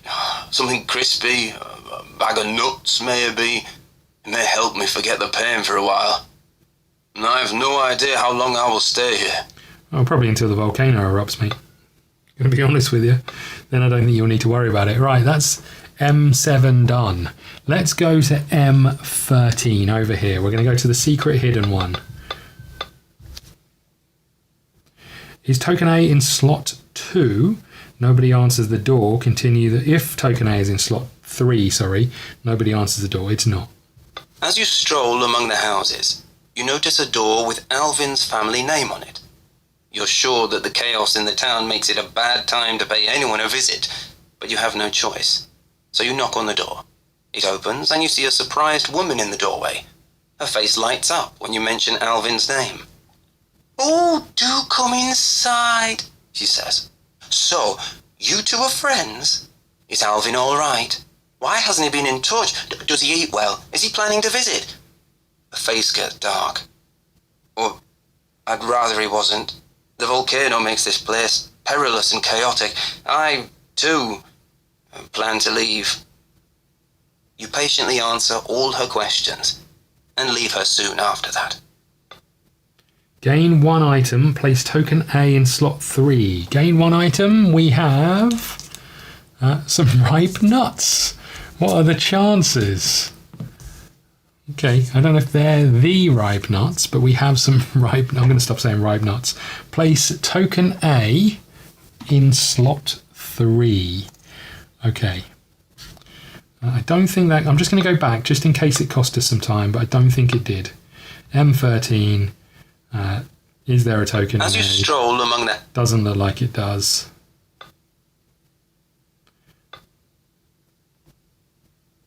Okay, shall we go back to M7 with our ripe nuts? Slot 1 is empty. You enter the Talk to the injured reader. If you have the ripe nuts, go to secret M16. I'm going to assume that we've accidentally got the right thing or at the right time. Let's say yes. The man thanks you wholeheartedly and admits that he has never eaten crispier, tastier nuts. "The mistling I researched is called a frogmar," he adds, swallowing. "They have a sort of container on their backs, you know. It is filled with a boiling, sticky substance, which is flammable, as I have learned."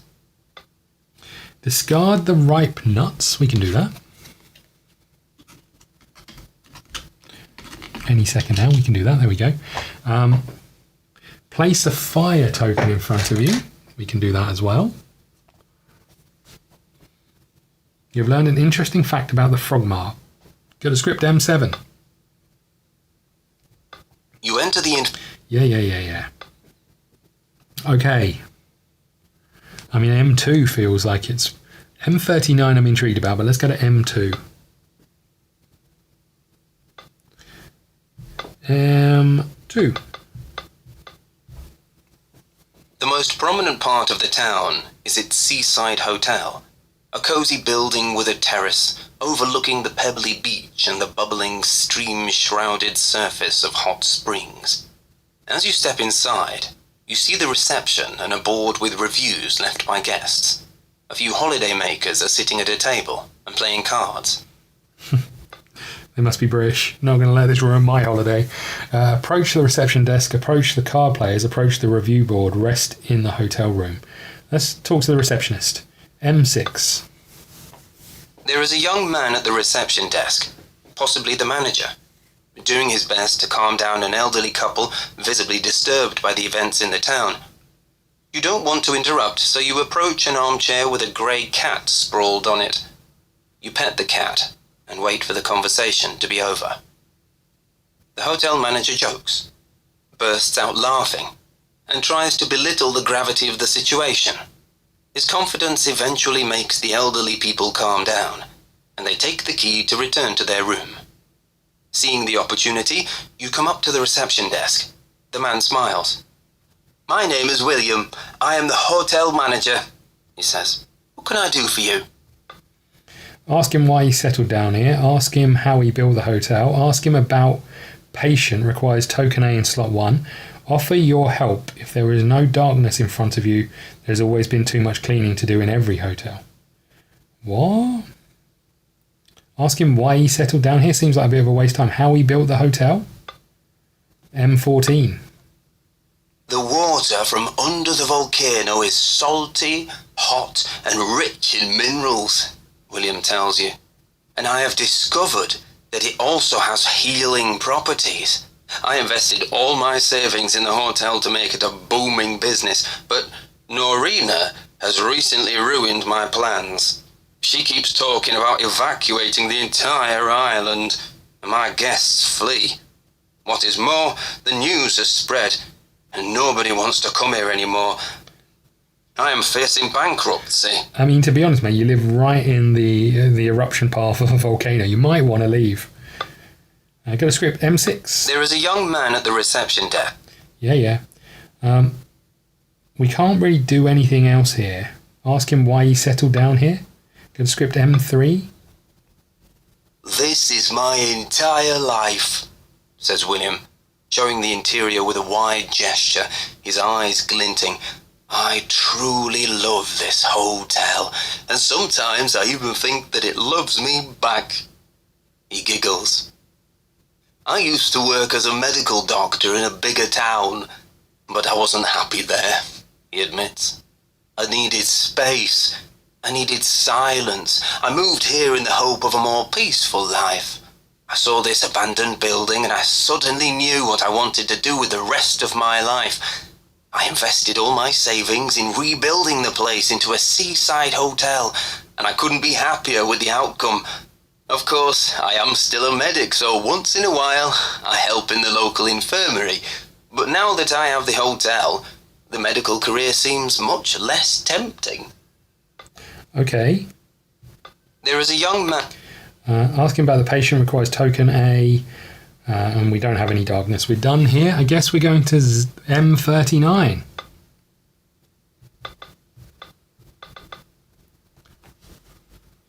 If token B is in slot 1, if you don't have secret 86, go to script M92. Is this requirement met? No, it's not. The area of the hot springs is overgrown with lots of flowers.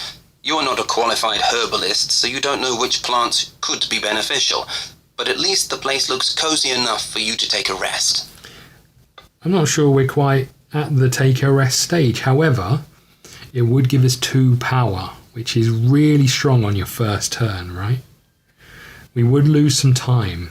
You know what? I'm doing it. We're going to take a rest. We're going to get 2 of these, and we're going to lose 1 time. It's only a volcano that's about to erupt. Okay. Nice. Where do we go now? I think we've done everything, right? We clearly need to go to 104. Unless there's something I'm missing. M104 it is.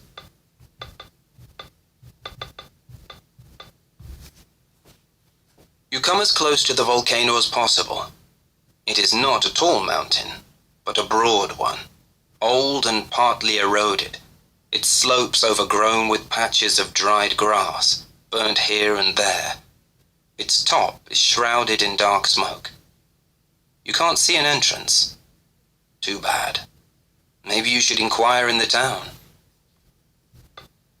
Continue the exploration. The only place we've got to go is M28. I don't think we've been there. M28. Is token A in slot 2? It is not. You come across a tiny crack coming from the slope of the volcano, but it doesn't strike you as dangerous. You look around, though, and you think you glimpsed a fleeting shape. Who was that? And is it safe here? Continue the exploration. What does that mean? There's nothing else to do here? I guess we're going back to the tavern. M20. Let's just shout. I've been to M7, I've been to M20, I've been to 104, I went to 128, I've been to M2, and I've been to 39. Did I speak to the guests? I don't think I did, but I don't think there was an option. M20. Let's just go back to the tavern again. If you have at least one darkness in front of you, we don't. You approach the tavern. Yep. Listen to the gossip. Ask about the volcano. I did that, right? He told us something. I can't remember what. The man says that the volcano was rough. That was it. It was calm before the storm. Okay. Let's go back to M2, just in case there was something I missed. I feel like there's lots I've missed. The most prominent part of the town is its sea. Approach the reception desk. Approach the car players. Go to script M8. If you have at least two darkness in front of you, go to script M86. We don't. A few people are playing cards. They laughed too loudly and pretended being in a joyful mood, but they are not, judging by their frightened or empty eyes. In your view, they act like the volcano was not a threat. "Hey, stranger!" one of them calls. "Why don't you join us?" Play with them. Ask if they're not afraid of the eruption. Let's just do it. M32. "Oh, come on!" one of the card players shouts out. "Do play with us!" When you explain to them that there are more pressing matters to attend to, they all protest. "It's about the volcano, isn't it?" another one asks. "Why would you worry? If it really were about to erupt, it would have already done it." "Enjoy the day," the third one adds, and they all burst out laughing. A bit too shrilly for your taste. I hate these guys. Go to script M8. A few people. Play with them. Go to script M43.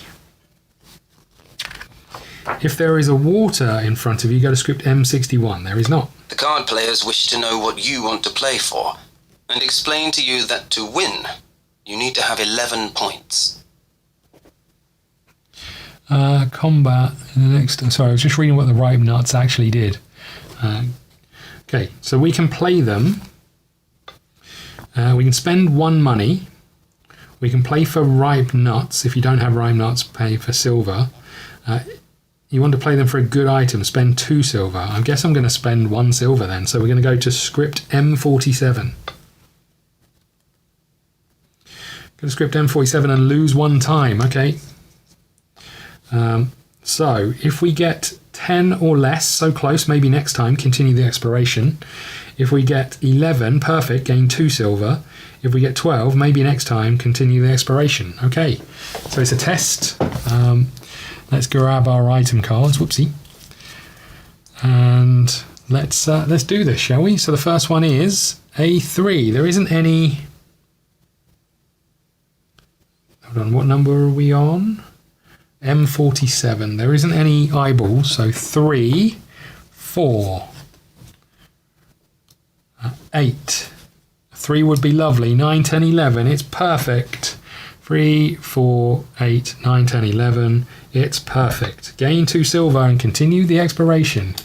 Hell yeah. We can play again if you want. So continue exploration means we need to turn over secret 85, which is you're running out of time. Go to script M57. I've learned nothing. The lava bubbles violently, and red-hot drops fall onto your clothes, burning their way down to your skin. The burn hurts a lot. If no darkness in front of you, go to script M15. If no darkness in front of you, go to script M15. If 5 are in front of you, go to M89. If 4 are in front of you, go to M97. If 2 are in front of you, M95. Gain 2 damage. Ouchie. We'll tuck these down here, I guess. Place a darkness in front of you. That doesn't sound ideal. Place secret 85. Set the time to 2. Continue the exploration. I don't feel like I've learned anything. Let's go back to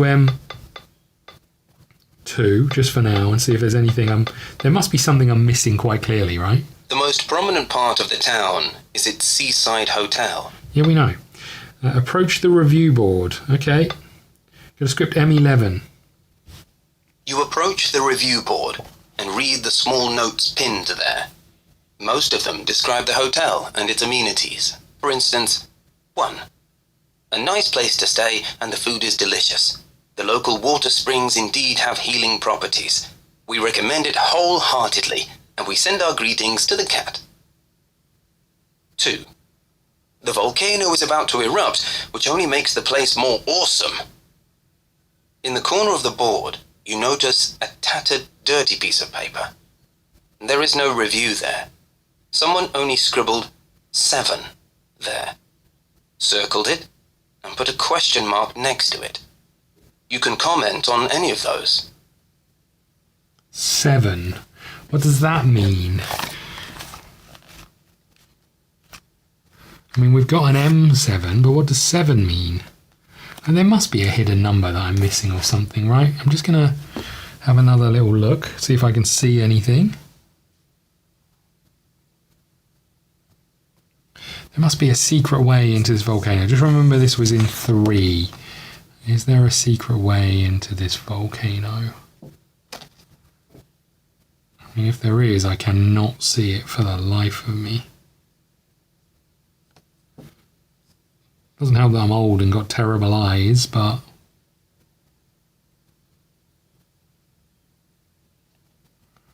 can't see anything. I guess the only thing that's left for me to do is go back to the infirmary, right?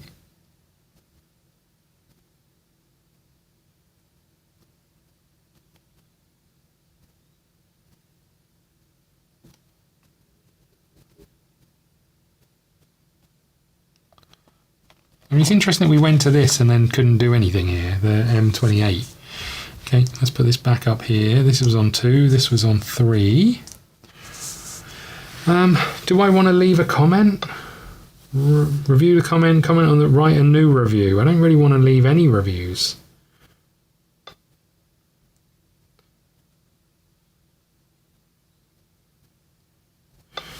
Just comment on the review of a hotel. Best resort I have been to, the best service and unique experience. Go to script M2. Write a new honest review. They all take me back to M2. I'm just going to leave. I don't know anything about the hotel. The most prominent part... Okay, so M7 it is. Rest in a hotel room, approach the board. I guess we go back to M7. Is there anything I didn't do here? If slot 1 is empty, go to M41. You enter the infirmary. Heal your injuries, talk to the nurse, talk to Narina, talk to the injured reader. Talk to the injured reader, go to M12. If you have the right nuts, we've already given him the right nuts. My name is Josh. Continue the exploration. I'm just going to go back to that again. You enter the infirmary. Talk to the injured reader. If you have the right nuts, we do. The man thanks you wholeheartedly. Discard the right nuts and put that in front of you. Go to M7. We're back to where we started. You enter the... Talk to the nurse. All we can do is go to M52. You approach the woman. Ask her if she knows of a way to quicken up Narina's son injuries. Requires token A in slot 1. Nothing's told us to put token A in slot 1. Ask her what's going on or leave.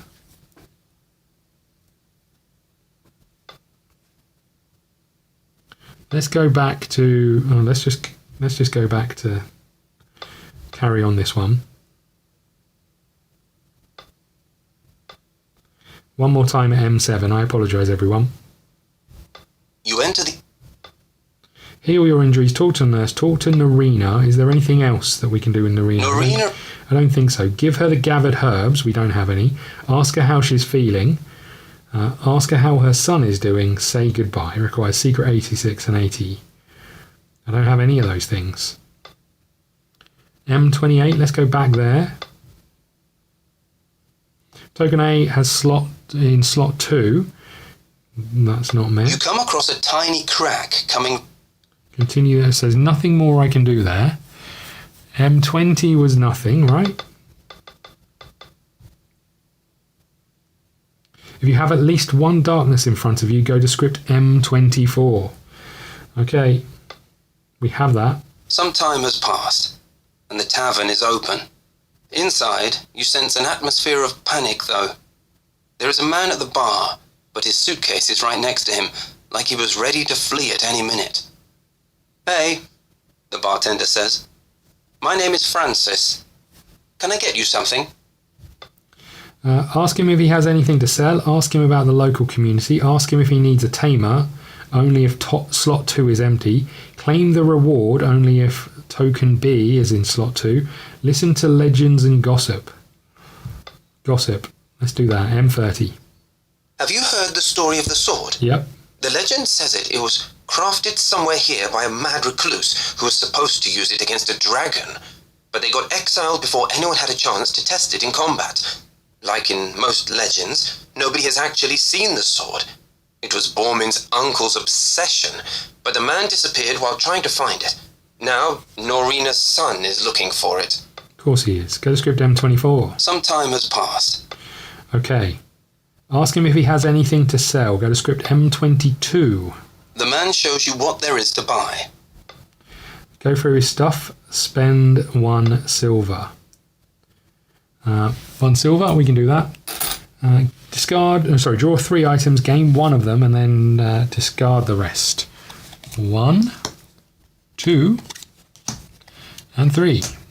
So we have a smashing hammer, test, discard all eyeballs. Hobnail boots, during your next move +1.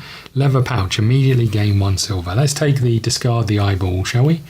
And put these in the discard pile. Okay, maybe we're getting somewhere. Maybe we obviously had to wait for the Some time has for the tavern to open. Ask him about the local community. Go to script M21. It's a small community, but abundant in petty conflicts, Francis says. For instance, Norima believes that William is going to disturb the unchanging lifestyle of the town and hates him for it. In my opinion, she should focus on her son, who does nothing but roam around, sigh, and write poems. He is known to have disappeared for weeks, and he takes to the bottle, too. Once he got blind drunk and confessed that he writes all those romantic poems in the toilet. And? What's wrong with that? Okay. Some time has... Ask him if he needs a tamer, only if slot 2 is empty. Go to slot M26, or script M26. If you're a tamer, I may have a job for you, Perfect. the man says. A wide crack has appeared in the town, spewing out lava, and a flitter spark has been seen around. If the locals discover it, the confusion and panic will grow. Can you please look into it? I may offer a reward for that. I wish Bormin's uncle hadn't disappeared. He had a way with flitter sparks. Once he even bragged that he had found their lair in a dark cave. Yeah, he would be up for the job. Do you think you could handle it? A reward is always nice, but the job also offers you a chance to learn something new about the volcano. Place token A in slot 2. Okay. Something has been noticed around the crack. Okay, so we're going back to M28. Is token A in slot 2? It is. You may lose time to go to script M33. The crack has abruptly grown bigger, and lava bursts out of it, splashed by a flitter spark. You hold back, but you see the flitter spark getting ready to attack. Why is it so jumpy? Is there something wrong with the volcano? Good question. Set up combat using the components below. Arena 52, Arena card 52, Arena 3, enemy flitter spark cards 200, 201, 202, 2-player major corruption E, lock script M28 and start the combat. Well, I guess we'll dive into this right now. Okay, I think we're all set up and ready to go for combat. Let's just talk you through what's going on. We've got the Arena card, which is Golesville. Bonus action, 3 energy will cleanse 1. We do have 2 energy to bring with us because we picked it up when we were exploring. 3 energy will cleanse 1. Not great. That actually is a lot of herbs, a lot of power to not get a huge amount back. The Flitter Spark over here, 28 health, 1 magical shield, 2 damage, 3 movement. Then we have the special ability triggering on 2. The deck is upside down, is a mess. Is 3 circles, 3 squares, 3 triangles. We have a passive ability which is when Flitter Spark deals at least 1 damage during its turn, it also deals 1 burn. Deal 2 damage in range 1. This is the circle. Deal 2 damage in range 1. Rush and attack for +3 in range 2. Reduce it by the opponent's magical shield instead of their actual shield. Square. Deal 2 damage in range 2. Rush. Deal 2 burn in range 2. Triangle. If the opponent has 10 or more cards in discard, deal 7 damage in any range. Otherwise, deal 7 damage in range 1. Special ability, discard. So this triggers on 2. Discard, I don't think you can see that. Let's just bump that down a little bit. Discard. Let's try that again. Deal 2 magical damage in any range +1 for each burn on the opponent. If we're fighting wind, do an extra burn. To tame it, knock it over. Flitter Spark has 8 or less health. It's currently on 28, so we need to do 20 damage. Show no fear, end your turn within range 1 of the Flitter Spark when you have no burn. 3. Make it curious. End your turn within range 1 of the Flitter Spark with at least 10 cards in your discard. We've got 1 damage carried over from where we were last time. And I think that's everything. We'll just look at us. We're 25 health. 25 health -1 for our already existing 1 damage. 2 attack, 2 movement, and 1 shield of each. Splash, your attacks have pierce, 3 this turn. Slurp, your attacks have drain this turn, which means we heal. 4 water drain in any range. Interrupt 1 for each puddle within range 2 of the chosen opponent. For each card discarded this way, each mistling, including Pinequeak, within range 2 can heal. It's not going to be useful because the most we're ever going to be able to move is 1 card. We do also have elemental bonus action flow, move the opponent by its movement and heal 1. Okay, we have Hydraulic Pump, we have Ice Shard, we have Reinvigorating Splash, and we have Opalescent Bubbles.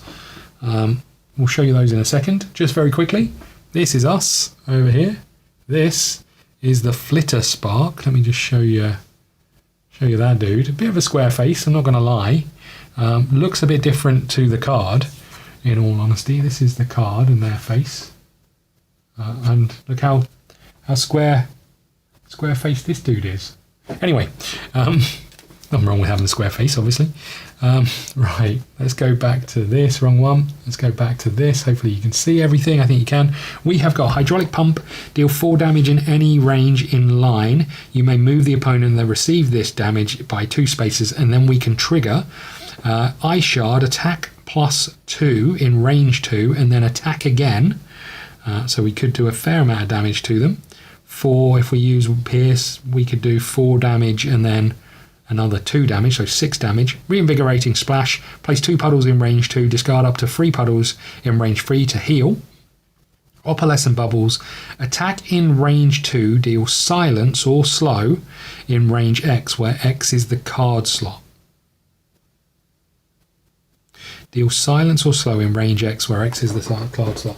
I'm just going to remind myself of what silence and slow does. Slow means they can only move 1, I know that much. Slow applies to rush, retreat, move. The value is reduced to 1. Cannot be increased by modifiers. Mistlings with silence cannot use their special ability and bonus actions. The enemy with silence doesn't resolve its special ability and doesn't discard cards from its slot. Okay. I wonder what happens then. No, I guess... So they stay where they are and then you trigger it at the start of the next turn because you've got to be able to put that card down. Okay. Not sure how that works. We'll try and figure that out if and when we get to it. I think we're okay with these. I don't think we need to get rid of them. I am going to... I really want to be able to pierce.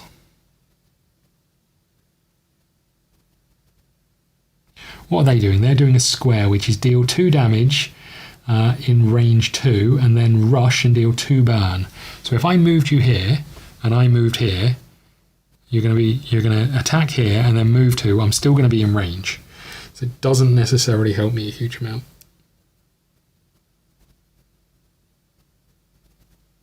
But it's still probably the right thing to do because I get the most of these. So let's get 3 of these. 1, 2, 3. I'm going to spend 1 before I did that as a bonus action to do splash. Your attacks have pierce. I'm going to do 4 damage, magical damage, in any line. So we'll choose this line here.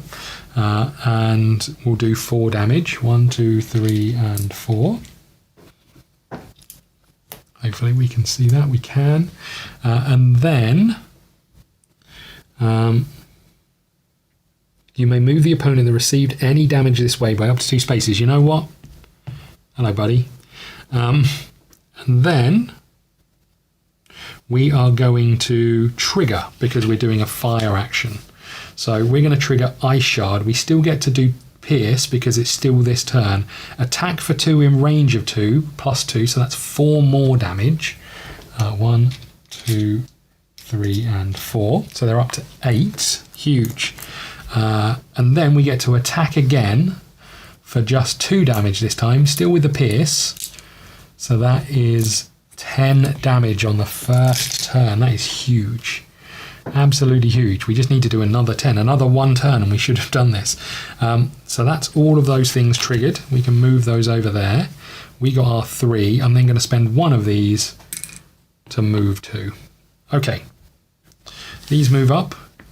This goes over here. This goes here. Okay, what have we got going on then? So that's that. So there go, square. They are going to deal 2 damage in range of 2. We're not in range of 2. Then they're going to rush. And then they are going to deal 2 burn in range of 2. Okay, this is going to add up fairly quickly, I think, but fair enough. Okay, so that was square. They're going to do the same thing again. So ideally, I'd like to be more than 2 spaces away. I can't do much. Silence is now worth 3. When does silence disappear? Let's try and read this again, because... So I'm going to put 3 silence on them, maximum of 1. Okay, can I use their special ability this turn? The enemies with silence doesn't resolve the special ability and doesn't discard cards from its slots. So if we gave it silence, this is going to move up and it's not going to trigger, but then it will trigger next turn, right? It's going to do damage in range of 2, and then it's going to do damage in range of burn in range of 2.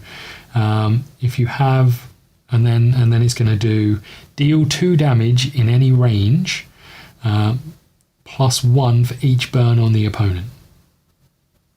So I'm going to take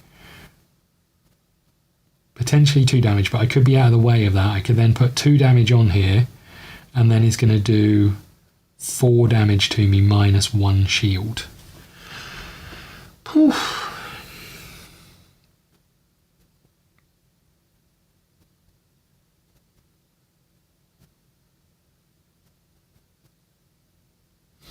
One, 2, 3. So I'll still be in range. Wherever I go, I'll still be in range for that second bar, which is where it puts burn on me.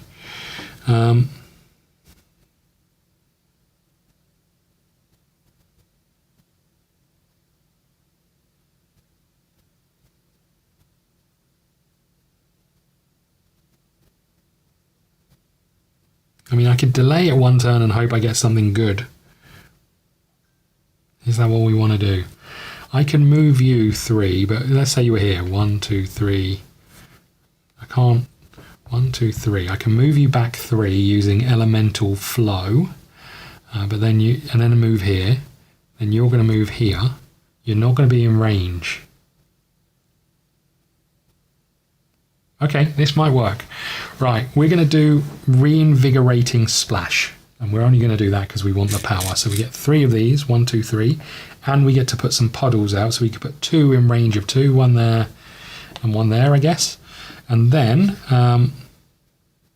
I could heal. I'm not going to do that. I'm going to use... this doesn't really work. Because then I then can't move. Okay, I'm not doing that. I am going to do Wave Thrust. So I get 2 of these instead of 3. Wave Thrust is in the 2 slot. We are going to place... Oh, but then that doesn't really help either. Okay, well, let's just do this anyway. We're going to move, attack. I'm not going to move or move. I'm going to spend 1 to do our pierce. We're going to attack for 2. So 2 damage. Not quite what we were looking for after the last one. Then I'm going to spend all 4 of these. I'm going to move as part of the Wave Thrust, so we're going to move here. I'm going to spend all 4 of these to do Flow. We're going to move the opponent by its movement. And then we are going to heal 1. So we're down to full health, which is great. Okay, so that was me. This is going to go here. This moves up a square. So they are doing... attack for 2 in range 2, then rush 1, 2, 3. Oh, hold on. I would have taken 2 damage for having burn. So we'll put that back down here and we'll get rid of the burn. Okay, now it's their go. So they've moved, they've attacked. They're going to do burn in range of 2. There is none. Then it's going to deal 2 damage in any range plus 1 for each burn on the opponent. There isn't any. We have 1 shield, so we take 1 damage. Okay, that's not too bad considering we could have been in a much worse place. Okay, next up is doing a circle, which is bad news. Deal 2 damage in range 1, rush and attack for 3, or plus 3, so that would be 5 damage, reduce it by my magical shield. So it's going to do 2 burn in range 1, and then it's going to rush to us and it's going to hit us for 5. I don't know if there's anything... Hold on, I was meant to move this up, and I was meant to put this here. This is dash, okay. Don't think I've got anything that really is going to help me a huge amount. Silence or slow isn't too bad, right? Oh no, it's still going to be in range of 2. So I need to be able to run away a lot, and I can't do that. I could blink to here and then move 2. I'm still going to be in range.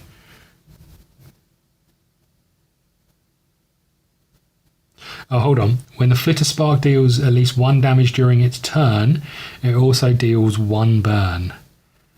I take it its special ability is during its turn. So it did 1 damage to us. What did it do? It did...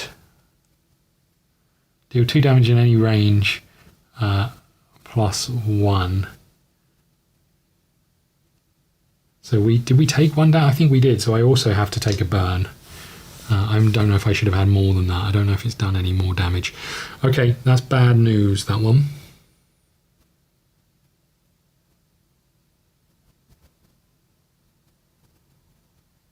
I don't like any of these cards. I'm going to do Reinvigorating Splash. I'm going to take 3 of these.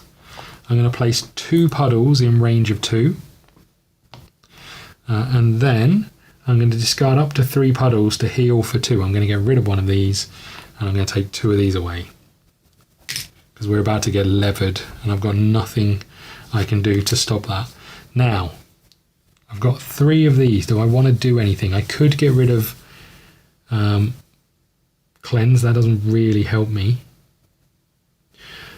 Water I can interrupt, there's nothing to interrupt, so that's not going to help me either. End of my turn, I take 1 damage. Ugh. Moving doesn't help. I'm going to move these up. I'm going to move this up. Do I prepare? You know what, I'm going to prepare. I'm going to get rid of 1 of these to get rid of this. Prepare is discard a card, you may draw 1 card. So I'm going to move these up. I'm going to put this here. Storm, that's a good card. And Storm again, interesting. They're both pretty good. They can do a lot of damage. Perfect. Okay, 2 storms in a row. Nice. So it's now their go. They're doing a circle. So the circle is deal burn in range 1. 2 burn.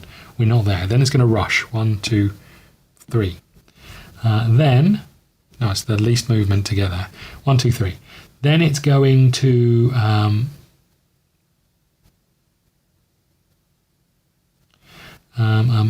it's going to attack for +3 in range of 2, reduce it by my magical shield. So it's attacking me for 5. I take 4 damage. So we'll put a 5 over here and we'll get rid of one of these. I also take 1 damage. Sorry, if it does at least that, I take 1 burn. So I put the burn back on here. Goodness sake. I hate this thing. Okay. So my storm, I can do 2 damage for each. I can do 2 damage for each weak. And weak on each thing. So this one's going to do magical damage in range of 2 and then rush and put 2 burn on me.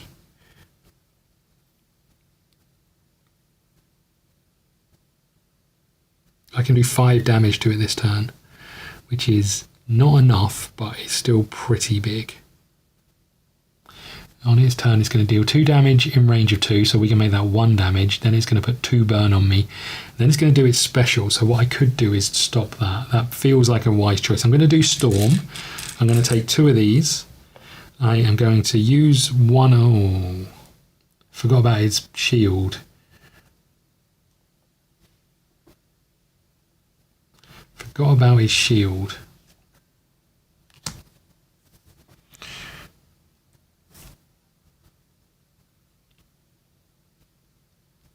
Still probably the right thing to do, I think. So Storm is deal 2 damage and weak. So we can put that on you in any range. So you take 1 damage for that because you've got a shield. And then deal another 3 damage. So you take 2 more for that. So you're up to 15 because of that. Okay. Then I think I'm going to use all 4 of these again to do my water drain. In any range, interrupt for 1 for each puddle.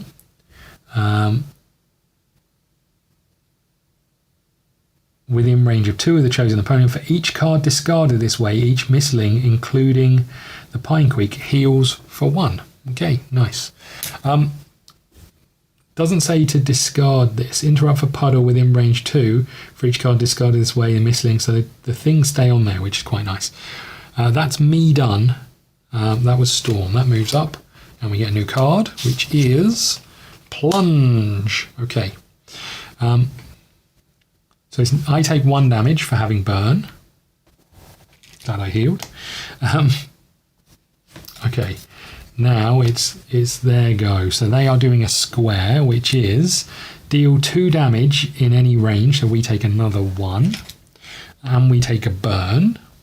And then do burn 2 in any range. So we're up to 3 burn. Oh man, this burn is a right pain. Okay. That's the end of its go, and it's going to do something big this turn.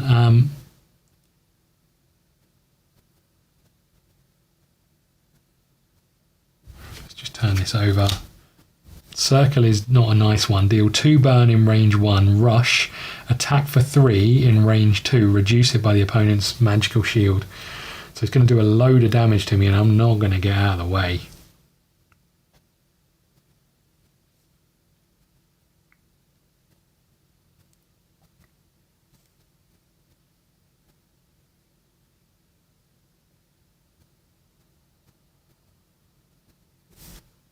So if I was to blink, I'd be here, and if I was to move, I'd be here.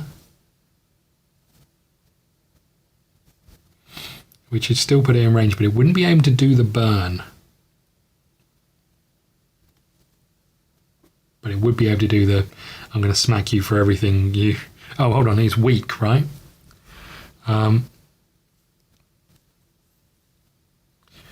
It is weak.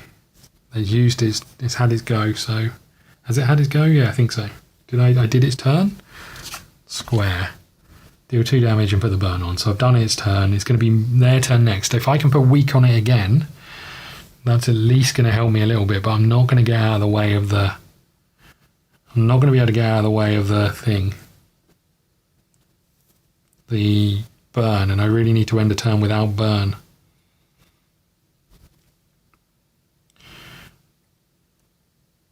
Okay, I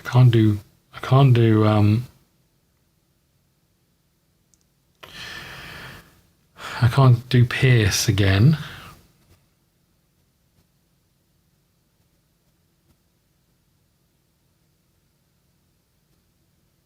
I think the best I can do is put weak on it again.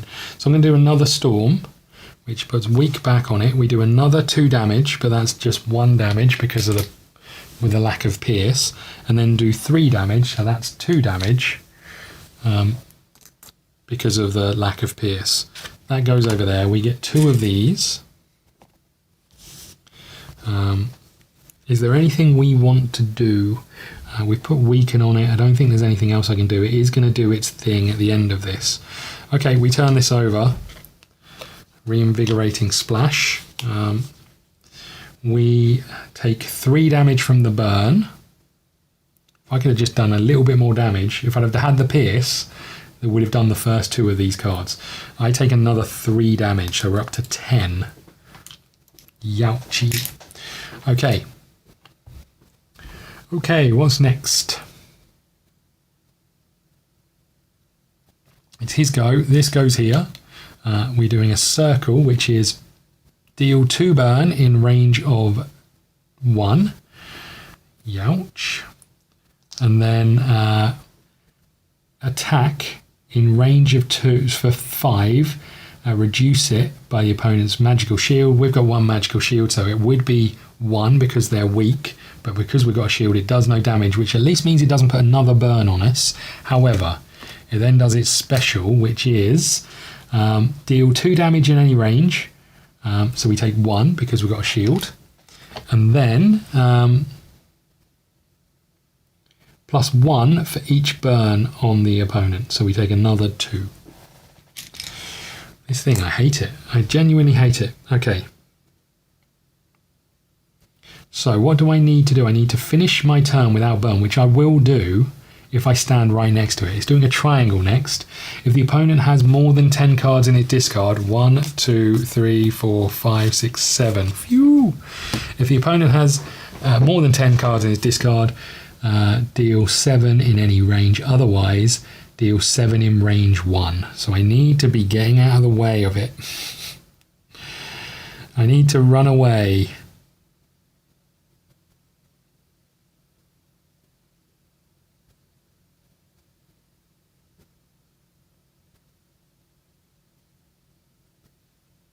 Okay, I think we do plunge, which is, I'm going to run away. Place 2 puddles in range of 3. 1, 2, 3. 1, 2, 3. Blink to any one of those puddles. Whoopa. Heal 2. Okay. Then we take 2 back for having burn. But at least we have no burn now. Right, let's just check its opponent. If the opponent has more than 10 cards in discard, we don't. Did I pick up the things for this? I don't know if I did. Oh man, I don't know if I did. I'm going to assume I did, but I'm not sure I did. I'm going to assume I did. Okay. If the opponent has 10 cards in discard, otherwise deal 7 in range 1. Okay, we're fine with that. I need a card that does some damage. In all honesty, I don't need to move any further because that's all it's going to do. Let's turn this card over. Please have some damage. Hydraulic Pump, deal 4 damage in any range in a line, and I can move them by that many spaces and then trigger again. That's huge. Make it curious. I think we might be able to do it this turn. That might be absolutely huge. Okay, it's go. Triangle comes out. It is going to deal 7 damage in range of 1 because we have 1, 2, 3, 4, 5, 6, 7, 8 cards. It's going to do 7 damage in range of 1. We are not within range of 1, and it's going to end its turn there. Okay, our go. Hydraulic Pump. We get one of these. we deal 4 damage in a line. We'll go with this line here. So 4 damage, let's do that first. So 3 damage, which is enough to get it to 21. So let's get rid of these. 1, 2, 3. The 5 comes over here and the 10 goes there. And then, oh, hold on. This is perfect, I think. 1, 2, 3, 4, 5, 6, 7, 8. And then, so we've done the first one, right? Which is has 8 damage, 8 health left or less. So we've done 20, so it's on 8. Show no fear. End your turn within range 1 of the Flitter Spark when you have no burn. So with Hydraulic Pump, I can move it 2 spaces. So we'll move it here. And then I get to trigger, which I'm going to trigger in Reinvigorating Splash. Place 2 puddles down in range of 2. 1 and 2. And then discard 3 puddles in any range to heal 2 for each puddle discarded. 1, 2, and 3. Which is, I can move this here, which is 6 health back, right? So 1, 2, 3, 5, 6, 7. Okay. So that goes there. That goes over there. We have finished our turn with them. End your turn within range 1 of when having no burn. We have no burn. And then the last one is Make It Curious. End your turn within range of 1 with at least 10 cards in your discard. 1, 2, 3, 4, 5, 6, 7, 8, 9. Exactly 10 cards in our discard. We have tamed the beast. That felt a little bit it all came together at the end there, and it felt a little bit fortunate, I'm going to be honest. Okay, I think that's us done. We can go to script 200 at the end of your current scenario. Tame, go to script M106. You better do something good for us here, buddy. M106. Here we go. The Flitter Spark folds its wings and rests its hands on the ground. It stares at you with curiosity, as if it had forgotten the fight. All of a sudden, it leaps forward and lowers its head, allowing you to rest your hand upon it. Okay, each mistling that took part in this combat heals up to half. We don't have half, so we're fine. Flitter Spark Divider, add card 203. Let's just find it. I can't spell. What's an F? An F, an F, an F. Frogmar, Flitter Spark. Okay. That's everything from behind there. We'll just do this very quickly. So let's do this one, I guess. We have a Flitter Spark card. We have the special ability card. We have the 4 cards that the Flitter Spark can do. So add card 203 A side to the Mistling Encyclopedia. Okay, so 202 A side. Where's 202? 203, 200, 201, 202, this one. Here we go.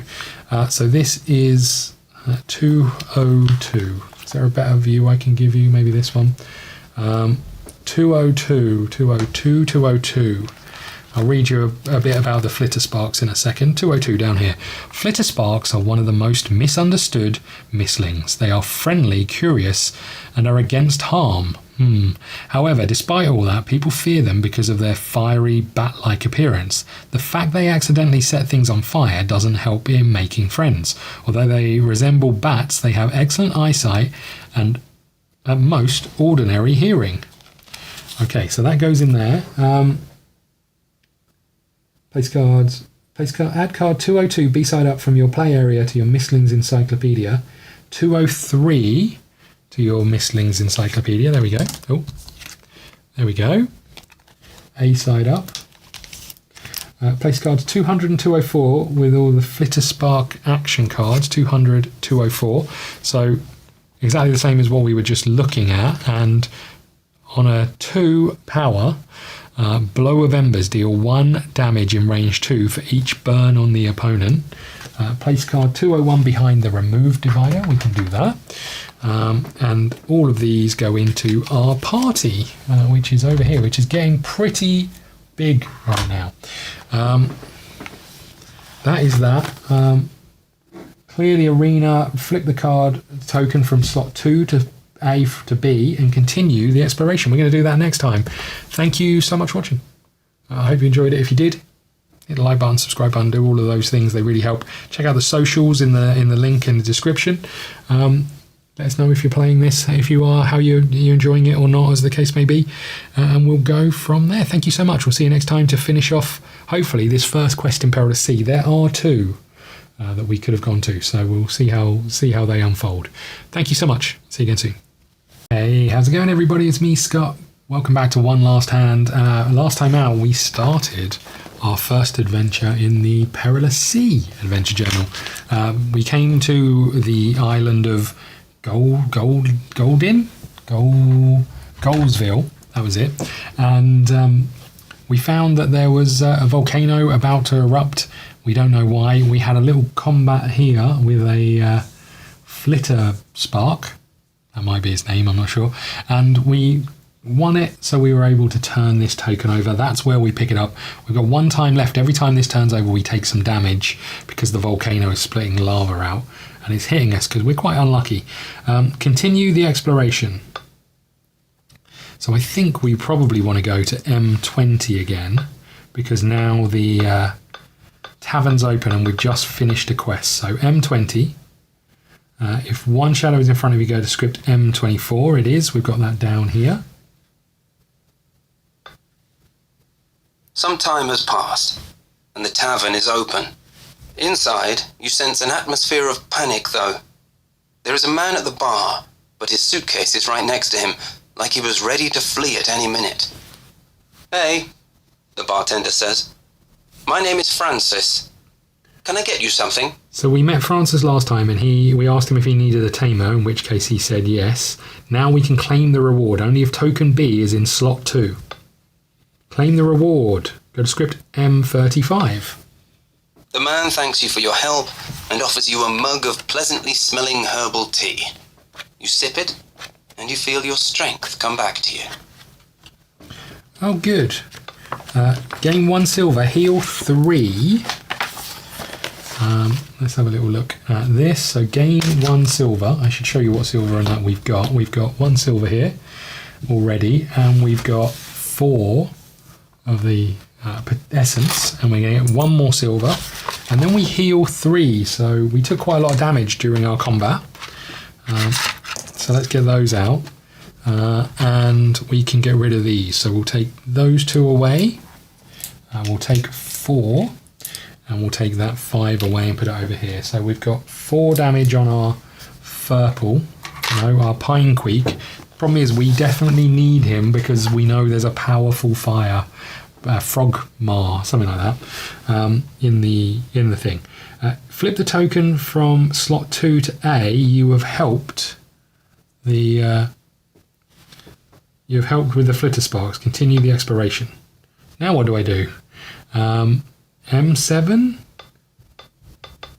We need something that's opened up because... Oh, it's not getting that. 1 second. Is slot 1 empty? Yes, it is. You enter the infirmary. Slot 1 over here. I don't think there's anything we can do other than heal our injuries. I suspect that would take some time. We don't want to do that. Talk to the nurse, talk to the injured reader. There's nothing here I can do, I don't think, that's really helping me. I'm going to try and go up the mountain again. Wonder if now we've got some, if something's changed. So 104 up here.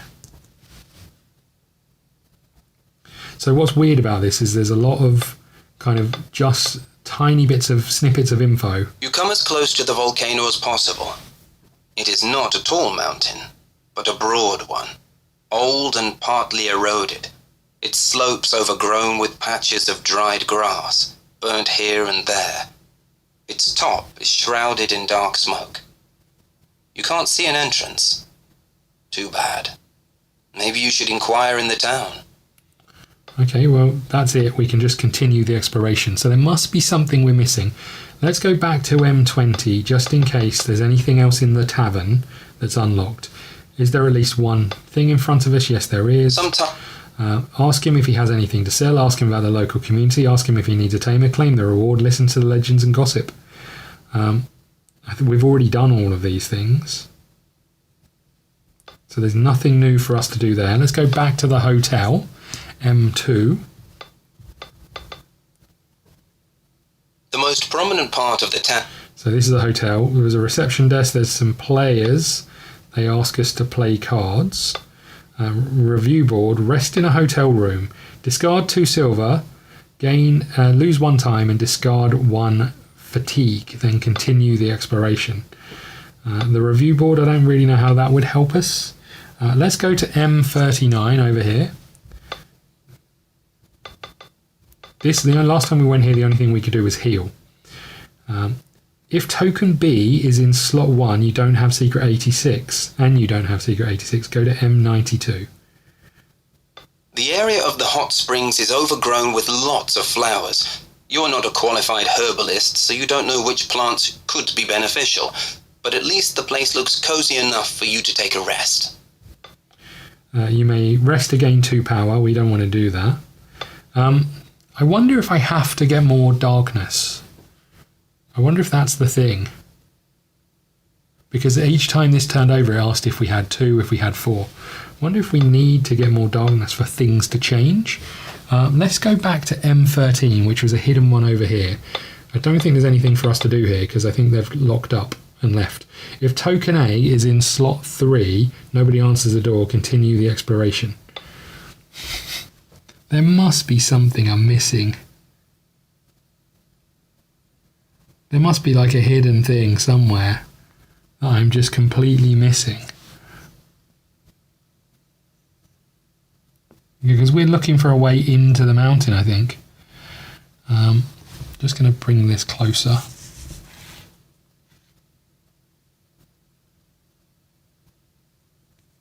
I wonder if I just need to take more damage. I don't really like that idea, but I think the next one was like if there's 4 in front of you, we can't just have to run down the clock all of the time.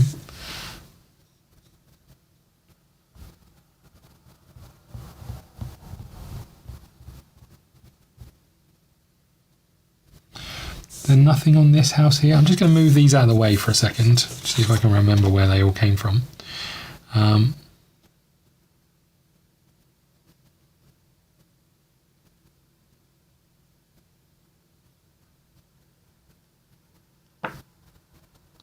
I just get the feeling there's like a hidden number in here and I'm too blind to see it.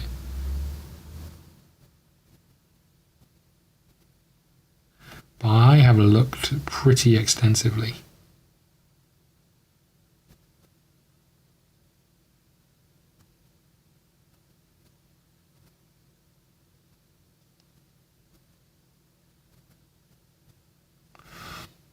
And I do wonder if I'd just miss it entirely.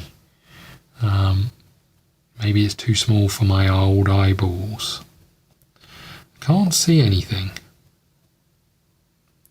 Do I just waste a bit of time?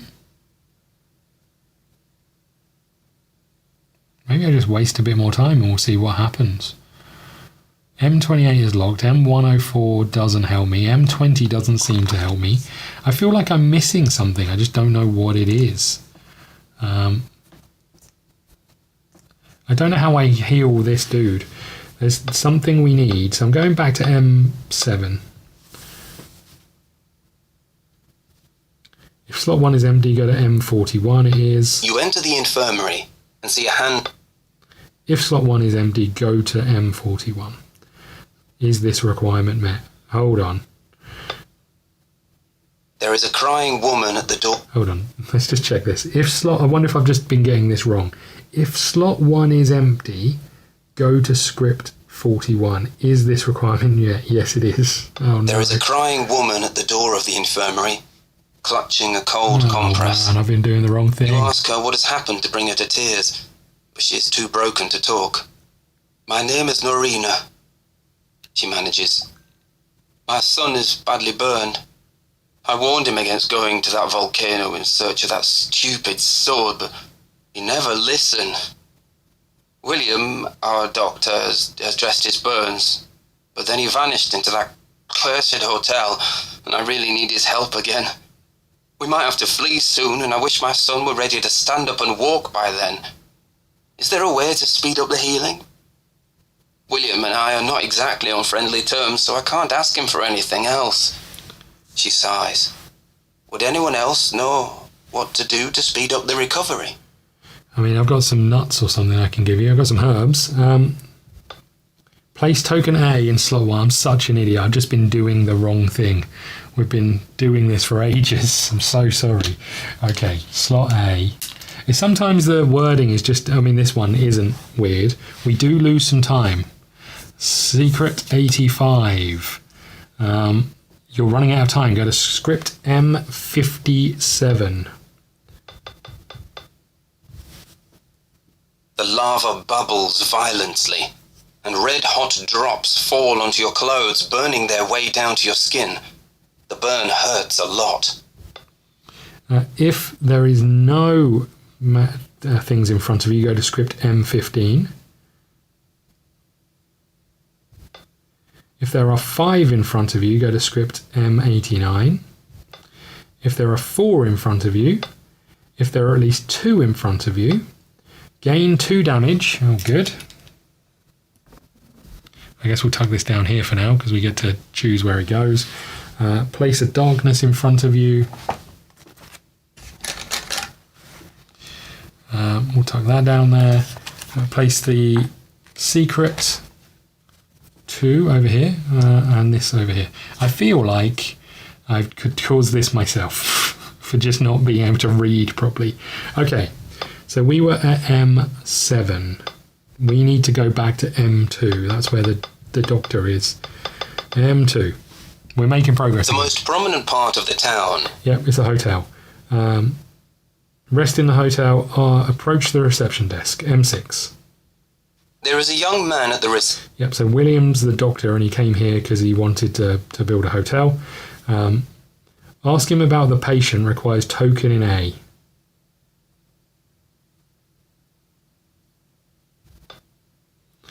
Ask him about the patient requires token A in slot 1. If there is a light in front of you, go to script M78. Is this requirement met? No, it's not. You tell William that you would like to know more about the condition of Norina's son. And who are you actually? He asks, frowning. And who sent you here? You tell him that Noreen has sent you. You say that it doesn't matter. He is a doctor and he should help us. You say that the name is not important. What matters is that you can help save the resort. He's already told us that he wants the resort saved because of his hotel. You say the name is not important. You can help him save the resort. M25. You've explained that you have come here to find out why the volcano has woken up from its slumber. If you find an unnatural cause for it, you might find a way to stop it, and the island would be saved. In time, the customers would return. Therefore, you could help one another. This sounds fair enough, William admits. Have you heard about those purple flowers that grow close to the hot springs? I've never used them myself, but I have read that they could speed up healing. Not that we need them very much. The condition of Norina's son is rather stable. Anyway, if you want to go and pluck a few flowers, be careful. They are easy to confuse with other species. Choose only those with white spots on their petals. I hear ya. Flip a token in slot A1 to B. Done that. Discard the light if you have it. We don't. Continue the exploration. We are off to M39 over here. If token B is in slot 1, you don't have secret 86, go to this. Is this requirement met? Yes. You see 3 kinds of purple flowers, all very similar. Which one would be the best remedy for Norina's son? Purple with white spots. What? Pluck flowers A, pluck flowers B, pluck flowers C. That doesn't help me. This is M92. I'm just going to check in the book in case there's any more info in here. M92. How do I... What? How do I know? Oh, I see. It's on the picture. B. You can see here. There. White spots. So we want B. They're pink spots, I think. Are they? They must be white spots. B. Go to script M38. You gather the flowers which fit the description. The white spots are barely visible, but they are there, for sure. When the brew is ready, Norina's son should get better quickly. I just want to go back and see if it told us to lose time. It didn't. You gather the flower... Place a earth in front of you. Look at us go and continue the exploration. We're heading back to the hotel. No, to the thing. 10M007. Back over here to the infirmary. If slot 1 is empty, is this requirement met? No, it's not. You enter the infirmary and see a handful of beds. Yep, we know there's a geezer who's in trouble. Talk to the injured reader. Go to M12. If you have the right nuts, we've already done that. My name is Josh. Continue the exploration. That was clearly the wrong choice. I need to speak to whatever she's called. You enter the Norina. The script M91. Norina is sitting next to the window and drowsing off, but she snaps out of the nap when you come closer. You notice she is sitting close to a patient, entirely covered in bandages. Give her the gathered herbs. Go to script M93. You hand the herbs over to the woman. There is a feeble smile on her tired face. I will brew them, she says, her hopes renewed. Please, watch over my son while I'm gone, and do let me know if he wakes up. Will do. Discard this, we can do that. Get rid of the earth. Go to script M94. You watch over Norina's son, and wait for her to return with the brew. Soon you cannot fight your fatigue anymore and tiredness takes over. Your nap is fortunately shallow, because you open your eyes when you hear some indistinct mumbling. Norina's son is awake, and visibly agitated. He grabs your shirt with a sudden move. Take the hood off, he mumbles. I must see your face. I must know who is after me. You try to explain that you are not after anyone, but watch him in his mother's stead. You don't know whether your words reach him because a second later he runs out of strength and slumps onto his pillow. His sleep this time is disturbed. He thrashes around and talks indistinctly about ferocious fire creatures, a long dark tunnel, and a sword. Yeah, we kind of knew all of this stuff. Lose 1 time. Discard 1 fatigue, because we had a little nap. Go to script M96. You focus, hoping to learn even more, but Norina comes back with the brew. You tell her what has happened, and asks if she knows who could be following him. Is it even possible that her son knows the entrance to the volcano? He's a quiet type, she confesses. He never tells me much, but once he wrote me a letter. Where is it? Oh, here. She takes a crumpled piece of paper out of her apron pocket. Read it, but maybe you'll find some clues in his house. Here's the key. Feel free to search it. Gain secret 86. We can do that. Secret 86. For 86. Oops. Which is M29. Where the heck does this go? Over here somewhere?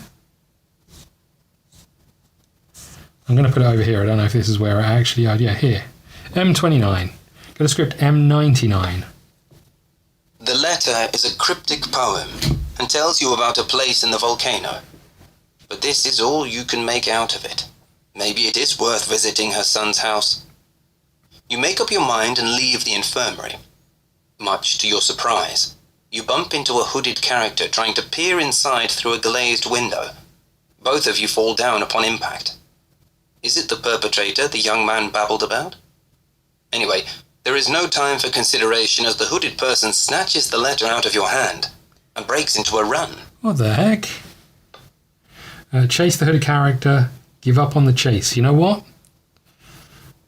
I'm going to give up on the chase. We've got the key, right? We can get in. You already have your lead, so you know where to look for the others. Continue the exploration. We're going to M29. Here we go. We're making progress. You reach the house of Norina's son. You are thankful for all the instructions because you don't think you would have found the house without them. The house is secluded and somehow blends with the surroundings. You enter it and look around, surprised by the mess inside. There are sheets of paper scattered everywhere on the floor, so finding what you came for may take some time. Think now. Where does a writer tend to work? Desk. Check the fireplace. Check the table in the kitchen. Check the bathroom. Check the bedroom. He works on the toilet. We know this. He writes his poems in the bathroom. That's where we're going. Lose one time. Uh-oh. Go to script M36. If you have secret 88, we don't. There is a majestic tub in the bathroom, which seems to be a perfect place for a writer's meditation or consideration. Various papers are scattered around it, and one of them indeed appears to describe the entrance to the volcano you already knew about. You study the notes, though, and find a useful tip. Once you enter the tunnel, you should stick to the right wall. The floor on the left side is uneven, and the sharp edges along may hurt you. So, another small victory. You know how to safely enter the volcano. How about you return to Norina and hand back the key first? Okay, place a token in front of us. There we go. Continue the exploration. Where am I meant to go? I've got to go back to Norina. Can I search his house a bit more? I know it's going to waste us time, but... You reach the... check the fireplace. Lose one time. Oh, we were meant to do this. Hold on. So, script M57. Oh, no. We're going to take more damage. The lava bubbles violently.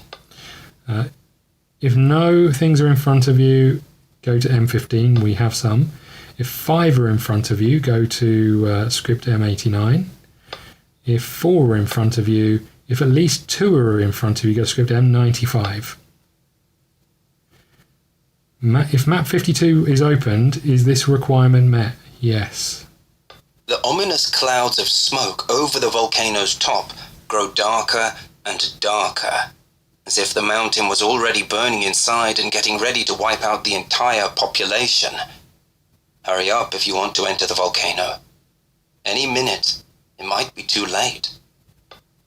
Gain 2 damage. Great. There's another 2. Good. Play secret 85 face down and put a 2 here. And continue the exploration. Okay, back to his house, M29.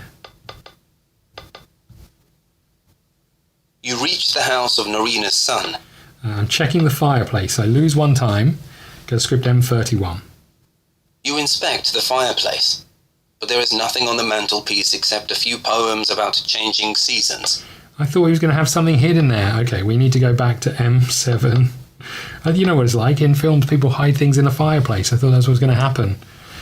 If slot 1 is empty, is this requirement met? No. You enter the infirmary. Talk to Norina. Go to script 91. Norina is sitting... Say goodbye requires secret 86 and 88. Did I pick up 86? I've got 86. I don't have 88. I don't know if I followed this through correctly, because it says place this in front of you, but I still don't know where I'm going.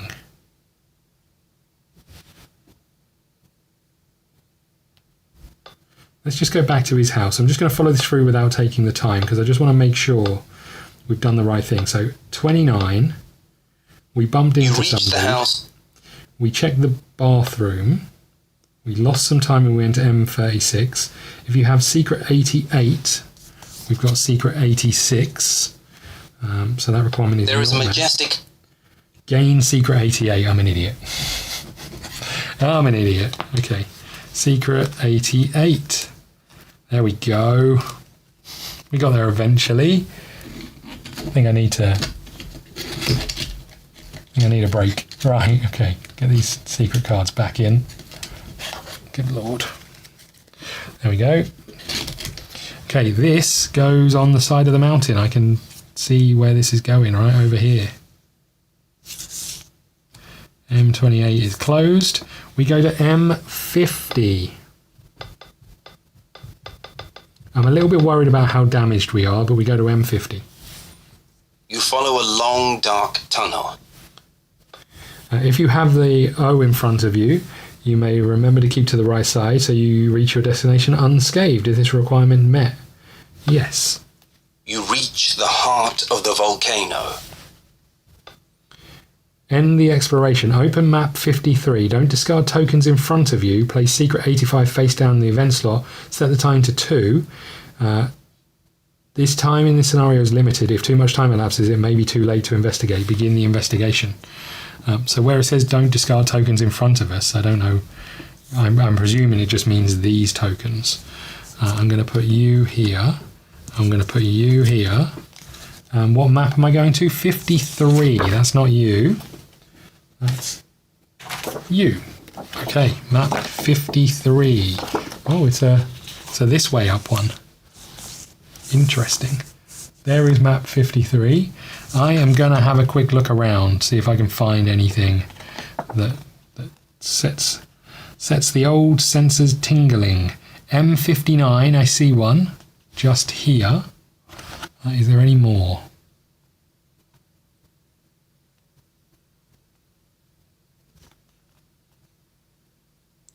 I don't see any.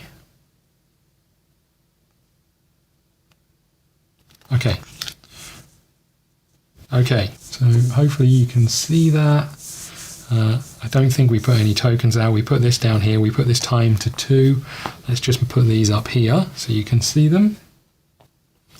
And we carry over 4 damage. I'm going to put 2 on the Galomo, 2 against the Furple. You know what? I'm going to put another 1 against the Galomo. Begin the exploration. Okay. So, M65. We'll do this as we come down because I'm assuming we're coming in from this angle. So M65. If token A is in slot 2, there is nothing interesting here. Continue the exploration. Is this requirement met? No. You climb the right side, and eventually you reach the bridge made of stone. There you glimpse a body lying at the end of it. Could it be a human? You consider the idea of crossing the bridge when you spot a shape in the middle of its span. It looks like a weirdly shaped stone, but on closer examination you realize that it is not a stone. It is a living, moving creature. What, a fire frog? A frogma? The mistling is surprised by your appearance and attacks without a second of hesitation. Of course it does. Set up combat. I don't even know. Oh, so it's this thing on here, right? This was a bridge across. I see. Set up combat using these components. Arena card 53 and Arena 1. Frogma. If it's 2 players, we get corruption. If a fire is in front of you, which it is, discard it. Thanks to the clues you already gathered, you knew that this is a Frogma and may place your mistling standee on any space of these petal types. Okay. So this can go over here. Back to combat we go. Right. That goes there. We can get rid of this. Put these 2 over here. Secret 85 can go over there. These 2 secrets I think can go back, but I'm going to keep hold of them just in case. We need map number 1. Is that under here? It is. What's weird is that there's a load of volcano ones and we never actually use them. You know, some maps with lava on. Right, I'm going to put a cut in here. We'll be back with the combat set up. We'll be right back. Okay. We're ready to go. There's quite a lot going on this one, so we'll get started from the offset. First things first, we've got the Frogmar card, so we'll just zoom in and go through these first of all. Frogmar. Frogmar has 32 health and 2 shield. He does 4 hits and 1 movement.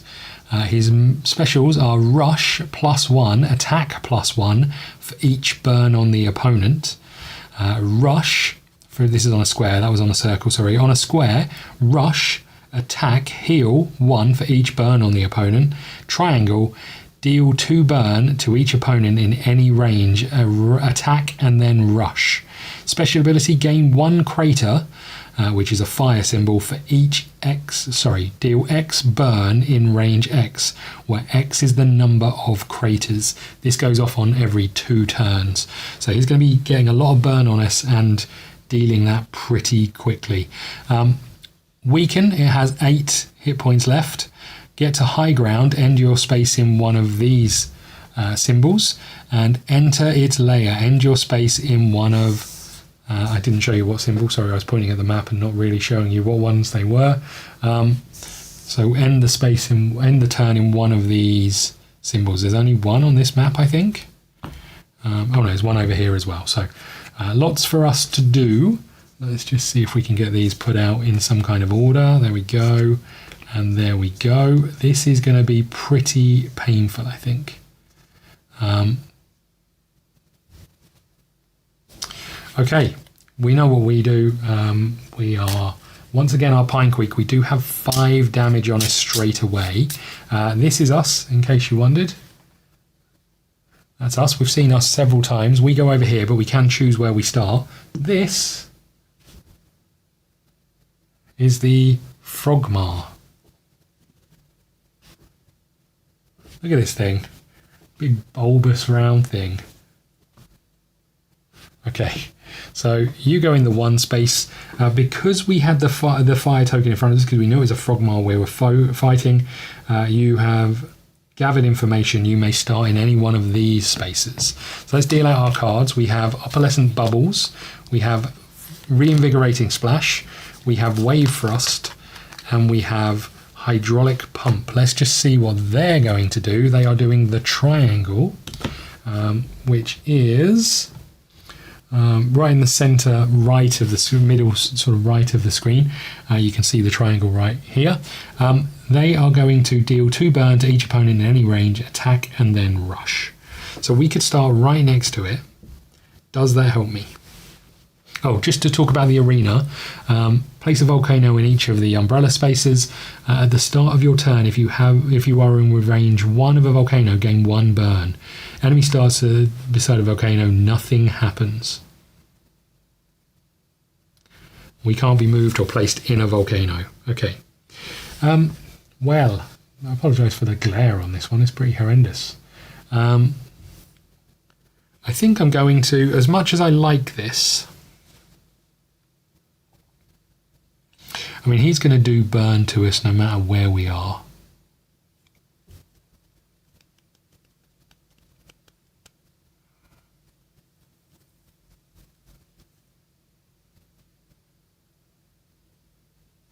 And then it would attack and rush. So we can take the burn, we can't do anything else with it.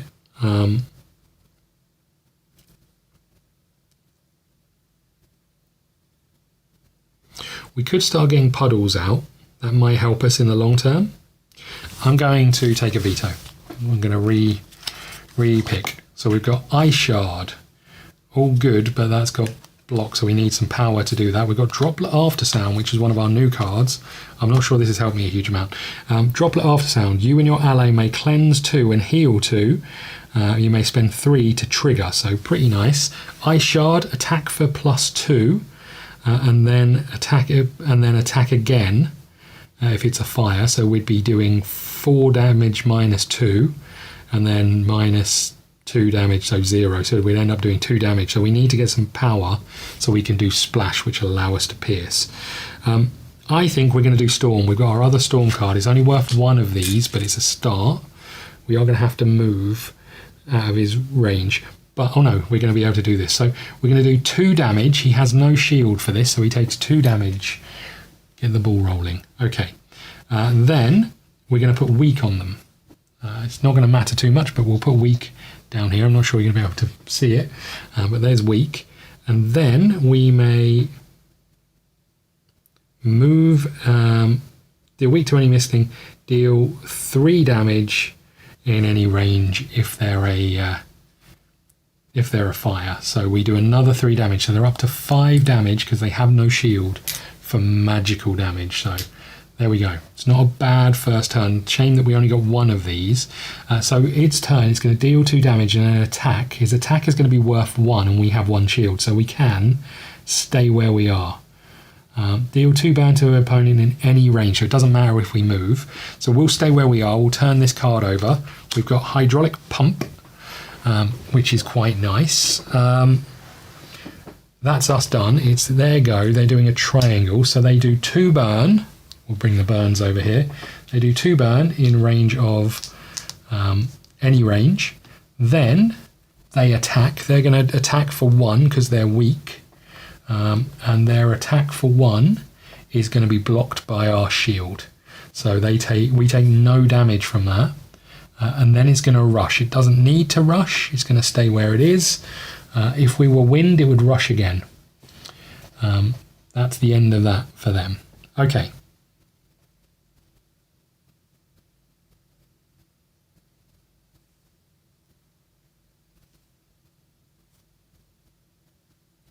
I think we do Ice Shard this turn. So we're going to take 3 of these. Oh no, but then that's not great. We could cleanse and heal. So next up is doing a square, which is rush, attack, heal 1 for each burn on the opponent. We're not going to have any. Cleanse 1 for each burn on the opponent if we were wind. Rush, attack, heal 1 for each burn on the opponent. We're going to have no burn because we're going to have used them. And taken damage.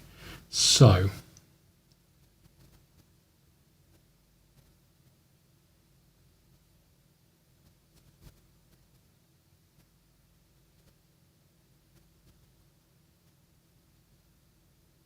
okay, what if we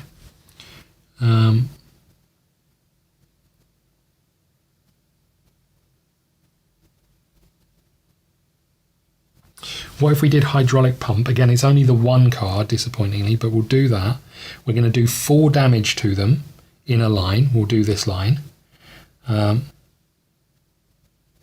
that's 4 more damage. So they're up to 9.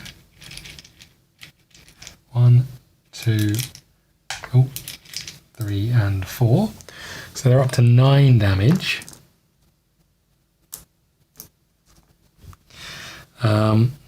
We're doing this one. They are a thing, so we can decide to move them. They're fire, so we can decide to move them 2 spaces and then trigger again. Okay, we're going to move them 1, 2. We're going to trigger, and we will trigger Droplet After Sound. You may cleanse 2 and heal 2. This is huge. So we're down to 3 damage.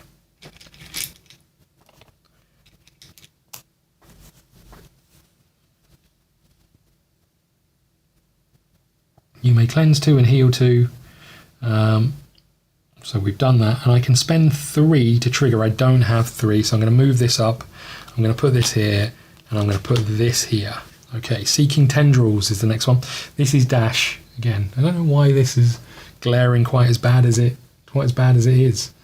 I'm not sure where the light is coming from. I can move it over a little bit in the hope that makes it slightly better, but I'll have to try and figure out the light. I've got so many diffusers on there, or diffusers on the lights, and it's still extra glary. Okay. So that was me done. It's their go. So they are going to rush. They can move 1. They are going to heal 1 for each burn on the opponent. Let's just make sure I did this. I cleansed, I healed, and I could have triggered. I didn't. They are going to heal, rush. They're going to heal 1 for each burn on the opponent. There isn't any. That's that done. So we can move this along and we can move this along. And then, because it's on 2, it's going to gain 1 crater. So we put that, I'll put that up here, I guess. Gain 1 crater, deal X burn in range X, where the number of craters. So not in range 1, that's that done. Okay.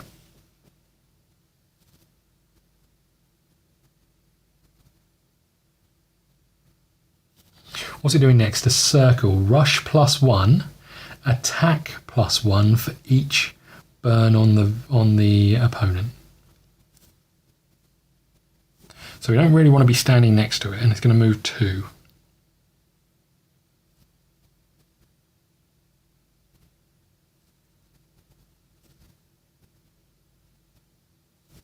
know what? Let's do reinvigorating splash, so I can place some puddles down. We'll get those on the board because they help.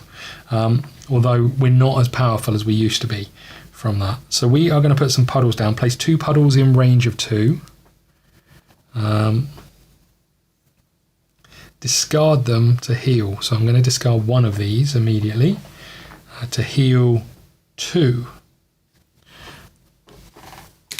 Okay, we would have gained 2 for that. That goes over there. And then I'm going to spend 1 of these to move. That is me done. Okay, we've got Cost in Blood, deal 3 in range of 3, 3 magical damage in range 3, and then search. Okay, it's their go. They are doing a circle, and a circle is, they're doing a circle again after this, rush +1, attack +1 for each burn on the opponent. There aren't any. That's the end of his go, but he's going to do that, and then he's going to get another crater again.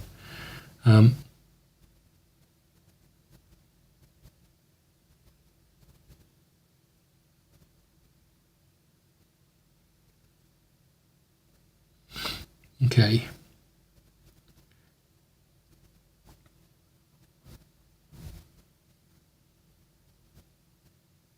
It doesn't feel like necessarily the right thing to do, but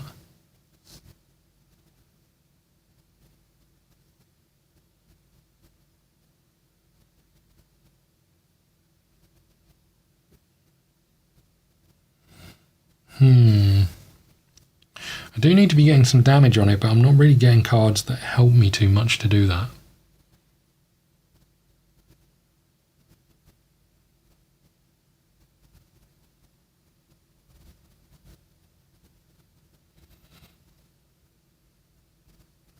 I could attack in range of 2, which is going to take me down to 2. I could use 1 to do pierce, so he's going to have no shields. I'm going to do 2 damage to them. And then I get to search in range of 3. I think I'm going to do that. So I take 1 away because I'm doing pierce, which is splash. I'm then going to get 2 back. We're going to do seeking tendrils. I get to attack in range of 2. So I'm attacking in range of 2. And they take 2 damage. So that puts them up to 11. 5 can go over there, they can go over there, we can put the 10 up here, so they're at 11 damage. I get to search ring. I'm just going to remind myself what search is. I look through the deck, but I can't remember where the discarded cards go. Then place the rest at the bottom of your deck in any order. Okay. Look at the top X cards of your deck, place 1 at the top. Okay, so we can look at 3. We have Leap, we have Plunge, and we have Storm. Storm feels like it might be important.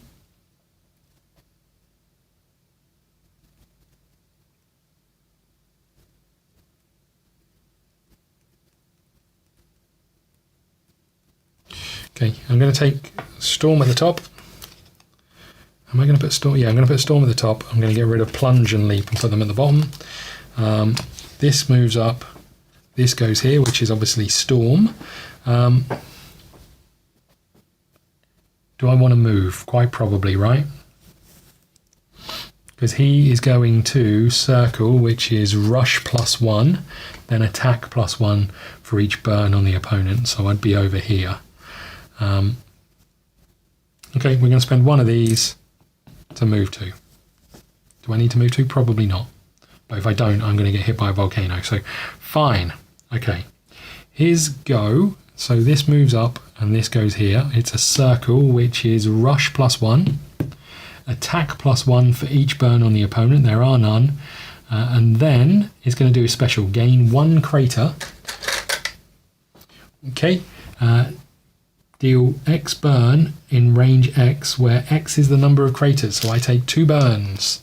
Youchie. These go away. Next up is doing a square, which is rush, attack, heal 1 for each burn on the opponent. It's a weird one, that, because ultimately we're going to get rid of Burn before it's his go. I'm just going to make sure Burn isn't like 1 damage per turn, right? Burn is, I feel like I've read this several times. Burn, before Burn is discarded at the end of a turn, gain 1 for each Burn. So you're discarding, I mean, the way I read it is you're discarding all of the Burn. Each mistling discards 1 condition token for each type at the end of its turn. Oh no. When your enemy deals a condition token, place the token on the enemy. Ignore dealing conditions. So each mistling discards 1 condition token of each type at the end of its turn. So I've been doing this wrong.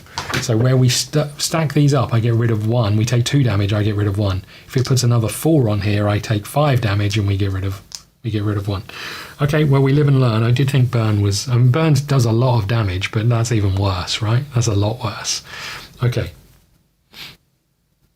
So I've got 2 Burn. He's had his go. It's my go.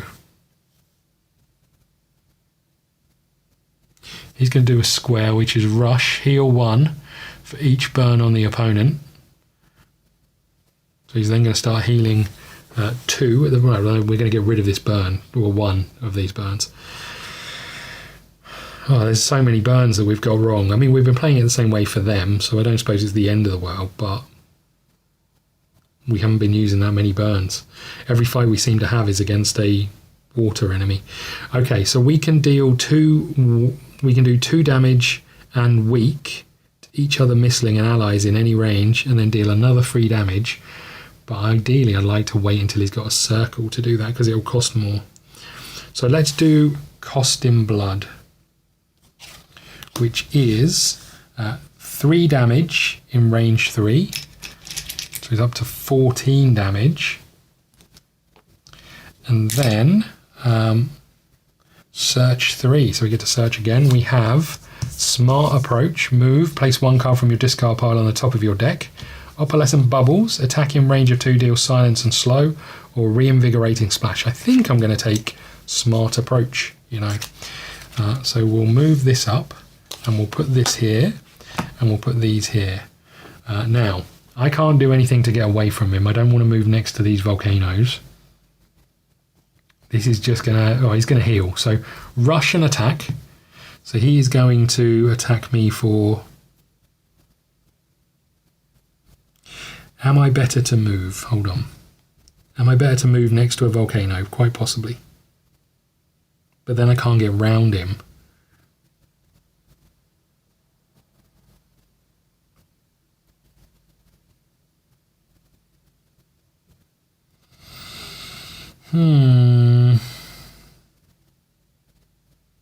Wherever I end up next to a volcano. I'm in serious trouble where I am.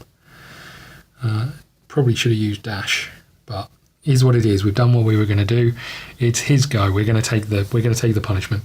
He is going to rush and then attack. So he hits me for 4 damage, minus 1 for our shield. So we take 3 damage. 1, 2, 3. We're up to 4. Okay. Then, I should have taken 2 damage. So we're up to 6. Because of the burn. We keep 1 burn on here. Now it's his go. He's done his attack. Then he's going to heal 1. God damn it. Stupid thing. Okay. So that goes there. He's doing a triangle, which is the one we said we wanted for Storm. I'd really like to get away from him, though. But this is fine, actually. We're going to spend 1 energy to pierce. No, we don't need to pierce. We're going to keep that 1 energy. We're going to gain 2 energies. There we go. We are going to deal 2 damage to each other mistling, including allies. So you take 2 damage, so you're up to 15. And then we do another 3 damage because you are fire-based, which means you are up to 18. And then I'm going to spend 1 of these to move over here. Okay. We also put weak on them because we use Storm, and that's part of the part of the card. So weak on them. This card comes here. This goes here. Wave thrust. Okay, here's go. He is going to hurt me a lot. So he is going to move this along, put a triangle here. He is going to... Oh, I looked at the wrong card. I'm an idiot. He's going to deal 2 burn to each opponent in any range. Oh, good. 1 and 2. Oh, man. Oh, I should have taken... I had 1 at the end of that, right? So I get rid of 1. This bloody burn. And then he is going to put 2 damage or burn on me in any range. And then he's going to attack. He's got weak, so he's going to do no damage because we've got 1 shield. So he's only doing 1 damage. And then he's going to rush. He doesn't need to rush. He's going to stay where he is. Then he's going to gain a crater. And then apply burn. Oh, man. Deal X burn in range X, where X is the number of craters. So he's going to put another 3 on us. We're up to 5. Oh, God. There's no way I've got of getting rid of burn other than that cleanse card, which we've already used. So it might be worth trying to get that out. He's doing a circle next, which is the same thing again, although he's going to rush +1 and an attack +1 for each burn on the opponent. So really we want to be out of his way.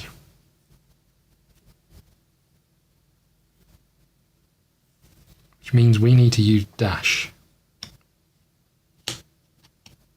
We're going to use smart approach. So smart approach, we get 2 of these, and we get to place 1 card from our discard pile on our top of our draw pile.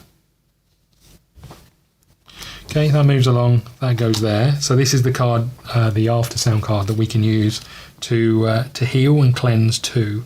So at least that's going to get rid of some of these. I'm going to spend 1 of these to move to... Oh, God. Oh, I should have moved from this 1, 2, and then I spend 1 of these to move again out of his range at the very least. Although we're about to get a fatigue. I think that's me done. I could have done a bonus action of something else, but I don't think any of those necessarily help me. Okay, that's me done. He's doing a circle, which is rush +1, attack +1 for each burn on the opponent. I needed to take 5 damage and remove 1 of these. Oh my God. Let's see how we get out of this mess that we're currently in. We're up to 12 damage, and I'm not doing half the damage that we need to do to them. Okay, so that goes there. We need to shuffle these cards, and we take a fatigue card, and we put it on top of this.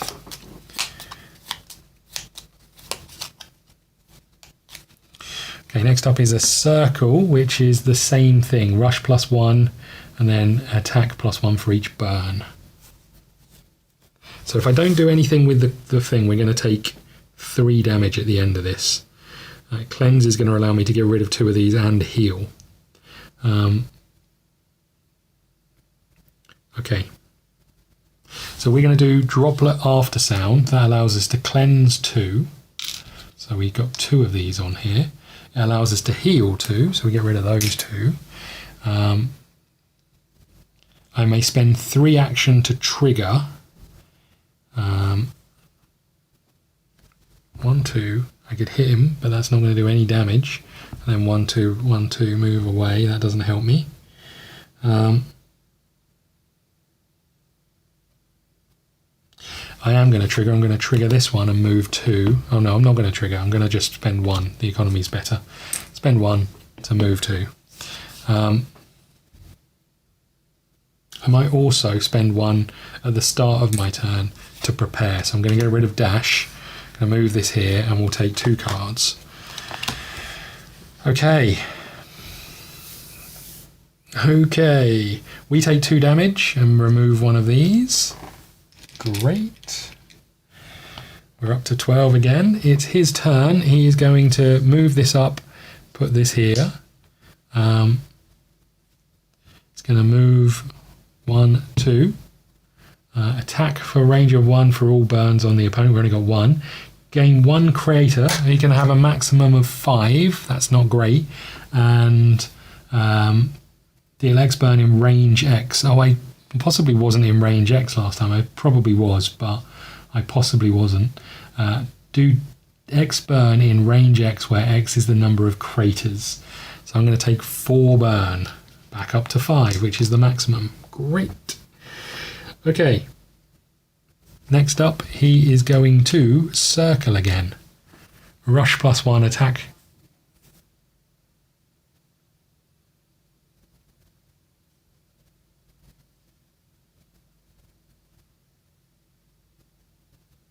Okay, I think we use hydraulic pump, which is 4 damage in any range in line. We're not in line, we'd have to move. Okay, I think that's fine. We're going to move here. We're going to do 4 damage. So that puts you up to 22. 5 there, that goes there. So that goes in there. And you get 2 of these that I've just taken off you for some reason. So you get these 2 back. So you're up to 22. We need to do another 4 damage, right? 32. We need to get him to 8. Okay. Using hydraulic pump, we can move them 2 spaces. 1, 2. And then I could trigger again. Which means I can move, attack, move, but you've got 2 shields, so it's not going to help me. This ice shard has been here forever. I just haven't had the opportunity to do it properly. Right, plunge is good because we're going to be able to get some more out to the board. It's his go. He's doing a circle. Oh, hold on. I take 5 damage. Oh my god. I'm going to use my herbs to heal 2 of these. So I'm at 15. This is brutal. Okay, we need to finish this quickly because I've got 10 health left and I'm going to keep taking damage. He is going to move 2. He is going to deal +1 damage for each burn. We're not in range.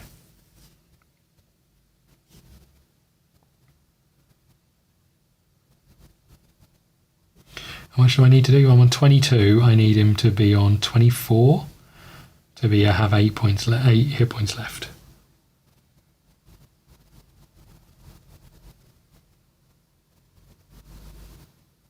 What's he doing next? He's doing a square. I don't think a square is good for us.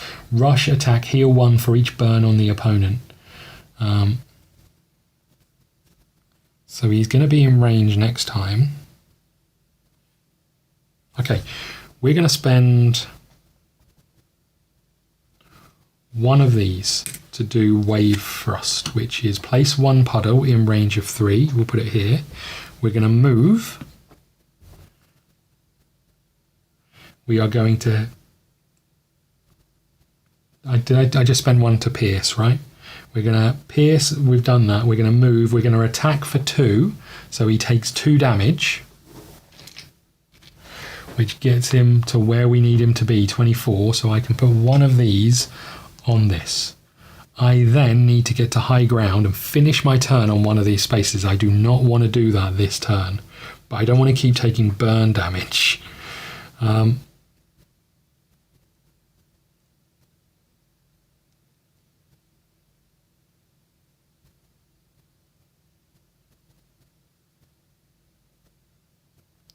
So I can move again.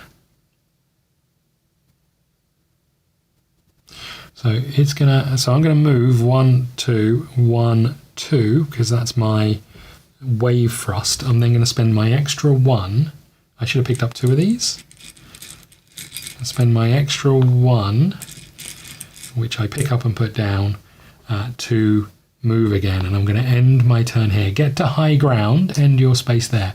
Enter its layer, end your space here. Next turn we can finish this as long as we don't die. So its turn is going to be... I'm going to take 4 damage. Oh my god. 1, 2, 3, 4.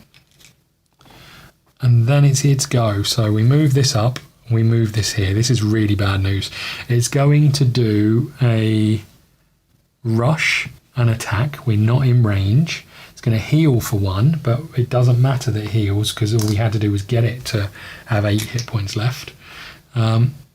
We keep that, it doesn't go back.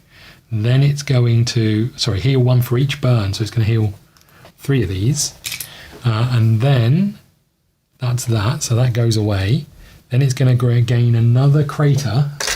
And it's going to put 5 burn on this, but can only take 2 more. So we put 2 on there. Deal X burn in X range, where X is the number of craters. Okay. I wonder if that means take damage or if it just means put burn on them. I'm reading it as put burn on them. But it could equally be take damage. I'm not sure. We'll carry on with what we've been doing, but gain 1 crater, deal X burn in range X. Burn is the putting on, right? Rather than taking the damage, because you take the damage at the end of your turn. So I think it's right. Anyway, it's our turn. We're going to do gain 2 of these. We're going to blink back here, and that means we have done the final thing that we needed to do, which is end the space on its layer. We are done. Tame, go to script 107. M107. Oh my god. Okay, M1. I can't believe we've been getting burned, or I've been getting burned wrong all this time. That said, we've been doing it fairly for each, but we've fought a lot of fire monsters, so we maybe should have to rebalance it. But anyway, M107. The craw of the frogmar expands and shrinks, but slower and slower, as if the creature was getting used to the new situation. Soon it disappears, and the creature lumbers forward. It is no longer hostile. And soon its snout touches your knees. A bond is formed. Each mistling that took part in the combat heals up to half, so ours would be 12. Half rounded down.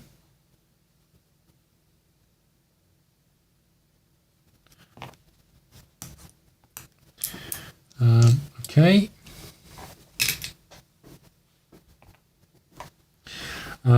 Frogmar. We've got the card somewhere. I put them somewhere. We get to put this in our encyclopedia. So we are going to take 208A. So here is the Frogmar. And we get to put this in 208A. I'll just bring this up here.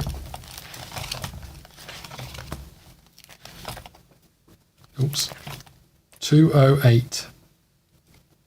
So you go in there. We need one of these. This one. No. This one, which tells us about the Frogmar.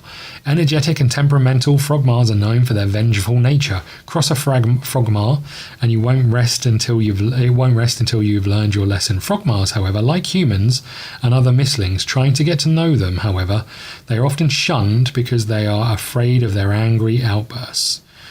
Frogmars, however, like humans and other mistlings, trying to get to know them. However, they are often shunned. Okay. Yeah, because they burn everything they touch. Okay, add card 207 B-side up to your play area, from your play area to the encyclopedia. We've done that. Place cards 205 and 209 with the Frogmars action cards. They're over here. So there's Burning Hope, Magma Explosion, and Rain of Fire. And these go behind the party divider. Another fire elemental. Let's go with a Flutter Spark. I suppose that's what to expect when we come to a volcano. Place card 206.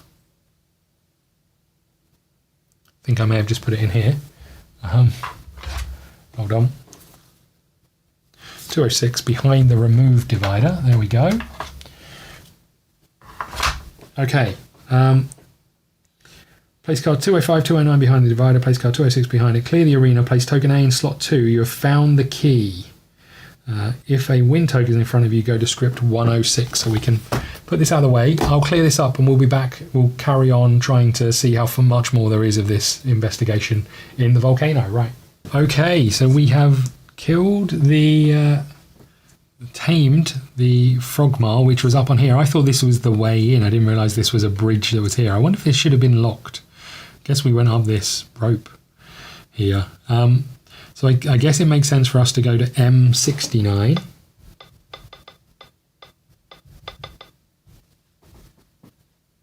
If there is a token A in slot 2, you open the door with the key. Okay, didn't realise it was a door, but fine. There is a cell behind the door. You peer inside and see some drawings and diagrams on the wall. Someone must have been doing some research there. What kind of research, you might ask? I do ask, actually. Check the diagrams. Oh, Gemini, stop. As a large... Shush. Sorry about that. Right, check the diagrams. Go to script M64. You study the diagrams, but they are too advanced, or too chaotic, for you to make anything out of them. You also spot an inscription on the wall that says, "Where two stand, a third one must stand too, an equal to them." Okay. Go to script M74. There is a cell behind the... Check the drawings. Go to script M58. You have a few intriguing objects that do not seem to belong together. One is of a drawing of a peculiar sword-like lever. There is also a drawing of some obscure machinery with a lot of handwritten, unintelligible notes, and 2 age-old statues of cloaked warriors. They seem to have been brought here on purpose, but you have no idea what the purpose might be. Okay. Go to script M74. There is a cell behind... So this is something to do with this, right? A lever, the cloaked figures. Search the cell. M72. The place looks like someone has been using it to do mental research. There are spent candles all around, scattered pieces of paper, a few dusty books, and a dried ink pot. You pick up a crumbled piece of paper, and you frown as you scan the first lines of a hastily scribbled note. "My greatest fear is that a treasure-obsessed adventurer will want to pull the sword out of the stone. To avoid it, from now on I will code all my messages." You look up and see some old, battered scales in the corner. There is a 1 stone on one pan and a hand from a statue on the other. Both pans are perfectly level. 1 stone. What? Go to script M74. There is a set... Okay. Search cell, leave. Okay, so we got some info. I just don't know what that means. Okay, continue exploration. We didn't spend any time doing it. I guess we go to M. Let's go to M59. The long corridor takes you to a pond, which is a surprise to behold. You have never heard of ponds inside volcanoes. What a rarity. The water must be very hot as the surface of the pond is steaming. Approach the pond. Go to script M63. You approach the pond and discover that it must be somehow connected to the hot springs before the hotel. Suddenly, a renewed Golomon emerges from the water. It seems astonished by your presence, but ready to fight. Set up combat with the following components. Okay, modify it. If you have Golomo with you, choose it for this combat. Golomo sparkles with energy and excitement upon seeing its renewed fellow misting. Place 3 quakes in range 3. More combat, everybody. We'll set this up and do this next time. Golomo versus Golomo, apparently. We'll see how that goes. Thank you so much for watching. Again, apologies for getting some of the rules wrong. There's a lot to remember and take in, but we've been getting it wrong for a fair while, so I do apologise. But I hope you're enjoying this. If you are, hit the like button, hit the subscribe button, all of those things. Thank you so much. I'll see you again soon.